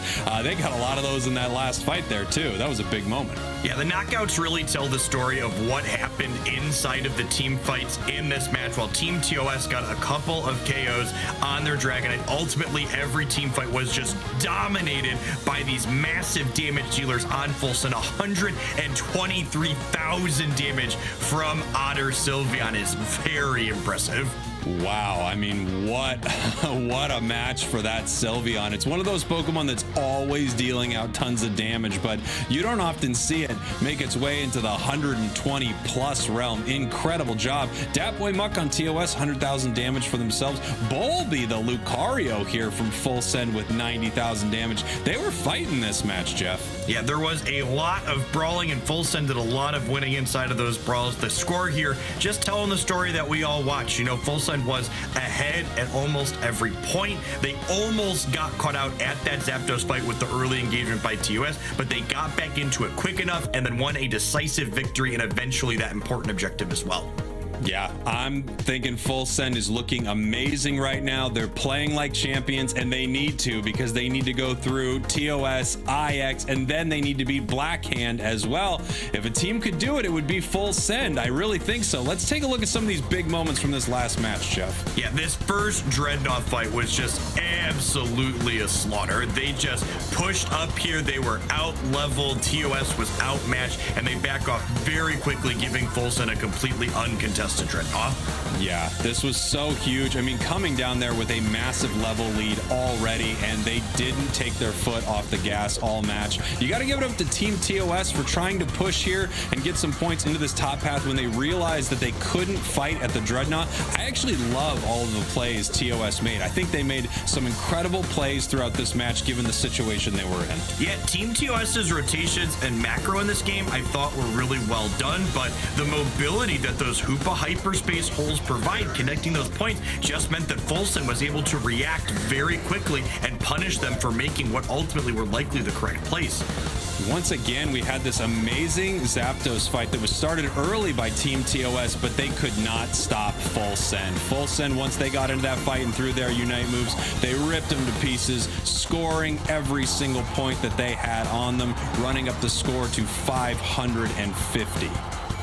Yeah, just absolute domination start to finish from Full Send here. I'm going to be interested to see, do we get some composition changes here from Team TOS after this game, or if they're just going to simply try some different rotations as we head on into our second game. Yeah, I don't know if this is the same team I saw from Team TOS yesterday. Correct me if I'm wrong, but I don't think it is. That being said, they did a great job in many moments throughout this match, but being so far behind early really hurt them, and no surprise here, the Sylveon Otter being our MVP here. 123,000 damage in that match, Joe. Yeah, in large part, Otter being responsible for the fact that Team TOS was behind. That Sylveon hitting that break point of level 4 and that power spike nice and early, allowing them to kind of get that advantage and keep it on the entire game. Similar with the Lucario in that top path, just so much better than Zarina before that level 6 or 7 mark. Speaking of Otter, let's take a look at a tweet right here from Otter. If I top 2 regionals, I will bless you all with the best cosplay you've ever seen. I assume that cosplay will be Hisuian Doob Snacks that I am currently wearing. I was fairly impartial going into this match, Spraggles, but the promise of a cosplay, I think I'm on Team Otter from here on out. I mean, you have to be, right? When you promise cosplay, I think that's really, really big. And I think it's time for teams to make more bold promises like this. You need to get people on your side. You don't only have to win on Eos Island, you have to win the hearts and minds. All right, as we head on here to the character select screen, it'd be interesting to see if we see anything different this time around from TOS specifically. I would be surprised if, we see Full Send locking in their same roster as they did in the first game. Really like that.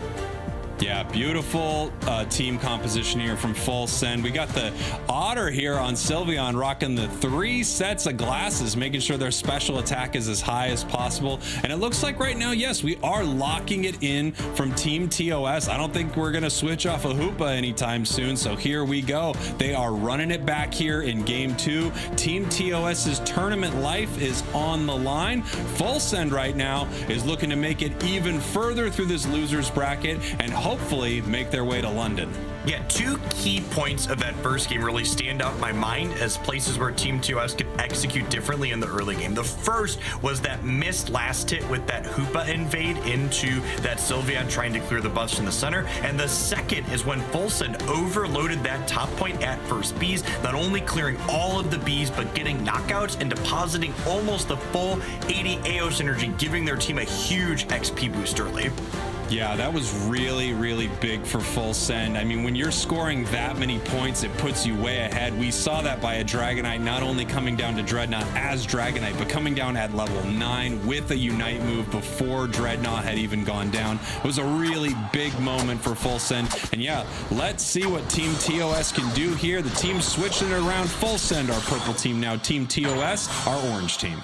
We see our top pathers running across each other in that handshake. Looks like Snow Points is in the bottom path along with all of our Hoopas there. Yes, no cheeky invade this time around, it doesn't look like. So we had Zarina in the bottom path for part of the time and then in the top path for part of the time. Is that right from last match? Oh, this is a rotation difference. You are correct. TOS putting their Trevenant into the top path this time through, similar to what we saw out of Nouns in the EU with the Zarina playing in the bottom path here to start. And we can see Datboy Muck heading into that central area, trying to evolve into Dragonair. They're very close right now. Hoopa and Sylveon for Full Send up here in the top path, while Lucario dines on a Corphish, trying to get its level 5, and it does. It is level 5 for these first bees. The rotation's looking a little bit different this time. Full Send putting their Dragonite into the bottom path to contest these bees, but getting pushed out here. This knockout could be huge, but Hyperspace Hole yet again, just providing support at a moment's notice. Wow, that was such a huge moment. Almost 3 members of Team TOS going down there to that stun and that Hyper Voice. Luckily, they were able to get out through a Hyperspace Hole. Jeez. We see Bulby here beating up poor little Chansey in the top half. Not even a big, strong Blissey yet, as we see the Trevenant there finally hit its evolution at that level 5.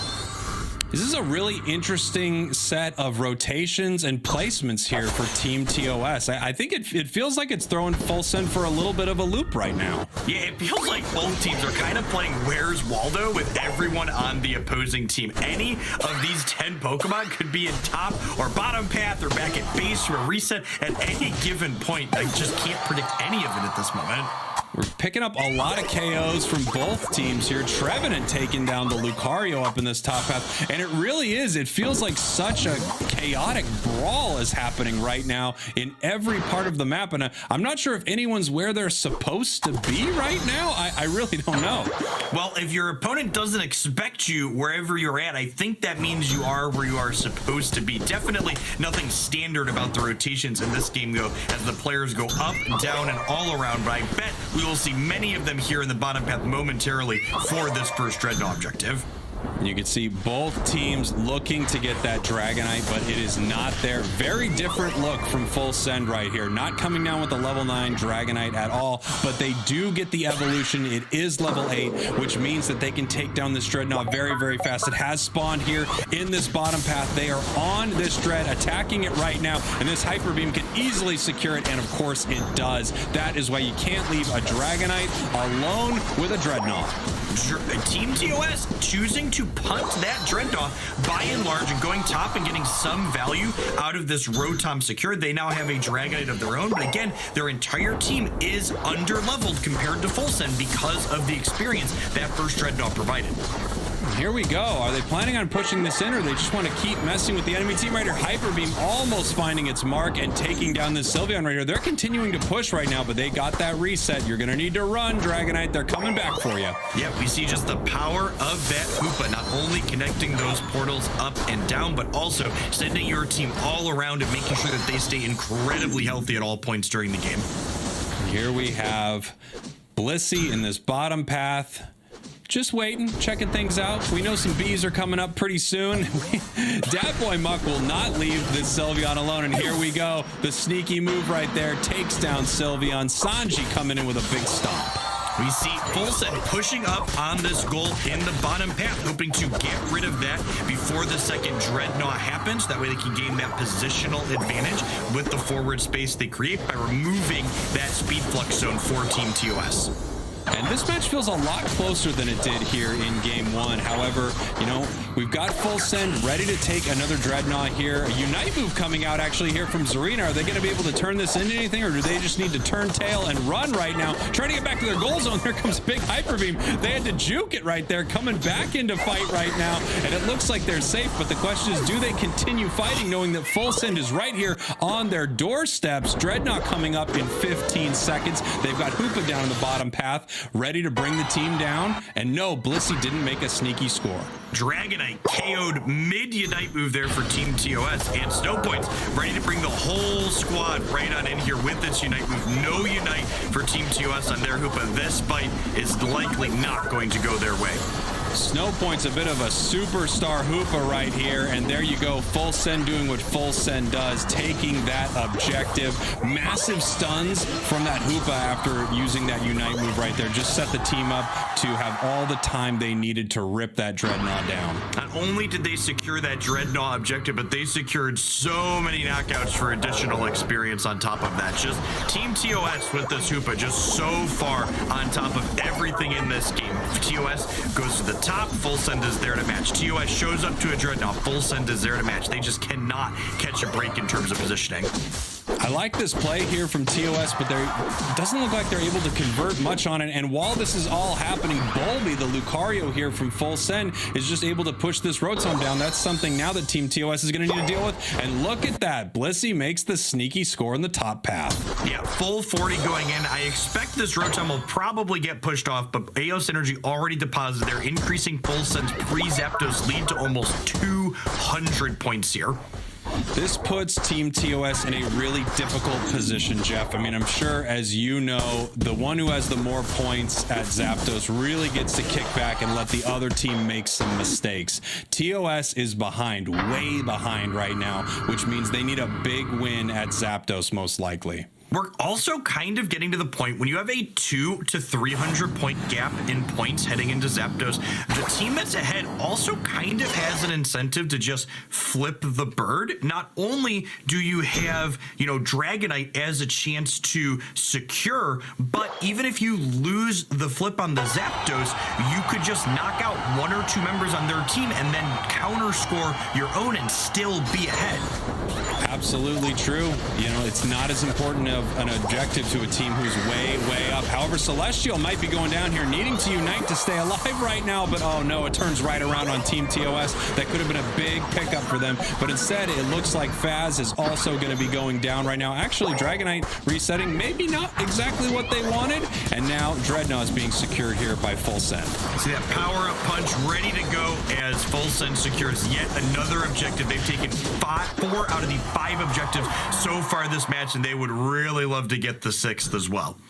Oh boy, here we go. Zapdos coming up in 15 seconds right now, Jeff. Team TOS's tournament is on the line. Full Send can taste moving forward and heading to London right now. Bulby going down, though. They picked up the Lucario, but they lost a Zarina of their own. This fight is happening right now. Zapdos is not yet here, and here we go. Unite moves being thrown down. It looks like that Hoopa is so close to going down here from Team TOS. It does go down, and now Full Send fighting here in the pit, pushing them out, getting ready to possibly take this Zapdos. Yeah, while that whole fight was going down in the pit, Otter actually had Dat Boy Muck pinned off in the top right section of the Zapdos pit there, keeping them completely boxed out, so they were nowhere near their supports in that engagement.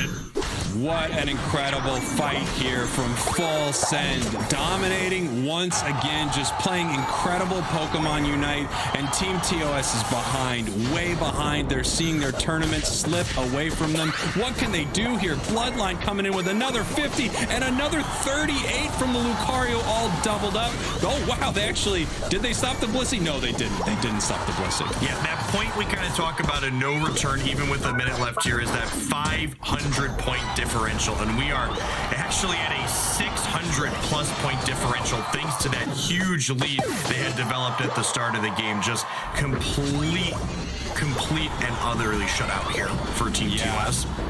500-point differential, tough to come back from. 600 points, I'm no good at mental math, Jeff, but I think that's almost 100 more in that case. So that would be even tougher. You'd have to KO every single member of the enemy team. You would have to have every single one of your members score every point they possibly could. And then you need to pick up some more just to tie the game. They are so far behind right here. Full Send is going to be moving on in this tournament. An incredible series from them, an incredible series from TOS. They have played some amazing Pokemon Unite here, but they are going to be heading home.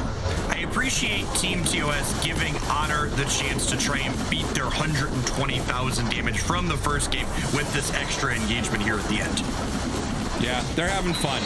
They're playing some Smash Mouth Pokemon Unite. This one's for pride right now when we're fighting here in these last moments. We know the scoreboard, but now it's time to see what we can really do.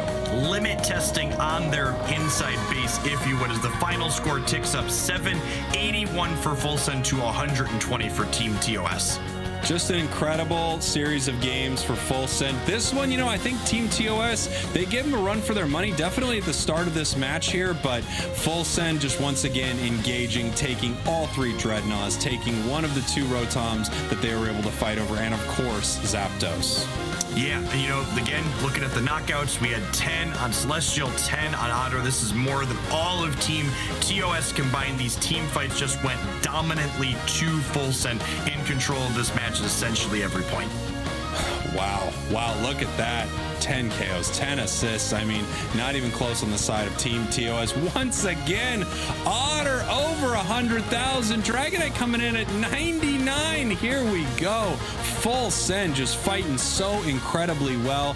Members of Team TOS, they couldn't reach those numbers, missing them all by 20 or 30K on each one of their Pokemon that would sort of be the roll from the other side. Looking at the scoreboard here, again, just tells the story that we all watch. Full Send ahead at every point during the match. There was not a Zapdos flip. There was a dominant Zapdos team fight for Full Send, who then went ahead and secured that objective handily and then put in over 500 points afterwards. Yeah, just incredible from Full Send. Both games were really well played. Again, hats off to Team TOS. They had an amazing tournament here. Full Send is going to be the team moving on, however. Let's take a look at them now. Full Send. Looking like champions here today, Jeff. Yeah, they were champions in the AOS finals. They were in the top 4 of the May finals, and they are moving on to our top 3 teams here today, just 1 match away from punching their ticket to the World Championships in London in August. Here we go. Some of the big moments throughout that match. We have this second Dreadnought fight here where Snow Points was ready, brought everyone down, the massive stuns, and then Lucario able to secure this here. Again, at this point in the match, it really felt like Full Send was in control of everything once again. Yeah, and this second Dreadnought fight is just such a tough point of contention when they have a Hoopa Unite and you do not. And here we go.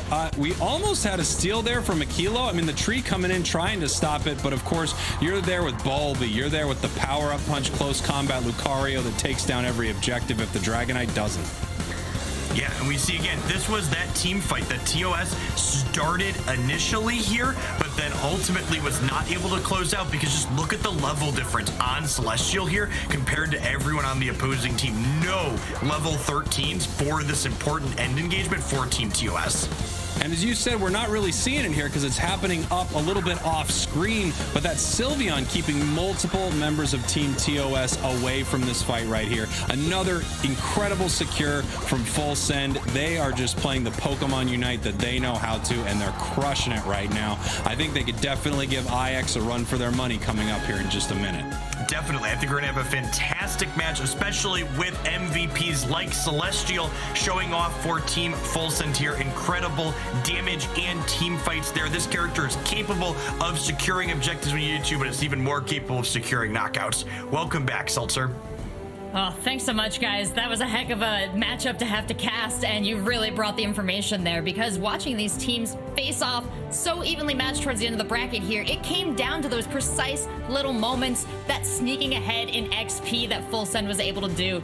And as we take a look at the brackets here, you can see we are narrowing it down even further. Only 3 teams remain, Spraggles. It's incredible, Seltzer. I mean, I feel it in my chest. I've got the nerves, and I'm not even one of the teams competing right here. Black Hand is already heading to Worlds. They're going to be representing NA North America at the World Championships in London, but it's between IX Gaming and Full Send, our next match. Which one of them can punch their ticket to Worlds?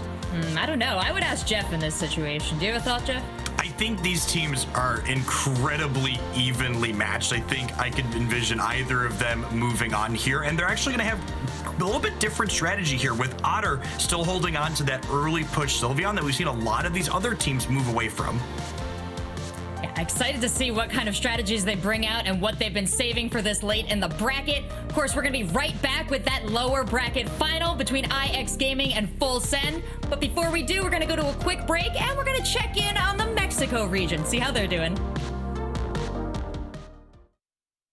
Mamitas Club y Poké Champions, quienes se van a debatir este viaje y este vuelo a Londres, mi estimadísimo Tun. Ahora vamos a checar un poquito, ¿no? Lo que decías sobre la Blissey, sobre no tener ese sustain, y hasta cierto punto se verán muchísimo más obligados Mamitas Club a que en su primera entrada sea buena, a que cuando se conecte cualquier jugada sea de forma correcta, porque si no, no tendremos el sustain, no recuperaremos esta salud. Y eso es muy importante. Quizás aquí, insisto, es la tirada, jugar de manera ofensiva y apostarle todo o nada a cualquier jugada que se tenga.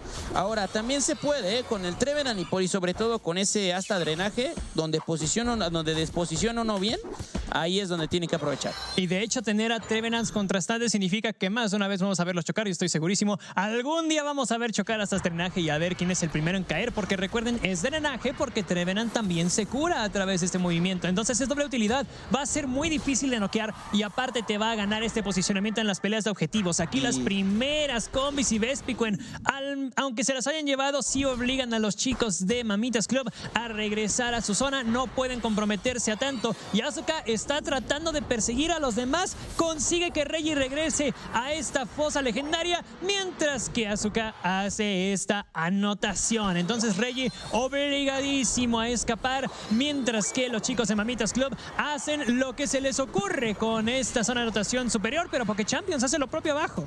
Hace lo propio y hace un buen intento, ahora cuidadito aquí porque se queda un poco mal parado. Llegamos con la maldición y obviamente Cramoran a largas distancias haciendo lo propio. El buen Don Lux, van a seguir correteándolos. Creo que ya se me están extendiendo un poquito. Jupa que sí se ve muy tocado, pero es un Jupa y al final del día es un Blissey, o sea, está difícil. Y luego en base, hermano, te puedes quedar aquí media hora y va a estar cañón que los puedas tirar. Correcto, si estás ahí metido en el circulito naranja, pues my friend va a sobrevivir un ratote, y Premium Pro parece que va a hacer lo contrario, él no alcanza a sobrevivir. Y hablábamos acerca de la posibilidad de encontrarse Trevenant en contra de Blissey. Aquí claramente el encuentro lo gana Mayfriend, que aparte de ganarse esa experiencia tras noquear al Trevenant, pues también lo obliga a tomar este enorme camino de regreso. Los números están en favor de Poké Champions, que se llevan algunos combis y Vespiquen también, pero oye, los Trevenant son los que siguen cayendo. Esto parece la vida real, árboles cayendo a izquierda y derecha, qué triste. Es correctísimo, un clásico, mi hermano. Lamentablemente ahora el Dragonite ya llega del lado de Reggie, también del parte de Jonas se encuentra en esta última evolución. Entonces, ¿cómo es que van a empezar a pegar? ¡Qué bonito el hiperrayo! Y ahí está la importancia del posicionamiento, del no solamente aventar las habilidades por aventar, sino intentar ejercer el mayor daño en rango, en área, a la mayor o al mayor número de enemigos. Muy bien hecho el Premium Pro, que está manteniendo al Macha. Barraya no le permite acercarse. ¡Ay, ahí estaba! Una vez más el hiperrayo para llevarse el objetivo. Se los hemos dicho hasta el cansancio, señores. Este hiperrayo y este Pokémon, ¿cómo aseguran los objetivos? Definitivamente es un 70-100. ¿A qué es tuyo? ¿A qué te lo llevas? Donde sea certero con este psicorrayo. Otra vez le vuelve a pegar a mi muchacho. Se tiene que ir un poquito y se fue bastante maltrecho, tremendo. Pero mi hermano, hay jupa de los dos lados. Sabemos que esto dura poco. Correcto. Sabemos que el posicionamiento ahí se puede corregir rápidamente. El paso interdimensional siempre existirá. Pero Mamitas Club, mientras ellos se reposicionan, se consiguen el siguiente objetivo del mapa. El primer Rotom, así como se consiguieron el primer Dreadnought. Y vaya que están provocando muchísimos knockouts. Esto va a ser otra anotación. Y se nos va la primera zona de anotación a favor de Mamitas. This might be the battle, Subway, because we are reaching the end of the line here in the losers bracket for North America. Of course, this is the grand final, so every step forward gets these teams closer to going to Worlds in London and closer and further up the bracket. I'm joined once again by Doob Snacks and Zoinks.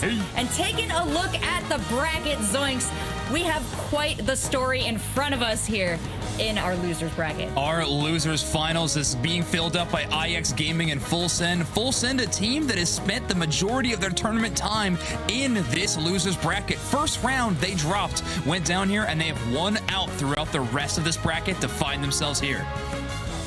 Absolutely. An impressive run there, Doob Snacks. And looking at these rosters, looking at how they stack up, we are going to get to see these two top teams face off. Well, we've already seen them play today, but not against each other. IX Gaming, again, a kind of a retooled roster here with Retsu and Rin being added. Nudo as well, that big-time 18 KO Nudo, as I like to call them on that Absol. And Full Send, well, we just saw the type of damage they can do, dispatching of TOS in a mean way here. So I'm expecting an absolute barn burner, even match showdown, and the margins within which this is going to be decided, I believe, to be thin.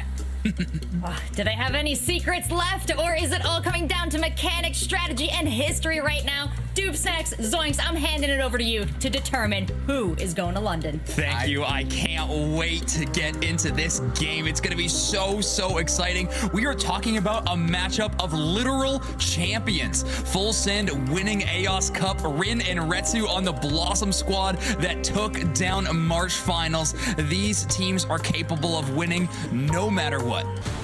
Yeah, it's certainly no strangers to success, either of these teams. Full Send certainly spending the last couple months in the top four, know exactly what it's like to be in the grand finals, but right now they're fighting for their spot there, and standing in their way, IX Gaming, a very formidable squad, and Nudo locking Absol, no questions asked. OG on Lucario, Retsu, Hoopa, and Rin probably going to lock in Dragonite as well. On the other side, though, a lot of teams have faded away from the Sylveon. Otter, fully committed, no questions asked. There's numbers that player has been putting out on that Pokemon are so spectacular. It honestly would feel like a crime for Otter to not select Sylveon at this point in time. Such an amazing player on this roster selection. Now, as you're looking at these Pokemon throughout either side, some questions have to come up on the side of IX Gaming and their dominant Absol. Full Send doesn't have a clear outlined, answer to that Absol. Right. I mean, despite in the traditional Pokemon game, Dark getting the advantage against Fairy-type Pokemon there, that's not exactly how it might shake out here in Remote Stadium, as that Hyper Voice and rotating down early can just absorb and push out so much damage to an Absol who's trying to get into your face. Absol excels at leaping great distances, trying to hit you in the back with huge power spikes worth of damage. However, an asset that Sylveon has is also incredible mobility over time. time on those speed buffs. So when the Sylveon can calm mind and get out of danger, you'll definitely see them escaping Absol's grasp again and again. It's a tough thing to pull off, though. Not an easy mechanical, execution, but Otter is one of the players that can make that happen. Yeah, in tandem with Otter is going to be Bloodline on that Blissey, looking to give them soft boils and give them support to keep Absol from just completely sliding too early in this game. Interesting look there. Bulby not taking taking all of the wild Pokemon along the way to make sure that they have a big stack going into the goal zone. Pikadiff getting pushed out here by Bloodline and Celestial. Good pressure. Celestial joining into the mix in that bottom path early. Might make a way back into the central area, and it looks like that's where they're going to go. Pikadiff already expending the focus band on their Pokemon. Bloodline having a staring contest with an Apom within their path, eventually knocking it out. They're just waiting for passive experience to tick up far enough that deleting that Pokemon will get them the maximum efficiency towards their level up. And it looks like that's what both Blissies are doing, is look where Nudo is. They're on the chase here, trying to get on the back door on full send. Going to meet up with the rest of the squad. The Hoopa coming back from that central area, that safe zone there, and trying to make it up. But here we go, IX Gaming getting a big chip in first, and that's Celestial that goes down for full send. Oh, Snow Points takes down Rin, though, as they were trying to escape. The Hoopa having the huge amount of mobility that it does finds them now, but OG's on the chase a second time. Picking up a berry might be just enough to get them out. Great reset by Snow Points, getting themselves out of danger, and OG can't be too happy that they just missed out that KO opportunity. But don't worry, Otter was there to line up and feed them anyways. Yeah, they got their frustration out on a different target. They made it happen. OG, such a phenomenal top path player, one of the best in the game, is running the extreme speed right now against full send, leveraging the Dragonite Absol to be the securing tools for their team. OG is going to want to take the team fight every single time. Celestial and company down there in the bottom path holding back Nudo and Pikadiff. Snow Point's going to grab a berry and hold it down up top. These teams are really not getting too far. Of course I say that. Of course I say that. And that's a big KO. Lucario in the top path here. Celestial getting low. Good egg bomb. They need to buy space. Otter buying time as well. And they're on their retreat here because Celestial was on the verge, getting that soft boiled to make sure they don't go down too quick. Otter plays a heck of a fence post. You're not getting past them with that hyper voice, completing so much spatial gain there. The bottom path is a tough one to push through when hyper voice is creating that space. Now look, so much early attention put up here at 720. These bees coming up at the top path are going to be a hard fight. A hard fight, it's going to be up top. Easy fight downstairs. As a good amount goes there, but that's again egg bomb by Pikadiff to trying to get them for themselves Bloodline blind time, and the experience is going to Otter. Already level 7 here, looking pretty good. Dreadnought right around the corner. Last time we saw Full Send win a tournament, it was on the back of this comp with a Blastoise in the mix. Nudo goes down here. OG tries to get some revenge. Both teams have a Dragonite. They're going to try and get into the action here. Full Send with a player advantage. Celestial going in deep, going to try and find some space.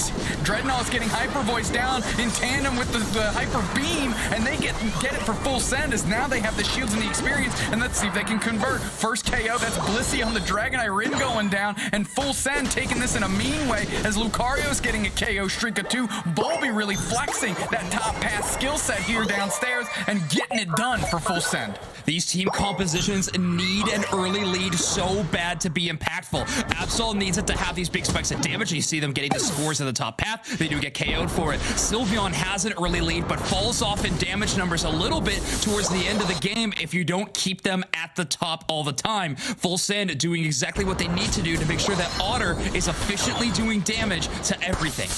Celestial trying to get all the experience they can off the side of IX Gaming, trying to push that advantage that they have in the Dragonite experience lead. OG engages deep, though. Have tons of V-speed resets. Listen, this is on Celestial. We have a Unite move coming up. There's going to be a Draco Impact landing, and they're going to use that to charge through. They get 3 KOs, 3 players down for IX Gaming. KO streak of 2 for Celestial, looking real good. Rin gets one back the other way, but they're taken out in short order as that Rotom hits that goal zone, and now we're going to get tons. Oh, that's going to be a 39-point overcap. Are you kidding me? A 39-point overcap, probably at the last possible second, done by Bulby, the Lucario player here. Bulby has played on a lot of different squads, a lot of different top path options, but their Lucario gameplay in the last couple of tournaments has been nothing short of immaculate. Bulby has been putting in just an exceptional performance tournament after tournament, and looking at where they at in experience right now, 10 to OG's 9, one of the other best Lucarios in the game, they're definitely looking good today. We see both teams coming down 15 seconds till Dreadnought. Otter's positioning forward, though. Yeah, Otter definitely trying to make sure that none of the team of IX Gaming can get there in time. You notice that they don't have that speed flux zone to speed them up at all, so they have to play ahead a little bit for intel. They're going to use this Hoopa to pull the squad down here as they're both level 9 and the engage starts. Otter's trying to find their mark with their half HP, using their Unite movement in the middle. They're trying to get into the Dreadnought here, but no, it's Rin that takes it this time, and they're all over Otter. Then a KO for Nudo as they're pushing back up, and the Bliss Assist on OG gives them the support they need as that goal zone is absolutely decimated and removed from Remote Stadium, and they're going to continue this push. Retsu's going to go see what's up, get some vision as Full Send is on the backside getting points and in that top goal zone. Snowpoint's uniting there in the top ad, just trying to bring someone there to get a little bit of scoring pressure onto that top goal zone. Yes, the experience lead all of a sudden is hemorrhaged by IX Gaming. They're back in this one, but Full Send holds on to a point lead ever so scarcely. Bloodline going to give a little soft boil to Lucario. They're going to see if they can get engaged. Bolby looking for an opportunity here, and so is Bloodline as they're moving together in tandem. Pika Diff, good little egg bomb, tries to seal up to B, falls a little short. Celestial wants to eye up a target, and that's the Rotom. They're just getting positional advantage. Pika Diff is spending a lot of time utilizing these egg bombs on wild Pokemon Secures, where Bloodline instead is disrupting the enemy team, making space for Full Send to succeed on last hitting these objectives, and it's paying off every single time it happens. Right now, Celestial knocks out that Rotom. 3 members of IX Gaming are dedicated to take out Rotom as fast as possible. Yeah, Bloodline and Otter are going to serve as getting some vision here as the other 3 players for Full Send are in the bottom path, and that Rotom is already gone. We only have 3 minutes left in this game. We might see one more Dreadnought here on the map, but other than that, we're looking at a pretty electric team fight in the last 2 minutes. Pika Diff taking a long route along this top path, trying to avoid the sight of any member of Full Send. The Dragonite for Full Send just a level behind Rin here, and that's a gap they're going to want to close. 20 seconds, and there's going to be a Dreadnought that hits the map. Pika Diff getting chased down by Otter. Hyper Voice does so much damage and picks up the KO right under 3 minutes. Sylveon does a ton of damage, and not to mention it's a pretty quick Pokemon, so getting away from that threat, not too easy. However, Otter in a little bit of danger. Nudo closes the gap. They're at level 12, almost close to the 13. That's a massive KO at this time. Yeah, that's a big spike. This Dreadnought looks like it's going to go straight to Full Send, and that's going to give them good experience to try and bring some parity. Retsu just hanging out. They're going to try and take this with a Hyper Space Hole. Can they clutch it out for IX Gaming? That's the question. They do! Are you kidding me? Retsu, you legend! The mythical Pokemon do mythical things here under 3 minutes, and IX Gaming takes the 3rd Dreadnought. Retsu may be new to the support role on this squad, but they are not new to the art of stealing objectives away from enemy teams. Amazing play by Retsu there. All of a sudden, Nudo is well out-leveling the other team, and Rin's at level 14. Nudo gets the KO on Otter. That's a 17-second reset timer here, and just a dive by Celestial as this thing is getting ripped. Nudo, you wanted the carry, you're getting it. Goes in on Celestial. They're absolutely chunked. The Unite moves are coming out. Zapdos is at 50%. They're pushing forward. Full Send looking real, though. All their players are going down. That's 3 down. Left side team takes it. IX Gaming off the back of OG as now all of IX Gaming is collapsing on the goal zone. 3 players down for Full Send, and they don't have enough in pocket to make up the gap that's about to be created here, Zoinks. OG was taken by a fever to secure the zap. Great use of their Unite move right on top of the Zapdos. Aura Cannon doing 6 little ticks of damage while just charging up that gigantic damage amount. That is going to secure Zapdos very, very well. Now it's up to Rin to try to escape, and Retsu is there for the backup. Rin fakes around the hyperspace hole, just goes back and pick up some of these wild Pokemon. Maybe get their Unite move up to stage a little bit of a defense or counter push. Retsu playing so far forward. Look what they're doing, just causing havoc in the backside of Full Send, so they can't have a coalesced push. Good reset by them, and time is running out. There's a minute. IX has a huge lead, but it's not insurmountable. Full Send just needs to get it together. OG was taken as trying to make it insurmountable. A little bit of a deep undercover mission they're on right now, but Bulby starts this siege on the bottom goal zone. A small one in there by Sylveon, gonna be beaten out by OG's 36. Plus 52, we're pushing forward. Bulby's about a half HP. They're getting chunked. They get to catch a huge reset here as they close out the goal zone, and they're trying to go straight to Central. Bulby catching the Hyper Beam. Rin trying to play some defense here, getting bubbled out a little bit as Celestial's trying to find some space so they can get their team in there, but it's Nudo closing the door on those shenanigans, and here we go, 2 players down, and Nudo's heating up, and that's not a great place to be if you're Full Send, because an on-fire Nudo is a dangerous place. Snow Point's the last one to go down here and sent back to base. IX Gaming gonna take this game 1. Nudo, an excellent late game slayer Pokemon, absolutely destroying Full Send and any Pokemon they threw at one of their goal zones. You never expect Absol to be a defensive Pokemon. When it comes to KOing the enemies, Absol does it all. Great job by Nudo there to shut down any last minute hopes by Full Send. Without a doubt. IX Gaming taking game one off of what looked like, I'm going to say, the momentum builder of the Retsu third Dreadnought steal. But OG gets the MVP here. 214 points gone in, and they were all over the map. Retsu stealing that last objective was a gigantic play. Yes, the levels and experience were important, but honestly, those shields were leveraged in a very early team fight from IX Gaming. They jumped on top of Celestial and made them have to Unite move all the way into the Zapdos pit. Celestial, good play by them. That's where they need to be as a Dragonite, but as soon as IX Gaming noticed the faltering from Full Send, they were able to secure the Zapdos instead of them. Otter got caught out. They leashed back into Celestial. Celestial tried to Hyper Beam Nudo, but they dodged around it, re-engaging onto Otter, getting the KO and chunking Celestial so low, they had to engage into the Zap Pit without the rest of the team. IX putting great pressure in the final stages of the game to get that one. 86K by 18 KO Nudo. Honestly, the story of this match is so interesting. Full Send winning a lot of the smaller micro game engagements around these team fights, especially around the first couple of Dreadnoughts, not to mention the Rotoms. But what is most impressive to me is how close the scoreline was and experience all the way up. Look at this graph here. Yes, they're down, but barely by any. IX Gaming is always finding a way to stay in this game, so no matter what the situation is around 2 minutes, they are going to have an angle to take the entire thing, and this time OG was the one that made it happen. Absolutely. And you look at how they bridge the gap to experience, you know, 2 Dreadnoughts to them, of course, to Full Send. IX Gaming still kind of stayed at parity with that experience. That final Dreadnought was just the straw that broke the proverbial camel's back here. And we're going to see exactly how IX Gaming executed and kept pace with this Full Send squad that looked unstoppable. I think IX Gaming was trying to figure out their game plan as a whole throughout the early portions of this game. We saw a little bit of disconnect between Rin and OG. OG launching themselves in, trying to take these very early team fights around these objectives. Rin a little bit late to that party, doesn't have the Hyper Beam to finish things off. And here we go. Otter comes in. We see the Unite moves go out, but it's IX Gaming in tandem with the Absol's Unite move that gets the Dreadnought, and they're able to just push forward, an absolute nasty siege on that goal zone.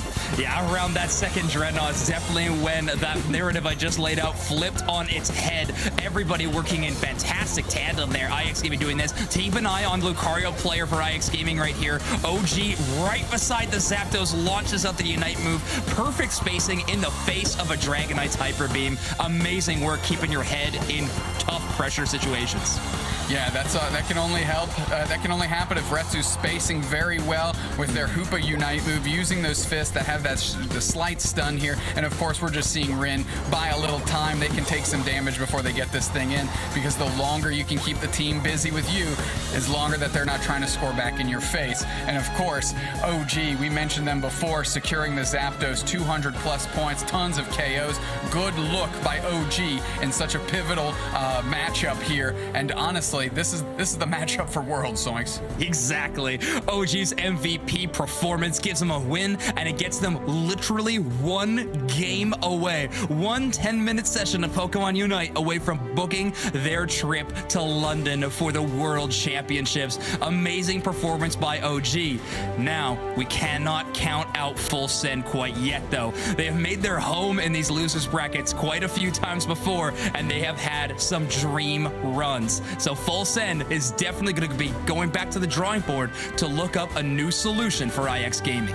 Full Send never down if they've still got a chance in the tournament. You need to eliminate them. Let's take a quick look at our world scenario here and who's going from all these different regions. You can see all the regions with 2s above them means that they get 2 spots in the World Championships. The rest getting 1. Japan, Korea, APAC, NA, EU, all getting 2. OCE, Mexico, South America West, South America East, Central America, and India, all getting one respectively. And at the end of this weekend, we're going to know exactly who those 16 teams are. Yeah, we're getting close to knowing what all 16 teams are because of time zones. And I said it before, I think that the world is going to be watching North America right now. I know we were all up in the early AM looking at the other regions, but now let's take a look at this game. Game number 2, World Championships on the line, and we're headed into Pokemon selection.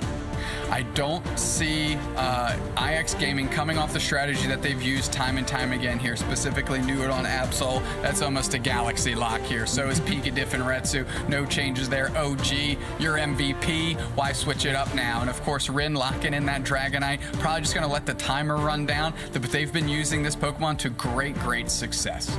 A few interesting items across the board. I mean, Bloodline running special attack specs, but what's drawing my attention right now is OG swap to the Goal Getter battle item is actually going to be giving that Pokemon a slightly bigger chance to score. And when we've looked at IX Gaming strategy throughout this entire tournament, we've covered them a lot on broadcast. It very much succeeds or fails on the back of split pushes and keeping the scoring game close if they get the objective or not.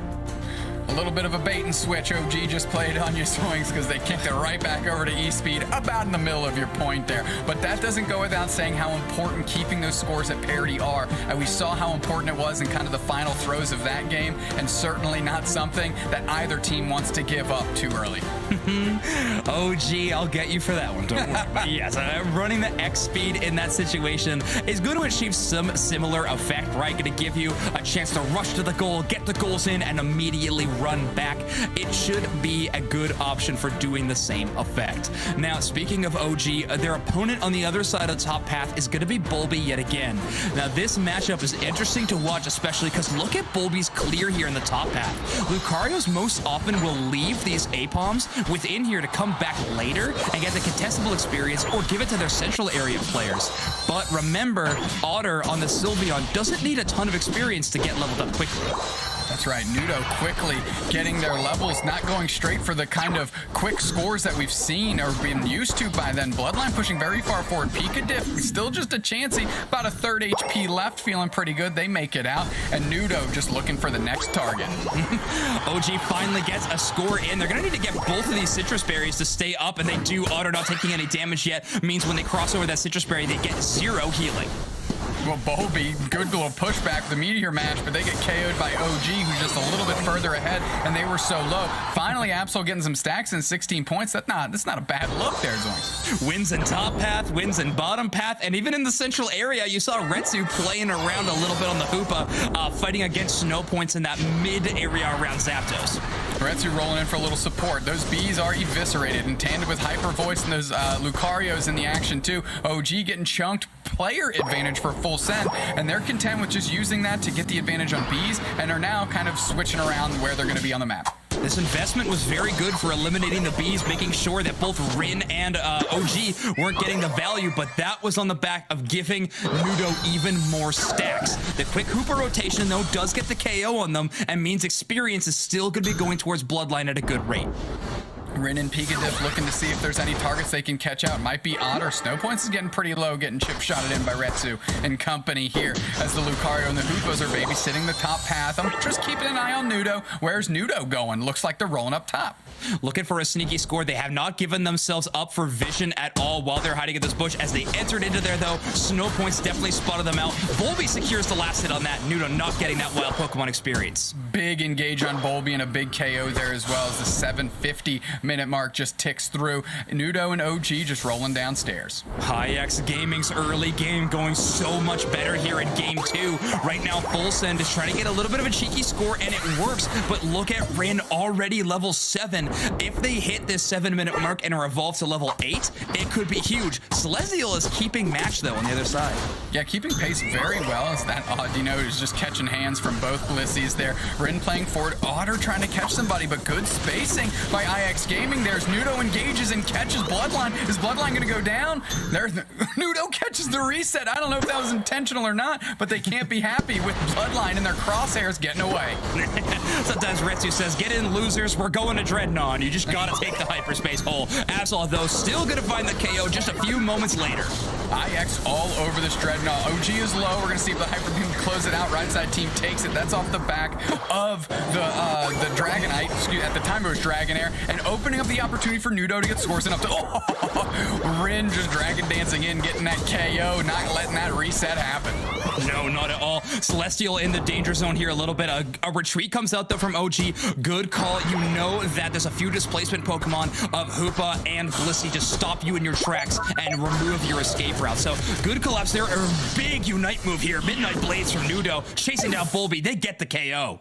Yeah, they got caught in the crosshairs, finally getting a KO that they were so hungry for before. And now Rotom is being taken by IX Gaming as well, as that's looking to collapse into that first stage goal zone there. A little bit of a flip-flop scenario from game 1 to game 2. Full send behind, but keeping the points close, which could be very, very important. And Celestial, we talked about this player and the impact they bring to the game. Trademark level lead every single time. Yeah, good little Hyper Beam by Celestial getting a KO, but here comes Rin. They're going to try and swing it back the other way. Bulby coming through with the support as well, and they're going to see if they can push back IX Gaming. Wow, OG gets that full 30 in. The Egg Bomb from Bloodline just a hair late, not able to stop it. Now the top goal zone is broken. Both bottom goal zones are up though, which could be an impactful thing here for the second Dreadnought fight. I'm looking to see where the Hoopas place their hyperspace holes when they Unite move and see how aggressive they want to be. Nudo playing very far forward down there, trying to play forward and catch someone out to see if they can get just a cheeky KO before this thing cracks off here. Nudo's looking at one of the most highest leveled Pokemon in the game right now. Celestial, the only other player at a higher level. That means Nudo can 1v1 pretty much any Pokemon in the game. They get caught out in a multiple enemy situation. It could be dangerous, but Nudo doesn't get caught out too often. Pikadiff at half HP. Bulby gets sussed out with the Egg Bomb, of course. The Unite move is coming out for full send. They're going to try and get their team down there quickly. IX matches suit. They're pushing forward. I'm taking an eye. Blitz assistance on Lucario. Full distance. Big little chip up there, and that might make the difference as the left side team takes it. What an amazing opening for Celestial to take that off the huge Blitz assistance onto the Lucario Bulby. KO streak of 2 for Nudo, though. They're making them pay for taking that Dreadnought out front of their nose, as now Rin gets in on the action, and IX Gaming is all over this goal zone. Otter trying to hold it down. It's a huge Hyper Beam, and Nudo gets a KO as well, as they're all so low here. Bulby, are you going to go down? No, they get out. They have to retreat. Snow Point trying to play some defense, but IX Gaming is not letting them off, and they're not letting their foot off the brake. Celestial finally pushing back, and IX Gaming dipping out. Rin does get the reset there. They come back full health, but only a little bit of time left on the Bliss Assistance buff. Bulby's got to run, gets the soft boil from Bloodline, is keeping themselves up. Celestial does go down, though. Big Bliss Assistance onto Nudo, and that's who you wanted. They're going to get a KO there on the Blissey. They're trying to find their next targets, Bulby. The chase is on the Hyper Beam, closes it out. KO streak of 2 for Rin. IX Gaming looks so strong right now, and Nudo level 12, Rin level 12. They're looking to hyper carry, and they're executing on that plan. Massive overdunk in the bottom path, and basically non-existent one in the top path. Full send down by over 100 points right now, 81 to 208. Experience lead is getting a little devastating. However, we can remember, you can always trust in Celestial to hit those levels when they need to. Every central area Pokemon is going their way, but they do have a pretty big deficit to overcome. IX Gaming sees the experience lead, and they're trying to leverage it, keeping full send away from the road and buying more time. They're pushing forward, and that's the Otter that's down, and OG's getting real deep. Hyper Beam just chips them out, but Snow Points and Celestial are both so low, and that's enough space for IX Gaming to jump on top of this road. Nudo wins that engage, not with any KOs except for on Otter, I suppose, but other than that, just damage. That means this Rotom is going down the path here at 3 minutes, threatening that second tier goal zone. IX with an already huge score lead means that Full Send cannot ignore this objective Pokemon. Absolutely. They have 3 players, committed to making that happen, as IX Gaming is already on the beach, catching some rays, ready for the big turtle. This is going so far in IX Gaming's favor right now. The level lead is getting astronomical. IX Gaming is setting themselves up in the position to win this match and go to Worlds. 208 to 81. Rin's at 14. Nudo's at 13. What can Full Send do here? Well, Full Send could only wish that Nudo didn't tick over to 14, but that happened as soon as you said it. So here we go. IX Gaming just looking to posture, getting good vision. Pikadiff playing forward. You like to see it. Pikadiff can play as far forward as they want to. A tanky Pokemon and Bliss Assistance can get them out of danger if they really need it. We can see that happen onto Rin, and Rin would re-engage for the damage. So much vision provided. They are looking at top, central, and bottom path, and they even ping Sylveon in the top. Yeah, Snowpoint's coming in. Rin trying to catch them out. The Unite move is trying to come out as they're trying to stun down Rin, and they know that's who's going to close it out. Bliss Assistance comes along. Both Dragonites have it. They're trying to move through. Holy smokes. There's so much stuff going on the screen. There we go. IX Gaming seals it up. KO Streak of 2 for Nudo. It's on the back of the Hyper Beam. KO Streak of 3 for Absol. Are you kidding me? Celestial. Looks like they used their Unite move to jump down forward into the action here, but they're trying to convert as Snowpoint was going for the points. I accidentally called IX Gaming as the one that took that, but it was Full Send, and Nudo just wiped out the team. Full Send's Hyper Beam is the one that actually secures it here. So now they are up with a very, very small point lead. All right, so IX Gaming has 288. Full Send with only 181 right now. Despite getting the Zapdos, they only got 1 score in even in total. Yeah, IX Gaming collapsed all around the goal zones. They had more players standing, so yes, Full Send clutched it out. Celestial did their job, but IX Gaming immediately jumped on their motorbikes, raced across the island, and got their points in. Now they got to play some defense. 100 points separates them. They're going for it. Bolby tries to engage. They're trying to find a body here as Nudo's trying to line up some KOs as well. Bolby gets chunked their way down. Blissey and Lucario bite the dust here as IX Gaming's first defensive stand looks good. Celestial finally shuts down Nudo, though. That's the main brunt of their damage. Snowpoint's trying to get this reset, does not get it. Rin shuts them down with his Hyper Beam. 4 players down from Full Send, only 1 from IX. Celestial, the last hope to get to London, is immediately deleted after they land on the Draco Impact. 25 seconds left in this game. IX Gaming, you only got to play defense for another couple moments here. OG just hanging out. Retsu watching the bottom gold zone, and they are ready to go. I don't even think Full Send can make it across the map. IX Gaming, I hope you picked up your passports because you are going to London. They have cinched their spot for Worlds. IX Gaming does it. What an amazing game. Despite losing Zapdos in game number 2, they were able to shut down the members of Full Send attempting to score, absolutely wipe them out, and they still win the game. Congratulations to IX Gaming. You are North America's 2nd World representative. Nudo catching the crown there, 105 points, tons of KOs, 288 to 181. IX Gaming is moving on. 11 KOs, let's go.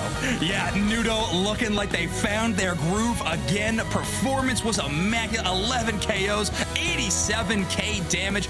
Rin and OG also putting up fantastic numbers. I feel like that's the story of IX Gaming. Rin has played with a lot of other players in their career, but I feel like this is the first time they have multiple carries on the side of IX Gaming. Nudo and OG absolutely have the capability to take over a game. Full Send with a great tournament losers bracket run. Unfortunately, they go down here. They are in some nice money, but IX Gaming is the one that moves on. And we can take a look at the story of this one. IX Gaming just kind of felt like they grabbed the lead early and they never really let go of it. And the chart here reflects that with we see the 2 Rotoms ticked up here. And of course, they did not get the Zapdos, but that didn't matter. They counter-struck into the goal zones, got tons of points in, just enough to buy enough space. And Nudo with the hyper carry getting all the KOs on Full Send. So they had nobody on the map to actually take advantage of those open goal zones.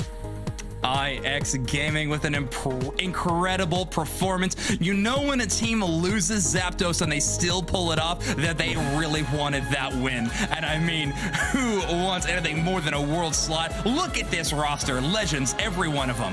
Pika Diff, Retsu, Rin, Nudo, OG, you're going to London. And look at that improvement. May Finals, 2nd. They still have the opportunity to get 1st here with a lot of money on the line. Big Unite move and IX Gaming with a big time just siege on that goal zone and a good look by them early stages of this game.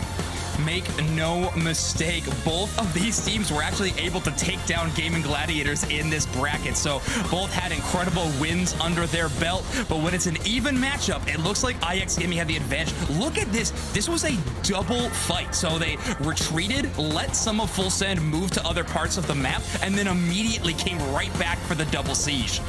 Absolutely, and this is where we see all the action kick off. That Hoopa came in, Rin triggering that event to happen. As everybody gets chipped up here, we're working through Zapdos. Rin lines up the Hyper Beam, but falls just a bit short as it's the Dragonite for the other side. But Nudo says, my work's not done. I know how to do this. And they start racking in the KOs in tandem with the Dragonite as well. And now the defensive stand. A KO streak of 3 from Nudo. I mean, you gotta let out a sigh of relief for if you're IX Gaming. You see the goal zones on your end of the map break open. You get very terrified for a second, but then the KO streak of 3 from Nudo appears on the screen. Nudo clutching up when it matters the most, and they are headed to the grand finals.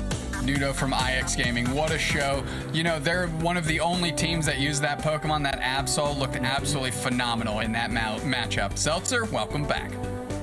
Oh, thanks so much, guys. An exciting 2 matches to watch there from IX Gaming in Full Send. I'm reminded of logic from the great Artosis, a strategy game caster, who said, when you're ahead in a game, get more ahead. Yes. Well, IX Gaming absolutely took every opportunity to do that with the XP, even when they were behind in objectives in that first game. Just a masterclass in keeping control of the map. And as we take a look at the bracket, we can see how that panned out for them. As you guys said, this team is on its way to Worlds in London now, and they just have one more fight ahead of them. That's true, Seltzer, but they're playing for a lot more than world slots now. They're playing to double their money, currently trying to go for that $20,000 grand prize. Oh, they are, Zoinks, but these 2 teams, I think, like, no, what's $10,000 between top teams in Pokemon Unite? Dude, Snacks, you think that's really gonna move the needle on what they bring to the table now? I think it absolutely moves the needle, and like I said, my dream scenario here for every first place finishing team in all these tournaments around the world, your whole squad needs to purchase and show up to Worlds with a monocle on, because that's a lot of money going your way, and you can afford it now.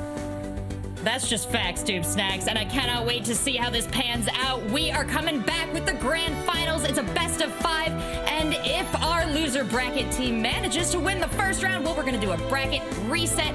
We'll talk you all through it when we get back, but there is a quick break coming up, and while we're on break, we're going to check in with the South America East region, see how they're doing. Zoando o rolê, zoando o rolê. É isso mesmo. Vai vir o Slowbro, eu quero ver como é que a X vai responder essa composição. Eu imagino que nesse momento eles estejam agora justamente pensando nisso. Do tipo, ó, enquanto a gente espera aqui o servidor arrumar, como é que a gente vai lidar com essa composição que a gente já viu? Querendo ou não. Exatamente, Mari. E até mesmo porque você sabe que traz um Dragonite, né? O Dragonite que é um Pokémon que vai sofrer com esse Unite do Slowbro. E tem também a grande força ali na rota superior que ambas as equipes podem proporcionar para essa partida. São motorzinhos aí que, cara, eu tô muito curiosa para ver o primeiro Dreadnought. Eu quero ver se o Fábio vai conseguir descer nível 9. Ai, esse é um desafio? Alô, Fábio! Vamos ver se a rotação, a rotação da X vai funcionar contra tanque de novo, né? Porque a gente viu que funcionou o nível 9. Eu quero ver se esse impacto vai ser trazido pro jogo, já que tem um Slowbro para parar a galera ali, porque Slowbro também é chato contra o Lucario. A gente vai ver bem a diferença que faz esse tipo de pique agora, né?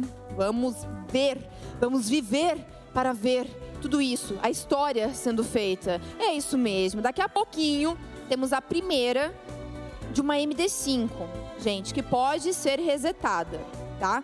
Tanque de Guerra e XOD, ambas já têm o segundo lugar garantido, $10 mil garantidos, mas nenhuma das duas equipes está contente apenas com o segundo lugar, eles querem o primeiro lugar e a gente quer que eles queiram também. Então, como é que vai ser? São 5 partidas. O time que fizer 3 antes, 3-2, 3-1, 3-0, leva. Se for a tanque, como ela veio de baixo e a X ainda não perdeu nenhuma melhor de 3, reseta. E aí tem que fazer mais uma MD5. E nesse momento que eu falo aqui com vocês, eu vejo a minha visão periférica que o Neto comemora, porque ele quer o reset, ele quer 2 MD5. E a gente também quer, porque a gente gosta de emoção. A gente gosta de não saber o resultado tão rápido. O Renan ele precisa, ele falou que ele tá com a voz boa, ele quer narrar 10 jogos. Ele disse que ele quer narrar 10 jogos assim em sequência. Ele acabou de falar isso. Não... Calma, vem cá, calma. Vem, então vem, que ele tá vindo, vai. Meu Deus. Socorro. Eu achei que é Mr. Mime? Não. É o Mr. Mime, é quase. É o Corfish, o caranguejinho ali. Boa, tá legal. Eu achei que ele ia chegar fazendo as paredezinhas já, ó. Vocês dois se preparem, respirem fundo, recuperem a sua respiração, porque já é hora e já tem pique na tela, meus queridos. Boa sorte pra todo mundo e que vença o melhor.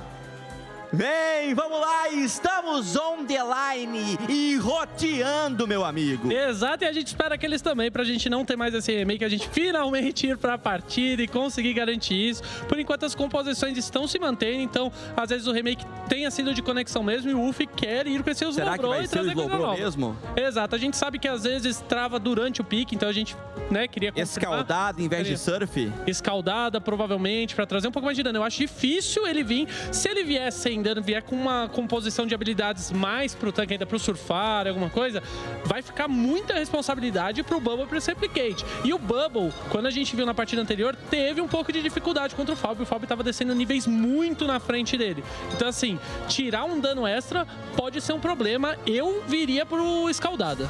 Eu concordo com você, o Escaldada tá muito forte, é uma habilidade que foi bufada, mas você não tem saudade daquele Slowbro escondido ali no mato, escondido, de repente passam 3 pokémons adversários, ele vem surfando, ele vem pegando a ondinha e fornecendo um controle gigantesco. Só que agora ele vai estar lá escondidinho, quando você der a cara ele vai cuspir na sua cara. Nossa, e o vapor é quente, hein? É quente. Essa água pode queimar a pele linda do oponente. Agora sim, senhoras e senhores. Welcome back, Pokemon Unite fans. I'm your host, Seltzer, and I'm joined now by Spraggles and Jeff Hoagland as we head on into our grand final here for the North American region. So let's do a quick refresher on that grand finals format, because we're changing it up a bit with this final match, getting as much as we can out of these players, right, Spraggles? That's right. These are best of 5 matches. These are the top 2 teams in NA, your champions that are going to be heading to Worlds in London. 3 losses and a team is eliminated. However, Black Hand coming from the winners section, they need to be eliminated twice for IX to be able to actually win this thing. So IX has a long road to go if they want to be your Grand Finals champions. Yeah, absolutely. It sounds a little weird what a bracket reset is, but Jeff, as we take a look at the winner's bracket here, it starts to make a little sense, right? Undefeated Black Hand. That is your reward for going undefeated through this top bracket. Black Hand had a loss to still has a loss to give, and IX Gaming no longer does, because Black Hand already took a match off them earlier in our rounds. Black Hand have been playing super impressive, and this final matchup between Black Hand and IX Gaming doesn't have too much history behind it. Have we seen these teams face off on a match of this level before?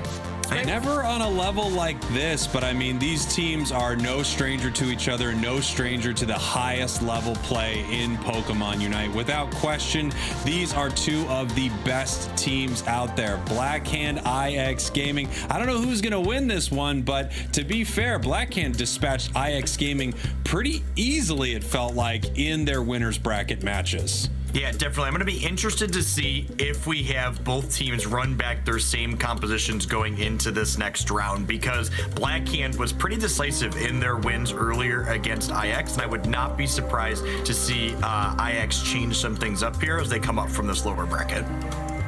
And Jeff, when we're talking about what these teams could change here, it's a bit of a rock, paper, scissors when we're looking at the top path, seen some swaps bottom path from some of our Lucario, but what are you looking for Black Hand to come out strong, their best composition, their best debut, based on what we've seen? I think the big difference in what Black Hand has been playing versus the team that IX just dispatched to make it back to this grand finals is that Black Hand's been playing Trevenant, which is a very thick damage dealing Pokemon, which lines up very well into the Absol that IX has been bringing to the table with their player Noodle. That's a character that's good at dealing large amounts of burst damage very quickly, which falls short against more durable characters like Trevenant. And Spriggles, you've been ringing the Trevenant bell for a while now, especially with those stack items. How do you feel seeing this play out this weekend?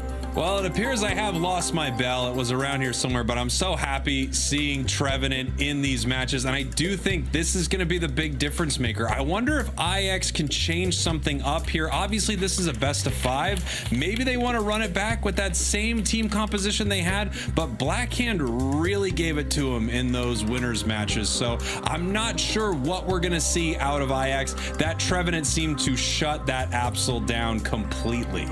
I forgot to tell you, Spriggles, I actually lent your bell to the Dragonite Hollowware so it can ring it when it gets those knockouts. Too clever. You're all too clever for me. Very good. Oh, it does look good on the map. All our teams looking good, and we don't have to wonder any longer because they are ready to face off. So Spriggles, Jeff, take it home. All right, let's do this, Jeff. I cannot wait. Here we are, a grand finals between two incredible teams. North America, these are your representatives heading into Worlds right now. They are our champions, but first, they need to see who's the best of the best. Yep, there's Nudo locking in that Absol. Jungle Book scrolling here, yep, to what I can only assume is going to be Dragonite. That has been the central area character of choice this balance go round.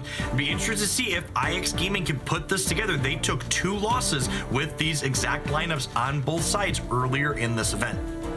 Given that we're seeing the same team compositions here, Jeff, what do you think IX could change? Maybe just staying away from that big spooky tree as the Absol? I mean, does it just need to stay far, far away from the defender and find some other squishier targets, maybe? Yeah, from a positioning standpoint on a macro level, perhaps Nudo is planning to simply take engagements a little bit differently than they did in their earlier games. That being said, Trevenant can always play back and protect those squishier carries if it needs to. If that Dragonite can live, especially with protection from Blissey and Trev, Absol's going to have a hard time getting through to it.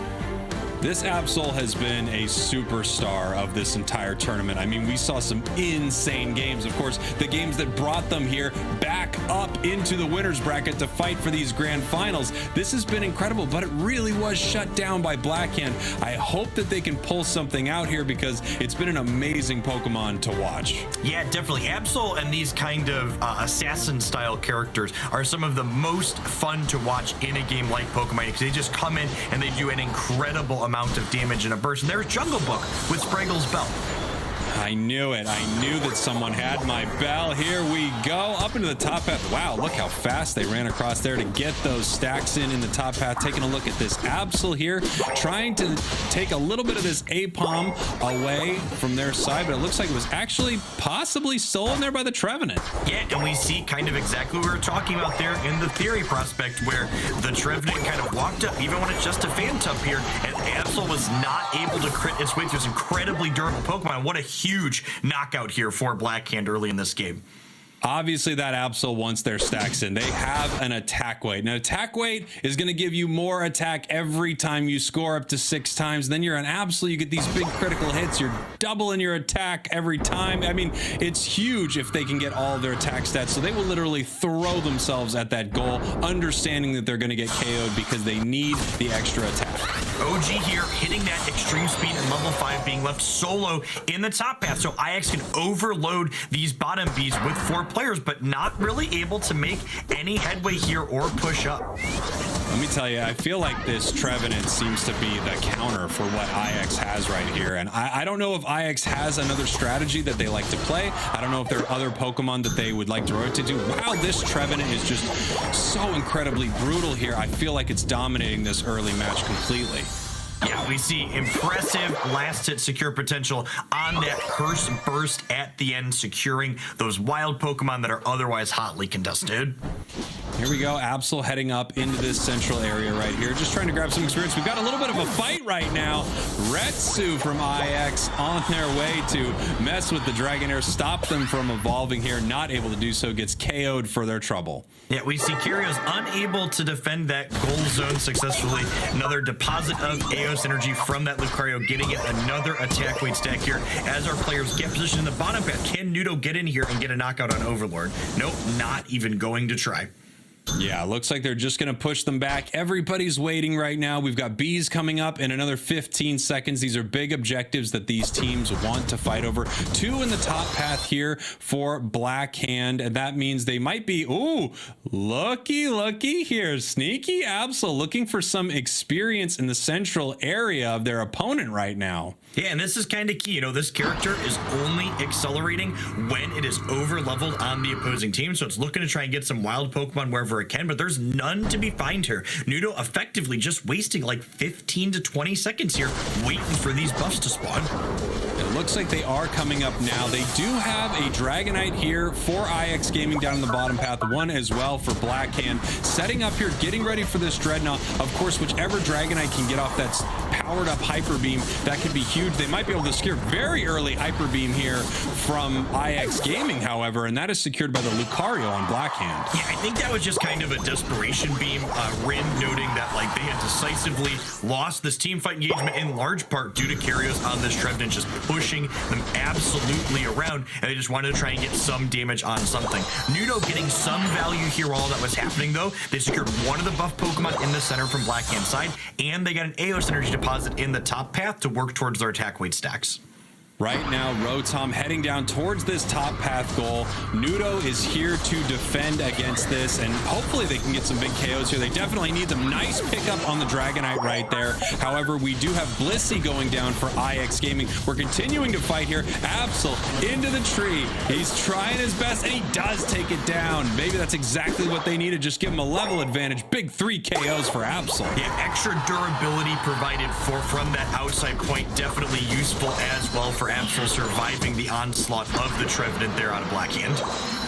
Here we go. Jungle Book just continuing to farm up here. Nice little score in the bottom path, just continuing to put points in, stack that attack weight for Overlord, the Lucario here as they're at Bees right now, punching them all with a whole bunch of fists. Yeah, we see our players kind of jockeying for position as we head on into the mid-game. We're going to see a respawn timer on that Dreadnought in the bottom path here momentarily. Black Hand having a little bit of a positional advantage as we head on into this mid-game objective due to them still having that outside goal zone in the bottom path. Black Hand also has their level 9 Hoopa. We don't have that yet for IX Gaming. It's in the central area, just getting some experience here. Nice score by Ren here in this top path. They're going to break this top path goal, and it looks like they know that their Hoopa is going to be level 9 in time, and it is. It just ticked over to 9. They're going to be able to use that portal and come down for this big fight here in the bottom path. Yeah, there's the Hoopa portals. Everybody assemble. It's time to team fight. It's time to team fight. The immortal words of Captain America. Let's team fight. Here we go. Fighting over this Dreadnought, and it looks like Black Hand is just completely pushed out. They didn't get any positioning on this, and it's secured there by the Dragonite Rin from IX Gaming. Black Hand is wondering, didn't you get the memo? I thought we were team fighting. Absol providing a wonderful distraction there in Black Hand's backline while the rest of IX Gaming ripped that objective right off the map. And this is where they needed their Absol to be, a higher level than everyone in the entire match, running behind the enemy lines, getting KOs on their squishier Pokemon, even dealing with their Trevenant here. Absol looking great in this match. Yep, we see players contesting these Bees here for valuable experience while this Rotom in the top path does get started. Black Hand would like to secure this just because then they don't have to push it off their own base, but it's not going to provide that much advantage for them with IX Gaming still having this outside goal on the top.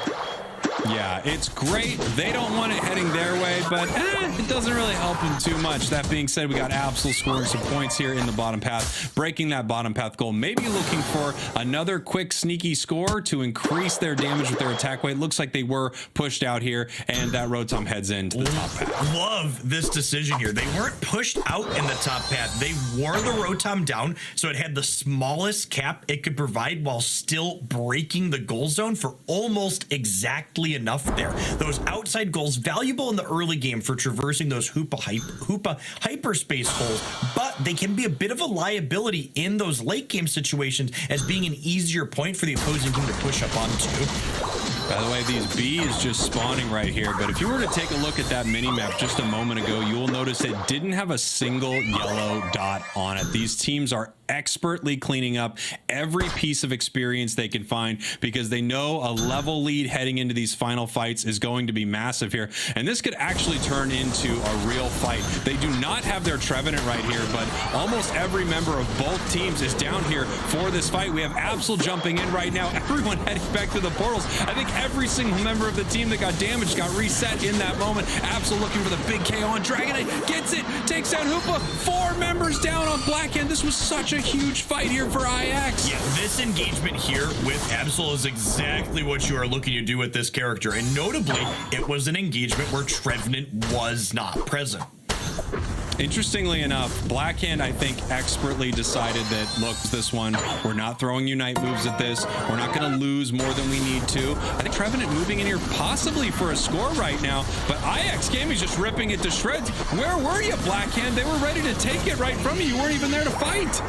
Yeah, there's really great awareness from IX Gaming, like, oh, you're not here, that's cool. The Zapdos is no longer here either. I love that play from IX Gaming. I mean, way to punish the enemy team for whatever their plan was there. I guess a small score from Trevenant. It just feels like, unfortunately, Kyrios here from Blackhand missed 2 major fights. 2 members, however, down from IX Gaming, and it looks like we're going to get a score right here. This makes the game a lot closer. 320 to 502. This is still anyone's game, Jeff. Yeah, less than 200 points between these two teams, but it's going to be difficult to get that 182 points into a single goal zone here in the bottom. I have to be very precise with the scores that go in, and it's super difficult to score in their home base without a full team knockout beforehand. Let's see what they can make happen right here. This would be a nice score from SlashCan if they were able to get this 25 in. This would be really big for them. And the 13. This is looking really good if they can keep these numbers up, and they do.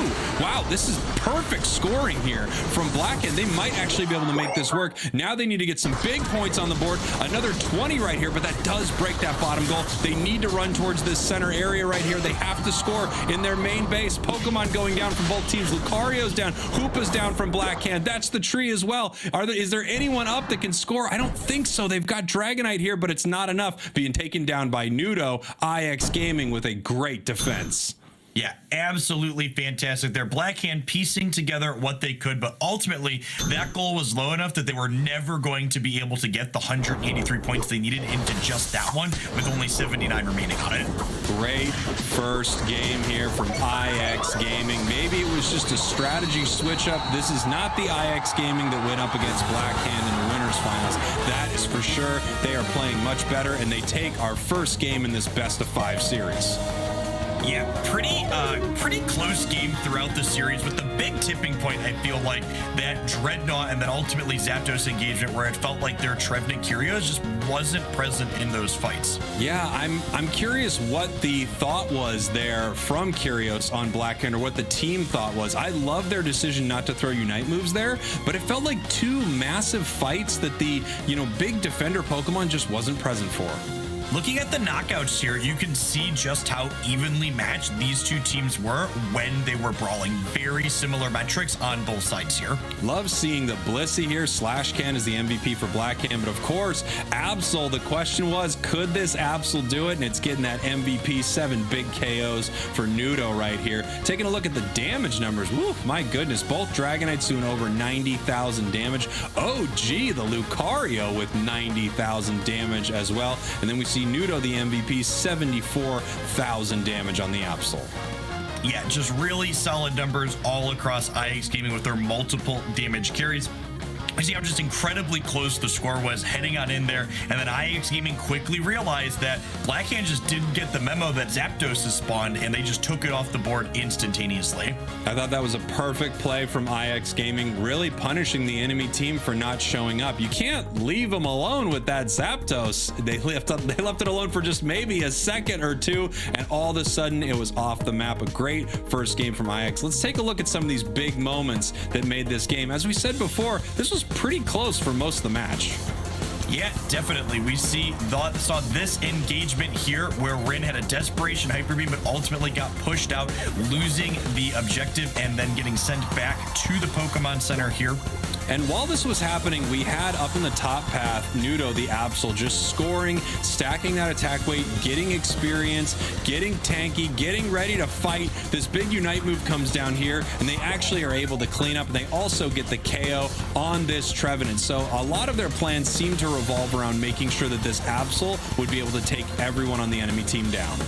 Yeah, and I really feel like they made a bunch of good decisions over the course of the match to get the Absol ahead. Like at that first Dreadnought that was lost, they sent it into the central area and then ultimately up to the top path so it could gain that advantage it needed to be above the enemy team. Here we had a fight at this second Dreadnought, but this kind of very similar to the Zapdos, just really no one from Blackhand was at it. And here you go, this Zapdos goes down. No one from Blackhand is really close to this at all. We did have the Dragonite near the Zapdos pit, but it really just feels like Blackhand was not present for this fight, and they got punished for it. Yeah, if you are not in the Zapdos pit when the objective spawns, you're late, Spriggles, and they were appropriately punished for being late. MVP, of course. We were wondering, will it get back on top? There is Nudo from IX Gaming, the Absol, making some huge plays throughout that match. And now, I wonder if we're going to see some switch-ups, but you know what? I highly doubt it. I think both of these teams know the composition they want to play. They think they can beat their opponents with it, and that was an incredibly close match. Blackhand already 2-0'd IX, so I think we're going to see these teams run it back, if for nothing else than pride. Well, and not only that too, but when you ask yourself, do we need to make a change in composition? You got to look at what happened and why you lost the match. And I think you hit the nail on the head, Spriggles. I don't think they lost that game because their team composition was outclassed. It just felt like they weren't present for that second Dreadnought, and more importantly, the Zapdos at the end of the game. And these are things that are cleaned up through better macro positioning, not by changing the Pokemon that you're playing. Yeah, I think that Dreadnought fight just felt like they got caught out. The tree was obviously trying to get some experience, get a level, maybe get a Unite move. I didn't see the last time it used its Unite move, so I kind of understand that play. But once again, at Zapdos, we still don't have our defender present, and I recognize that both teams have a Hoopa. They're ready to bring everybody down, but it still even takes a sec to get in there, move through the portal, and get to exactly where you need to be able to fight over the Zapdos. Well, not only that, but like if your plan is, okay, our team can be out of position because we have a Hoopa, where was Hoopa? Like Hoopa for Blackhand had united like in the bushes on the top and was barely into the pit itself when the objective was finally deleted. Yeah, it looks like Blackhand just being punished a couple times throughout this first match for positioning. I doubt they're going to make those same mistakes twice. And the question is, what are they going to do to shut down this Absol, which they so expertly did in our winners finals matches earlier. Right now, it looks like this is that mean Absol that we've seen throughout this tournament just absolutely decimate enemy teams. And remember, Blackhand has some games to give here. They won a set off of IX earlier here. So if they somehow manage to lose the next 2 out of 4 games in this set here, there's a reset and they get another best of 5 to try it again. Yeah, and we have to remember that even though both of these teams are heading to the World Championships, and I'm sure there is a sense of relief, a load is off your shoulders, at the same time, these teams are playing for a huge difference in prize money. $20,000 compared to $10,000, almost double if my math checks out. Yeah, I mean, that's almost as much money as they were playing for the total prize pool in the AOS Cup. This is one of the biggest Pokemon Unite tournaments we've ever had to date here. See, Curio's floating over that Venusaur here, but quickly swapping to what I can only assume is Trevenant. Looks like Nudo is running back the Absol here as well. Yeah, if I'm IX Gaming, I'm feeling pretty good about that. I mean, they struggled against Blackhand earlier, but it really feels like they got the better of them in this match. The question is Blackhand really going to make the same mistakes that they made in that last one? I highly doubt they're going to make those same mistakes not having Trevenant present in 2 of those big moments. Yeah, definitely. The thing that sticks out to me wasn't the compositions on either side, especially on Blackhand. It was just where were our members in their positioning at these key moments that got us behind in a game that they were otherwise ahead in. Now, IX Gaming, they need to win a lot of matches right now, but if they do it, there is a big pot of gold at the end of that rainbow here, Jeff. So they absolutely want to win this thing right now. Blackhand has a much easier easier road to making sure that they are your grand finals champions because they came through the winners bracket here, but they need to pick it up.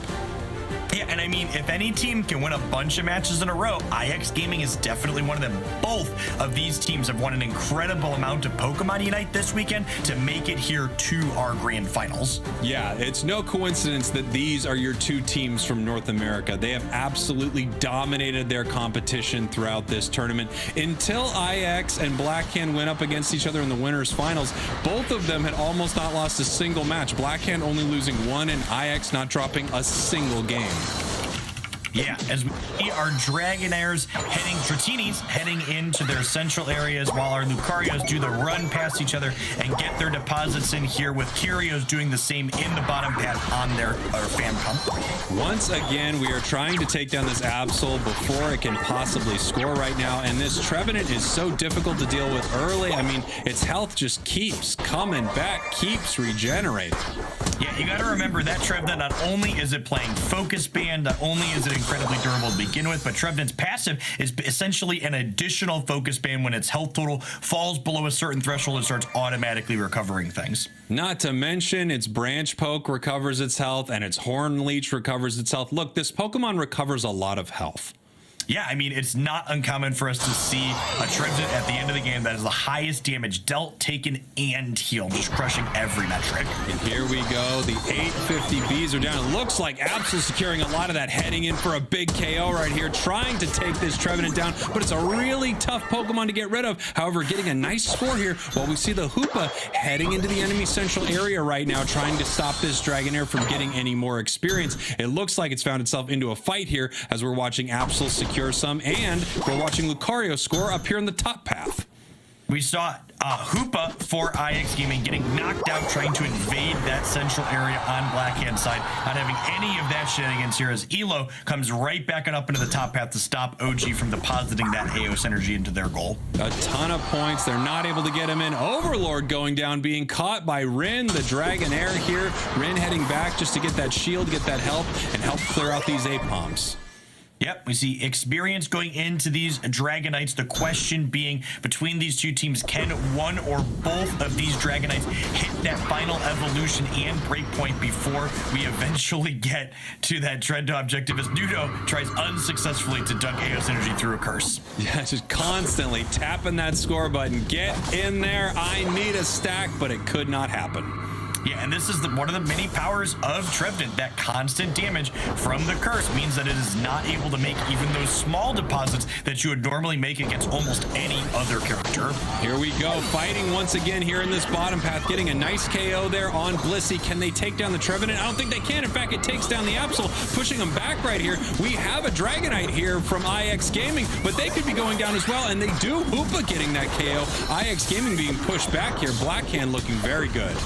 Yeah, this is an incredible amount of catch-up for Blackhand, a team that was a little bit behind going into this engagement. We see OG there, level 8, cutting it across with that extreme speed as this objective begins to get flipped, even though Jungle Book is not quite level 8 yet. Here we go, very, very close, secured by the Hoopa from IX Gaming. There you go, Retsu, nice secure right there. We have Lucario coming back in this fight, grabbing some Eos energy. The team just kind of resetting here, making sure they're good to go, heading into the top path, trying to stop this Absol. Oh boy, this Absol is in a tough spot right here, Jeff. Yeah, I loved the really calm patience from both of IX Gaming supports around that Dreadnought. They're like, oh, you're doing the objective. That's cool. Get it low, pounce. And they were able to take that last set away without the Dragonite being there to Hyper Beam. Nice secure there from IX Gaming on that top path. Roram, this is a different IX than we saw in the winners bracket right now. They're looking great here, and they are able to break this path before that Rotom goes in. Yeah, really fantastic here as this Rotom marches in down towards the second goal. We see Unite moves popping off. IX Gaming smelling blood in the water. They want to take this advantage and push it as far as they can go, getting huge knockouts here on the second goal zone for Blackhand. Wow, IX Gaming lighting them up right now. Look at this top path goal. The question is, do they break it? They're looking for points. They're saying, we want to put everything in here we can. Absol getting stacked up. And that was such an amazing play, Jeff, because we are above the 5 5-minute mark, meaning there are no launch pads that will send you down to those goals quickly. It's so difficult to defend in that situation for Blackhand, and IX Gaming took advantage of that. Yeah, almost a 200-point lead for IX Gaming at this point. This is easily the strongest early game we've seen all weekend between two teams. Yeah, this is incredible right now. IX Gaming dominating this match here. They're just setting themselves up right now for this Dreadnought coming up in 10 seconds right here. We do have both Hoopas ready to bring the team down with their Unite. There's the Unite move here coming in from IX Gaming. Same thing from Blackhand. We've got the stuns, we've got the fists flying in from space, and we've got a lot of damage coming out here on this Dreadnought, secured once again by IX Gaming. There's the Hyper Beam this time. Yeah, and not only does that objective go their way, but remember, that objective heals and provides shields, meaning that this team fight that was looking kind of close is solidly going in the favor of IX Gaming at this point. IX Gaming doing some incredible work here. Take a look at this Dragonite. You've got no health, buddy. He's heading back. He's staying safe, it looks like right here. Maybe a possible quick score here from the Blissey. Not able to make it happen. Pika getting KO'd in that central area. Ding, ding, ding. Yeah, and one of the things that's really interesting here about the rotations is the fact that IX Gaming has these multiple damage carries with Dragonite and Absol. Absol was simply able to clean up some of those central area Pokemon for them, allowing Dragonite to have more time in that bottom path. Oh, this is such a frustrating Rotom for so many reasons. I mean, you don't have a tier 2 goal to defend right here. You are just having to fight this thing either near your home base, which is already so stressful, or way pushed out, not near anything that can give you some healing. And IX taking advantage of this situation once more. They know they're in the player advantage down here for this fight, and they're trying to get some KOs and some scores in. However, Blackhand pushing him out here. Nice big double KO from the Dragonite. Yeah, we see that healing from that point is a little bit less, but it is not nothing as Absol tucks tail between its leg and tries to run out here. A 40 and a 50 cap would be huge here in terms of catch-up. This is big for Blackhand. The score is getting a lot closer, but look, they still have to deal with this Rotom. Like I said, a very frustrating Rotom to deal with. IX Gaming, once again, just trying to put their pedal to the floor, step on it, and press their advantage, but Blackhand was able to push them back this time, and we've got ourselves a Dreadnought coming up here in 15 seconds. It was really nice of Dragonite and Lucario to come out for Blackhand and help Hoopa finish off that Rotom. I was a little worried it was still going to be fighting that Rotom come next game. Yeah, it could have been there a long time. Look, it's not the one you want up there. Obviously, you want something that can rip it down pretty fast. And here we have this final Dreadnought fight once again right here. A lot of damage being thrown down. Lucario going down here from IX Gaming. This one looking a little different from last round. 3 members of IX Gaming going down right now. Yeah, and those respawn timers notably are low enough that these teams are going to be up for another team fight engagement here in about 20 seconds at the Zapdos as Blackhand secures their first Dreadnought of the game. Let me tell you, the big difference with that fight compared to the last game's fight is the tree was there, and the tree is here. Look at, they're here early. They're ready to go. They're punching the clock. They're letting their boss know, I'm here to work, boss. I'm ready to do this thing. Here comes a big Unite move, but we didn't get a reset there. It looked like from the Trevenant. However, Absol and Lucario going down here for IX Gaming. They're pushing this advantage right now. Blackhand trying to clean this thing up, pushing towards this Hoopa, but it looks like it doesn't matter. That Zapdos is so low that everyone's going to need to focus on it, taken by the Blissey. Mighty beams from both sides, but no match for a gentle slap from the Blissey as that last hit goes. Blackhand looking to score. Love this teamwork there. Dragonite going, okay, are you going to get here? If you're going to get here, you dump because you're on literal zero, Trevenant. Wow, incredible play there from Blackhand. This is the Blackhand that we were seeing earlier. That was a great fight from them. As soon as they caught that Absol and Lucario, they knew they had a massive advantage there. Right now, IX Gaming is going to need to try to figure out a way to come back here. Not impossible, but they are down by a little more than 300 points. Yeah, just incredibly improbable. Again, they need to not only win a team fight, but they also need to deposit over 310 points into their central goal zone, which is just so difficult to make a push on successfully. Right now, they are trying to push past this goal almost to get some KOs right here, but it doesn't seem to be working out yet. Absol going down very, very early. Blackhand knows they need to focus down that Absol, and if they do, they might be able to win some big fights right here. 2, 3 members going down here for IX Gaming. Blackhand is going to win this thing unless something crazy happens. Do we have a Unite move on this Hoopa? I think even if we do, there's almost not enough time.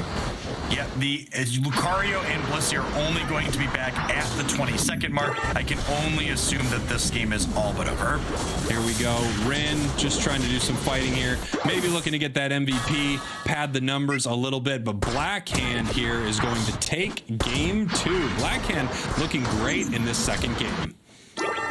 Yeah, really fantastic play here from Blackhand. Like I said, their team composition is more than reasonable. They know what they're doing when they show up for those objectives. They give IX Gaming an incredibly hard time.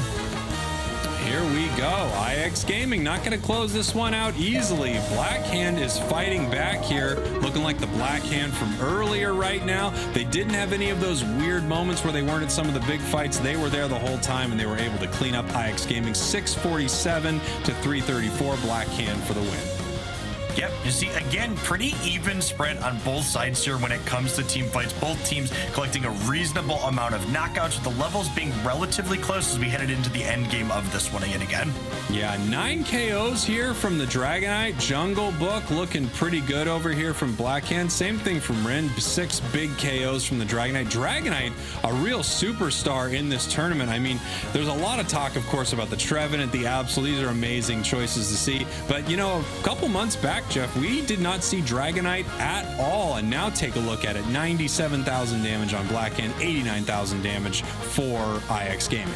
Yeah, Dragonite got the very smallest of buffs, a small flat attack stat increase in the most recent patch, but it feels like people are just sleeping on the power of this, and everyone has woken up to it with this regional finals. Taking a look here, IX Gaming ahead on points, but that final fight around Zapdos was really huge for Blackhand. They had total control of that, and I think as soon as they saw that Absol go down, they knew that they could just take this fight easily. One of the problems with his Absol is, of course, they're amazing at getting KOs, but they also are very, very fragile.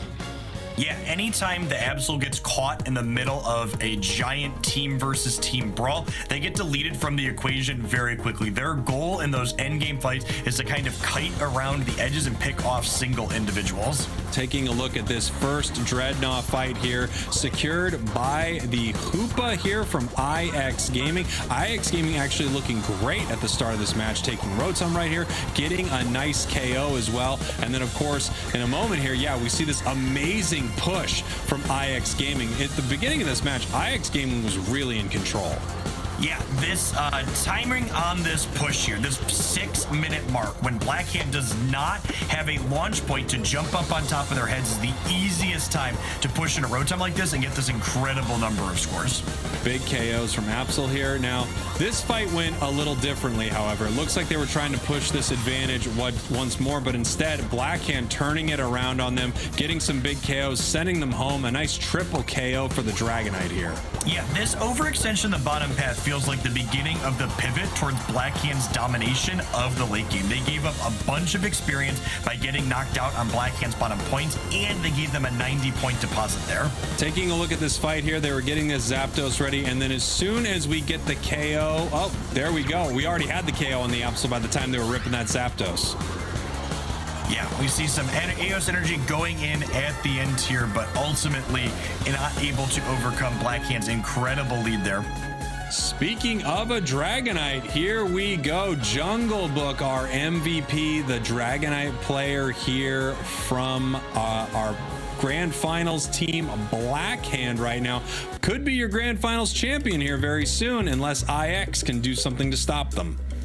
Yeah, it'll be interesting to see if we see anything change up from IX Gaming after a loss like that. They were in command from the beginning, so perhaps again, rather than changing the equation, they're just going to try and change some of those mid-game components. That push on that bottom point at about that 6-minute mark really stands out in my mind as, oh, this is the point where they kind of overextended and they gave away a good bit of their lead.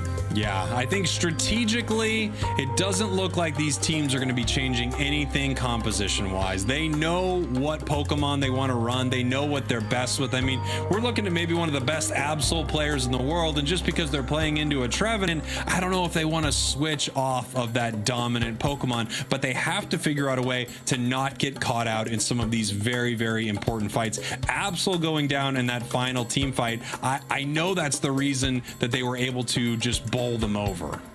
Yeah, and speaking of getting caught out, in that final team fight, the Trevenant actually got stuck quite a bit early, but thanks to their fantastic support characters, a Blissey Unite was able to save them and keep them in that engagement, which helped them sway the tides and get that first critical knockout on the Absol that IX was playing. So, Jeff, we know the two teams heading to Worlds right now for North America. You are watching them, but let's take a look at what is up for grabs. $500,000 in total prizing in London, the Pokemon World Championships. Two teams from many regions and one teams from others are going to compete. And we know your NA teams, again, you are watching them right now. Blackhand and IX Gaming are heading to Worlds. Yeah, it's going to be interesting to see how these teams in this region line up against others in different parts of the world. Well, obviously, these teams are able to clash on the ladder on occasion. There are ping considerations there, and seeing these teams bring their best where there are no latency issues for anyone is going to be a huge treat come August. You know, interestingly enough, while we have players on these teams that have seen and won a grand finals, neither of these teams have done it yet. So this will be their first grand finals win today. Yeah, first win as a full 5 is definitely a huge morale booster, especially heading into an event like Worlds where, you know, how your team is feeling could be a large part of how well they perform. Of course, and who doesn't want to be the #1 team in your region? Don't you want to say that you're the best team in North America? I sure would. Well, it'll never be me, Jeff. Let's take a look at this roster. We see Jungle Book. Do you think we're going to see a Jungle Wigglytuff this game from the book? I think it's extremely unlikely, although I would love it so much. Let's see what they pull out. Oh my gosh. I know what they're doing right now is they're just teasing us all. They know they're up on the big screen right here. They're hovering over some fan favorite Pokemon. Yeah, let's see the Azumarill pop in here. Let's take a look at that Gengar. Of course, we've got the Dragonite. Yep, Dragonite locking in with that green check mark here.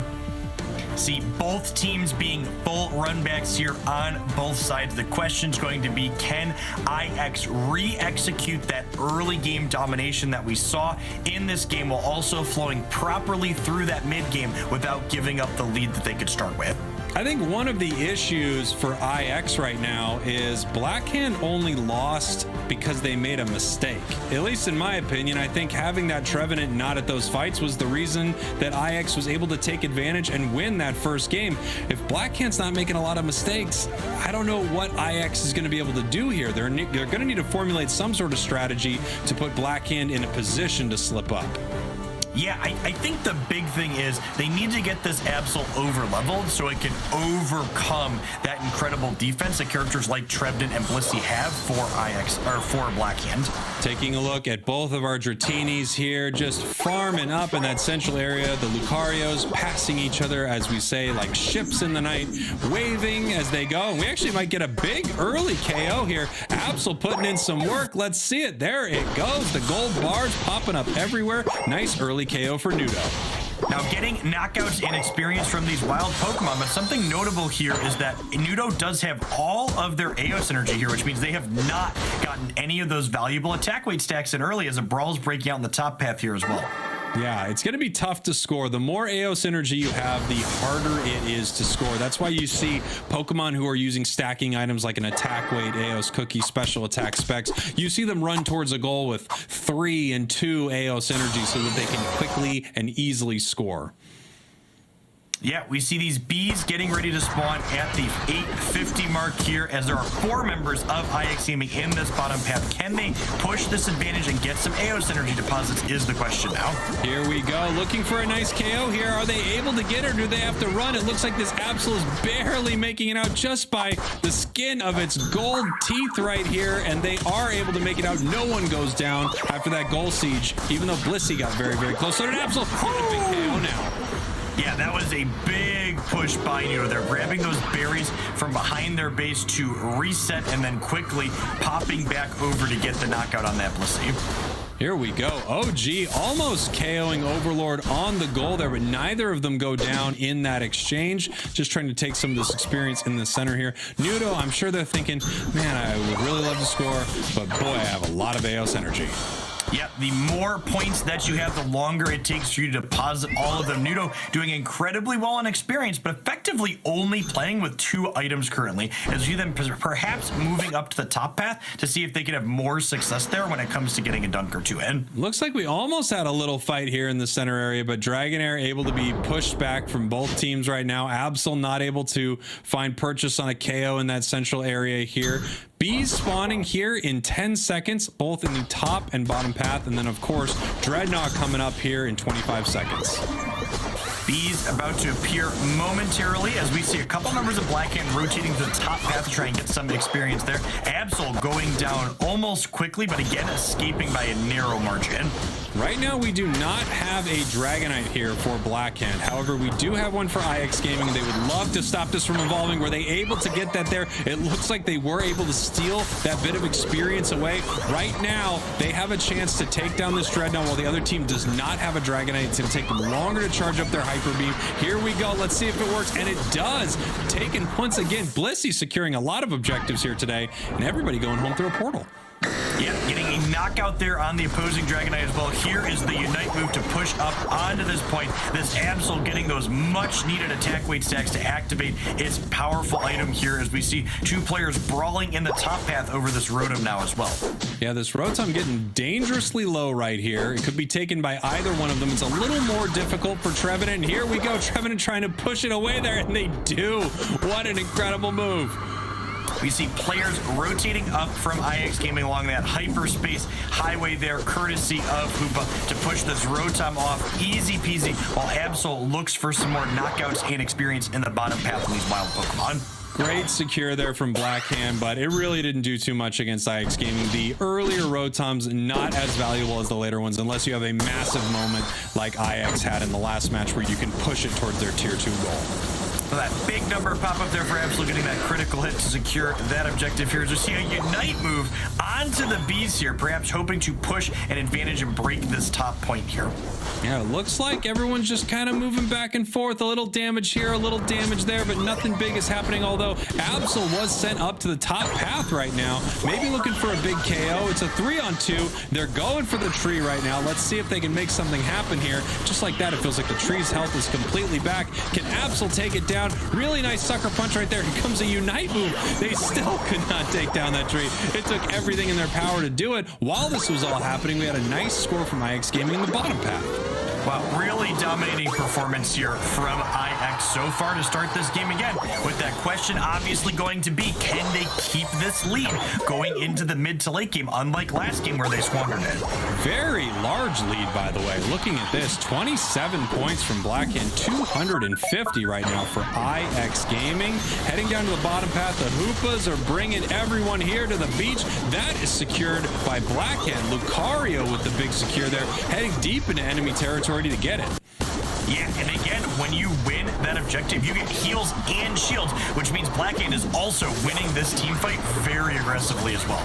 Here we go. Blissey just making it out there. Lucario trying to get a KO here. I don't know if Hoopa can make it home, being picked up by the Horn Leech right now. And it looks like, no, they will go down. A nice double KO for the tree.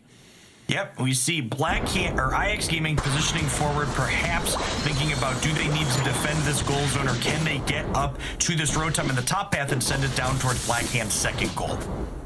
It's going to be tough right now. It's always tough to out-secure a Dragonite, but maybe this Absol's saying, hey, you start attacking that Rotom, I think I'm going to start attacking you. It looks like we have a lot of members of both teams heading up to this top path, just getting ready for a fight here. This Horn Leech pushing it out. Beautiful Hyper Beam, beautiful secure by the Lucario as well. Unite moves coming down. We're at about the 4-minute mark here, Jeff, which means if you don't Unite now, you won't get to until Zapdos, so you better go for it. Yeah, that Unite move is a very valuable resource in these games, but it's important to remember you gotta pull the trigger on it. You can't bring it with you for the next game. It's something I always forget. Why don't I start my matches with Unite moves? I didn't use it at Zapdos, and here we go right now. IX Gaming going to deal with this Rotom pretty easily, as they're going to continue farming up, getting experience right here, and trying to increase their level lead. Taking a look at it, they're doing pretty well compared to Blackhand level-wise and score-wise. Yeah, 2 level 13s, almost 3 on the side of IX Emo. There's just a single level 12 for Blackhand. They do have a pretty good spread of levels with everybody at 11, but but these damage carry Pokemon especially, they hit larger power spikes at these levels 13, 14, and 15. So being at that point when the opposing team is not is a very large advantage going into the final engagement around Zapdos. Interestingly enough here, we've got this Dreadnought coming up, and we have members of both teams that would like it, and it looks like Blackhand is trying to make a full-on assault towards it, but here comes the Absol through the backside, trying to pick up some big KOs here, and they do. This is exactly what they wanted their Absol to do right there. Also still securing the Dreadnought. Big win for IX Gaming. Did I say there were multiple level 13s for IX Gaming? I'm sorry, I misspoke. We now have multiple level 14s for IX Gaming without a single level 13 on the side of Blackhand again here. This is certainly IX Gaming's game to lose as we head on into the final stretch here in just 15 seconds. IX Gaming playing extremely well. We're going to have to see what Blackhand wants to do right here. They know that IX Gaming is not afraid to rip down this Zapdos, so they're going to need to get into this pit. However, they are being held at each point by IX Gaming, and here we go. A lot of damage coming down on the Zapdos right now, and it's a full-on flip. Who can get it? Absol secures it here for IX Gaming. Let's go, IX Gaming, running in to score some points right now, while they're also trying to stop Blackhand from counter-scoring. Yeah, and we saw there, I kind of like this decision from Blackhand. I know it didn't work out in their favor, but they kind of recognized the fact, hey, we are outmatched and we are not going to win a team fight. Our best chance to take this game is to jump in here and try and pull this objective off the board. They were unsuccessful, but I think they played to their outs quite well in that position. I would say I think Blackhand has got to be a little surprised with the IX Gaming that they are fighting in these matches. I mean, they really beat them earlier, and IX Gaming is playing extremely well in these grand finals. I recognize now, of course, though, $20,000 is on the line for the winning team. Yeah, big incentive, those extra dollars. So many monocles you can buy to wear to that World Championships in August, where both of these fantastic teams will be competing. We've kind of hit that insurmountable point in that last minute stretch here. IX Gaming up by almost 700 points here. Blackhand gonna need to knock everybody out, deposit all the 50s, and then come back again and deposit some more, finding some time to clear wild Pokemon in the middle. They've got heart, Jeff. They are not giving up. They want to show IX that they can still fight this thing out. What if they get a massive KO here? But no, Dragonite does go down to this Absol. The level difference is just too big. IX Gaming fighting on their goal zone, fully wiping Blackhand. Looking pretty good doing it. IX Gaming says you may have heart, but you might want to head on back to the Pokemon Center and figure out exactly what you're going to do with it, because you're not doing Siege and our goal here. IX Gaming right now is up a game. If they win one more, they take this bracket. That means this bracket will then reset. They've got to do it all again, but Blackhand's got to be a little worried right now. You're possibly watching $10,000 slip through your fingers. Yeah, love the Marine running up the score there at the end, getting that extra 100 points in and locking that MVP title for themselves. 930 to 197 here in this game 3. Beautiful match for IX Gaming, and just taking a look at the KOs right there. Yeesh, look at that Absol. 11 KOs, 7 for the Dragonite here from IX Gaming. And then if you look across the way at Blackhand, our purple team, boy, they really didn't put on a show in the team battle department. Yeah, we talked about how evenly matched these teams seemed in those first two games. That was not the case in this third game. IX Gaming was in control the entire time, and they never took their foot off the gas or gave an inch. Over 110,000 damage for Nudo on Absol here. You know, this is something we talked about, Jeff. I was wondering, how are they going to beat Blackhand if Blackhand doesn't make a mistake? And you said it. They just got to get this Absol super powered. They got to make sure it finds the right moments, and there it did, 112,000 damage. Looking at the scoreboard, it was kind of never close. The levels were kind of never close, and it kind of was never close. IX Gaming, yeah. Great round against Blackhand. Yeah, just fantastic top to bottom for IX. If they bring that level of game here for this next one, we'll almost assuredly be heading on into a reset where they get a chance to do it again and again. And here are some big moments from that match. We're at the 5-minute mark right now, and they are just scoring points at will. This is when IX Gaming really started to win this thing right here, getting a nice stack and some nice scores in this top path. The score was 27 to 250 for a little while. Yeah, we saw this objective here kind of go down in a giant brawl with IX Gaming ultimately cementing another Dreadnought for themselves and cementing their experience lead here with multiple level 14s as we headed out into the end. This Zapdos also just going down in a flurry of Unite moves and hyper beams and night slashes, but something to realize about what's happening in these moments is when you're the team that's ahead, level-wise, score-wise, you actually can gamble a little bit at these fights. So while I love the play from Blackhand, it still does favor IX to take this fight and try to secure the Zapdos. Yep, and we saw IX Gaming do exactly that and rein in point after point after point, getting what I believe is actually the highest score we've seen this weekend of almost 1,000. Rin securing that MVP with that final score. I mean, let's face it, Rin just wanted some time on camera, and why wouldn't he? He's a great player, incredible on that Dragonite. It's been amazing all weekend. For sure, the MVP from that match. So I mentioned in those first two games, things seeming very evenly matched and not expecting any composition changes from either team. I feel like that's no longer the case after watching that third game, Spriggles. I feel like if you're Blackhand, you've got a whole nother set to give here potentially. I would go back to the drawing board in this match and try and figure out what we can change up to make this Absol not just cleave right through us. That is really interesting, and I wonder what it would be, right? Because you think that this Trevenant, it might be the case. I don't know. It felt like it was an amazing Absol counter, but it looks like IX has figured out how to play around this spooky tree. So yeah, the question is, what would they change up? It almost feels like sacrilege to say after watching it all weekend, but is Blissey good into the burst damage that Absol is capable of putting out? Because you can't heal your teammates if they're knocked out in a split second. Jeff, I ought to jump through this screen and shake some sense into you. They're never going to take Blissey up, but that's a really interesting thought, right? They've got the soft boiled. Maybe they need to be using the shield in some of these moments because they're just going down way too fast. That's really interesting. I'm not sure if that would be the changeup. I mean, Blissey and Hoopa are kind of staple Pokemon, but we will see what they want to bring into this next game.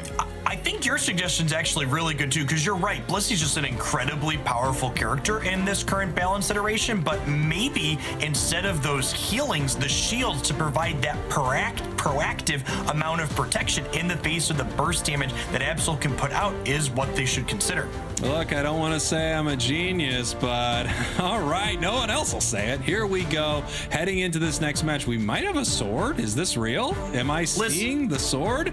Not to toot my own horn, Spriggles, but we were playing some Pokemon Unite earlier today, and we were musing that there aren't enough Aegislash in this top path role. So to see that happen here in the grand finals as a changeup is kind of sweet. You know, I wanted to call myself a genius, but you are the true genius. That's right. You were musing this earlier, and that would make me your muse. Wow, that's incredible. This is huge. Thank you, Jeff.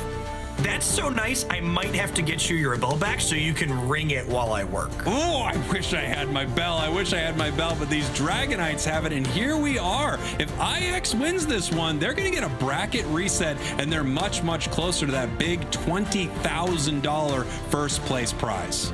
The Aegislash is actually a pretty interesting counter pick into the Absol, because remember, it's replacing Lucario here, and Aegislash is capable of being a lot more durable than Lucario when it wants to be with that shield mode.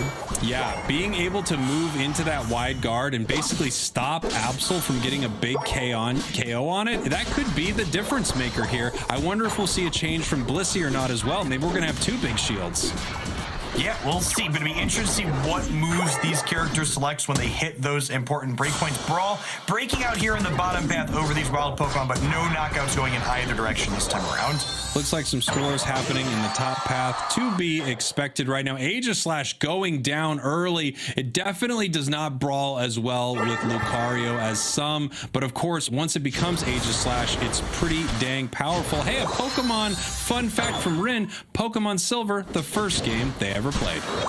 Definitely one of the best of the originals, and you can tell I'm saying that because it was one of my first I ever played as well. We head on into the 850Bs here with Extreme Speed Lucario just cutting through them quickly, but Blissey stealing one out of there.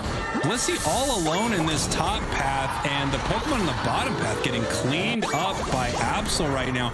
IX Gaming looking good, looking hungry. They want that 20K. Yeah, they know they need to win this match, and then they need to be calm and win a whole nother set here, but they got to start with this one.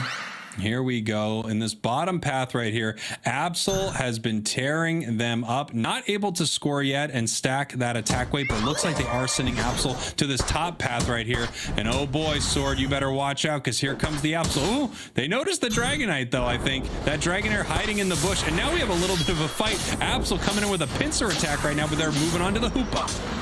Yeah, we saw, I don't know if you caught that, Slashcan is still playing the healing eggs, but Pikadiff is actually providing the unstoppable shields for IX Gaming this game.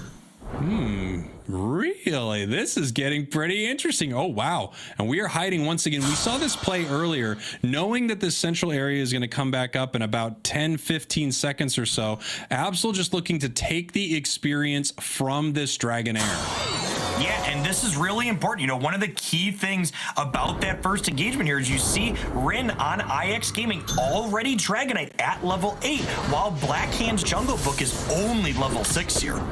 Here we go. We've got ourselves this Dragonite. They're ready for this Dreadnought. And right now, oh, here comes Absol trying to stop this Dragonair from evolving. This is a big moment right here. This is not only going to possibly stop it, you could possibly get a KO. And either way, it's not going to be present for this Dreadnought fight right here, and it needs to be. Nudo expertly securing the last hit on that wild Pokemon there, taking the experience away. Here, the Trevenant here doing what they can to buy time, but ultimately Dragonite getting to dance away from them. Pikadiff trying to get home there through the hyperspace hole, but getting knocked out by the Egg Bomb. Secure just slightly too early on that Hyper Beam. Yeah, that beam, you saw it. It put it down to just the smallest slivers of life on that objective, with the curse from Kyrios coming on in to clean it up. This objective experience is exactly what Aegislash needs in the top path to catch up to this Lucario. Look how quickly things change. Boy, it felt like that move from IX Gaming to take the experience in the center there was perfect. They just weren't able to get the secure. Yeah, we see this Rotom now marching in towards this goal zone. If they can get a push here and get some dunks, they want to kind of tie up this early score as Jungle Book uses their Unite move to push in even further. And here we go, Absol with the Unite move coming right back, but it looks like they might be going down right here. Sword heading into shield mode so that they can hopefully stay alive as this Lucario E-speeds to the entire team, takes down the Sword, but gets KO'd for their trouble. Yeah, we see huge brawl breaking out here. Nudo just kind of fading in and out this fight. Look at this low life total with no fear, knowing they can get in, out, and all around if they play this correctly. And here they go, grabbing that berry, dodging around the Hyper Beam right there. I mean, Matrix style, just missing those Hyper Beams. Incredible work from that Absol. Rin getting caught here. I don't know if he's going to be able to make it out. He sure would like to, but no, he cannot get home. Love the Unite move from Overlord there. Like, this Dragonite is a higher level than me. I need this experience and securing it up there with that big hit. Aegislash also feels like it has a really nice recharge on its Unite move. It gets it a little bit faster than a lot of Pokemon, and it does spend quite a bit of time ripping through wild Pokemon as well, charging that Unite move. So I love that play also. I always want to KO the bigger experienced Pokemon if I can. Okay, Blackhand's Hoopa has ticked across the level 9 mark here just in time for this Dreadnought to spawn in the bottom path. We're at that big fight at that 4-minute and 30-second marker, so where basically everyone that has a Unite move ready to go is going to be firing it off here at this objective. And here we go. The Unite move's coming out, and immediately that Dreadnought going down. They weren't able to secure it from Blackhand. It was the Hoopa from IX Gaming with the big secure. Felt like maybe that Blissey Unite was just a little premature because our Hyper Beam wasn't ready to go. Man, Aegislash has just been getting deleted every time we've seen it today against these Dragonites. Yeah, it's just incredible. The damage from that Hyper Beam is amazing, and the thing you have to remember about Aegislash is it's actually a pretty tanky Pokemon until it's in Blade form, and then it is very frail, and these Hyper Beams just send it to the Pokemon Center. Yep, we see them pushing in there while Nudo is clearing wild Pokemon here in the top path, and pushing in and out and all around with a knockout going over to IX Gaming, and now back to Blackhand with the Hoopas going down. This fight is just still going on. It feels like it hasn't stopped since that Dreadnought. They won't stop fighting. Maybe this Hyper Beam will finally put an end to it. Doesn't look like it, though. Jungle Book coming back here, getting taken down by Hyper Beam themselves. That's 2 KOs for Rin, pushing forward. Big 3 KOs. Let's go. 20-point overdunk here in the bottom, extending IX Gaming's lead to 177 to just 6 points for Blackhand. And this 6 points isn't just the point differential, but it also means that Blackhand has not been getting any stacks on their stacking items. Wow, I mean, I know this is crazy to say, but throughout all the chaos and all the battling in this match, I didn't even notice that Blackhand hasn't really put any points on the board. I mean, they have held them back from scoring anything. There's nothing. I have to say, I do appreciate IX Gaming kind of bringing Spraggles down from his thunder on these double stacking items, because they do have a real risk, as we've seen here. If you're not able to get the Eos energy in, you're effectively playing without used item slots. So true, and it hurts my heart very much. Very, very true here, and they're able to shut them down, and then those items are a lot worse than having a focus band or a buddy bear or something like that. Big fight at this Dreadnought. I don't know if anyone was hitting the Dreadnought, but we sure were getting a lot of KOs here. Blackhand cleaning it up. A big 3 KO in this bottom path. Is this the start of a pushback here? They are getting on the scoreboard and getting a couple of stacks in for Overlord. The score is close, and we are ripping this center objective off the map. Yeah, I mean, look at that. We've got the very early Unite move here from the Hoopa, but I wonder if they're just trying to catch this Dragonite, using the Unite move to jump on the other side of the enemy team right here. And here we go. Here's the big fight. We have 2, 3 down from IX Gaming. The sword is ripping them to pieces. I don't know if this Dragonite's going to be able to fight him back right here. They're chasing it down right now. Massive Hyper Beam as they're following Rin out of this Zapdos pit. It gets a big Hyper Beam of themselves, but they could not stop Blackhand right now, and they are in a position to take this Zapdos. Only 1 Pokemon from IX Gaming is here to stop them. That's Lucario. Hoopa now coming in, though. They might be able to stop this flip right here. What a disaster! Oh my gosh, how? That was definitely felt like Blackhand's game to lose, and they have chosen the not favorable option, it would seem. Oh, Blissey, how do you do this? How do you do this every time? What is it with the eggs? What is it with the Unite? Who made you this way, Blissey? Blissey's supposed to be this friendly, helpful Pokemon, and then it just goes bowling across the map with its Unite move, knocking everything, including objectives, out of the way at its pleasure. I'll tell you, Dragonite looks pretty nice, but it stole my bell. And Blissey looks pretty nice, but I think it stole this match. IX Gaming right now is way ahead right here. We might be heading to a bracket reset. Like I said earlier, they want to be the best team in North America. That means you got to beat the best. They lost to Blackhand earlier, but right now it looks like they are the dominant team. Yeah, and I mean, Blackhand had a really good team fight in this end game here with a little bit of bad fortune with that Blissey bowling on it across. They're going to give it their all here, but they are down almost 400 points here, and I can't imagine this brawl with all of these Space Fists is going to break in their favor. They're trying their best right now, but IX Gaming is defending on their goal, and they're also, incredibly strong players and Pokemon right here. We do have Blissey going down right now. Absol cleaning this thing up. I think everyone on IX Gaming looking for that MVP right here, but there's no question who it is. It's the Blissey. Yeah, Blissey, the reason that game went over to IX with their teammate, letting them bowl on through everyone, including the objective there at the end. Beautiful match here for IX Gaming, and like we said, that means they are resetting this bracket. Another best of 5 is coming your way between the 2 best teams in North America. Taking a look here, we've got Nudo, the Absol, with 8 big KOs this match. Yeah, IX Gaming in the driver's seat through the early and mid game there, with Blackhand getting a really good team fight around that last Dreadnought with a push at the end. Whoa, I don't think I've ever seen a damage number that big on a Dragonite before. Usually they're there for objective secure, not team fighting, but Rin really does it all on this character. I mean, if anyone's going to do it, it's Rin, one of the best players in Pokemon Unite. Taking a look here, this was actually a pretty close match through most of it right there. Blackhand with an amazing fight there at Zapdos. I don't know why I said this was pretty close. I think I'm forgetting that they didn't get to score any points for a long time, Jeff. Yeah, I mean, IX Gaming has had such an incredible early game dominance in basically every one of these games. It's been up to Blackhand to kind of grab the reins back in that mid to late game state to catch back up. Taking a look here, IX Gaming right here, Pikadiff, Retsu, Rin, Nudo, OG. They're looking to become your grand finals champions, and here's some big moments from that game. Big beams for lots of big moments. These Dragonites clash back and forth here, with this Rin lining up the double hit on that Hype Beam to clear both of these Pokemon out. And that is just the beauty of that Dragonite. If you can line up multiple members of the enemy team, you can do massive damage here. Once again, we had a fight down here at this Dreadnought, and this was a big fight for Blackhand, actually. This is when the match felt like, oh, this is actually going Blackhand's way right now. They're coming right back right in time. Yeah, this fight here made me think, oh, we have a real game here. And then they got 3 knockouts here right at about the 2-minute mark, but they were just not able to convert on that. In large part, look at Rin's positioning here. They run them all the way down out of the pit, knowing that they're losing this engagement, but buying valuable time for their teammates to respawn and get back in here.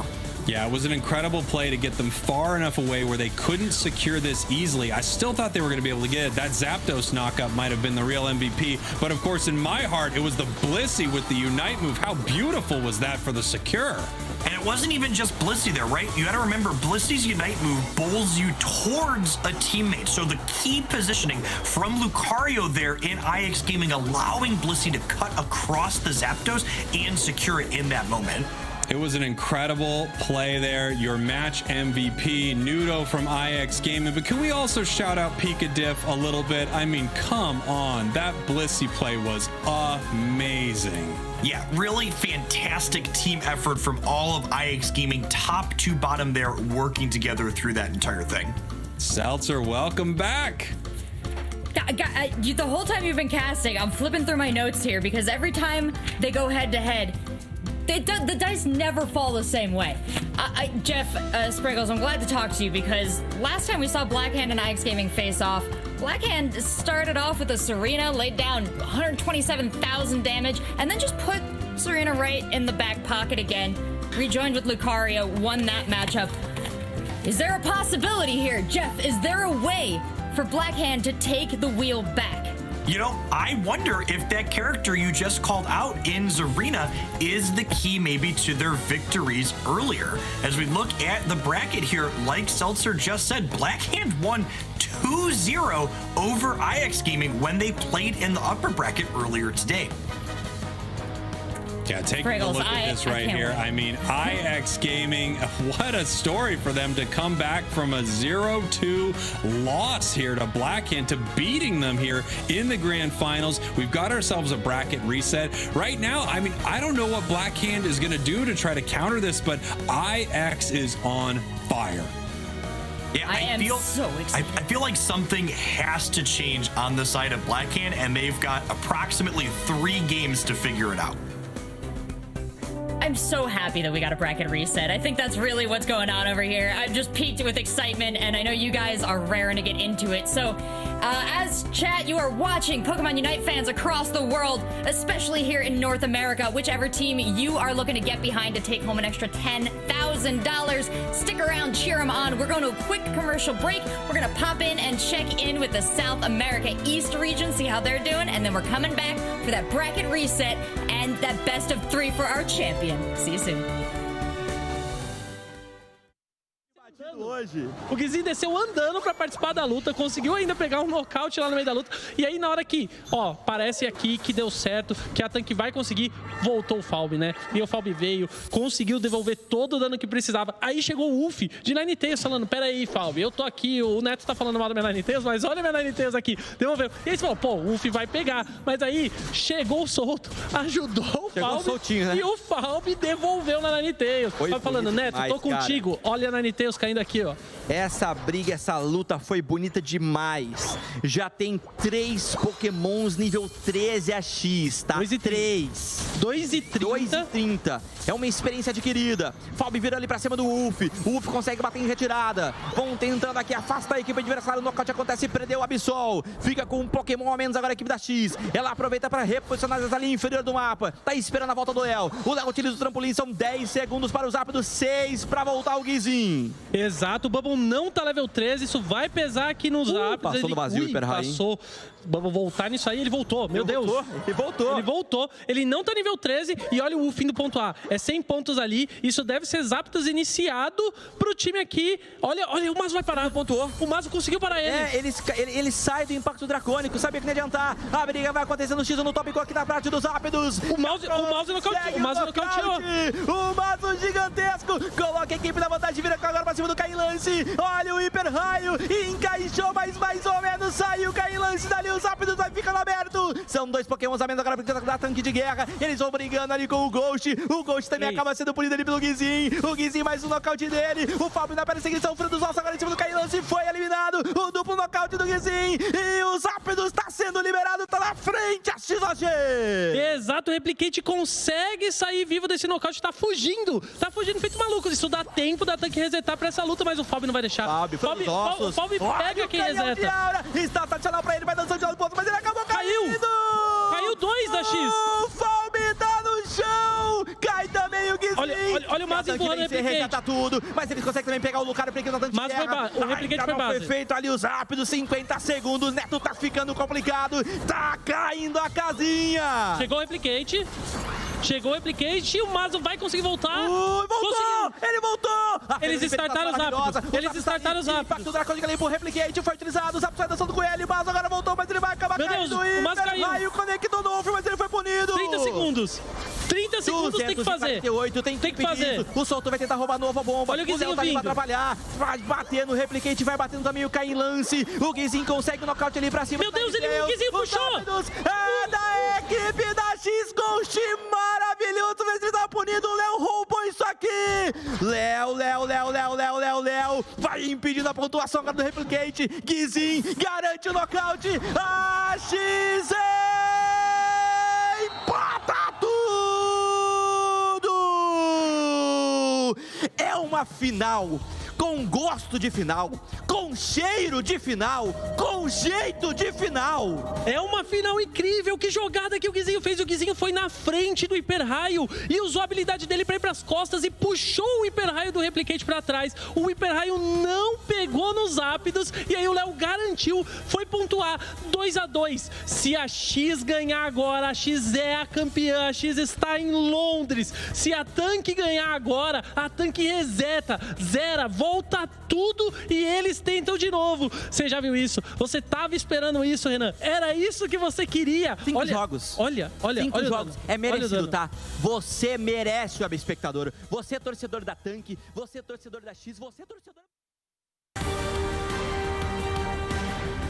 Welcome back to the Pokémon UNITE Regional Finals for North America, where dreams will come true for our top 2 teams heading to the championship. And that big money dream, I'm thinking of James just looking at all those gold coins falling down in that Team Rocket gift I love to use. And that's what our champion's going to experience, because they're taking home an extra $10,000. Spraggles, Jeff, we got a bracket reset. Tell me what this means for these 2 teams who started the day facing off, who faced off again now in the first round of our winner's bracket, and are gonna do it all over again. Well, let me tell you, I mean, this is huge for IX Gaming. They've got something to prove here. I don't think they ever expected to go 0-2 against Blackhand. If you're asking me, I think they were heading straight into this thing undefeated. So they're trying to show that they're the best team in NA right now. And the big thing that stands out in my mind when we get a reset like this, it really talks to just how competitive this region is. These teams are a pretty even match for each other, each having taken a full series off of each other, and this is the rubber band match. This is the one that proves, hey, we're not number 2 in this region. We're going to Worlds as number 1 from North America. Yep, we're wiping the table clean. We are resetting it, and we're heading into another best of 5. So, Spraggles, Jeff, I hope you got a drink with you, because this match is about to start. We're not allowed to drink on broadcast, Seltzer, but thank you very much. Trust me, I try. Oh, you mean like a water. Okay, here we go. Heading into the draft right here. Let's see. I mean, I think, Jeff, these teams know what they want to do. I don't know. We saw the sword. Do you think we see any other change-ups from Blackhand? I don't think so. We could. We talked earlier about perhaps that Zarina could be coming back here, but we see Overlord currently hovering that Lucario here with 30 seconds left to go. Everyone on IX Gaming just relocking in their same characters. This doesn't surprise me. They've been running rampant over the opposing team in all of these early, mid, and occasionally the late games as well. Yeah, it feels like IX Gaming is on a hot streak right now. I'm not surprised they don't want to change anything up. Right now, SlashCan not locking anything in, but there we go. There's that Serena. I mean, we've got some psychic types around here today, Jeff.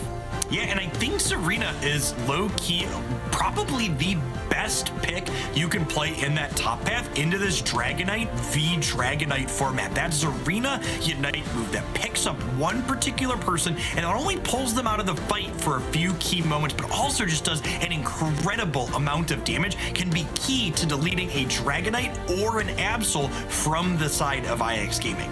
You also have to remember that not only does that Unite move take them up, kick them a bunch of times in the air, kick them right down to the earth, you also usually get another big stomp or two, and after that, I mean, there is a massive amount of damage that comes when Serena gets to pick the Pokemon that they want to KO here. And here we go, bracket reset, regional finals, the 2 best teams in North America going head to head right now. Blackhand, your purple team, IX Gaming, your orange team. We see that Zarina in the top path here, clearing through all of those A-Poms, lickety-split, as they go to contest this center crab and ultimately lose it to OG here. But now we kind of go about the peace treaty these top path characters tend to have, where they both get their dunks in and get those attack weight stacks building up here.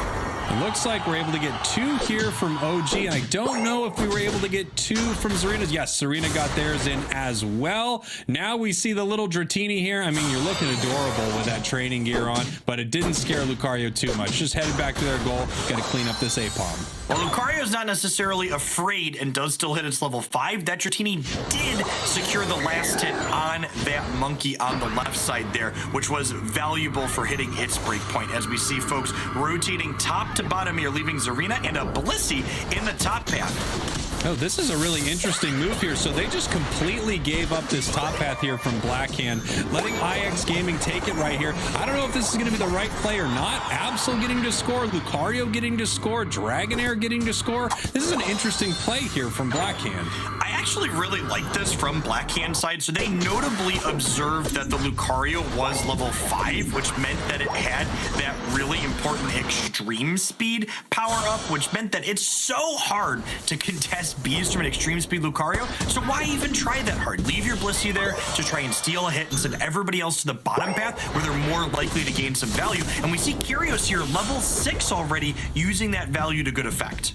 This is really interesting. I mean, there was a wild fight there in the central area with Hoopa and Lucario sort of invading, trying to take some experience off. And now we're down here in the bottom path. Big KO here for Overlord. And this is what we talked about with the Serena. Here come the stomps. These boots are made for stomping, and these boots are made for stacking, continuing to stack that attack weight in the bottom path. Top goal is gone. It's gone, Jeff. Yeah, breaking this top goal this early is not free. You see these Audinos being contested here in the top path for Blackhand. They lose a little bit of map control, but they gain this safer wild Pokemon that's more difficult for IX Gaming to contest in the way back. This is really interesting because if you look at different places on the map, you would think each team was winning for different reasons. I mean, it looks like IX is completely stomping the top path here, but in that bottom path, Serena is literally stomping the competition right here for Blackhand. We're going to have to see which strategy pays off with a big KO on the tree. Talking about scoreboards and things to observe here, you'll note that the only level 8 in this game right now, well, now there are a couple, but the first level 8 was Zarina for Blackhand. So in terms of experience overall, Blackhand is not doing terribly poorly here. And here we go, IX Gaming with a big Hyper Beam, and this is just the difference between having a Dragonite and not having a Dragonite. It's so tough to secure when you're going up against a Dragonite and you're still a Dragonair. IX Gaming used that to their advantage, just ripping that Dreadnought down. And of course they want to push this Rotom if they can. I mean, they're already pushing this tier 2 goal. Yeah, I really love this awareness from Nudo being like, oh, I'm probably not going to finish clearing this Rotom before the opposing team gets here, so let's like back off, get a berry for some health, and then no one shows up, so we have the all clear to take it off the map before a Dragonite gets there. And here we go. This is now pushing towards this top path goal, but Blackhand has 4 members actually ready to defend right here. The question is this going to be a fight? We've got a Unite move here from Absol that they can use at any moment to really change the tide. Yeah, we have Unite moves from Dragonites as well, and this is one of those key pushes. 6 minutes on the clock means there's no launch pad here, but this could be a point like we saw in other games. Yes, Blackhand is getting a bunch of knockouts here and catching back up because of this push. I love this play by IX Gaming, but boy, they got shut down by Blackhand right here. Big KOs, and that's going to put them right back in this game, a game that IX seemed to be winning pretty handily. Yeah, IX was ahead on levels after that first Dreadnought, but that failed push there meant Blackhand hit the first level 10s in this game, and Blackhand was able to push up and break the outer goal zone for IX in this bottom path, meaning they're going to have a positional advantage at the second Dreadnought here momentarily. Taking a look at our mini-map here, you can see that Absol is once again in the enemy central area, playing a little bit like a Greedent that is hungry for KOs, looking to possibly get a score in here. You know, 20 points isn't too much, and you can score pretty quickly, but then again, you went out a little too early, buddy. They're going to find you, and they're going to punish you for this one. Yeah, and it's important to know, like, we see where everybody is on the map from our spectator view, but IX Gaming doesn't have that same privilege there with the Absol. The huge team fight breaking out here. Yeah, huge team fight in the bottom path. The Absol was being sneaky. They didn't know it was there for a moment. Here we have the fight, and it looks like we're actually having a bit of a fight over the team fight rather than a fight for that objective in that moment there, Jeff. Yeah, and it looks like Blackhand is going to end up securing that objective since they also had a Dragonite this game. Now, correct me if I'm wrong, and maybe I missaw it. Is the Trevenant playing Pain Split this game? Oh no. Is that what happened?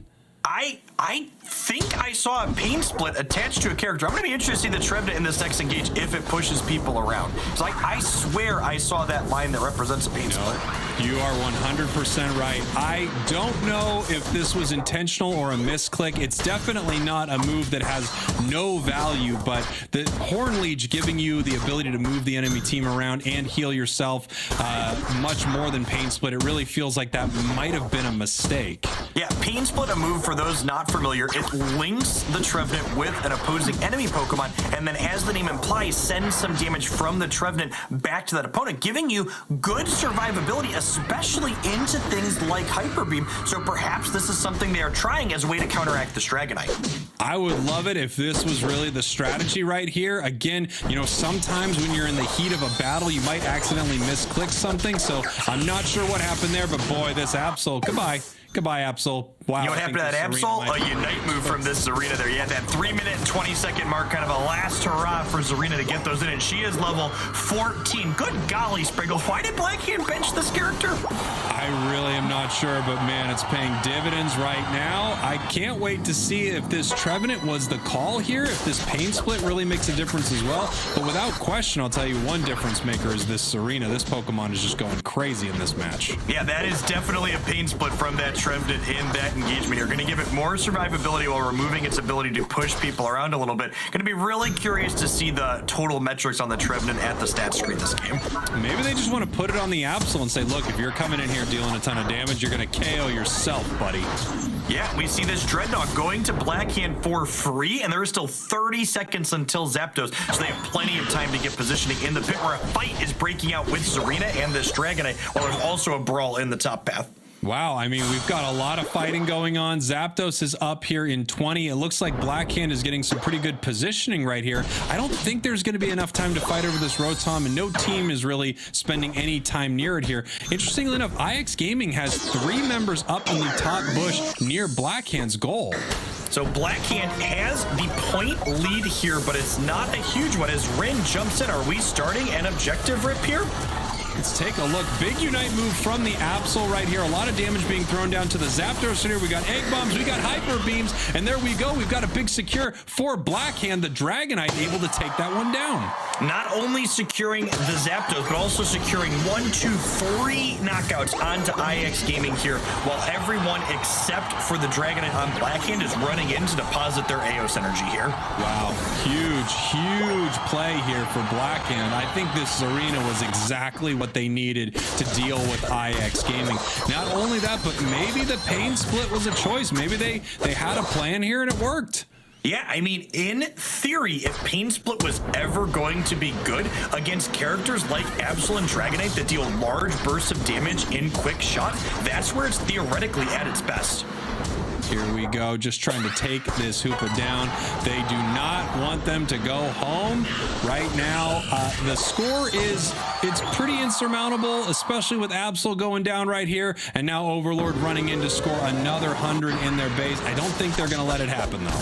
Yeah, I like this play from Overlord. You're like, okay, fine, you're gonna come home and you're gonna stop me from dunking this 100. That means you have 1 less person to push up on our bottom goal zone that you're already incredibly unlikely to be successful into. Wow, and here you go, just doing insane amounts of damage here. Dragonite with some big KOs on the other side of the map means that IX Gaming cannot come back from this one. Blackhand with the win, and now it's just time to dance. Sometimes it's time to dance. Sometimes it is in fact a footloose situation. You gotta dance even if IX Gaming does not want you to here, as they just won't let the Radish lady dance. Here we go, 10 seconds left before Blackhand takes our first game of this series. Well, IX Gaming, it looks like you figured out Blackhand, but I don't know if you figured out this new composition they're throwing at you. Yeah, big change up in not only the top path character, but also move selection on the Trevenant here, if that's something they want to do. Final score, 590 to 206 in favor of Blackhand as we get through our first game of this bracket reset. I cannot wait to see if Pain Split comes back out. I would love to see these stats, of course, as well. 9 KOs on the Zarina, and you could really feel it in that match. They were cleaning everything up right there. The MVP for IX, of course, was the Absol. It's Nudo, also with a lot of KOs, 5 for them. Yeah, I mean, that Serena was stomping around on IX Gaming that entire game, dealing almost 90,000 damage here. Not particularly impressive numbers for the Trevenant here. Low damage, medium damage taken, and low damage healed with that Pain Split attack. I'm going to make the bold call and say that might have been a misclick, but it didn't matter for Blackhand whether they had Pain Split or they had Horn Leech, because they were winning this match. The Zarina was really difficult for IX Gaming to deal with. Taking a look at the score here, close for a while, and they won a massive fight there at Zapdos.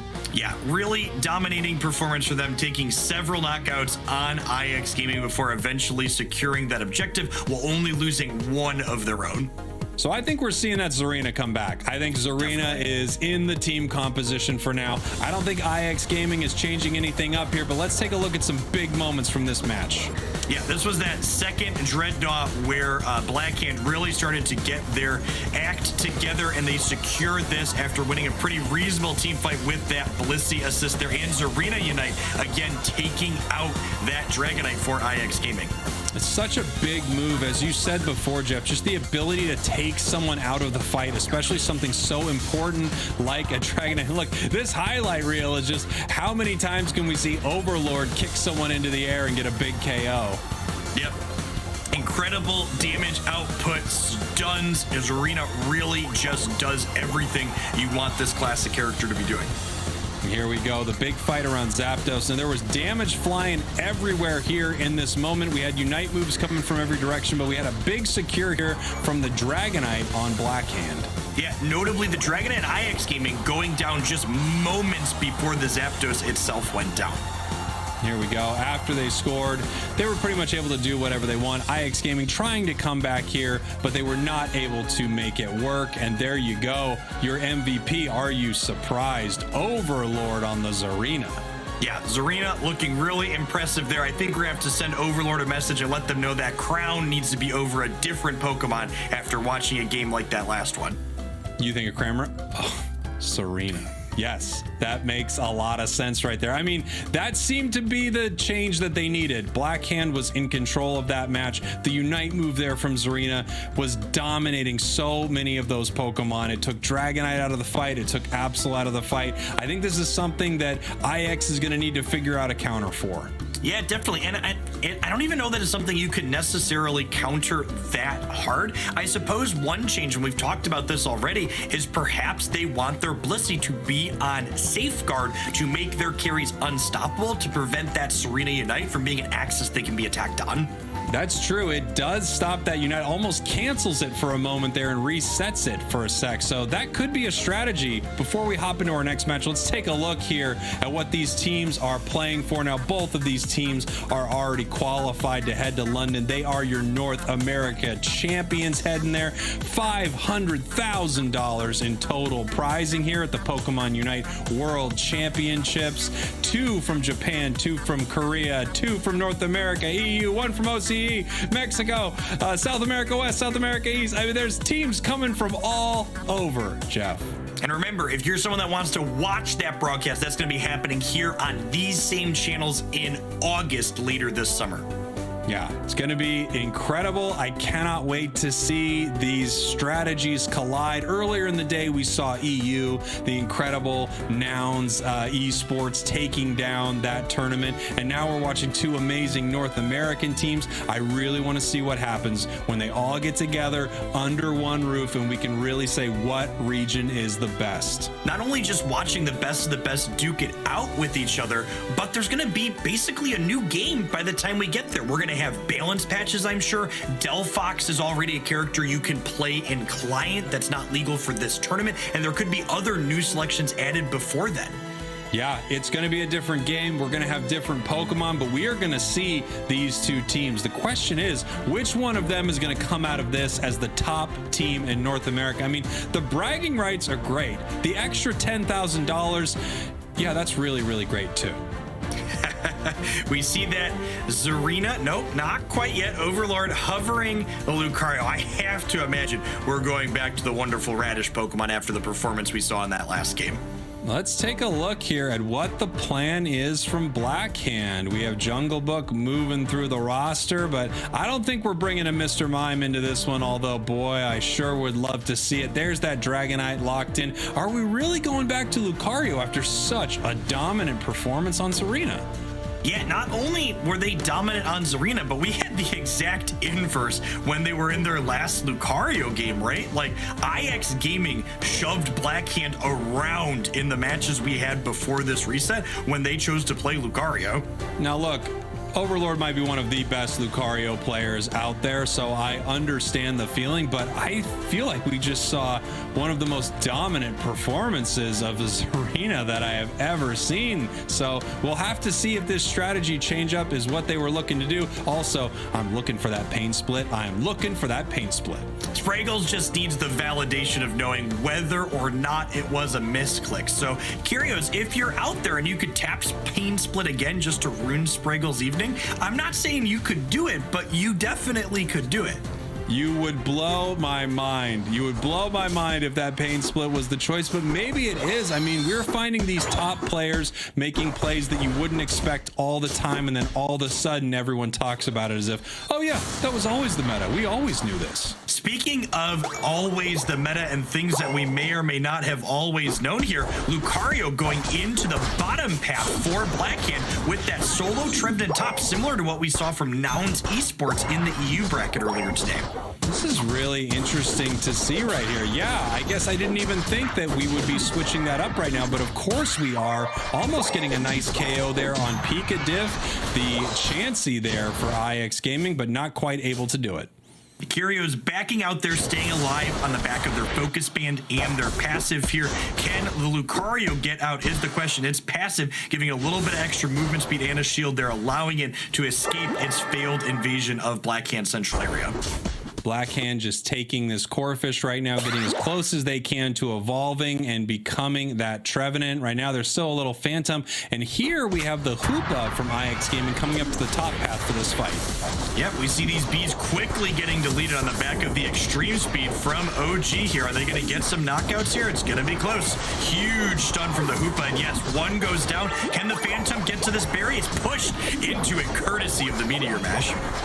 It looks like we're going to get some stacks in here as well. The question is, do they continue fighting? Do they take down this Trevenant right here? Do they leave it there at the goal as they continue scoring on it? And we see Trevenant hitting that curse status at level 7. It will get its second attack upgrade, and we'll find out, is Pain Split the choice yet again? The big question of the day, it still lingers here, and now we're taking a look at this fight in the bottom path. Absol just trying to get a KO here on Overlord. Can they do it? They are chasing them down. I think I might have seen a safeguard. That was a power-up punch for sure from the Lucario. Going to definitely want to keep a close eye on whether or not this Blissey is providing some healing eggs or safeguarding. That is a healing egg there for Blissey, it would appear. I think I saw it on IX Gaming, actually. I saw it. Pikatif had been flexing into the safeguard earlier in their matches as well. Well, then I noticed nothing. Here we go, up in this top path. We've got another 15 seconds until Bees right now. A nice score there. And we actually got a KO here in the central area on that Absol. Now, notably here, IX Gaming does have their Dragonite at level 8, and Blackhand is still only at level 7. If they can get a successful push here, it would be a big deal. But Jungle Book's only 7.5 here. They need several more pieces of wild Pokemon to hit that Hyper Beam status before this objective. Ooh, boy, big moves here for IX Gaming as they push them away from these wild Pokemon. They take down the Lucario right there. Another big Hyper Beam, and we got a double KO here for Rin. Yeah. Level 9 for this Dreadnought. Yeah, Rin is not only the first Dragonite in the game, but they're level 9 before Blackhand can even get to 8 on their Dragonite, and this objective is going bye-bye very quickly. And you can see Blackhand not even really trying to defend here. They've got 3 Pokemon top. They said, all right, we're going to take this Rotom.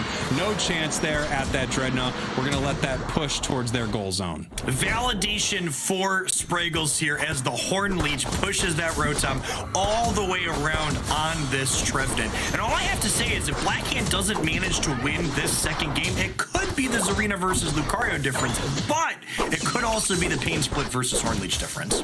I don't think they'll ever come to that conclusion, Jeff, but you're right. I mean, that could be the difference maker. I'll tell you that Zarina was looking great in that last game, but of course this Lucario, that's not doing too bad either. However, they are pretty under-leveled compared to their counterpart right now. Yeah, kind of. Well, it's interesting when you think about counterparts in this game, right? So there's Lucarios on both teams, but one Lucario played top path while Overlord played the bottom path here. That was a sneaky little move there from Overlord, really letting that Absol do some work.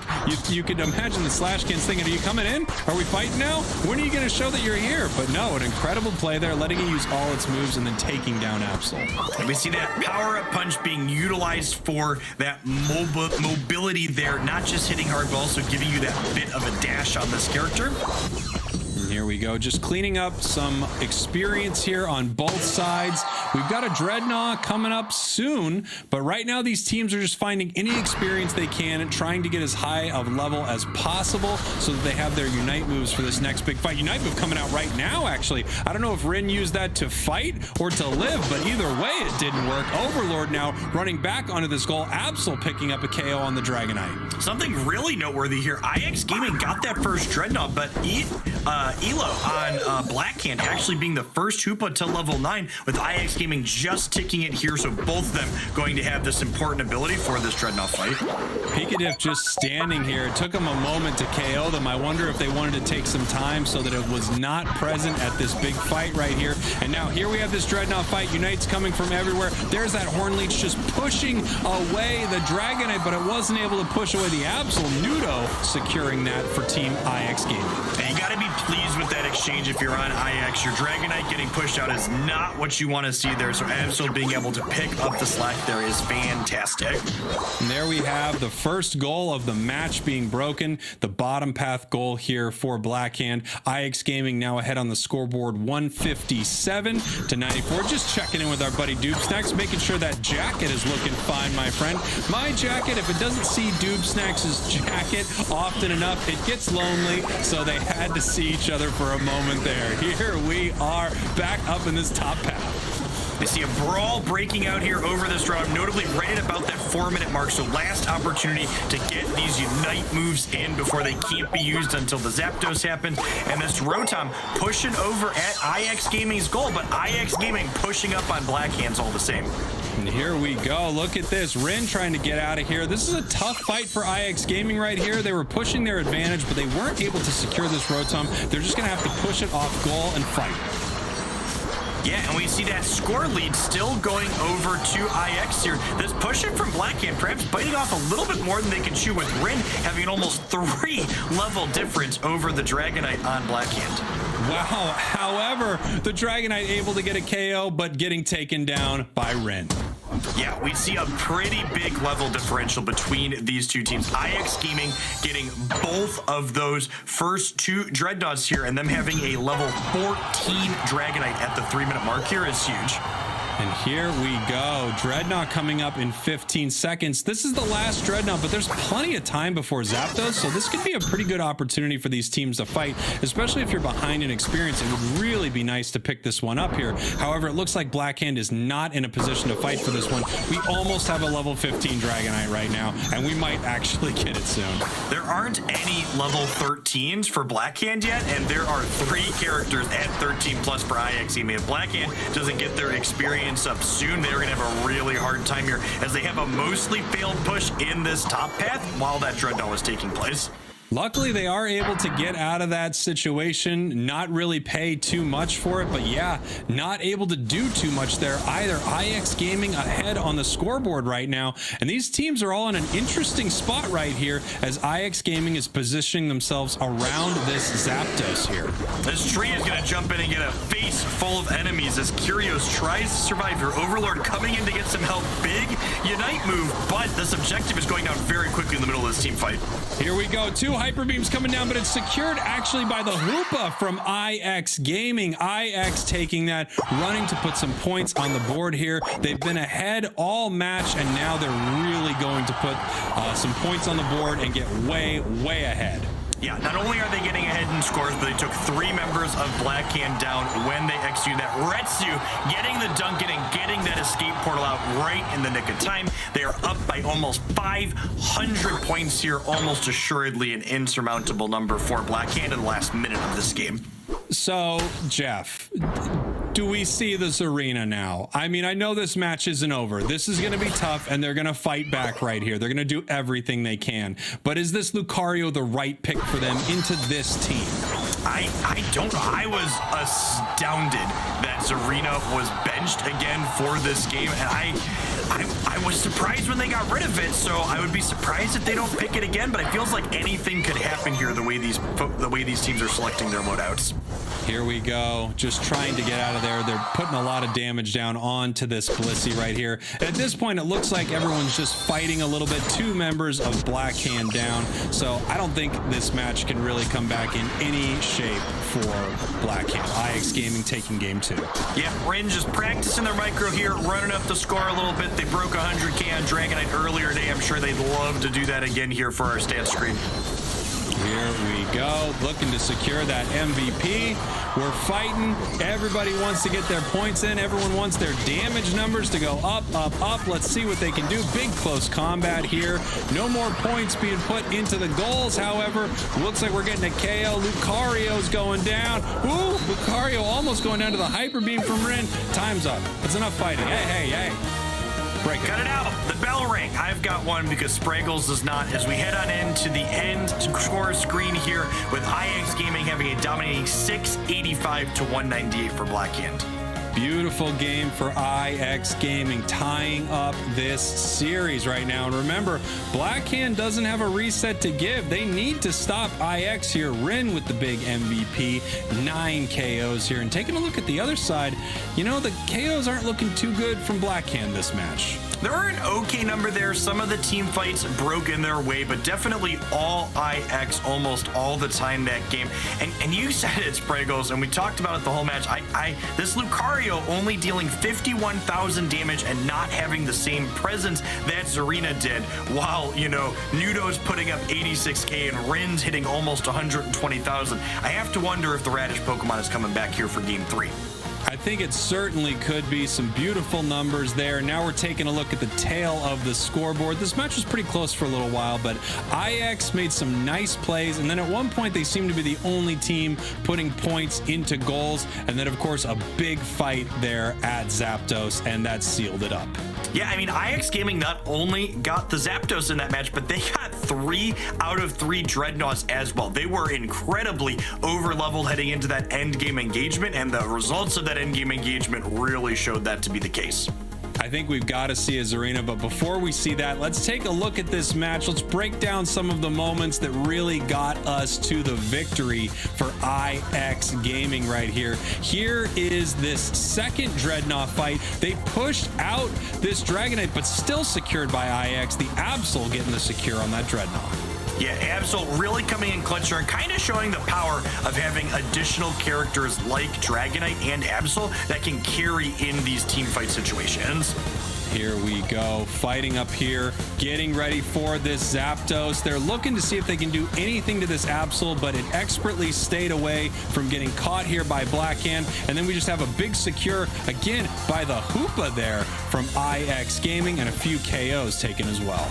Yeah, many mighty beams looking for last hits there, but no match for Space Fist in many situations. Not only deal a reasonable amount of damage, but also stun everything caught in their presence.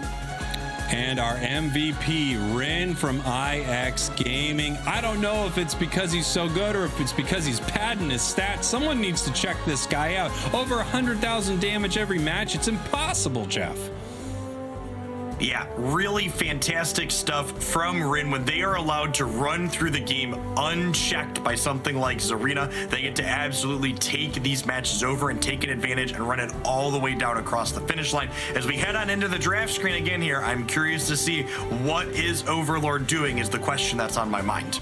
Absolutely. We need to know, does the Zarina come out in this match? I would love to see it. They're trying to win right here. They need to put IX down. They need to secure their spot as the best team in NA. Let's see what they do. There we go. Kirio's locking in that Trevnin again, and there is the Zarina looking to be able to control this game state like she did in much of the first game in the set where Blackhand was victorious.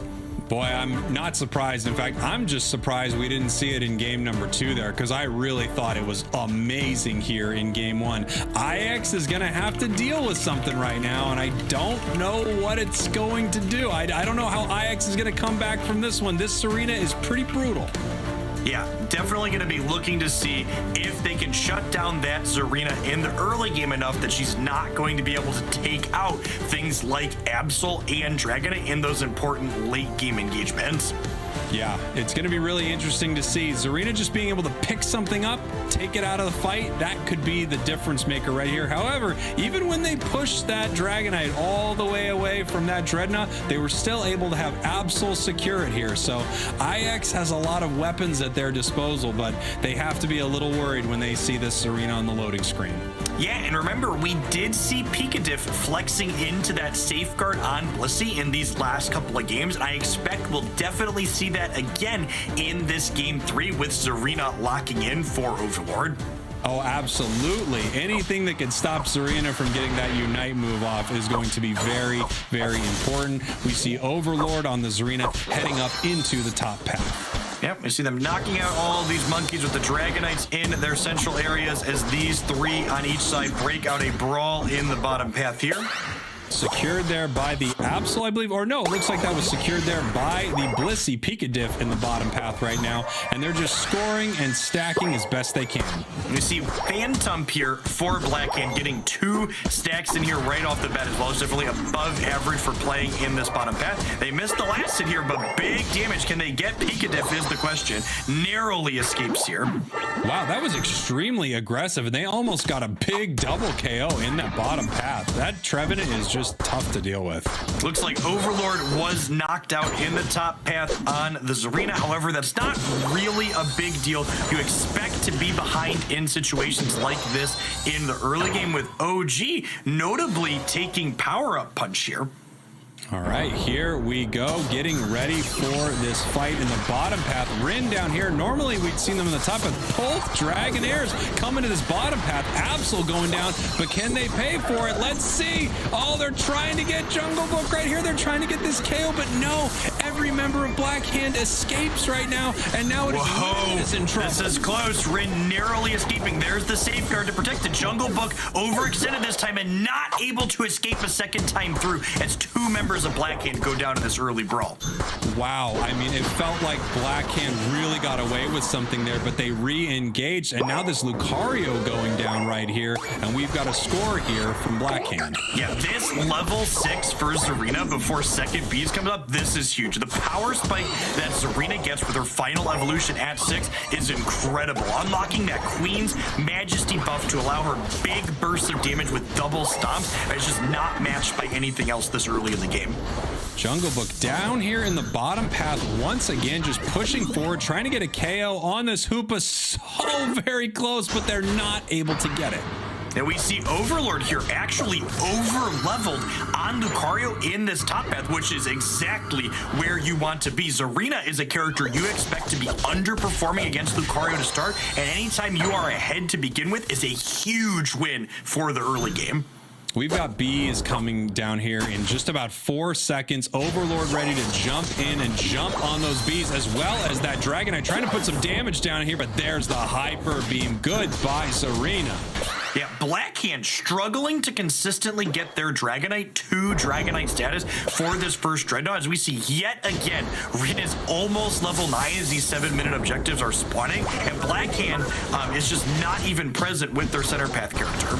Here we go, looking for a possible steal with the egg, but it doesn't even look like that can happen. An easy secure for IX Gaming. Blackhand just left it. They knew they couldn't take it.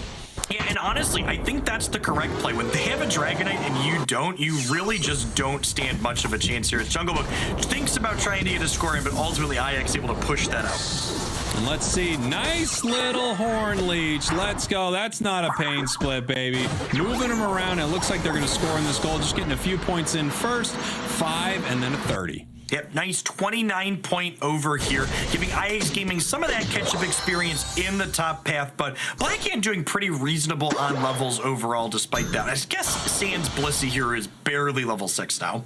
Yeah, oh boy, Blissey, you don't want to see that Absol. I mean, it's pretty mean, especially when it's one-on-one. It's already level 9 right here. It looks like, I don't know if these two saw each other or they both just kind of know that they're hanging out in this tall grass. Here we have Curios fighting both Dragonite and Absol right here, looking to grab a berry, but I think that was actually grabbed by the Absol right now, looking for a big KO. He's trying to put this trio just so tough, and there it goes. That big triple push there. Nudo unable to score because it would have exactly broken that point, and they wanted to get the bigger overcap with the 40 from the Dragonite in that moment. Here we go, heading down to this bottom path here. We've got Overlord. Looks like they're trying to possibly get out of a bad situation here, but being healed up by the Blissey. And now we have Nudo looking for a score here, but hey, Trevenant's here. Says go away. Stop, 30 seconds until this Dreadnought number 2 spawns, and both Hoopas are level 9, which means we are almost assuredly going to see these teams clash in this bottom path engagement here. Looks like everyone's just looking for a piece of experience right now. Absol and Zarina seeing each other in that central area. I don't know if they want to fight knowing that they could easily get portaled down, but look at this. We actually have Hoopa up here in the top path. This is very interesting. Yeah, Hoopa perhaps looking to get a push in a different direction as all of IX Gaming condenses in on this objective and gets it very cleanly. I have to wonder what Blackhand's Hoopa was doing in that moment as it now shows up late to the bottom path. Yeah, I guess I'm very confused by that as well, although they are bringing the team down now for this fight. Maybe they thought they couldn't win at this Dreadnought, but they wanted to win this big repush, which is happening a little bit. A couple big KOs right there for the Dragonite, but I gotta say, that's a confusing one, Jeff. Yeah, there's a little bit of a difference here looking at these central area characters. You know, Dragonite for IX Gaming at level 13 here, while only level 11 on the side of Blackhand. Here we go. This Absol looking for a KO after using that Unite move. Is it going to be able to get him before they get home? Taken down by the Hyper Beam. Goodbye. What a perfect escape there for the Dragonite. Getting the knockout and getting out as there's a Hoopa Unite for IX Gaming to push in on this bottom point while the Rotom walks to the top. And everybody filing in through this hyperspace portal didn't realize they were walking into a car accident. Oh boy, this is not good for Blackhand right here. Big KOs. They're going to break this point. They're looking to score here on this tier 2, but they do have a jump pad. They can land right on their heads, and that would be the plan right here. Absol getting the points in right before that was possible. A nice big 43 for IX Gaming. Kirio's picking up a bunch of people all aboard the Trevenant Pain Train and running them all the way back down. Nudo making an escape here, and IX Gaming not getting punished for overextending there a little bit. No, that was a great fight for IX Gaming. Might have been a slightly late Hoopa Unite move. It's probably going to need to get some wild Pokemon KOs and farm that up, but that was a really nice play from IX. Yeah, well, you see this third Dreadnought of the game getting ready to spawn here in about 15 seconds, which means it's going to have about 40 seconds on it, which is plenty of time for teams to circle around and rip it off this map. That's one of the repercussions of both teams playing these Rip It Dragonite builds is we almost always have a third Dreadnought in these games. That is true. They come up very quickly right now, and here we have a fight over it. No one at the Dreadnought currently. They're all fighting each other right here, looking for a big KO, obviously. No one wants to throw a Unite move right now because we're so close to Zapdos, but you want to try to get a couple KOs here. Absol able to secure one. It looks like we got one from the Dragonite here with Blackhand. A nice big KO from Rin. Excuse me, speaking of big and Rin, is that level 15 at 2 minutes and 20 seconds, Spriggles? I mean, he's just been getting better and better and better every game that Rin plays, and yes, we have a level 15 Dragonite. It feels like that loss in the upper bracket earlier today really woke up a sleeping giant inside of IX Gaming. They lost an entire match, and they were like, you know what? That wasn't fun. Let's not do that again. And here we go, looking like Star Wars down here. All the pretty lasers flying every direction. Big Unite move from the Absol. We got the Trevenant going down here. 2 down for each team. Lucario and Hoopa here for IX Gaming, and Hoopa and Trevenant for Blackhand right now. And it looks like we might be taking the Zapdos. I mean, it is the higher level Dragonite. You've got the shield that you can put on it, but I don't know if they want to take it or they want to get this fight in here. Overlord with the big KO. That's what they're looking for. Taking out the carry Pokemon there in Absol. Whoa, huge stops. Oh, Zarina! Oh my gosh! Why did we ever bench the Zarina? That was incredible! Can they get a 5? 5 There that you was, have it. All right. Yes, I feel like if you're Overlord, you're on comms right now. Like, see, this is why we play the Radish Lady team. Wow, this arena, we talked about it being the difference maker, but look at that. 5 KOs securing that Zapdos. Bye-bye, IX Gaming. You're going to have to pull one out here because Blackhand has this arena. Yeah, that was absolutely incredible. Just look at it stomp. Finally, with 4 members of IX Gaming, Overlord goes down there, but not before securing a 5 KO streak and an objective and getting them almost 500-point lead here in our 3rd game of this Grand Finals reset. You know, I thought this match, as we're heading into that fight, was going to be the story of the level 15 Dragonite, but it was the story of the Zarina taking down the entire enemy team. Yeah, she just stomped right on through there, getting pick after pick pick after pick, starting with the Absol and ending with the entire enemy team being sent back to the Pokemon Center. We've got some scores going in, a little bit in the bottom, a little bit in the top, but it's just not enough. They would need to wipe the entire enemy team to come back from this one. They could not make it happen. Blackhand goes up 2-1, one more win, and they are your North American champions for the regional finals. 703 to 367 here. Blackhand with a well-deserved MVP going over to Overlord.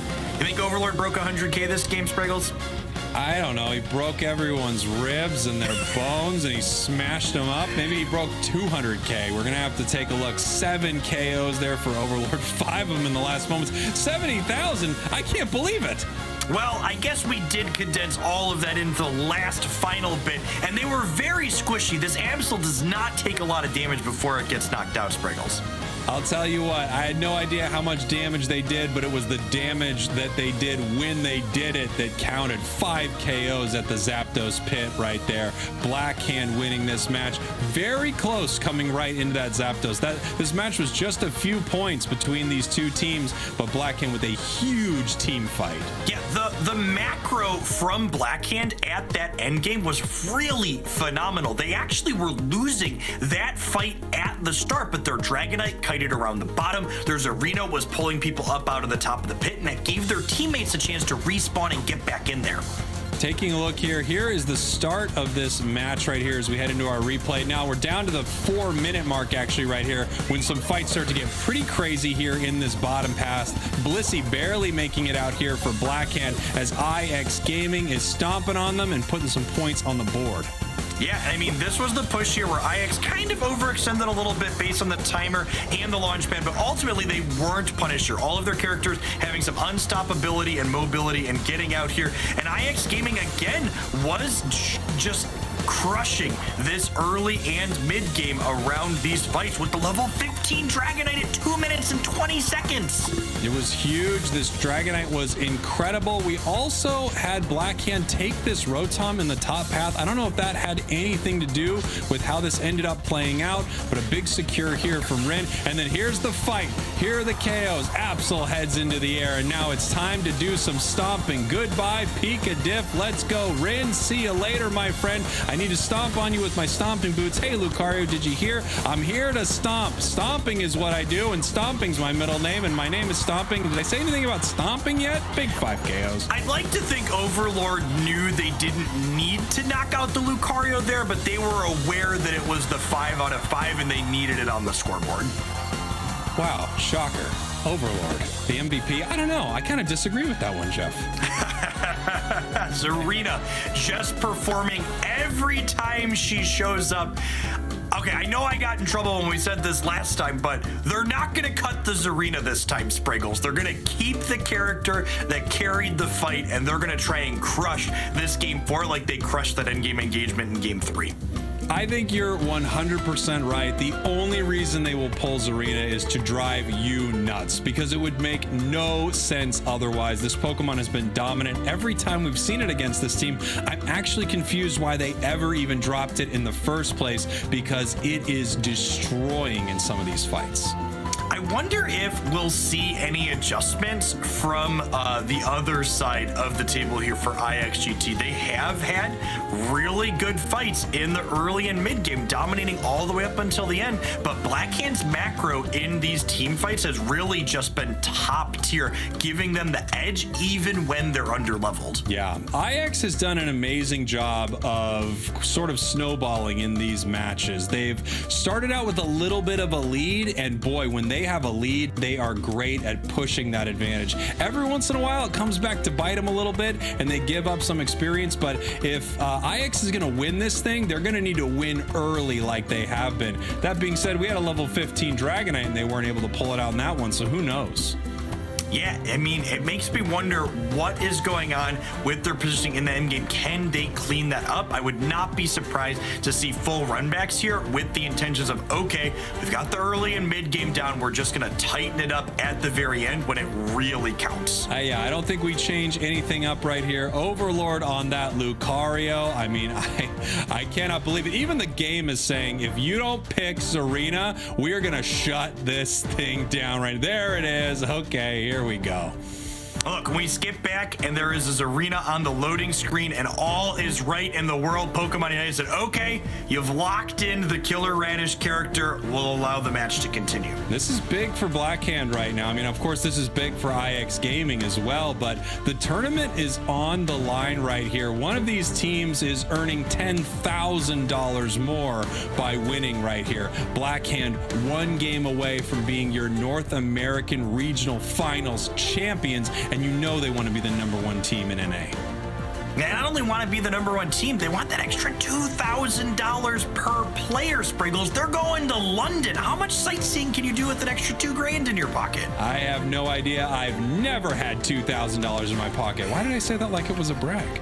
Okay, here we go. Heading into this match. I can't wait to see it. Blackhand ready to become your champions. IX can stop them. I mean, we are into our bracket reset. This is a team that can beat them right here, and they need to do it in this match. They kind of need to shut this Zarina down. At the risk of cursing Blackhand a little bit here, they actually have not been able to stop the Zarina in any of these games, right? Like they are, Blackhand has won 4 games off of IX at this point, and all of them involved Overlord on the Zarina character, I believe. Here we have Overlord running in to try to get a score, but look at OG trying to stop them right here. No, you're still going to get the stack here. Lucario says, I'm not playing this game where you run this way and get a quick stack. I'm going for a KO. Yeah, and this, I really like this micro change from OG here. This is where Lucario is better than Zarina before level 6, and preventing them from getting their scaling done there is huge on OG's side. This is probably why they didn't want to play it on Blackhand, because it does struggle early against Lucario. These two Pokemon are not of similar power until you evolve and become Zarina. Right now, you're just in a lot of trouble, and here they go. I said they got to shut down this Zarina, and they're trying to do it right now. It is a Blissey party in the bottom path, but look at this. Zarina going, okay, we need me to scale up. I'm going to the bottom. I'm going to get another dunk here. Y'all have your brawl in the top path, and I'm going to get some stacks here in the bottom. I hope that worked out for him, because Absol was able to clean up in this top path. God. Still standing right now. That Absol was highly illegal. Nudo staying in on the razor's edge in these engagements. Just incredible limit-tested knowledge of this character. Here we go. IX Gaming does not have enough experience on their little Blissey here to evolve yet. Still a chance here in this bottom path, and now Absol looking to take this farm away from them. Yeah, we see that. Zarina not quite at their final evolution yet, but got a couple of additional attack weight stacks in and is nearing that level 6. They really want to get to that point before this second Bees and the Dreadnought objective. Taking a look here, we've got this portal sending them back home, and now they're just going to walk back up to this top path right here. Zarina finally got this evolution here. They are ready to fight. It is so incredibly difficult to knock out a Trevenant that's waiting to reset from a Hoopa. This character is so thick, and you hit it so many times, and then it resets and comes back at full life. Absol with a nice big KO right here, and now they're trying to KO Overlord. They are really punishing Blackhand at the start of this match right here. We've got our Dragonite here for IX Gaming. We do not have it once again for Blackhand. They can't seem to get level 8 by this Dreadnought.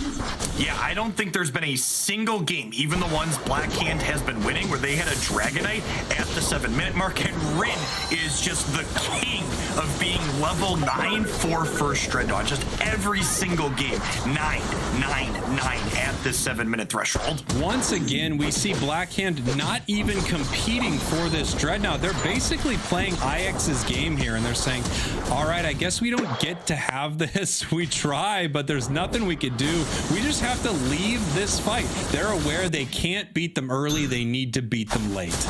Instead, they go on a date with Dreadnaught's less attractive younger brother, Rotom, in the top path here. A reasonable consolation prize, even if they don't get the beloved turtle that everybody wants. Yeah, and taking a look at the levels here, they actually are still pretty close for the most part, but you can see them start to spiral out of control when you see the Absol and Dragonite here for IX Gaming. Pikadip just trying to make it home. Ding, ding, ding, buddy. You got your bell rung.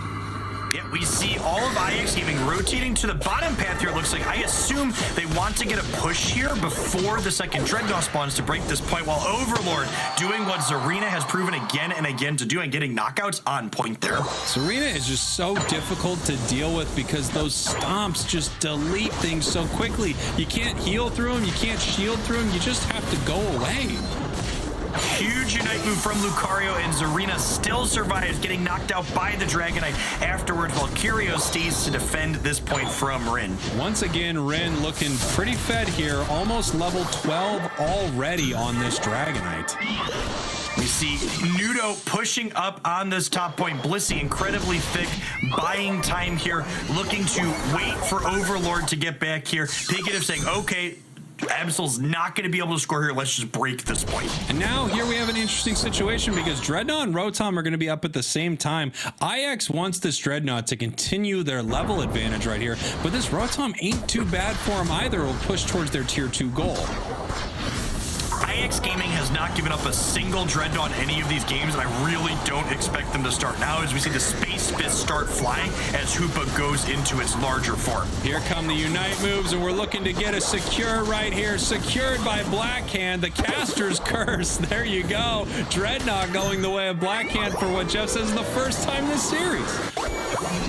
You see these points going in from Zarina here, allowing her to get those attack weight stacks going again and again and again. And now we see Nudo up here in this top path, just trying to score right now. Actually, no, pulling back here, my mistake, as they're trying to see what can happen with this Rotom fight. They would love to get this secure if they can. No, they ended up backing away. Blackhand securing this objective as well.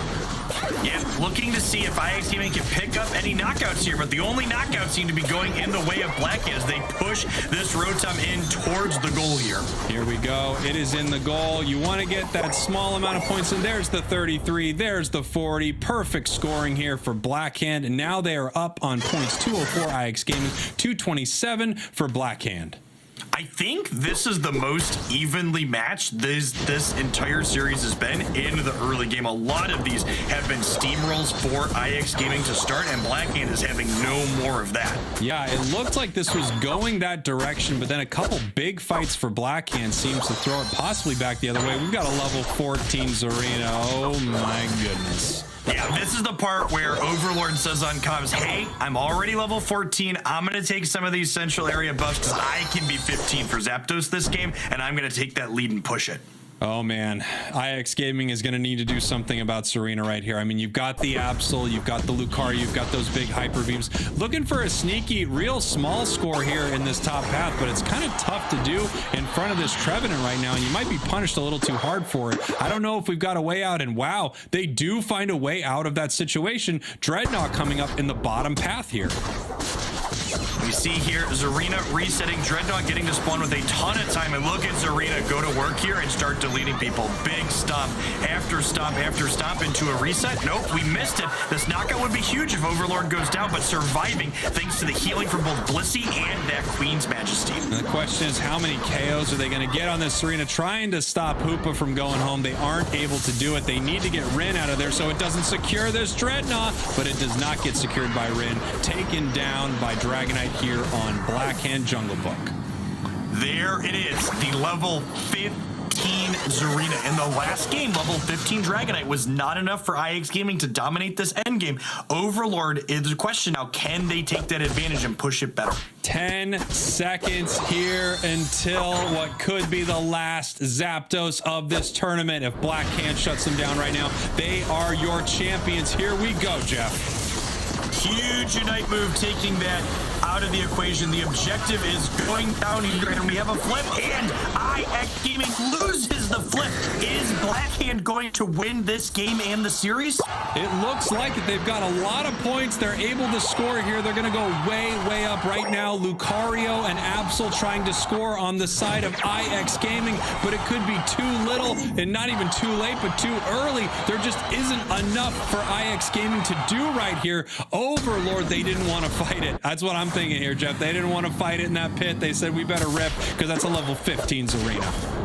Yeah, level 15's arena deleted the Hoopa, and then ultimately their team was able to secure that objective. There's a bit of a pride fight that the Dragonite wins ultimately at the end here, but the Zarina has to be pleased with this result regardless. So we've got a minute left right now. Obviously, everyone's trying to get as much AOS energy as they can. They're trying to farm up a Unite move. They need to win a huge fight. They know they're behind. They probably know they're behind by too many points, but they're going to try to win this thing here. I mean, this is a minute left, and if you could have done anything in this minute to earn another $10,000, I'm sure you would have.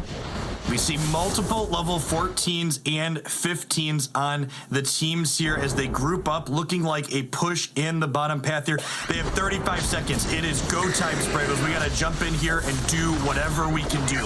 Here we go. The fight is on. They're going to try to get some KOs right now. Lucario going down for IX Gaming. They're trying to make something happen, but no, another down for IX Gaming. It is not going to work. There you have it. Blackhand is going to win this thing. It doesn't matter how many laser beams this Hoopa throws out. Blackhand, they are your North American Regional Finals champions, the best team in North America. Well, they proved it today. Zarina is definitely the best Radish in Pokemon Unite, stomping across the competition there and leading Blackhand to victory in all the games in which she was present, including this last one. Without question, that is a top-tier Radish, Jeff. Looking great. Blackhand securing this. They had to go to a bracket reset. IX is no easy team to deal with, but boy, when they had that Zarina on the map, they were just lighting them up. 15 KOs, more KOs than the entire enemy team combined. Yeah, those are exactly the stats you want to see out of your melee top path character, breaking 100,000 damage this game without breaking a sweat, and really just the positioning and macro from Blackhand in this game to get that Zarina powered up early was just so phenomenal. Here we go, taking a look at this scoreboard right here. I think IX Gaming making the correct play. They knew that this was going to be a crazy difficult fight with that Zarina around. They went to try to take down the Zapdos, were not able to get it. Blackhand with the secure and with the game win.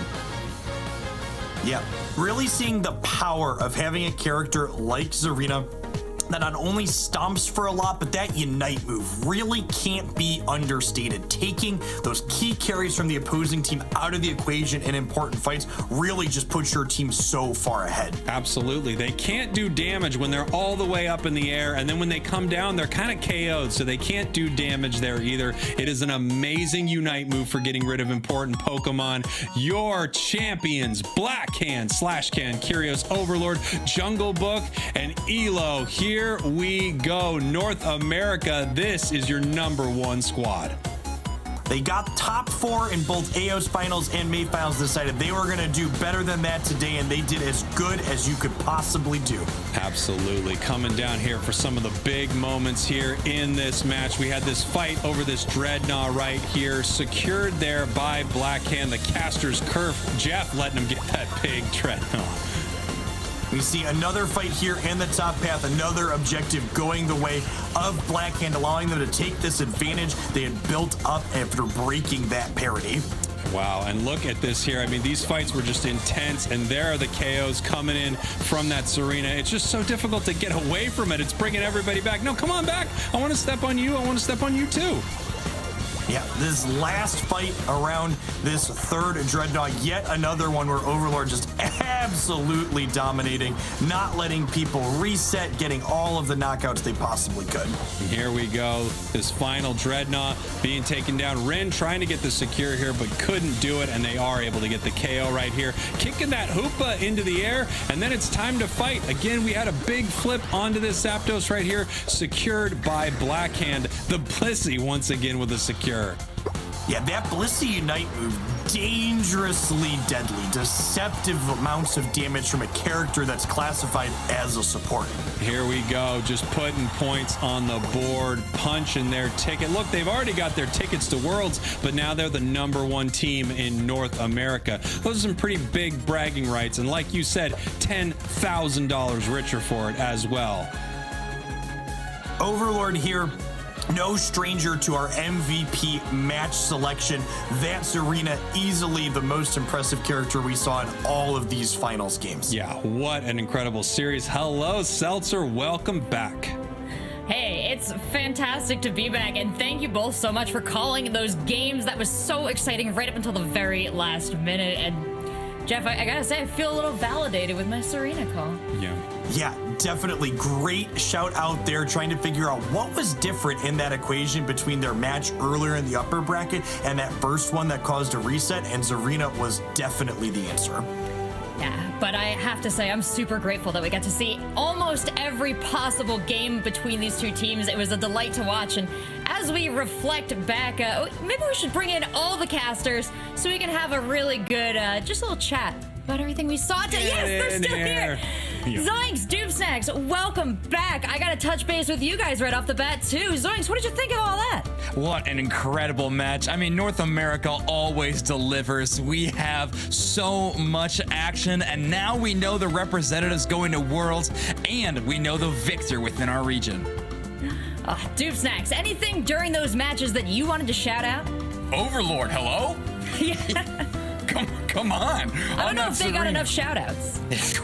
I mean, they deserve it. Holy smokes. You talking about putting the team on your back, making their held item a backpack, carrying them through. That looked phenomenal. And I'll touch on this bracket real quick. Blackhand breaking the top 4 curse and getting the biggest win that this game has available to it in the UNITE Championship Series. They're going to London. They're taking the top spot. They're taking $20,000. IX Gaming, no slouches, resetting that bracket, coming in second place. Also going to represent NA in London.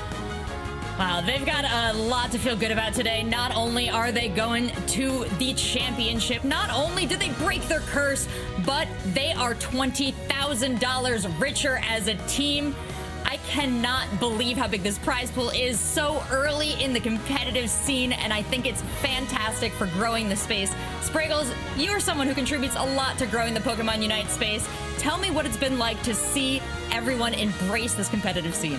It's absolutely amazing. I have been honored to be a part of it. I got to tell you, being on these broadcasts has been incredible, and it's so awesome to see North America just be such an incredibly competitive region in Pokemon Unite. It feels like you don't know what team is going to win here. Everyone is so amazing. Today, though, Blackhand really got it done. I mean, hats off to them, because we have not seen them enough in a grand finals. I'm so excited. I hope we get to talk to them soon for a post-match interview, because I know you've got a lot of questions for them. Reflecting back on the matches we just saw in the first and second best of 5 there, Jeff, what stands out to you as something maybe besides Serena we want to shout out? And while we do it, let's take a look at the prize pool that Blackhand has earned themselves with that stellar play.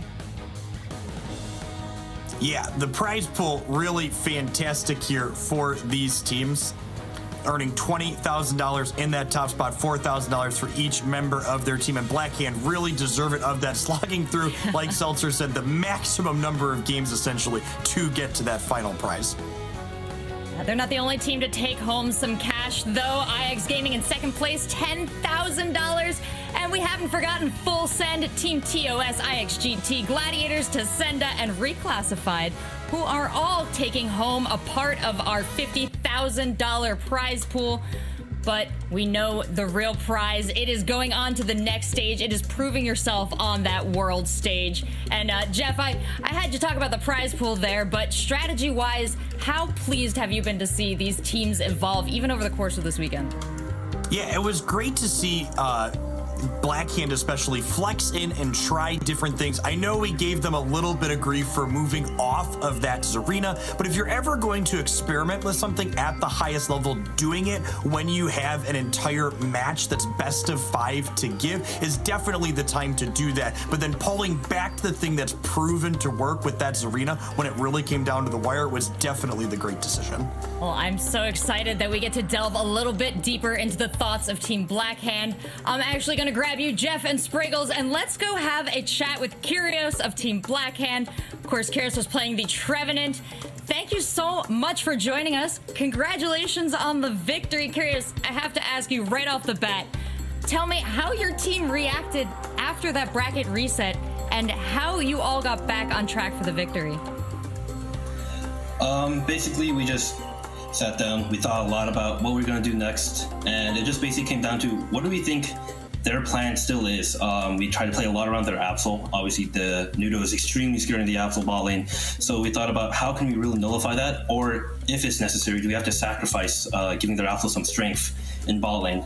And we kind of just came up with more of like a play around the Serena kind of play styles you guys probably saw, but that was kind of our thought process after the reset.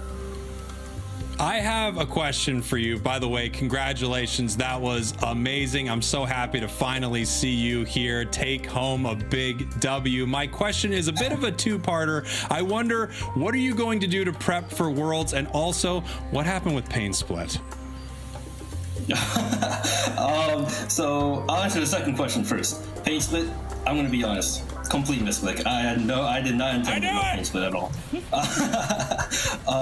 It was actually kind of working because, like, I'm not gonna lie, I went into the game and I went Pain Split and then I was like, yo, Slash, what exactly does Pain Split do? I didn't even know what the move did. And then he told me that I, like, you know, took their HP or something like that and also slowed them. I was like, okay, I'm just gonna go press it on Nudo for the entire game.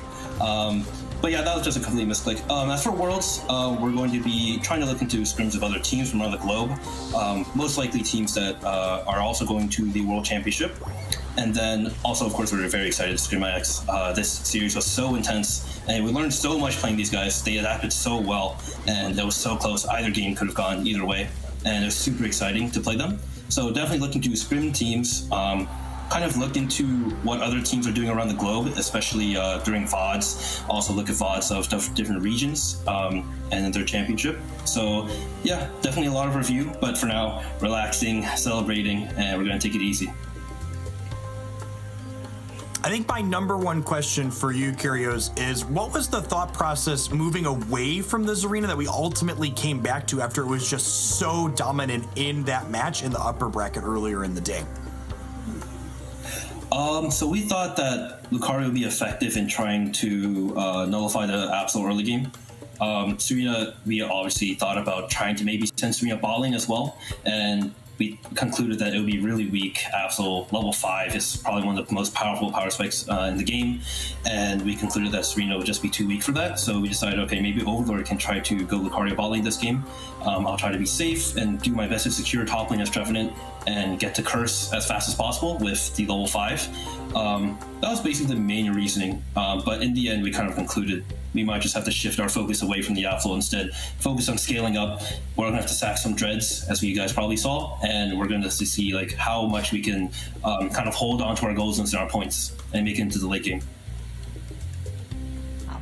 Excellent play, a great pivot, and great teamwork from you and your team to secure the win here today in the North American Regionals, to secure yourselves a ticket to the World Championship in London. Just want to congratulate you once again, Kyrios, and the rest of your team, and thank you so much for coming on and sharing your insights with us. Thank you so much. Appreciate it.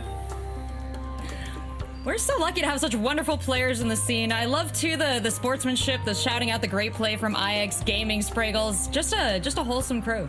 Yeah, it's an incredible crew. It's an incredible scene, and we have had one heck of a weekend. Amazing teams going down to some other amazing teams, but now we have our NA champions and the two teams heading to Worlds, IX and Blackhand.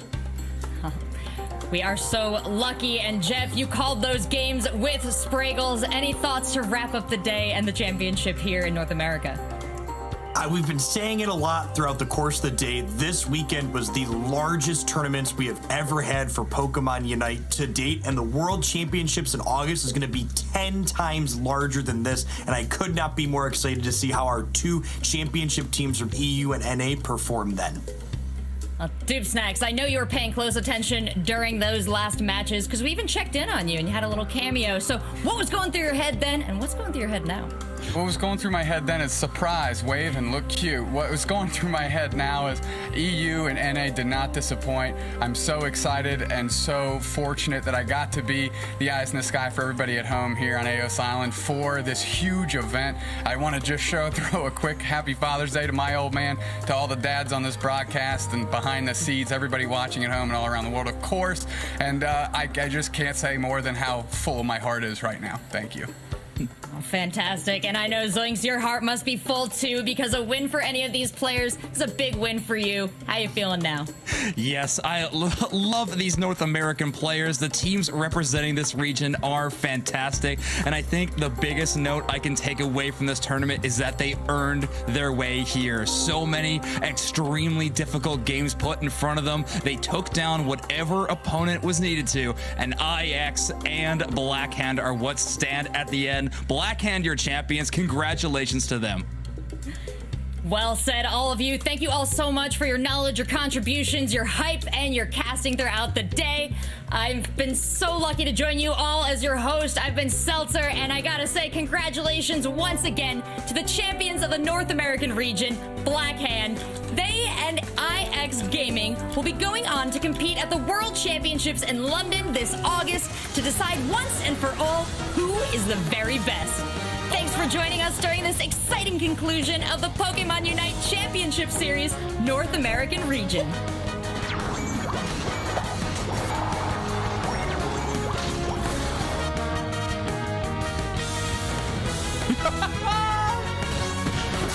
Are you kidding me? Retsu, you legend! No, they're carried by the bee! He's under a bee!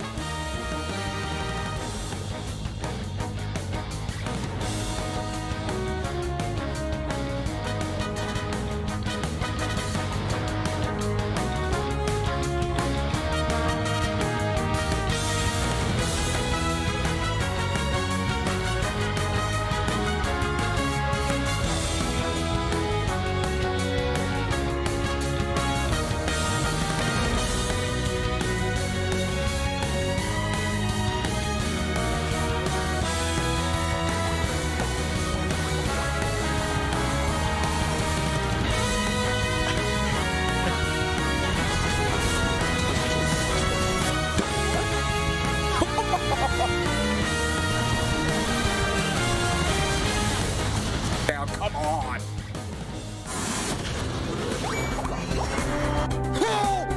Oh my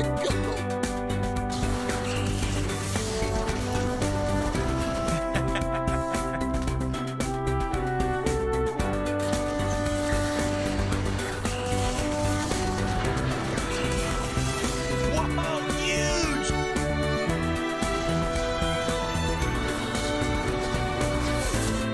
That's a 4-pack Wendy's 4 for 4. Let's get after it.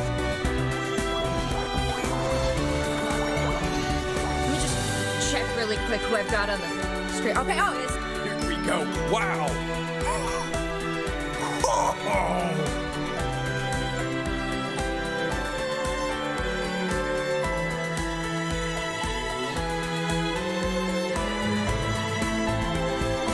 Now to esports securing the Zapdos, securing the title in Europe.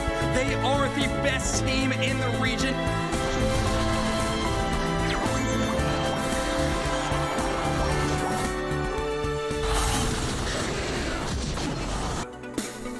Oh no!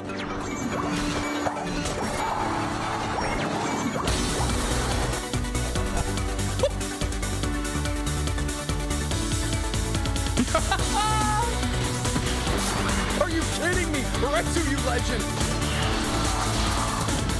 Oh, they're killed by the Fiend! He took him a Fiend!